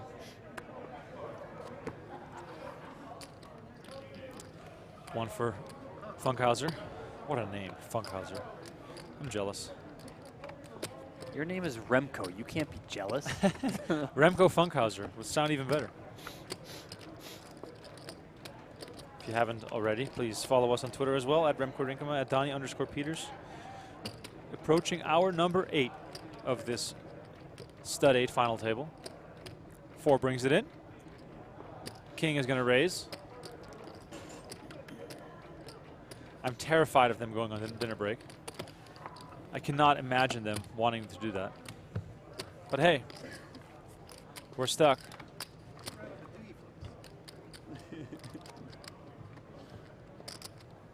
90-minute levels, by the way. I offered him earlier to flip for the bracelet. He declined. I was in good shape at that point. Pretty even stack sizes right now. I don't want to chance drinking coffee right now, because what if it ends? 3 brings it in. Jack called the bring in, and we go to 4th Street. A little update here. Wow, what a hand for Chris Moorman, Donnie. He was all in with 4s. Sorry, he had win all in with 4s versus ace-queen. Ace on the flop, 4 on the river. Wow, for Chris Moorman to bring that field down to 5. I wasn't joking earlier when I said the tournament might end before this one. They are down to 5. When we started this stream, there were 60 players left in the $500 tournament. They are now down to the final 5. Just incredible stuff. Chris Rose says, if this goes in dinner break, I think you're going to lose half the viewers. You might lose me. I might just stumble off the stairs in some kind of way.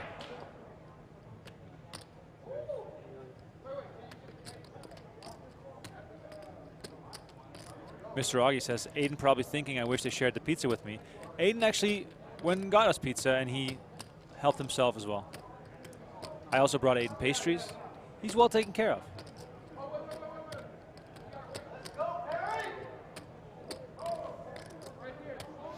Lots of action happening in the room right here. They got PLO going on PokerGO.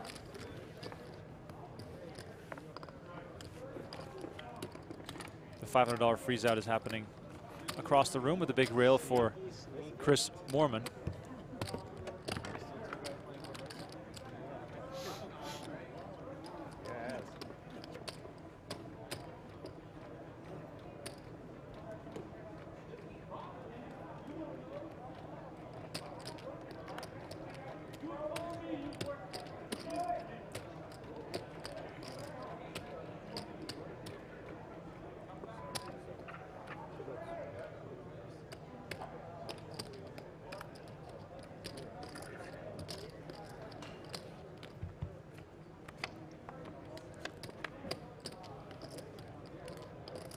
We got a raise and a re-raise here with the 9 versus a queen. Dan Zack bets his king. We got some money in the middle. Funkhouser makes the call. This could be a big one. 6 and a 9 pop off. Betting lead still for Dan Zack, who has a king showing. The bet now 500K. Dan Zack bets.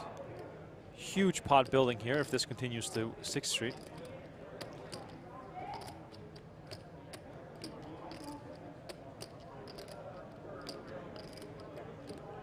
Wow, Funkhouser gives it up, and now we have Dan Zack back in the chip lead. Still anyone's game. Still anyone's game.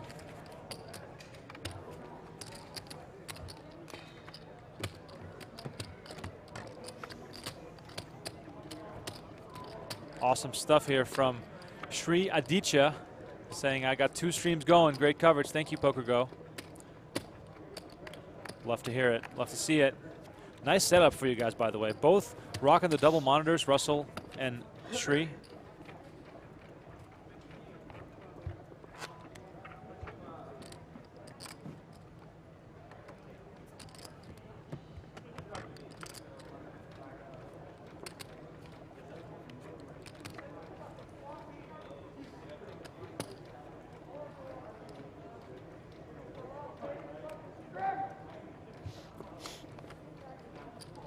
Gotta love it.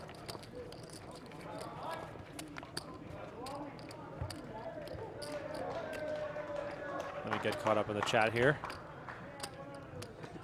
How torturous is this, whoever's in the booth? I heard you, Dan. Dan Zack said. It's Brent and Donnie. Brent? Remko and Donnie. Oh my God, no love. No love at all. I mean, but it is kind of equally torturous for Brent, so it's not. Yes, yes. Let's not forget about Jeff and Remko. And Aiden and the crew and everyone. Exactly. But we started 2 hours before them, Donnie. I mean, 3 p.m. Yeah, I just. Solid day of work. They're now 47 big blinds deep in the PLO tournament. 3 left. Wow.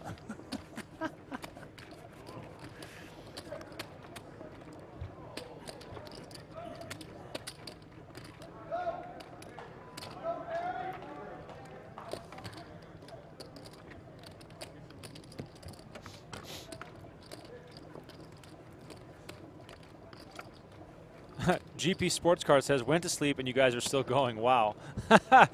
Love hearing that. That's kind of funny. We are still going strong. $500 freeze out is moving along fast. They are down to 5. Chris Moorman just doubled up one of the players remaining and is now no longer the big stack. Got some action here. Raise from the king and the 6 calls. Zack catches an ace, and so does Funkhouser. Check from Dan Zack, playing it cautiously, even though he makes the suited ace-king.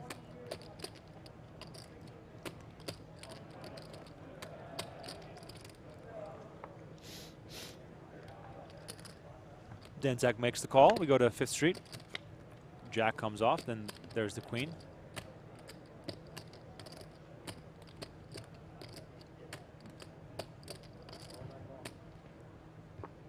Check from Dan Zack. Funkhouser double checks his cards. Could be on a 4-card low draw.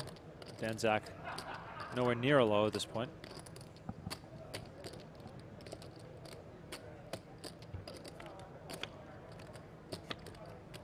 Dan Zack catches a 3. 9 for Funkhouser as we went check on 5th.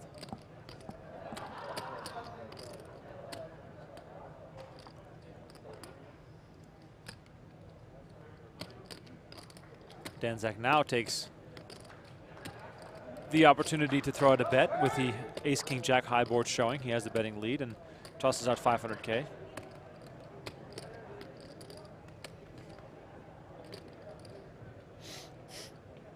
Mr. Augie says, heads up for so long. I could have had Lord of the Rings trilogy on in the background and it'd be on the 3rd movie by now. It's true. That's hilarious. Very true. Funkhouser here with a real decision. Makes the call. All right, we got a big one here. 7th Street, down and dirty. Dan Zack first to act. Goes back to his standard chip shuffle. Checks. Check, check. Pair of 6s. Wow. The chip lead goes back to Funkhouser. Wow. Unbelievable. Pair of 6s takes it down with all those high cards showing. What a crazy final table this has been.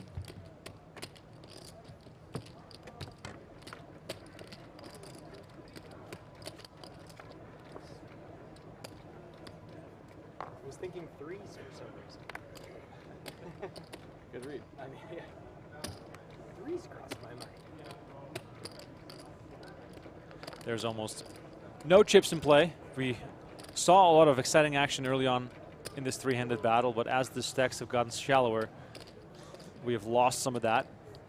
200K guaranteed for the runner-up and 324,000 for the winner as we see a raise and a re-raise. Dan Zack brings it in with the deuce.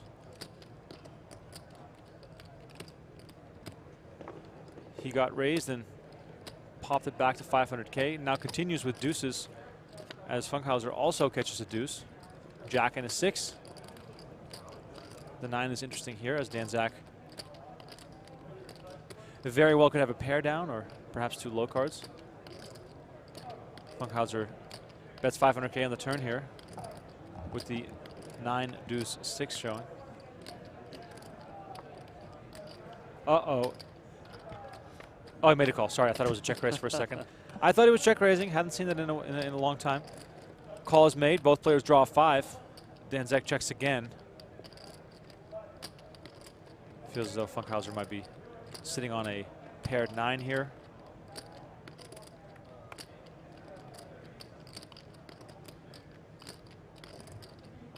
For someone who's never been in this spot before, Funkhouser really playing composed. Bets here on 6th. Dan Zack makes the call. Wow, ladies and gentlemen, we got a pot here. Pay attention. This could be crucial. Dan Zack making sure the cards are properly shuffled before looking down on them. He checks.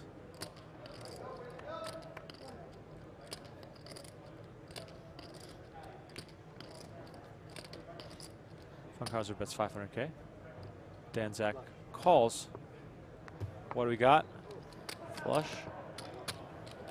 That looks like a flush on that side and a low on Zack's side, and we chop it up.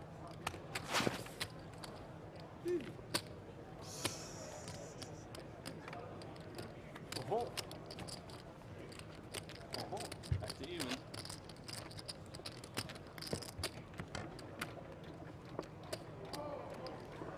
Turbo said, why aren't the commentators on the PLO taking stuff from the chat of YouTube? Well,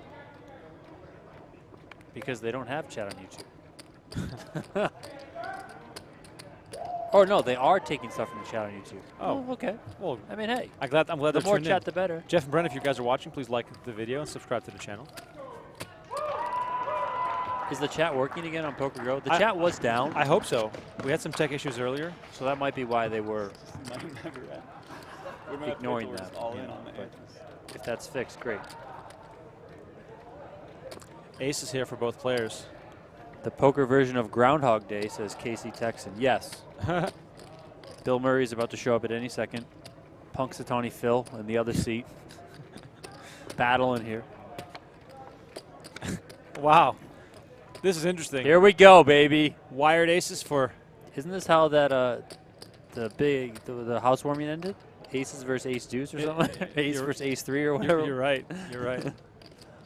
Ace deuce, of course, the best low combo versus a pair of aces. Suited too. He's got ace deuce of clubs. Very interesting.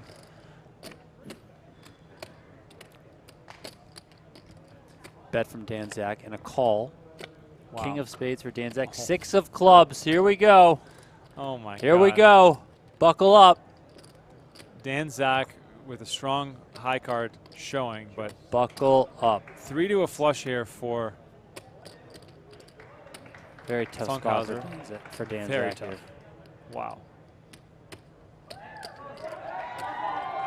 Zack knows that if he keeps calling, he's going to be committed to also call down on 7th, and he might be calling for half the pot, knowing that his opponent is a very strong low draw. And there it is. He does make the call. Many players say if you call 5th, you got to be prepared to take it all the way to the end. Oh my God. Another nice low card.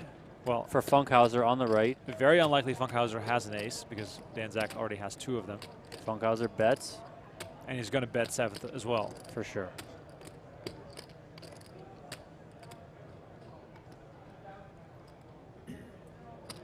Zack makes the call. We go to 7th, and Funkhouser has an almost automatic bet at this point. Zack cannot make a low.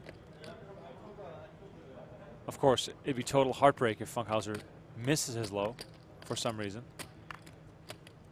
Does make the bet. Zack has no choice but to call.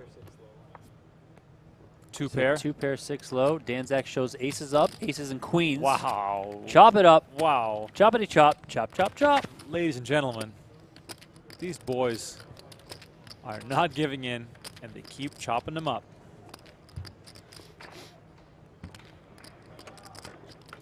Christopher says, this dealer has a sick up pitch. I'm going to pay attention now. Very smooth. The dealers have been very good. Yes, excellent.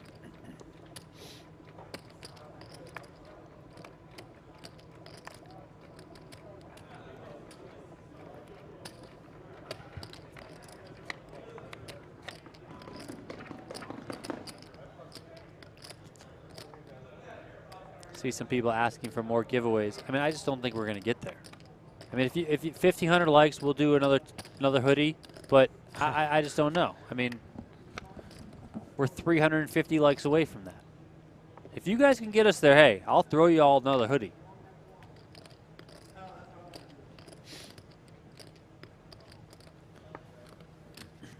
It's the most watched stud high-low stream of all time.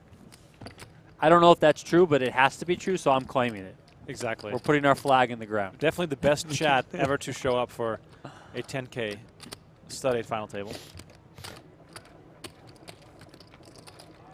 How close are we to this dinner break thing? Because, I mean, do we need to go down there and have a discussion? I mean, can you text Zack? please text Dan Zack and say, hey, think of the people watching. Everybody wants to. Well, this guy just has his head right in the way of the clock. Yeah.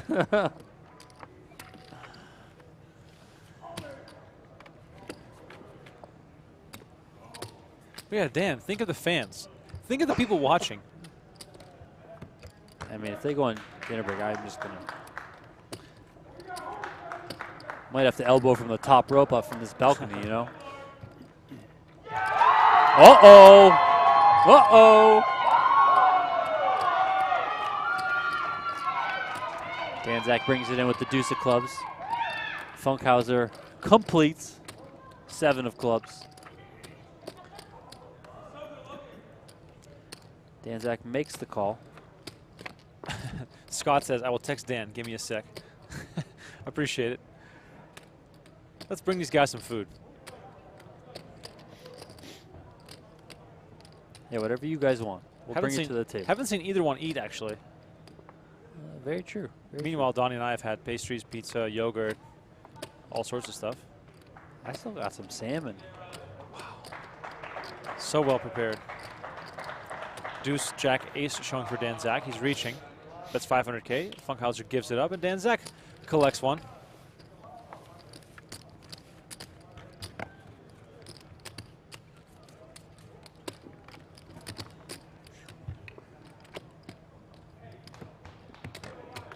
It's getting a little predictable who's going to win each buy.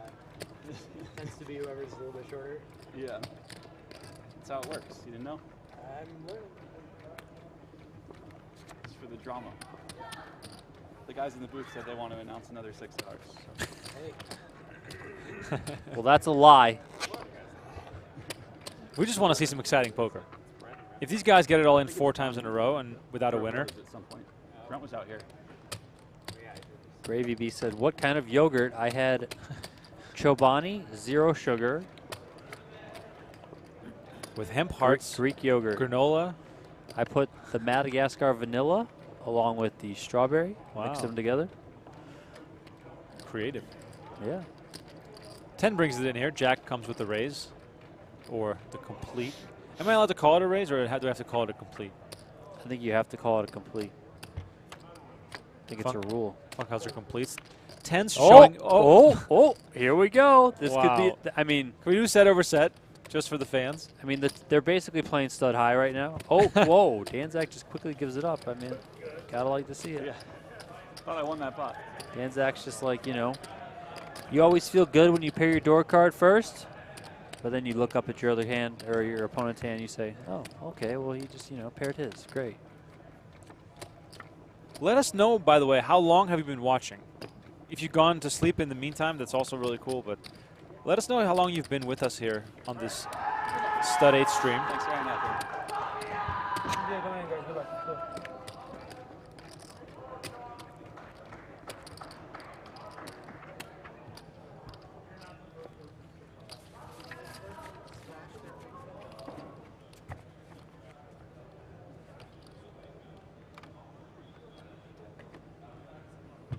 Chris has flicked the like in for you.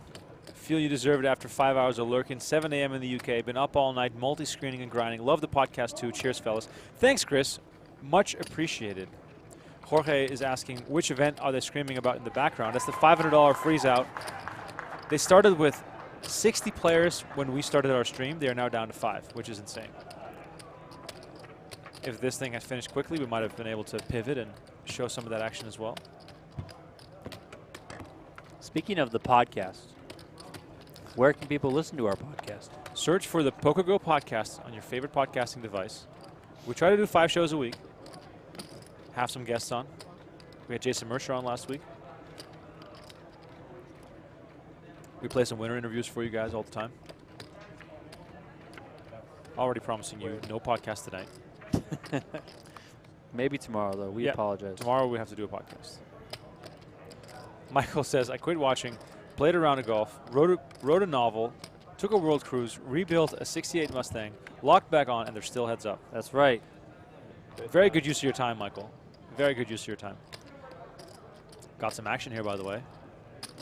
500K is the bet here with 10s showing. Dan Zack gives it up, and This hand goes to Funkhouser. Matthew's been here for 7 years. Appreciate you. Gary has been here with us for 3 hours from Hamilton, Ontario. Thank you, Gary. Chris Miller, whole stream. Attaboy. Every hand. Yeah. In 4 levels. 3-6, then 4-8, then 5-10.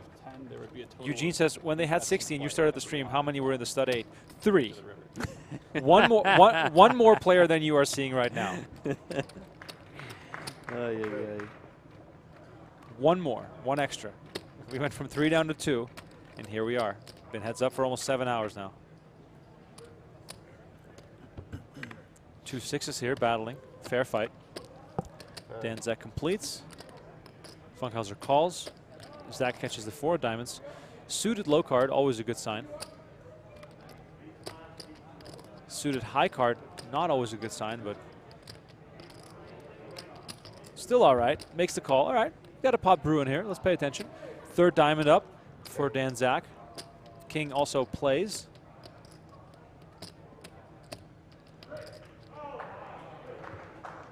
Dan Zack takes the cautious approach and checks. Funkhouser catches a potential 4th low card, and he decides to lead out, or decides to bet, sorry. That's 500K. Dan Zack tosses him into the muck and clearly was not connected to those diamonds. And Funkhouser rakes in this pot. Marina wasn't helping us wrap this up, just leaving the bets there, whoever lost. Just chop even if you fold. After this is over, do you think we can just ban Dan Zack from heads-up play? Yeah, we definitely can. I'll have a talk with him. Or there has to be a clock. He gets 10 seconds per action or something. I mean, it's just... It's unbelievable. We might need to double the blinds or something. Amateur Fun says close to 6 hours. I feel pot committed at this point. Yeah, That's why? Right. Why? If you have watched for, I would say even 3 hours, and then you leave, I mean, it's just like, how can you live with yourself? Exactly. You have to see it through. Siders just came back, says, what the F? They're still playing? They are. They both really want this. I don't know about trying, but it's certainly succeeding. We're definitely not close yet to the longest heads-up match ever, but it's definitely approaching perhaps top 10 territory at this point. Longest stud 8 heads-up match ever? Yeah. I mean, I can't recall anything. We got to else. get a researcher on that. Everyday event. Yeah, I thought we'd be done a long time ago, but... Wilford has been in for 8 hours. Thank you so much for watching.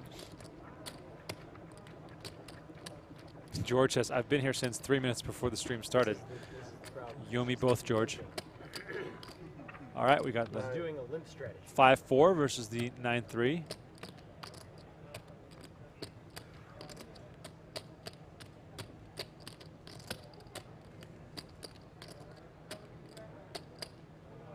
(5-4) looking good, and Dan Zack surrenders. 9, of course, the worst card in this game.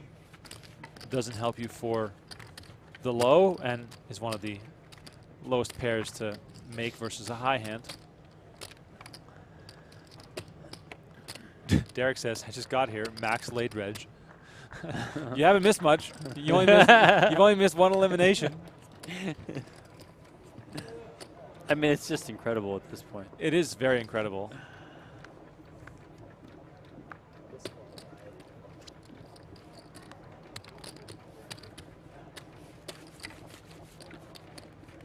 What's that? And didn't qualify to raise or to limp even. Have you limped yet? I almost did, and then I raised. Thought about it briefly. I was like, you know what? I don't think that's a very good idea for me. It's working for him, but I'm not going to do it. Don't try it.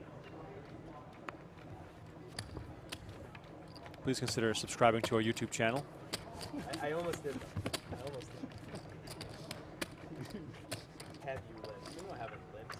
We normally post much shorter videos on our YouTube channel. Imagine if we uploaded an 8-hour stud Every hand. day you're just putting 8-hour stud high-low.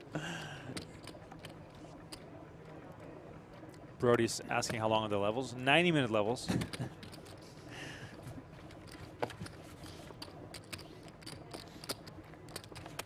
Yes, Chip Reese and Andy Block, 50K, PPC. Back when it was the 50K horse, but also the final table was only no limit hold'em. Longest heads-up match.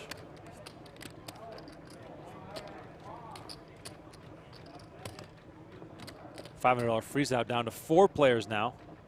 Josh Prager sent Sebastian Guidez to the rail. David Perry to chip leader. Chris Moorman in second place. Josh Prager in third. And Daniel Eichhorn in fourth. We played so long, even people who were here at 4 a.m.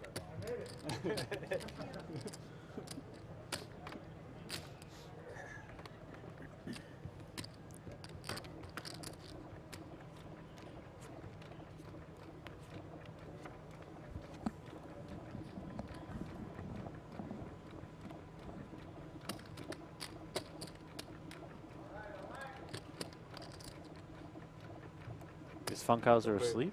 No, okay, he's awake. I mean, I wouldn't blame him for being asleep, you know.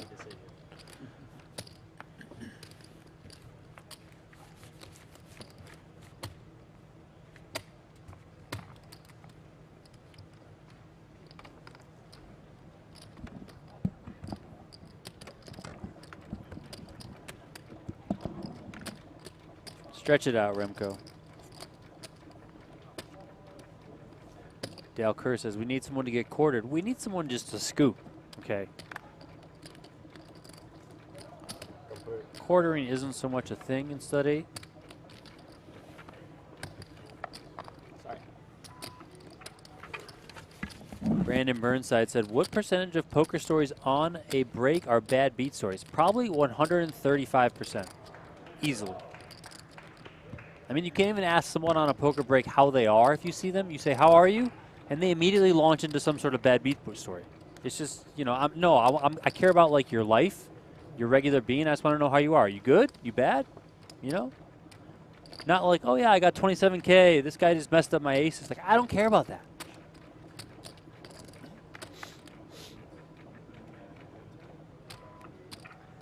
Nick Tanner, well, these are 2 different streams.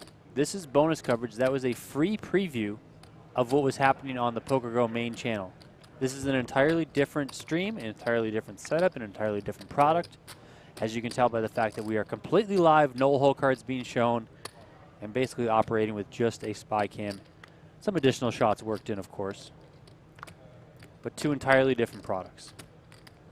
Always clear from that from the beginning.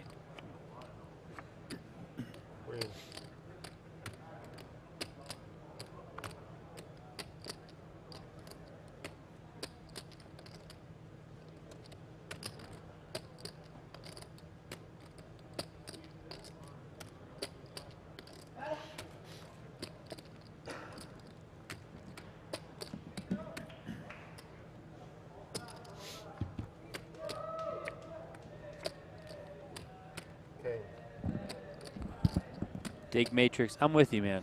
I mean, you can't give people free stuff. They just complain. We have a 3-5 Jack King for Dan Zack. Almost said Dan Shack. 7 Queen, 6-5 for Funkhouser. Big hand here, by the way. Yes. Dan Zack makes the call. Here we go. We go to 7th for the down and dirty, baby. The 3rd time this hour, feels like. Dan Zack first up with the King Jack high. I feel like each player has played their hands pretty face up. Dan Zack checks at this final table. Nice little squeeze, double squeeze here. It's what we've been seeing all the time from Funkhouser. He bets. Dan Zack does not look happy. A little shake of the head there. Very frustrated Dan Zack. Yes. That's the most emotion we've seen from Dan Zack so far.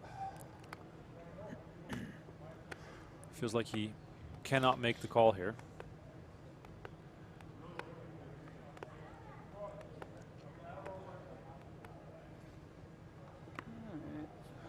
Gives it up. Donnie, big chip lead now for big pot there. Funkhouser.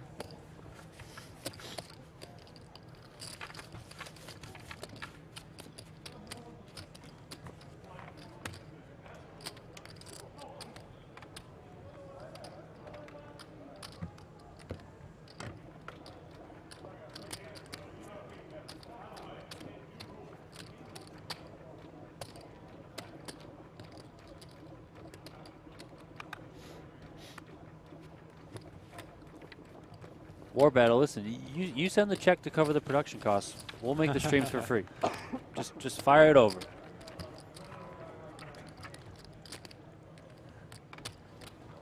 Thank you, Dave. Big shout out. Love it.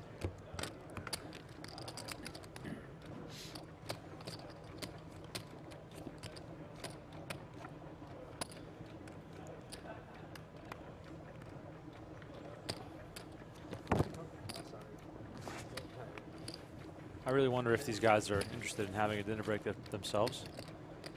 If they do, I might walk to a craps table and put all my money on the table.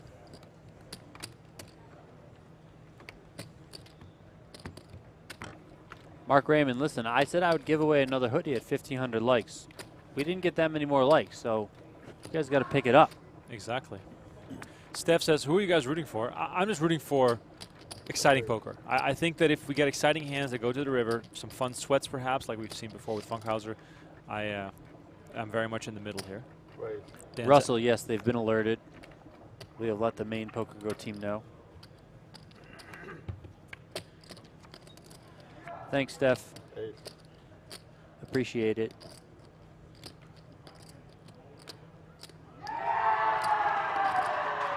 More yelling. $500 freeze out. Might be over again. 3-7 here for Dan Zack versus 7-ace for Funkhouser. We go to 5th Street. Dan Zack catches a 4 of diamonds. Funkhouser checks his ace right away with 3 low cards. Dan Zack bets. We got a big one brewing. Dan Zack with very little left behind. 25. Funkhouser makes the call. Dan Zack has very little left behind, catches a 5 versus the 10 of spades. Have to like Dan Zack's board here in this spot. Oh, yes. He bets 500K. 1-6 is blocked. Almost nothing left behind here.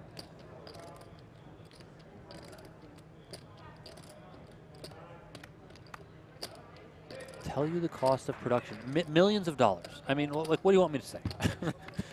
Call is made. We go to the 7th Street. Crucial hand once more. If Dan Zack wins, he might be back into the lead. If he loses, it might be over, ladies and gentlemen. More action in the $500 freeze out at the same time. Wow. Funkhouser leads. Dan Zack calls. Straight to the 7. Straight there for Funkhouser. Wow. A low for Dan Zack. Dan Zack likely thought he had it all there. Wow. With a straight 7. Straight versus straight.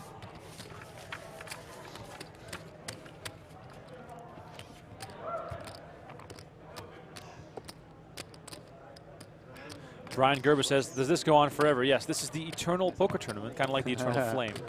It just keeps going and going. I saw Corey Reynolds asking, at 7 hours in, how does fatigue come into play? For us viewers. For us viewers. I mean, it's a good question. It depends. There have been people in the chat that have said they took naps, they went to bed and woke up. Those people are probably very refreshed. They took showers though? Yeah, I mean, they're ready to go. Some people might have fired up some coffee. They're probably all right too. For those that have been sticking it out straight through, I would say probably especially those on the East Coast, where it is 2:15 in the morning. Wow. Thank you. God bless you for being with us. I remember way back when, before I came to Vegas myself, I would watch sporting events in the U.S. like at all hours of the night. Like Super Bowl would start at like 2 in the morning. Crazy. So brutal. Or watching NBA, even harder. West Coast definitely the best time zone to watch sports. Formula 1 at 6 a.m. when it's in Europe. Good luck, David. Soccer is always very early. KC Texan says WSB 2023 starts and these two will still be playing. Yes, Yep, yeah, that is true. Dan Zack will not win Player of the Year because he's not able to register for any more events.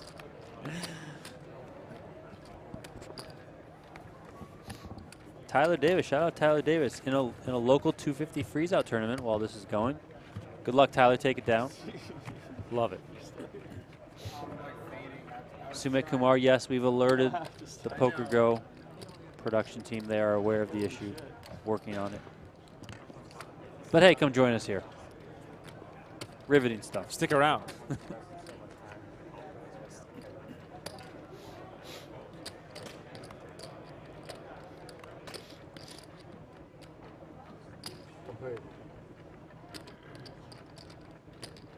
Ishai says, best time zone for sports is when I was in NYC.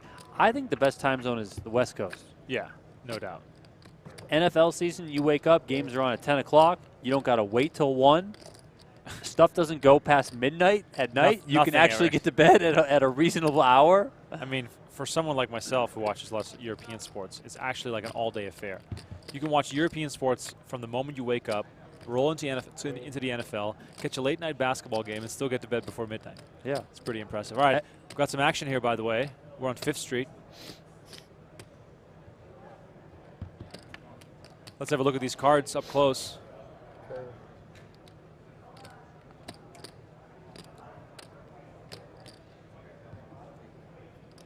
7-3 king.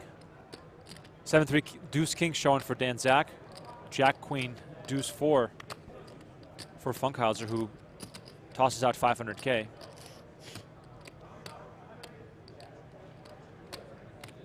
Dan Zack could already have made a low. Makes the call.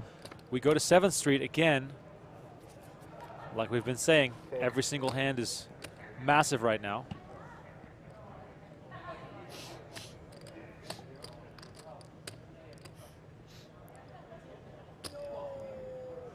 Dan Zack bets.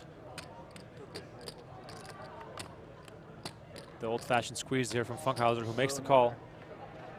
Dan Zack shows the 7-5 low. Pair of queens there for Funkhouser, and we chop it up again. Oh, don't bet, don't bet, don't bet, don't bet. Don't bet, just check. Just check, man. It's the biggest sweat in this heads-up stud 8. It's like he's gonna just lead out. I drilled the gut shot a minute ago. Down to 3 players in the $500 freeze out. Josh Prager has just been eliminated. I was not joking when I said that it might end before the stud. That was the real pain. Sumit says, Remko and Donnie, I listen to every podcast every day as soon as it comes out. Thank you so much for listening. Benjamin Ludlow in the chat. Remko, how badly do you wish this was a split pot draw game? This balcony is just high enough for me to not make it. 6 brings it in, 6 completes, 6 folds.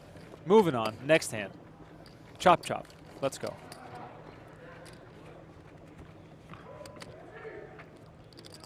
Sammy Folden says, this is crazy. Yes, it is. Oh, Tim Duckworth's back. Oh, why is he still here? Tim Duckworth is always here. I've never not been here when Tim Duckworth is not here. Unbelievable. Yeah. Mondo says I'm starting to hate 7-card stud high-low. It's going in. People came in, they hated it, then they grew to love it, and now everyone hates it again. The bell curve of stud high-low. Gotta love it. And then we're probably going to see a very exciting hand in the next few minutes, and then everybody will be back in on stud high-low. Ooh, how is he running? Pretty good. Updated chip counts here. Let's have a little peek. Looks as though we got about 5 million here for Funkhouser, meaning he is the chip leader.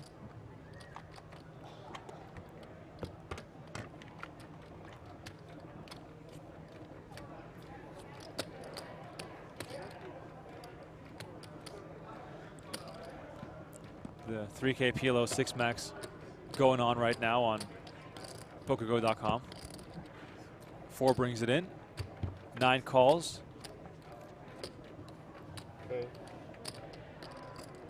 King and a jack popping off.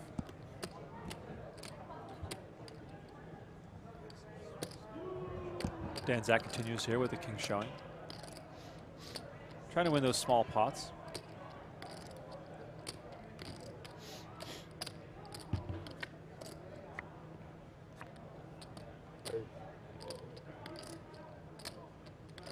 Funkhouser made the call, bringing us to 5th Street. Dan Zack picks up an ace and fires 500K.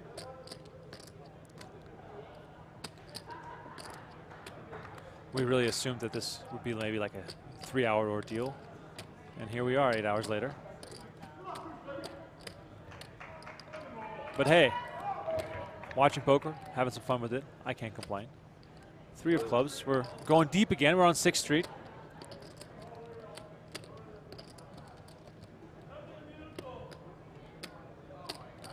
Dan Zack contemplating another bet here. How much are you playing behind the 17.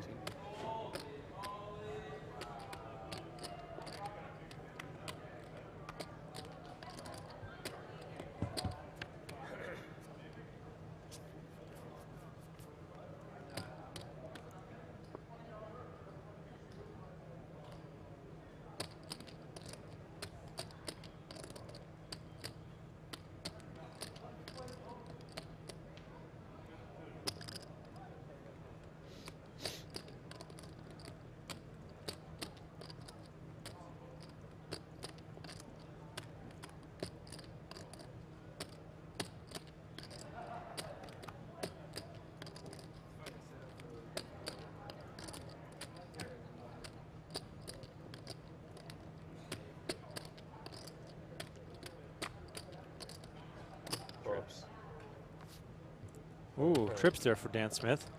Dan Smith, listen to me. Dan Zack shows trips and takes down this big pot. And hey, I've said this many times before. Looks like we're back to even. Do you want to use the break or do you want to keep playing? just real short. Okay. Yes. There we go, baby. Short break. Short break, no dinner break. Let's go.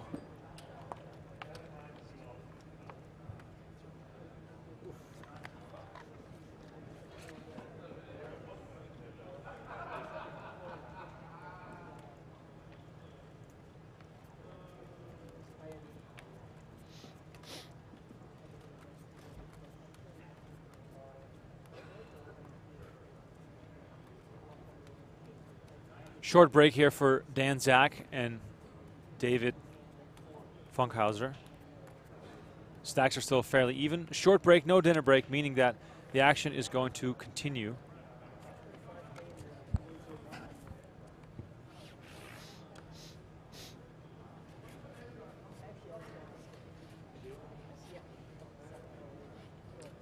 If people in the chat have any questions for us, please send them in. We'll be here with you until there is a winner.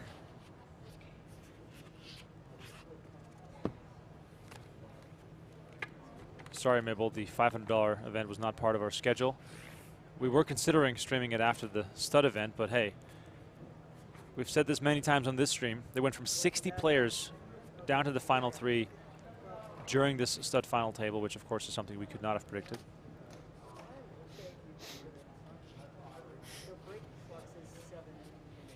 For those that are experiencing some technical difficulties with PokerGO right now, we're having some problem on the server side. Nothing we can do about it. We're trying to get the server people to figure it out.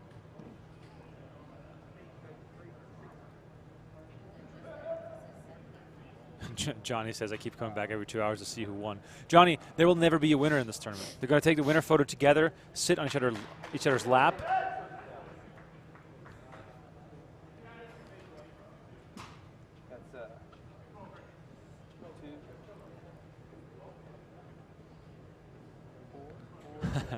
Mondo says, can you ask the dude to show us some cool card tricks? That'd be funny, actually. It'd be the perfect setup for it.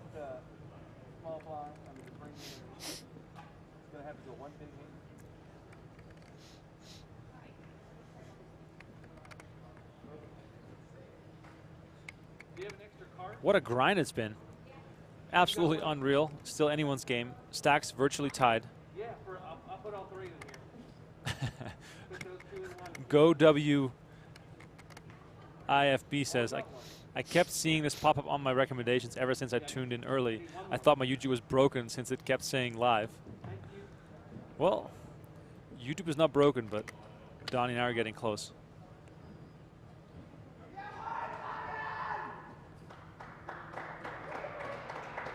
Stack sizes in the PLO look to be almost dead even. I mean, yeah. It could not be closer. It's 49 big blinds, 48 big blinds, and 46 big blinds. Sean Winter, I believe, has been all in for his tournament life 7 times, won all 7. It's unbelievable. It is really insane. It's an insane night of poker, and we wish we could have also shown the $500 event for the person who said, please show it after the stud ends. And we're not going to be able to. No, because they're heads up. they're heads up in the $500 event. Daniel Eichhorn has been eliminated by Chris Moorman. Chris Moorman and David Perry now heads up in the $500 event, meaning this is heads up, that is heads up, and there's 300 in the PLO. What a night at the World Series of Poker.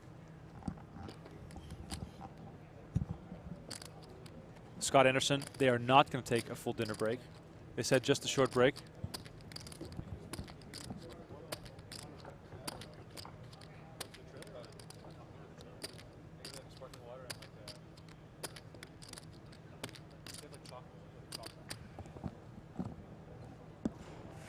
Donnie Peters is running out to resupply us with some drinks. Got to stay hydrated here. It's only 11:30 p.m. I know it's not the middle of the night, but it feels like it's the middle of the night because we've been going since 3 p.m. Chris Moorman is heads up. The PLO is down to 3. It's an epic night at the World Series of Poker. We hope you're enjoying it. As Dan Zack is back at the table, shuffling chips. That's what he does best.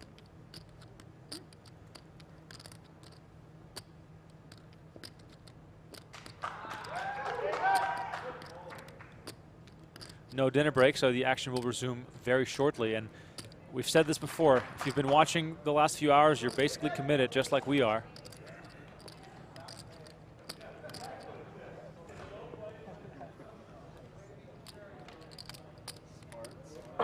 What an unbelievable night of poker. Toothpaste. Toothbrush. You got him covered? Got a little dental hygiene bag there. You can help yourself. Anyone play chat or chess? Sorry. Anyone play chess in the chat? Let me know your chess rating. Curious. I started playing chess. I'm pretty bad at it, but I love to play chess. That would ruin the bracelet photo. Oh, he's that guy. I'm ready. All right, we're ready. What is the new blind level? 75 ante, 100 bringing. Okay. Yeah, we can start. Go ahead. 75K ante, 100 bring-in. I believe we're playing 300K, 600K. No one probably ever thought that we would go this far.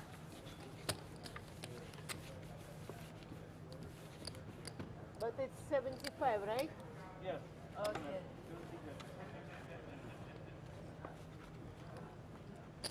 No deals allowed at the World Series of Poker. By the way, thanks everyone for tuning in.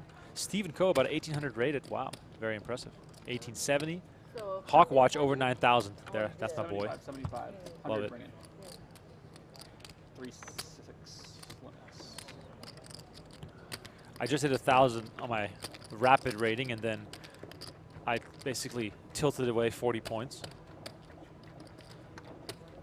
Love me some chess, but I'm terrible, as I cannot even keep 1,000 rating going.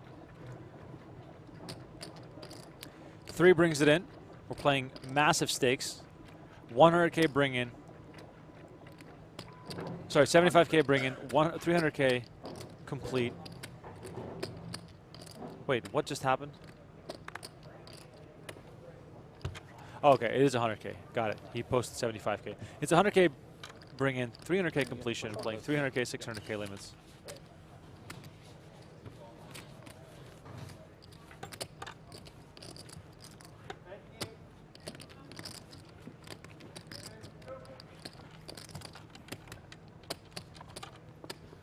Mondo is asking, how many total hands have they been heads up? I have no idea, but it's a lot because we've been heads up for over 7 hours. Been going for 8.5 hours here on the stream. Thanks to everyone who's still with us. I think it's almost time for another giveaway of some kind. Just some loyalty, just a loyalty giveaway here for the people in the chat.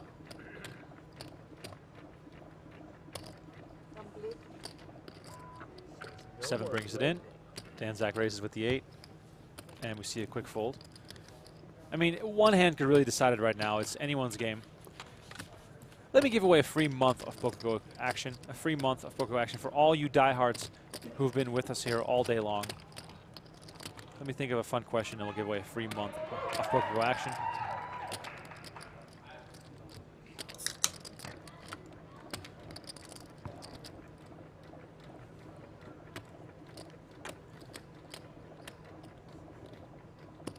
For all the people that are just tuning in, you can only enter the giveaway if you're a YouTube subscriber, and you need to be a YouTube subscriber for at least 5 minutes before you can chat. So I'm going to give you guys 5 minutes to subscribe if you're not already subscribed to YouTube, and then I'll give away a free month of PokerGO. So I'll do a random draw in 5 minutes from now, so all the new subs can also chat. So that's how nice I am.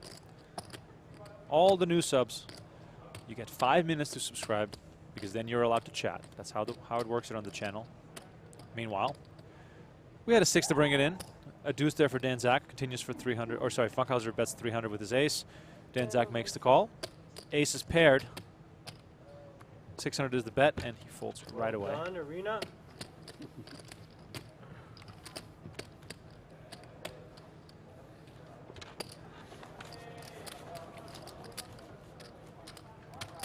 Make sure to hit subscribe so you can chat here on the stream.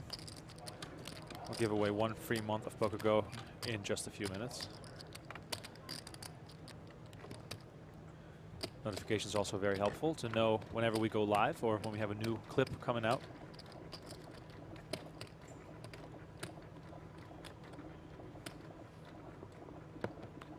Deuce brings it in, Zack with a 5. Usually quite an appealing card, I should say. Calls. To 4th Street we go. 7, 9. 9 goes first. Check. He's a 4th Street guy. Zack takes it down on 4th.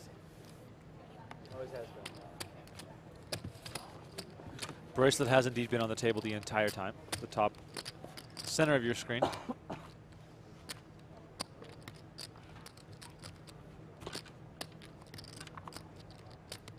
We are down to crumbs for both players. Absolute crumbs.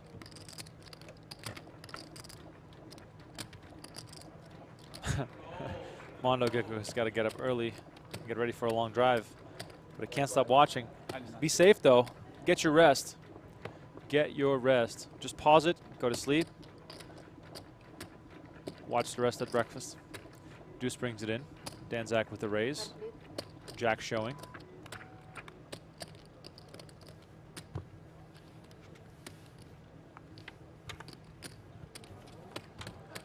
I'll give it about a minute or two before we do the random draw here. Loyalty random draw for those that have been around for all these hours. We're going to maybe hit 9 hours on this stream, which is pretty insane. Maybe I'll get a phone call from YouTube asking if I'm all right, if we're still doing all right. Is there a max on how long you can stream on YouTube? I have no idea. I think Z gave up. Wanted to be in the photo. Hey, whoever won. He stuck around a long time. 6 brings it in. Ace with the quick race. 7 hours. Jorge asking about if Zack has the edge because of his final table experience. Well, at this point, I think it's just about who catches the cards because they're so shallow. One hand basically decides it right now. There are 8.2 million chips in play. The big bet is 600K. So there's basically like 12 or 13 big bets in play, which is wild.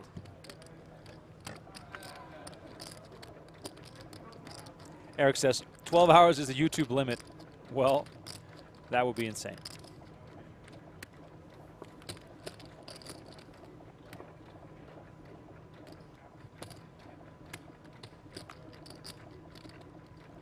Six brings it in. Jack with the raise. Let's see if we can get the 4th Street again. Here comes Donnie Peters. Warm? Warm water. Reese's Pieces. Pair of sixes.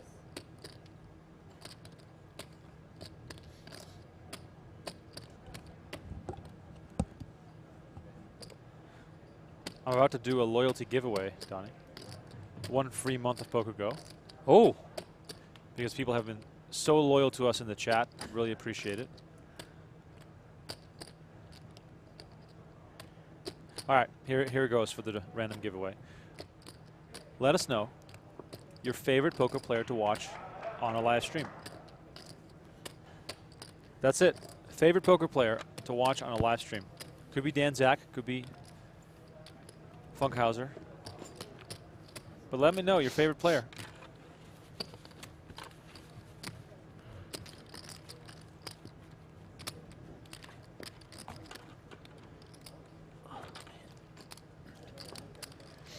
One lucky winner will get a free month of PokerGo action. Only for YouTube subs, this giveaway. Thanks everyone for tuning in.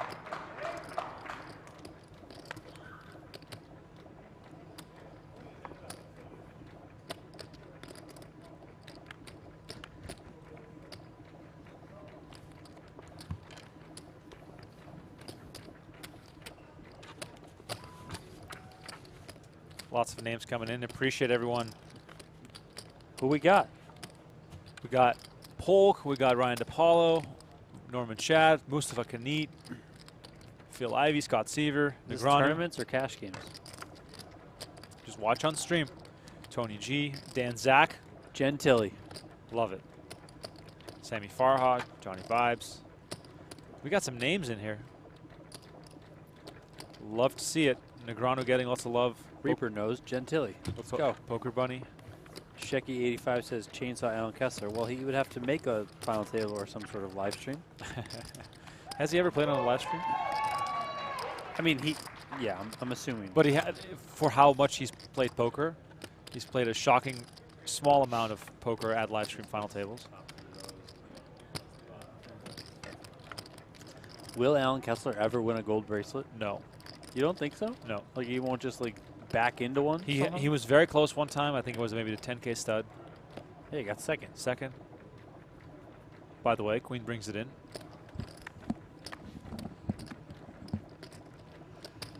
Is it 300, 600? Yep. Okay. Price of poker has gone up.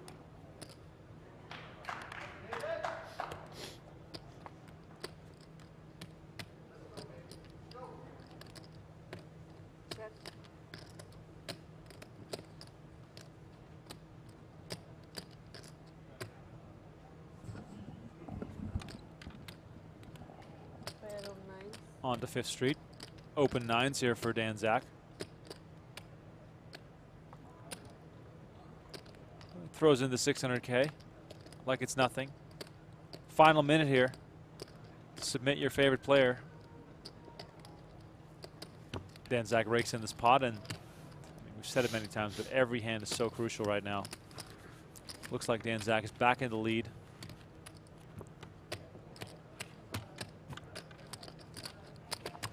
Yep, definitely back in the lead, but it's not by much. One big hand is going to decide this tournament. Both Zack and Funkhouser are sort of laughing at how absurd this battle has been. We are closing in on a 9-hour stream.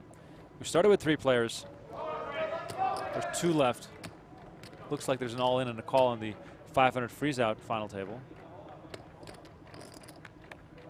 4 brings it in. Zack calls.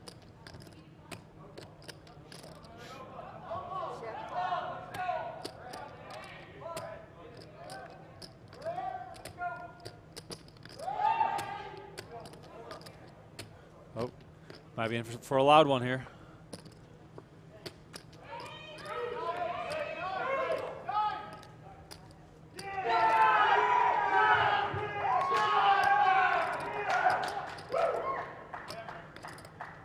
I think Chris Moorman might have just lost.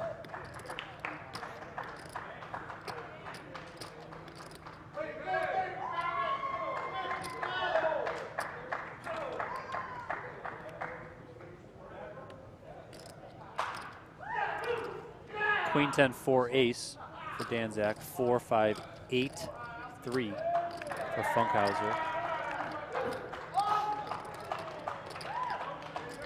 Wow. Bet from Funkhouser.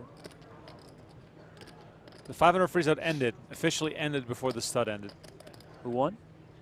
I think his name is Adam Perry. 600K called. Wow, Donnie, we have the Here we go. biggest pot of the night, it looks like. Wow. I cannot even imagine what Dan Zack has down low. Betting lead is for Dan Zack. I can't tell if he's already checked or not.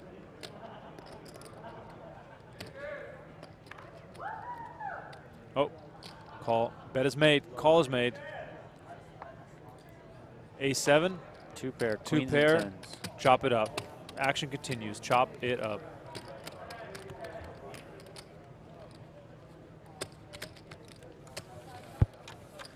Michael Schultz says, Remko, is Dan Heimiller still considered the sexiest man in poker? Yes, that's correct.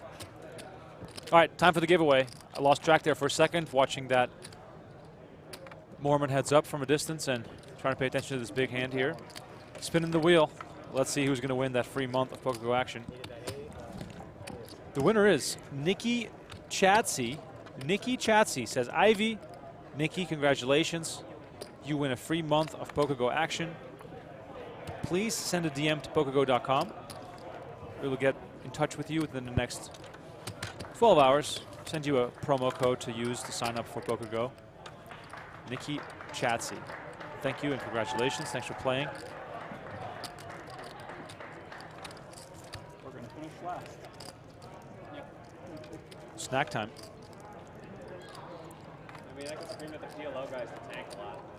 Reese's. Maybe. That would take a long time. Winter busted though, so your odds aren't that good. Okay.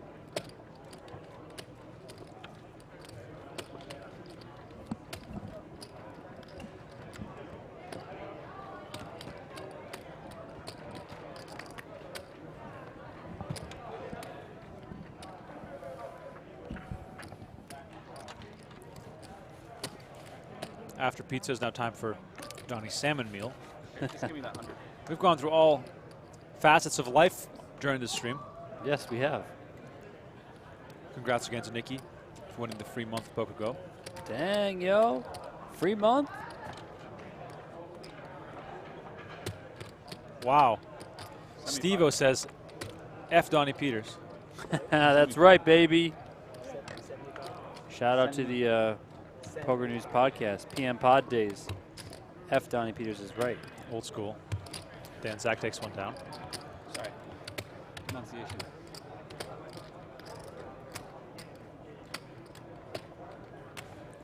Thinking one respect says, wheel of misfortune in my case, but congratulations. It's hard to win a draw when there's that many people playing. You'll get it one day. You'll get it one day. We're always doing tons of giveaways on our free streams.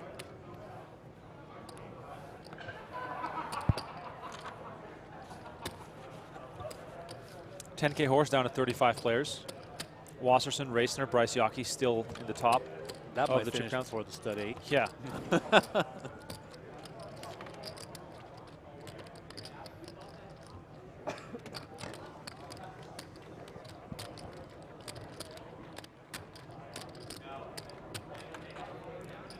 Nikki, please send a direct message on Twitter to PokerGO. Our DMs are open. Send us a screenshot of your YouTube account so we know that it's you, and then we'll get in touch with you within the next 12 hours to send you a promo code to get 1 month of free PokerGO action. Hope you enjoy it.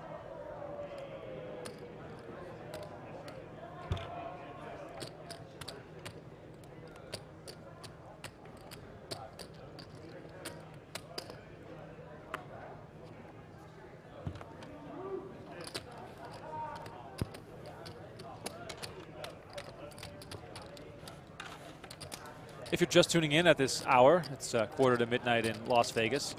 This is bonus coverage of the 10K 7-card stud high-low championship final table. We started with 3 players almost 9 hours ago. That's it. We are now down to the final 2. They're battling as hard as I've ever seen 2 players battle. Thanks. Dan Zack was 1 card away from winning the whole tournament twice, but a miracle emergency low for David Funkhouser, kept him alive.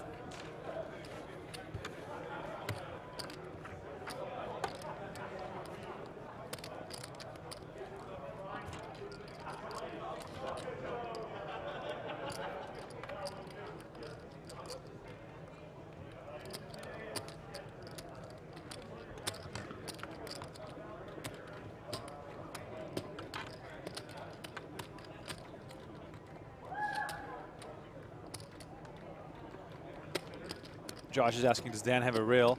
Dan has had a rail sort of all the way throughout. Right now, there's more people watching than ever before. Looks as though, from my vantage point, that we have about 20 people watching in person right now. As tournaments start ending, as people get knocked out from their events, more and more friends are gathering to watch this heads-up battle that's now been ongoing for over 7.5 hours.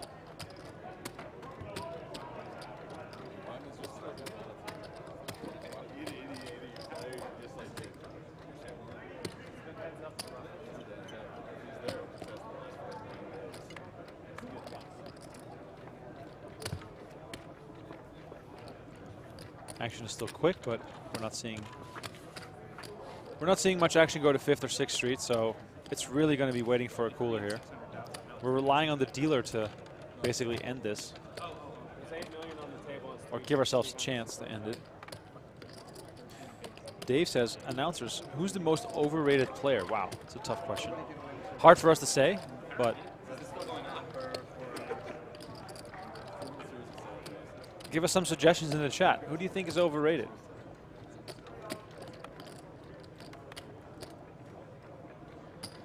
Donnie is a total machine, just crushing his salmon with some orzo or whatever that is. Brown rice, broccoli, just killing it. After he had pizza about 2 hours ago. Feed the beast. We're on 4th Street again. 6-10 showing for Dan Zack versus King 7 for Funkhouser. Call is made. We're seeing 5th Street. That's when I start paying attention, when we get to 5th Street. Dan Zack catches a low card, also suited to his 6. 600K is the bet from Funkhouser. Every hand that goes to 5th, playing with fire. Only 8.2 million chips in the middle. The call is made. We go to 6th Street. This could be it. 3rd diamond showing there. Queen up for Funkhouser.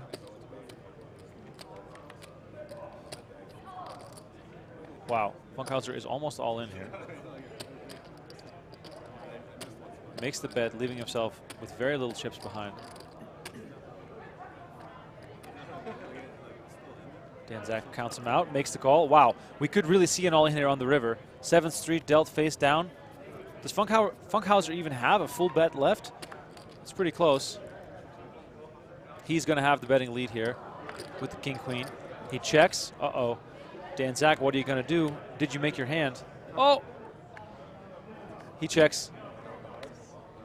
Pair of 5s. Is that going to do it? Wow. Is the pair of 5s going to win? Wow. Oh my God. David Funkhouser. Wow. Playing with fire. And his pair of 5s is going to take it down. And he now has a commanding chip lead. Unbelievable. This tournament is just out of control. We do have confirmation now that Chris Moorman was eliminated in 2nd place. There we go. Got it in good. Queen Jack versus Jack Deuce. But a Jack on the turn, or sorry, a Deuce on the turn. Gave David Perry the win and $241,000 in prize money. A few names that are being thrown out here for overrated players. These are you guys' opinions, not mine. I see Landon Tice, Gus Hansen, Phil Hellmuth, Sammy Farha, Alex Foxen. Wow, these are some real crushers. Berkey, Matisow, Corey Aldemir has been crushing it. Ace 4 here versus King 4. Dan Zack picks up a small pot. Dan Zack now the short stack. He is guaranteed 200K. But of course, that is not what he is playing for. Looks like about 3.8 million for Dan Zack. meaning that his opponent has about 4.5, 4.4. Still a very close match. But if Zack had won that hand, it would have been basically over. Duck Polk is being mentioned.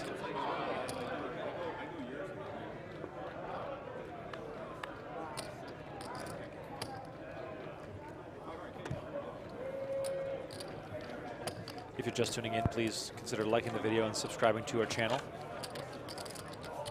Hit that notification bell as well. We release daily content all year round.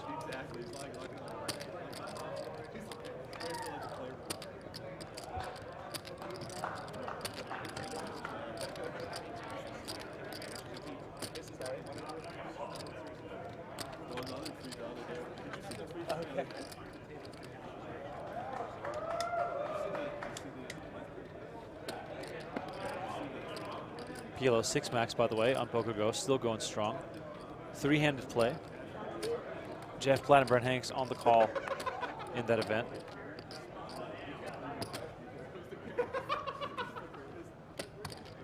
Ethan is saying, bro, house is not over. That is exactly right. King Jack here for Zack. Those big cards look very appealing, and Funkhouser tosses his cards into the muck. Nikki has no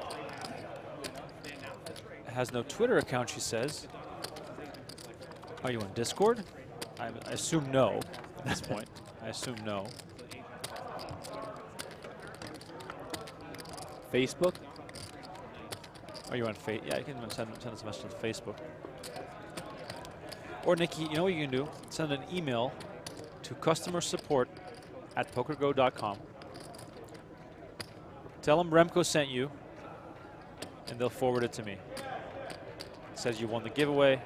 You're looking for Remko. They can forward it to my PokerGo email, and I'll sort it out for you.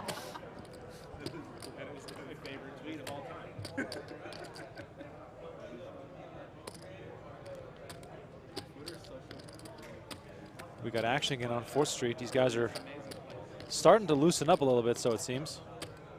They might also be looking for this thing to end.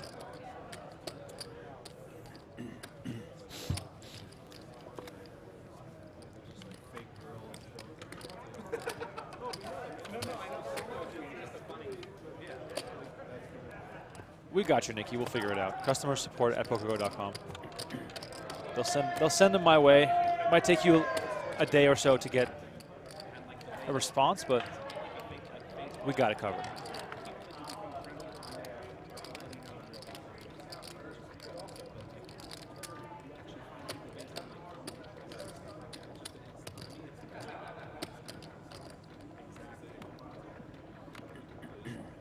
Brandon says, on a scale of 1 to 10, how badly would you guys like this to end? I mean, yeah, at this point, just end it. Like, both players have shown that they really, really want it. They've both been close to the win. Split the bracelet. We split enough pots, just chop it down the center. Someone just said melt it down. Yeah, just split it, you know? Half and half. Incredible.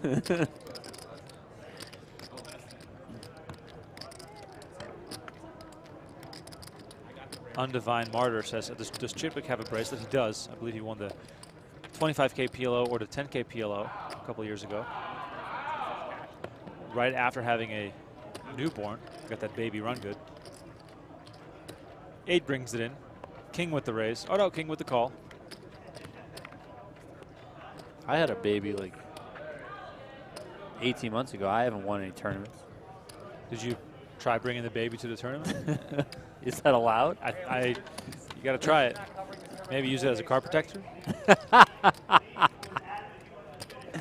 I mean, I did watch Lisa Vanderpump put her dog on the table, right? So, I mean.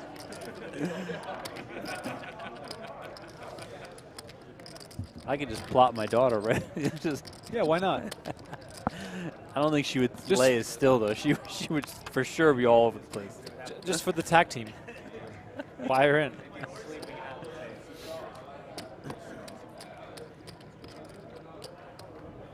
King of Spades brings it in.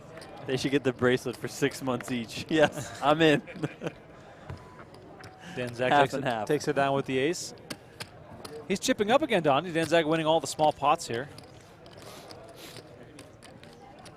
No deals allowed at the World Series of Poker.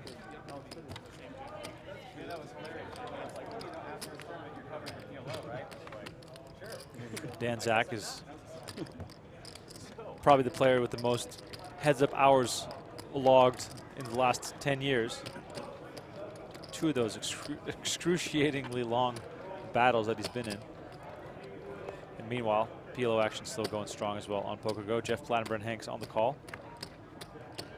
By the way, if you're new to PokerGO and you want to subscribe, use promo code GETWSOP30 to save $30 on the annual subscription. We got some insane main event coverage coming up. That alone is worth it, in my opinion. We're going to be filming more high-stakes poker later in the year. Super high roll bowl, Poker Masters, tons of events still coming up. 300K is the bet from Dan Zack after Funkhouser checked, and he catches a 6 open pair of kings here for Funkhouser. He's double checking his cards.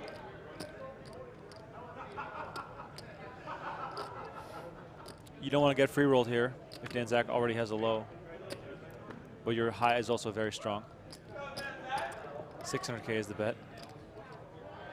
And Dan Zack is now forced to play his hand pretty face up. If he doesn't have at least a strong low draw, it's going to be tough for him to continue. He raises. Okay, here we go. Now it's getting serious. Dan Zack raises with the 7-6-3 showing, indicating that he already has a low made. Catches an 8. 10 comes off for Funkhouser, who checks. Feels logical for Dan Zack here to continue. He does for 600K. All the chips are basically in the middle here. This could be the deciding hand. Likely for Dan Zack here to be on a low versus the kings of Funkhouser. If Dan Zack somehow pulls out 2 pair or a straight in this situation along with his low, the tournament might be over. Dan Zack makes the bet. Call his mate. Show him. There's a straight. Ladies and gentlemen, Dan Zack has just won a massive pot. I think he flashed a king there. Oh my God. Funkhouser down to crumbs. And Dan Zack now, once again for the 3rd time in this tournament, in pole position to take it down, making a straight. A little shake of the head here. Almost can't believe it. It's not over yet, but hey. Look at those chips. Looks like about 5 or maybe 600K left there. 1 big bet for Funkhouser. We've seen crazier things at this final table. Funkhouser has been down to 1 card twice, and right now he's down to 1 bet. If I don't have a 4 kick, I'll save 600. Dan Zack on the brink of winning his 3rd World Series of Poker bracelet, his 2nd of the summer, and on the brink of taking the World Series of Poker Player of the Year lead and winning the $324,000 top prize. Ladies and gentlemen, you better sit upright. This is a big moment. The bring-in is already going to cost Funkhouser a lot. Is he going to bring it in, or is he just going to raise?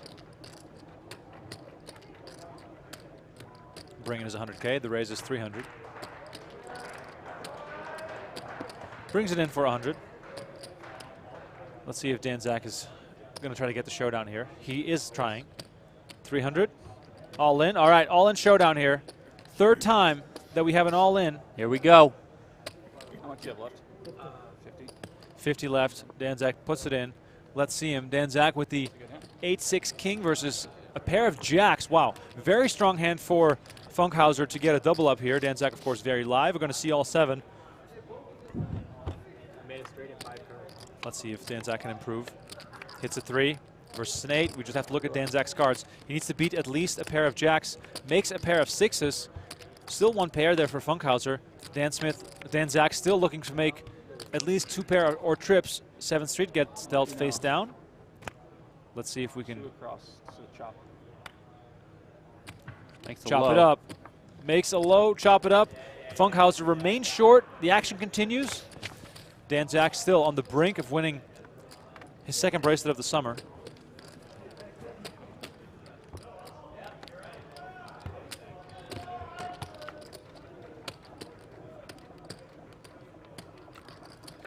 All right, we're now on the edge of our seats, anticipating the next all-in. 5 to bring it in. He does. We're gambling again, so it seems.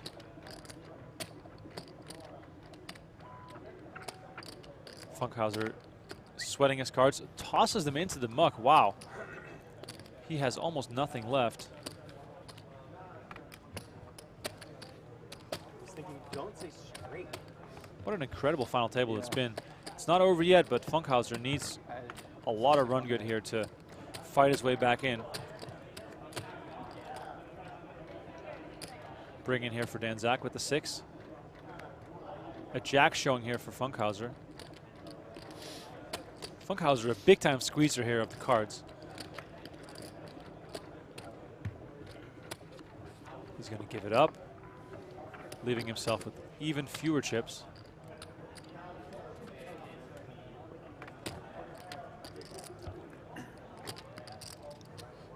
Russell, yes, most of the dealers should deal the 7th Street down. Yes. 3 is going to have to bring in. Feels highly unlikely if this doesn't end up in an all-in.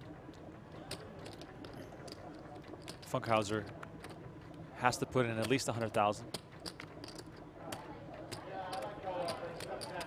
300,000 is the bet. Looks like he has 100K behind. 1 chip, so 400K total is what Funkhouser is sitting on. Dan Zack does not have a great hand, otherwise he would have called immediately. Perhaps has a 9 or a 10 in his hand. Gives it up. Funkhouser picks up the antes.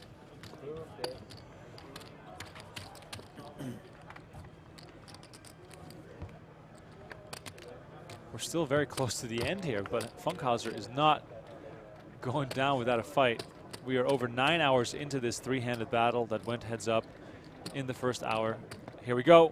Here we go. How can he possibly fold? Dan Zack raises with the ace. A king up for Funkhouser. He gives it up. Oh my God, what is happening here? I might not be the best stud 8 player, but with so few chips still in front of you, it feels as though you're pretty much committed. If you enjoy the content, please subscribe to our YouTube channel. 3 to bring it in here, as Funkhouser is down to what looks like about 300K. Dan Zack has a 10 of clubs. All right, we are all in. Dan Zack folds. This is some tiptoeing action, Donnie. It really is. We are tiptoeing around the next all in. It's cool we take an hour break. What's that? You can take a dinner break. I don't think you want to, but. Unbelievable final table. Deuce versus a 3. I'm not going to predict anything anymore. We're just going to have to wait and see. All right, this has to be an all-in then. All right, let's see him. Ace King Deuce versus Ace 10-3. 3 hearts for Funkhouser. What a showdown this will be. Let's see the cards. Ace King High still in the lead for Dan Zack. Picks up a pair of deuces and then a pair of aces. Funkhouser in the lead. Ooh. Oh, wow. Aces and deuces versus aces. Is this it, Donnie? A 3. Needs to catch something. A 3, a 10, and an ace. Aces are dead. 9 or a 5 to make a better 2 pair. He's squeezing it. Does not get it. That's it. That is it, ladies and gentlemen. Dan Zack has just won his 3rd World Series of Poker bracelet, his 2nd of the summer. He takes the World Series of Poker Player of the Year lead, wins $324,000. What an incredible battle it has been. David Funkhouser takes home $200K for his effort as Daniel Weinman, the man that he overtakes at the top of the standings, is on the rail right there. Dan Zack, what an unbelievable final table this has been. We've been streaming the final 3 today. A 9-hour battle. Absolutely unbelievable. Dan Zack has to be completely wiped out. What an unbelievable final table. There it is, Zack holding up the bracelet. He has to be absolutely exhausted. Daniel Wyman laughing, shaking his head. What a final table this has been. Once again, congratulations to Zack. And also, a big congratulations to David Funkhouser, who put on quite a display here at the Stud 8 Championship final table. But this one belongs to Zack. Thanks everyone in the chat for tuning in. What an incredible stream it has been. It's been absolutely phenomenal to have you all with us here tonight. And now that this event is over, I just want to say, head on over to PokerGO.com to keep watching, because we have that PLO final table still underway. They are still three-handed. Brent Hanks and Jeff Plett are on the call on that final table. Thanks for all the love in the chat. Donnie, I speak for him as well, and I really appreciate it. Producer Aiden as well. Thanks all so much. We're going to have more bonus coverage coming up in the next few days. We got the Millie Maker final table on the PokerGO Mothership tomorrow. We're streaming the 250K No Limit Hold'em event in just a few days. 10K horse coming up as well. So plenty more action still to come on your way out. Don't forget to like this video, subscribe to the channel, and just keep watching as Zack is putting his head in his hands. Some emotions and fatigue obviously coming together there. One more time, my name is Remko Rinkema. Donnie Peters was along with me here for the ride. Thanks all so much for watching, and we'll catch you on the next one.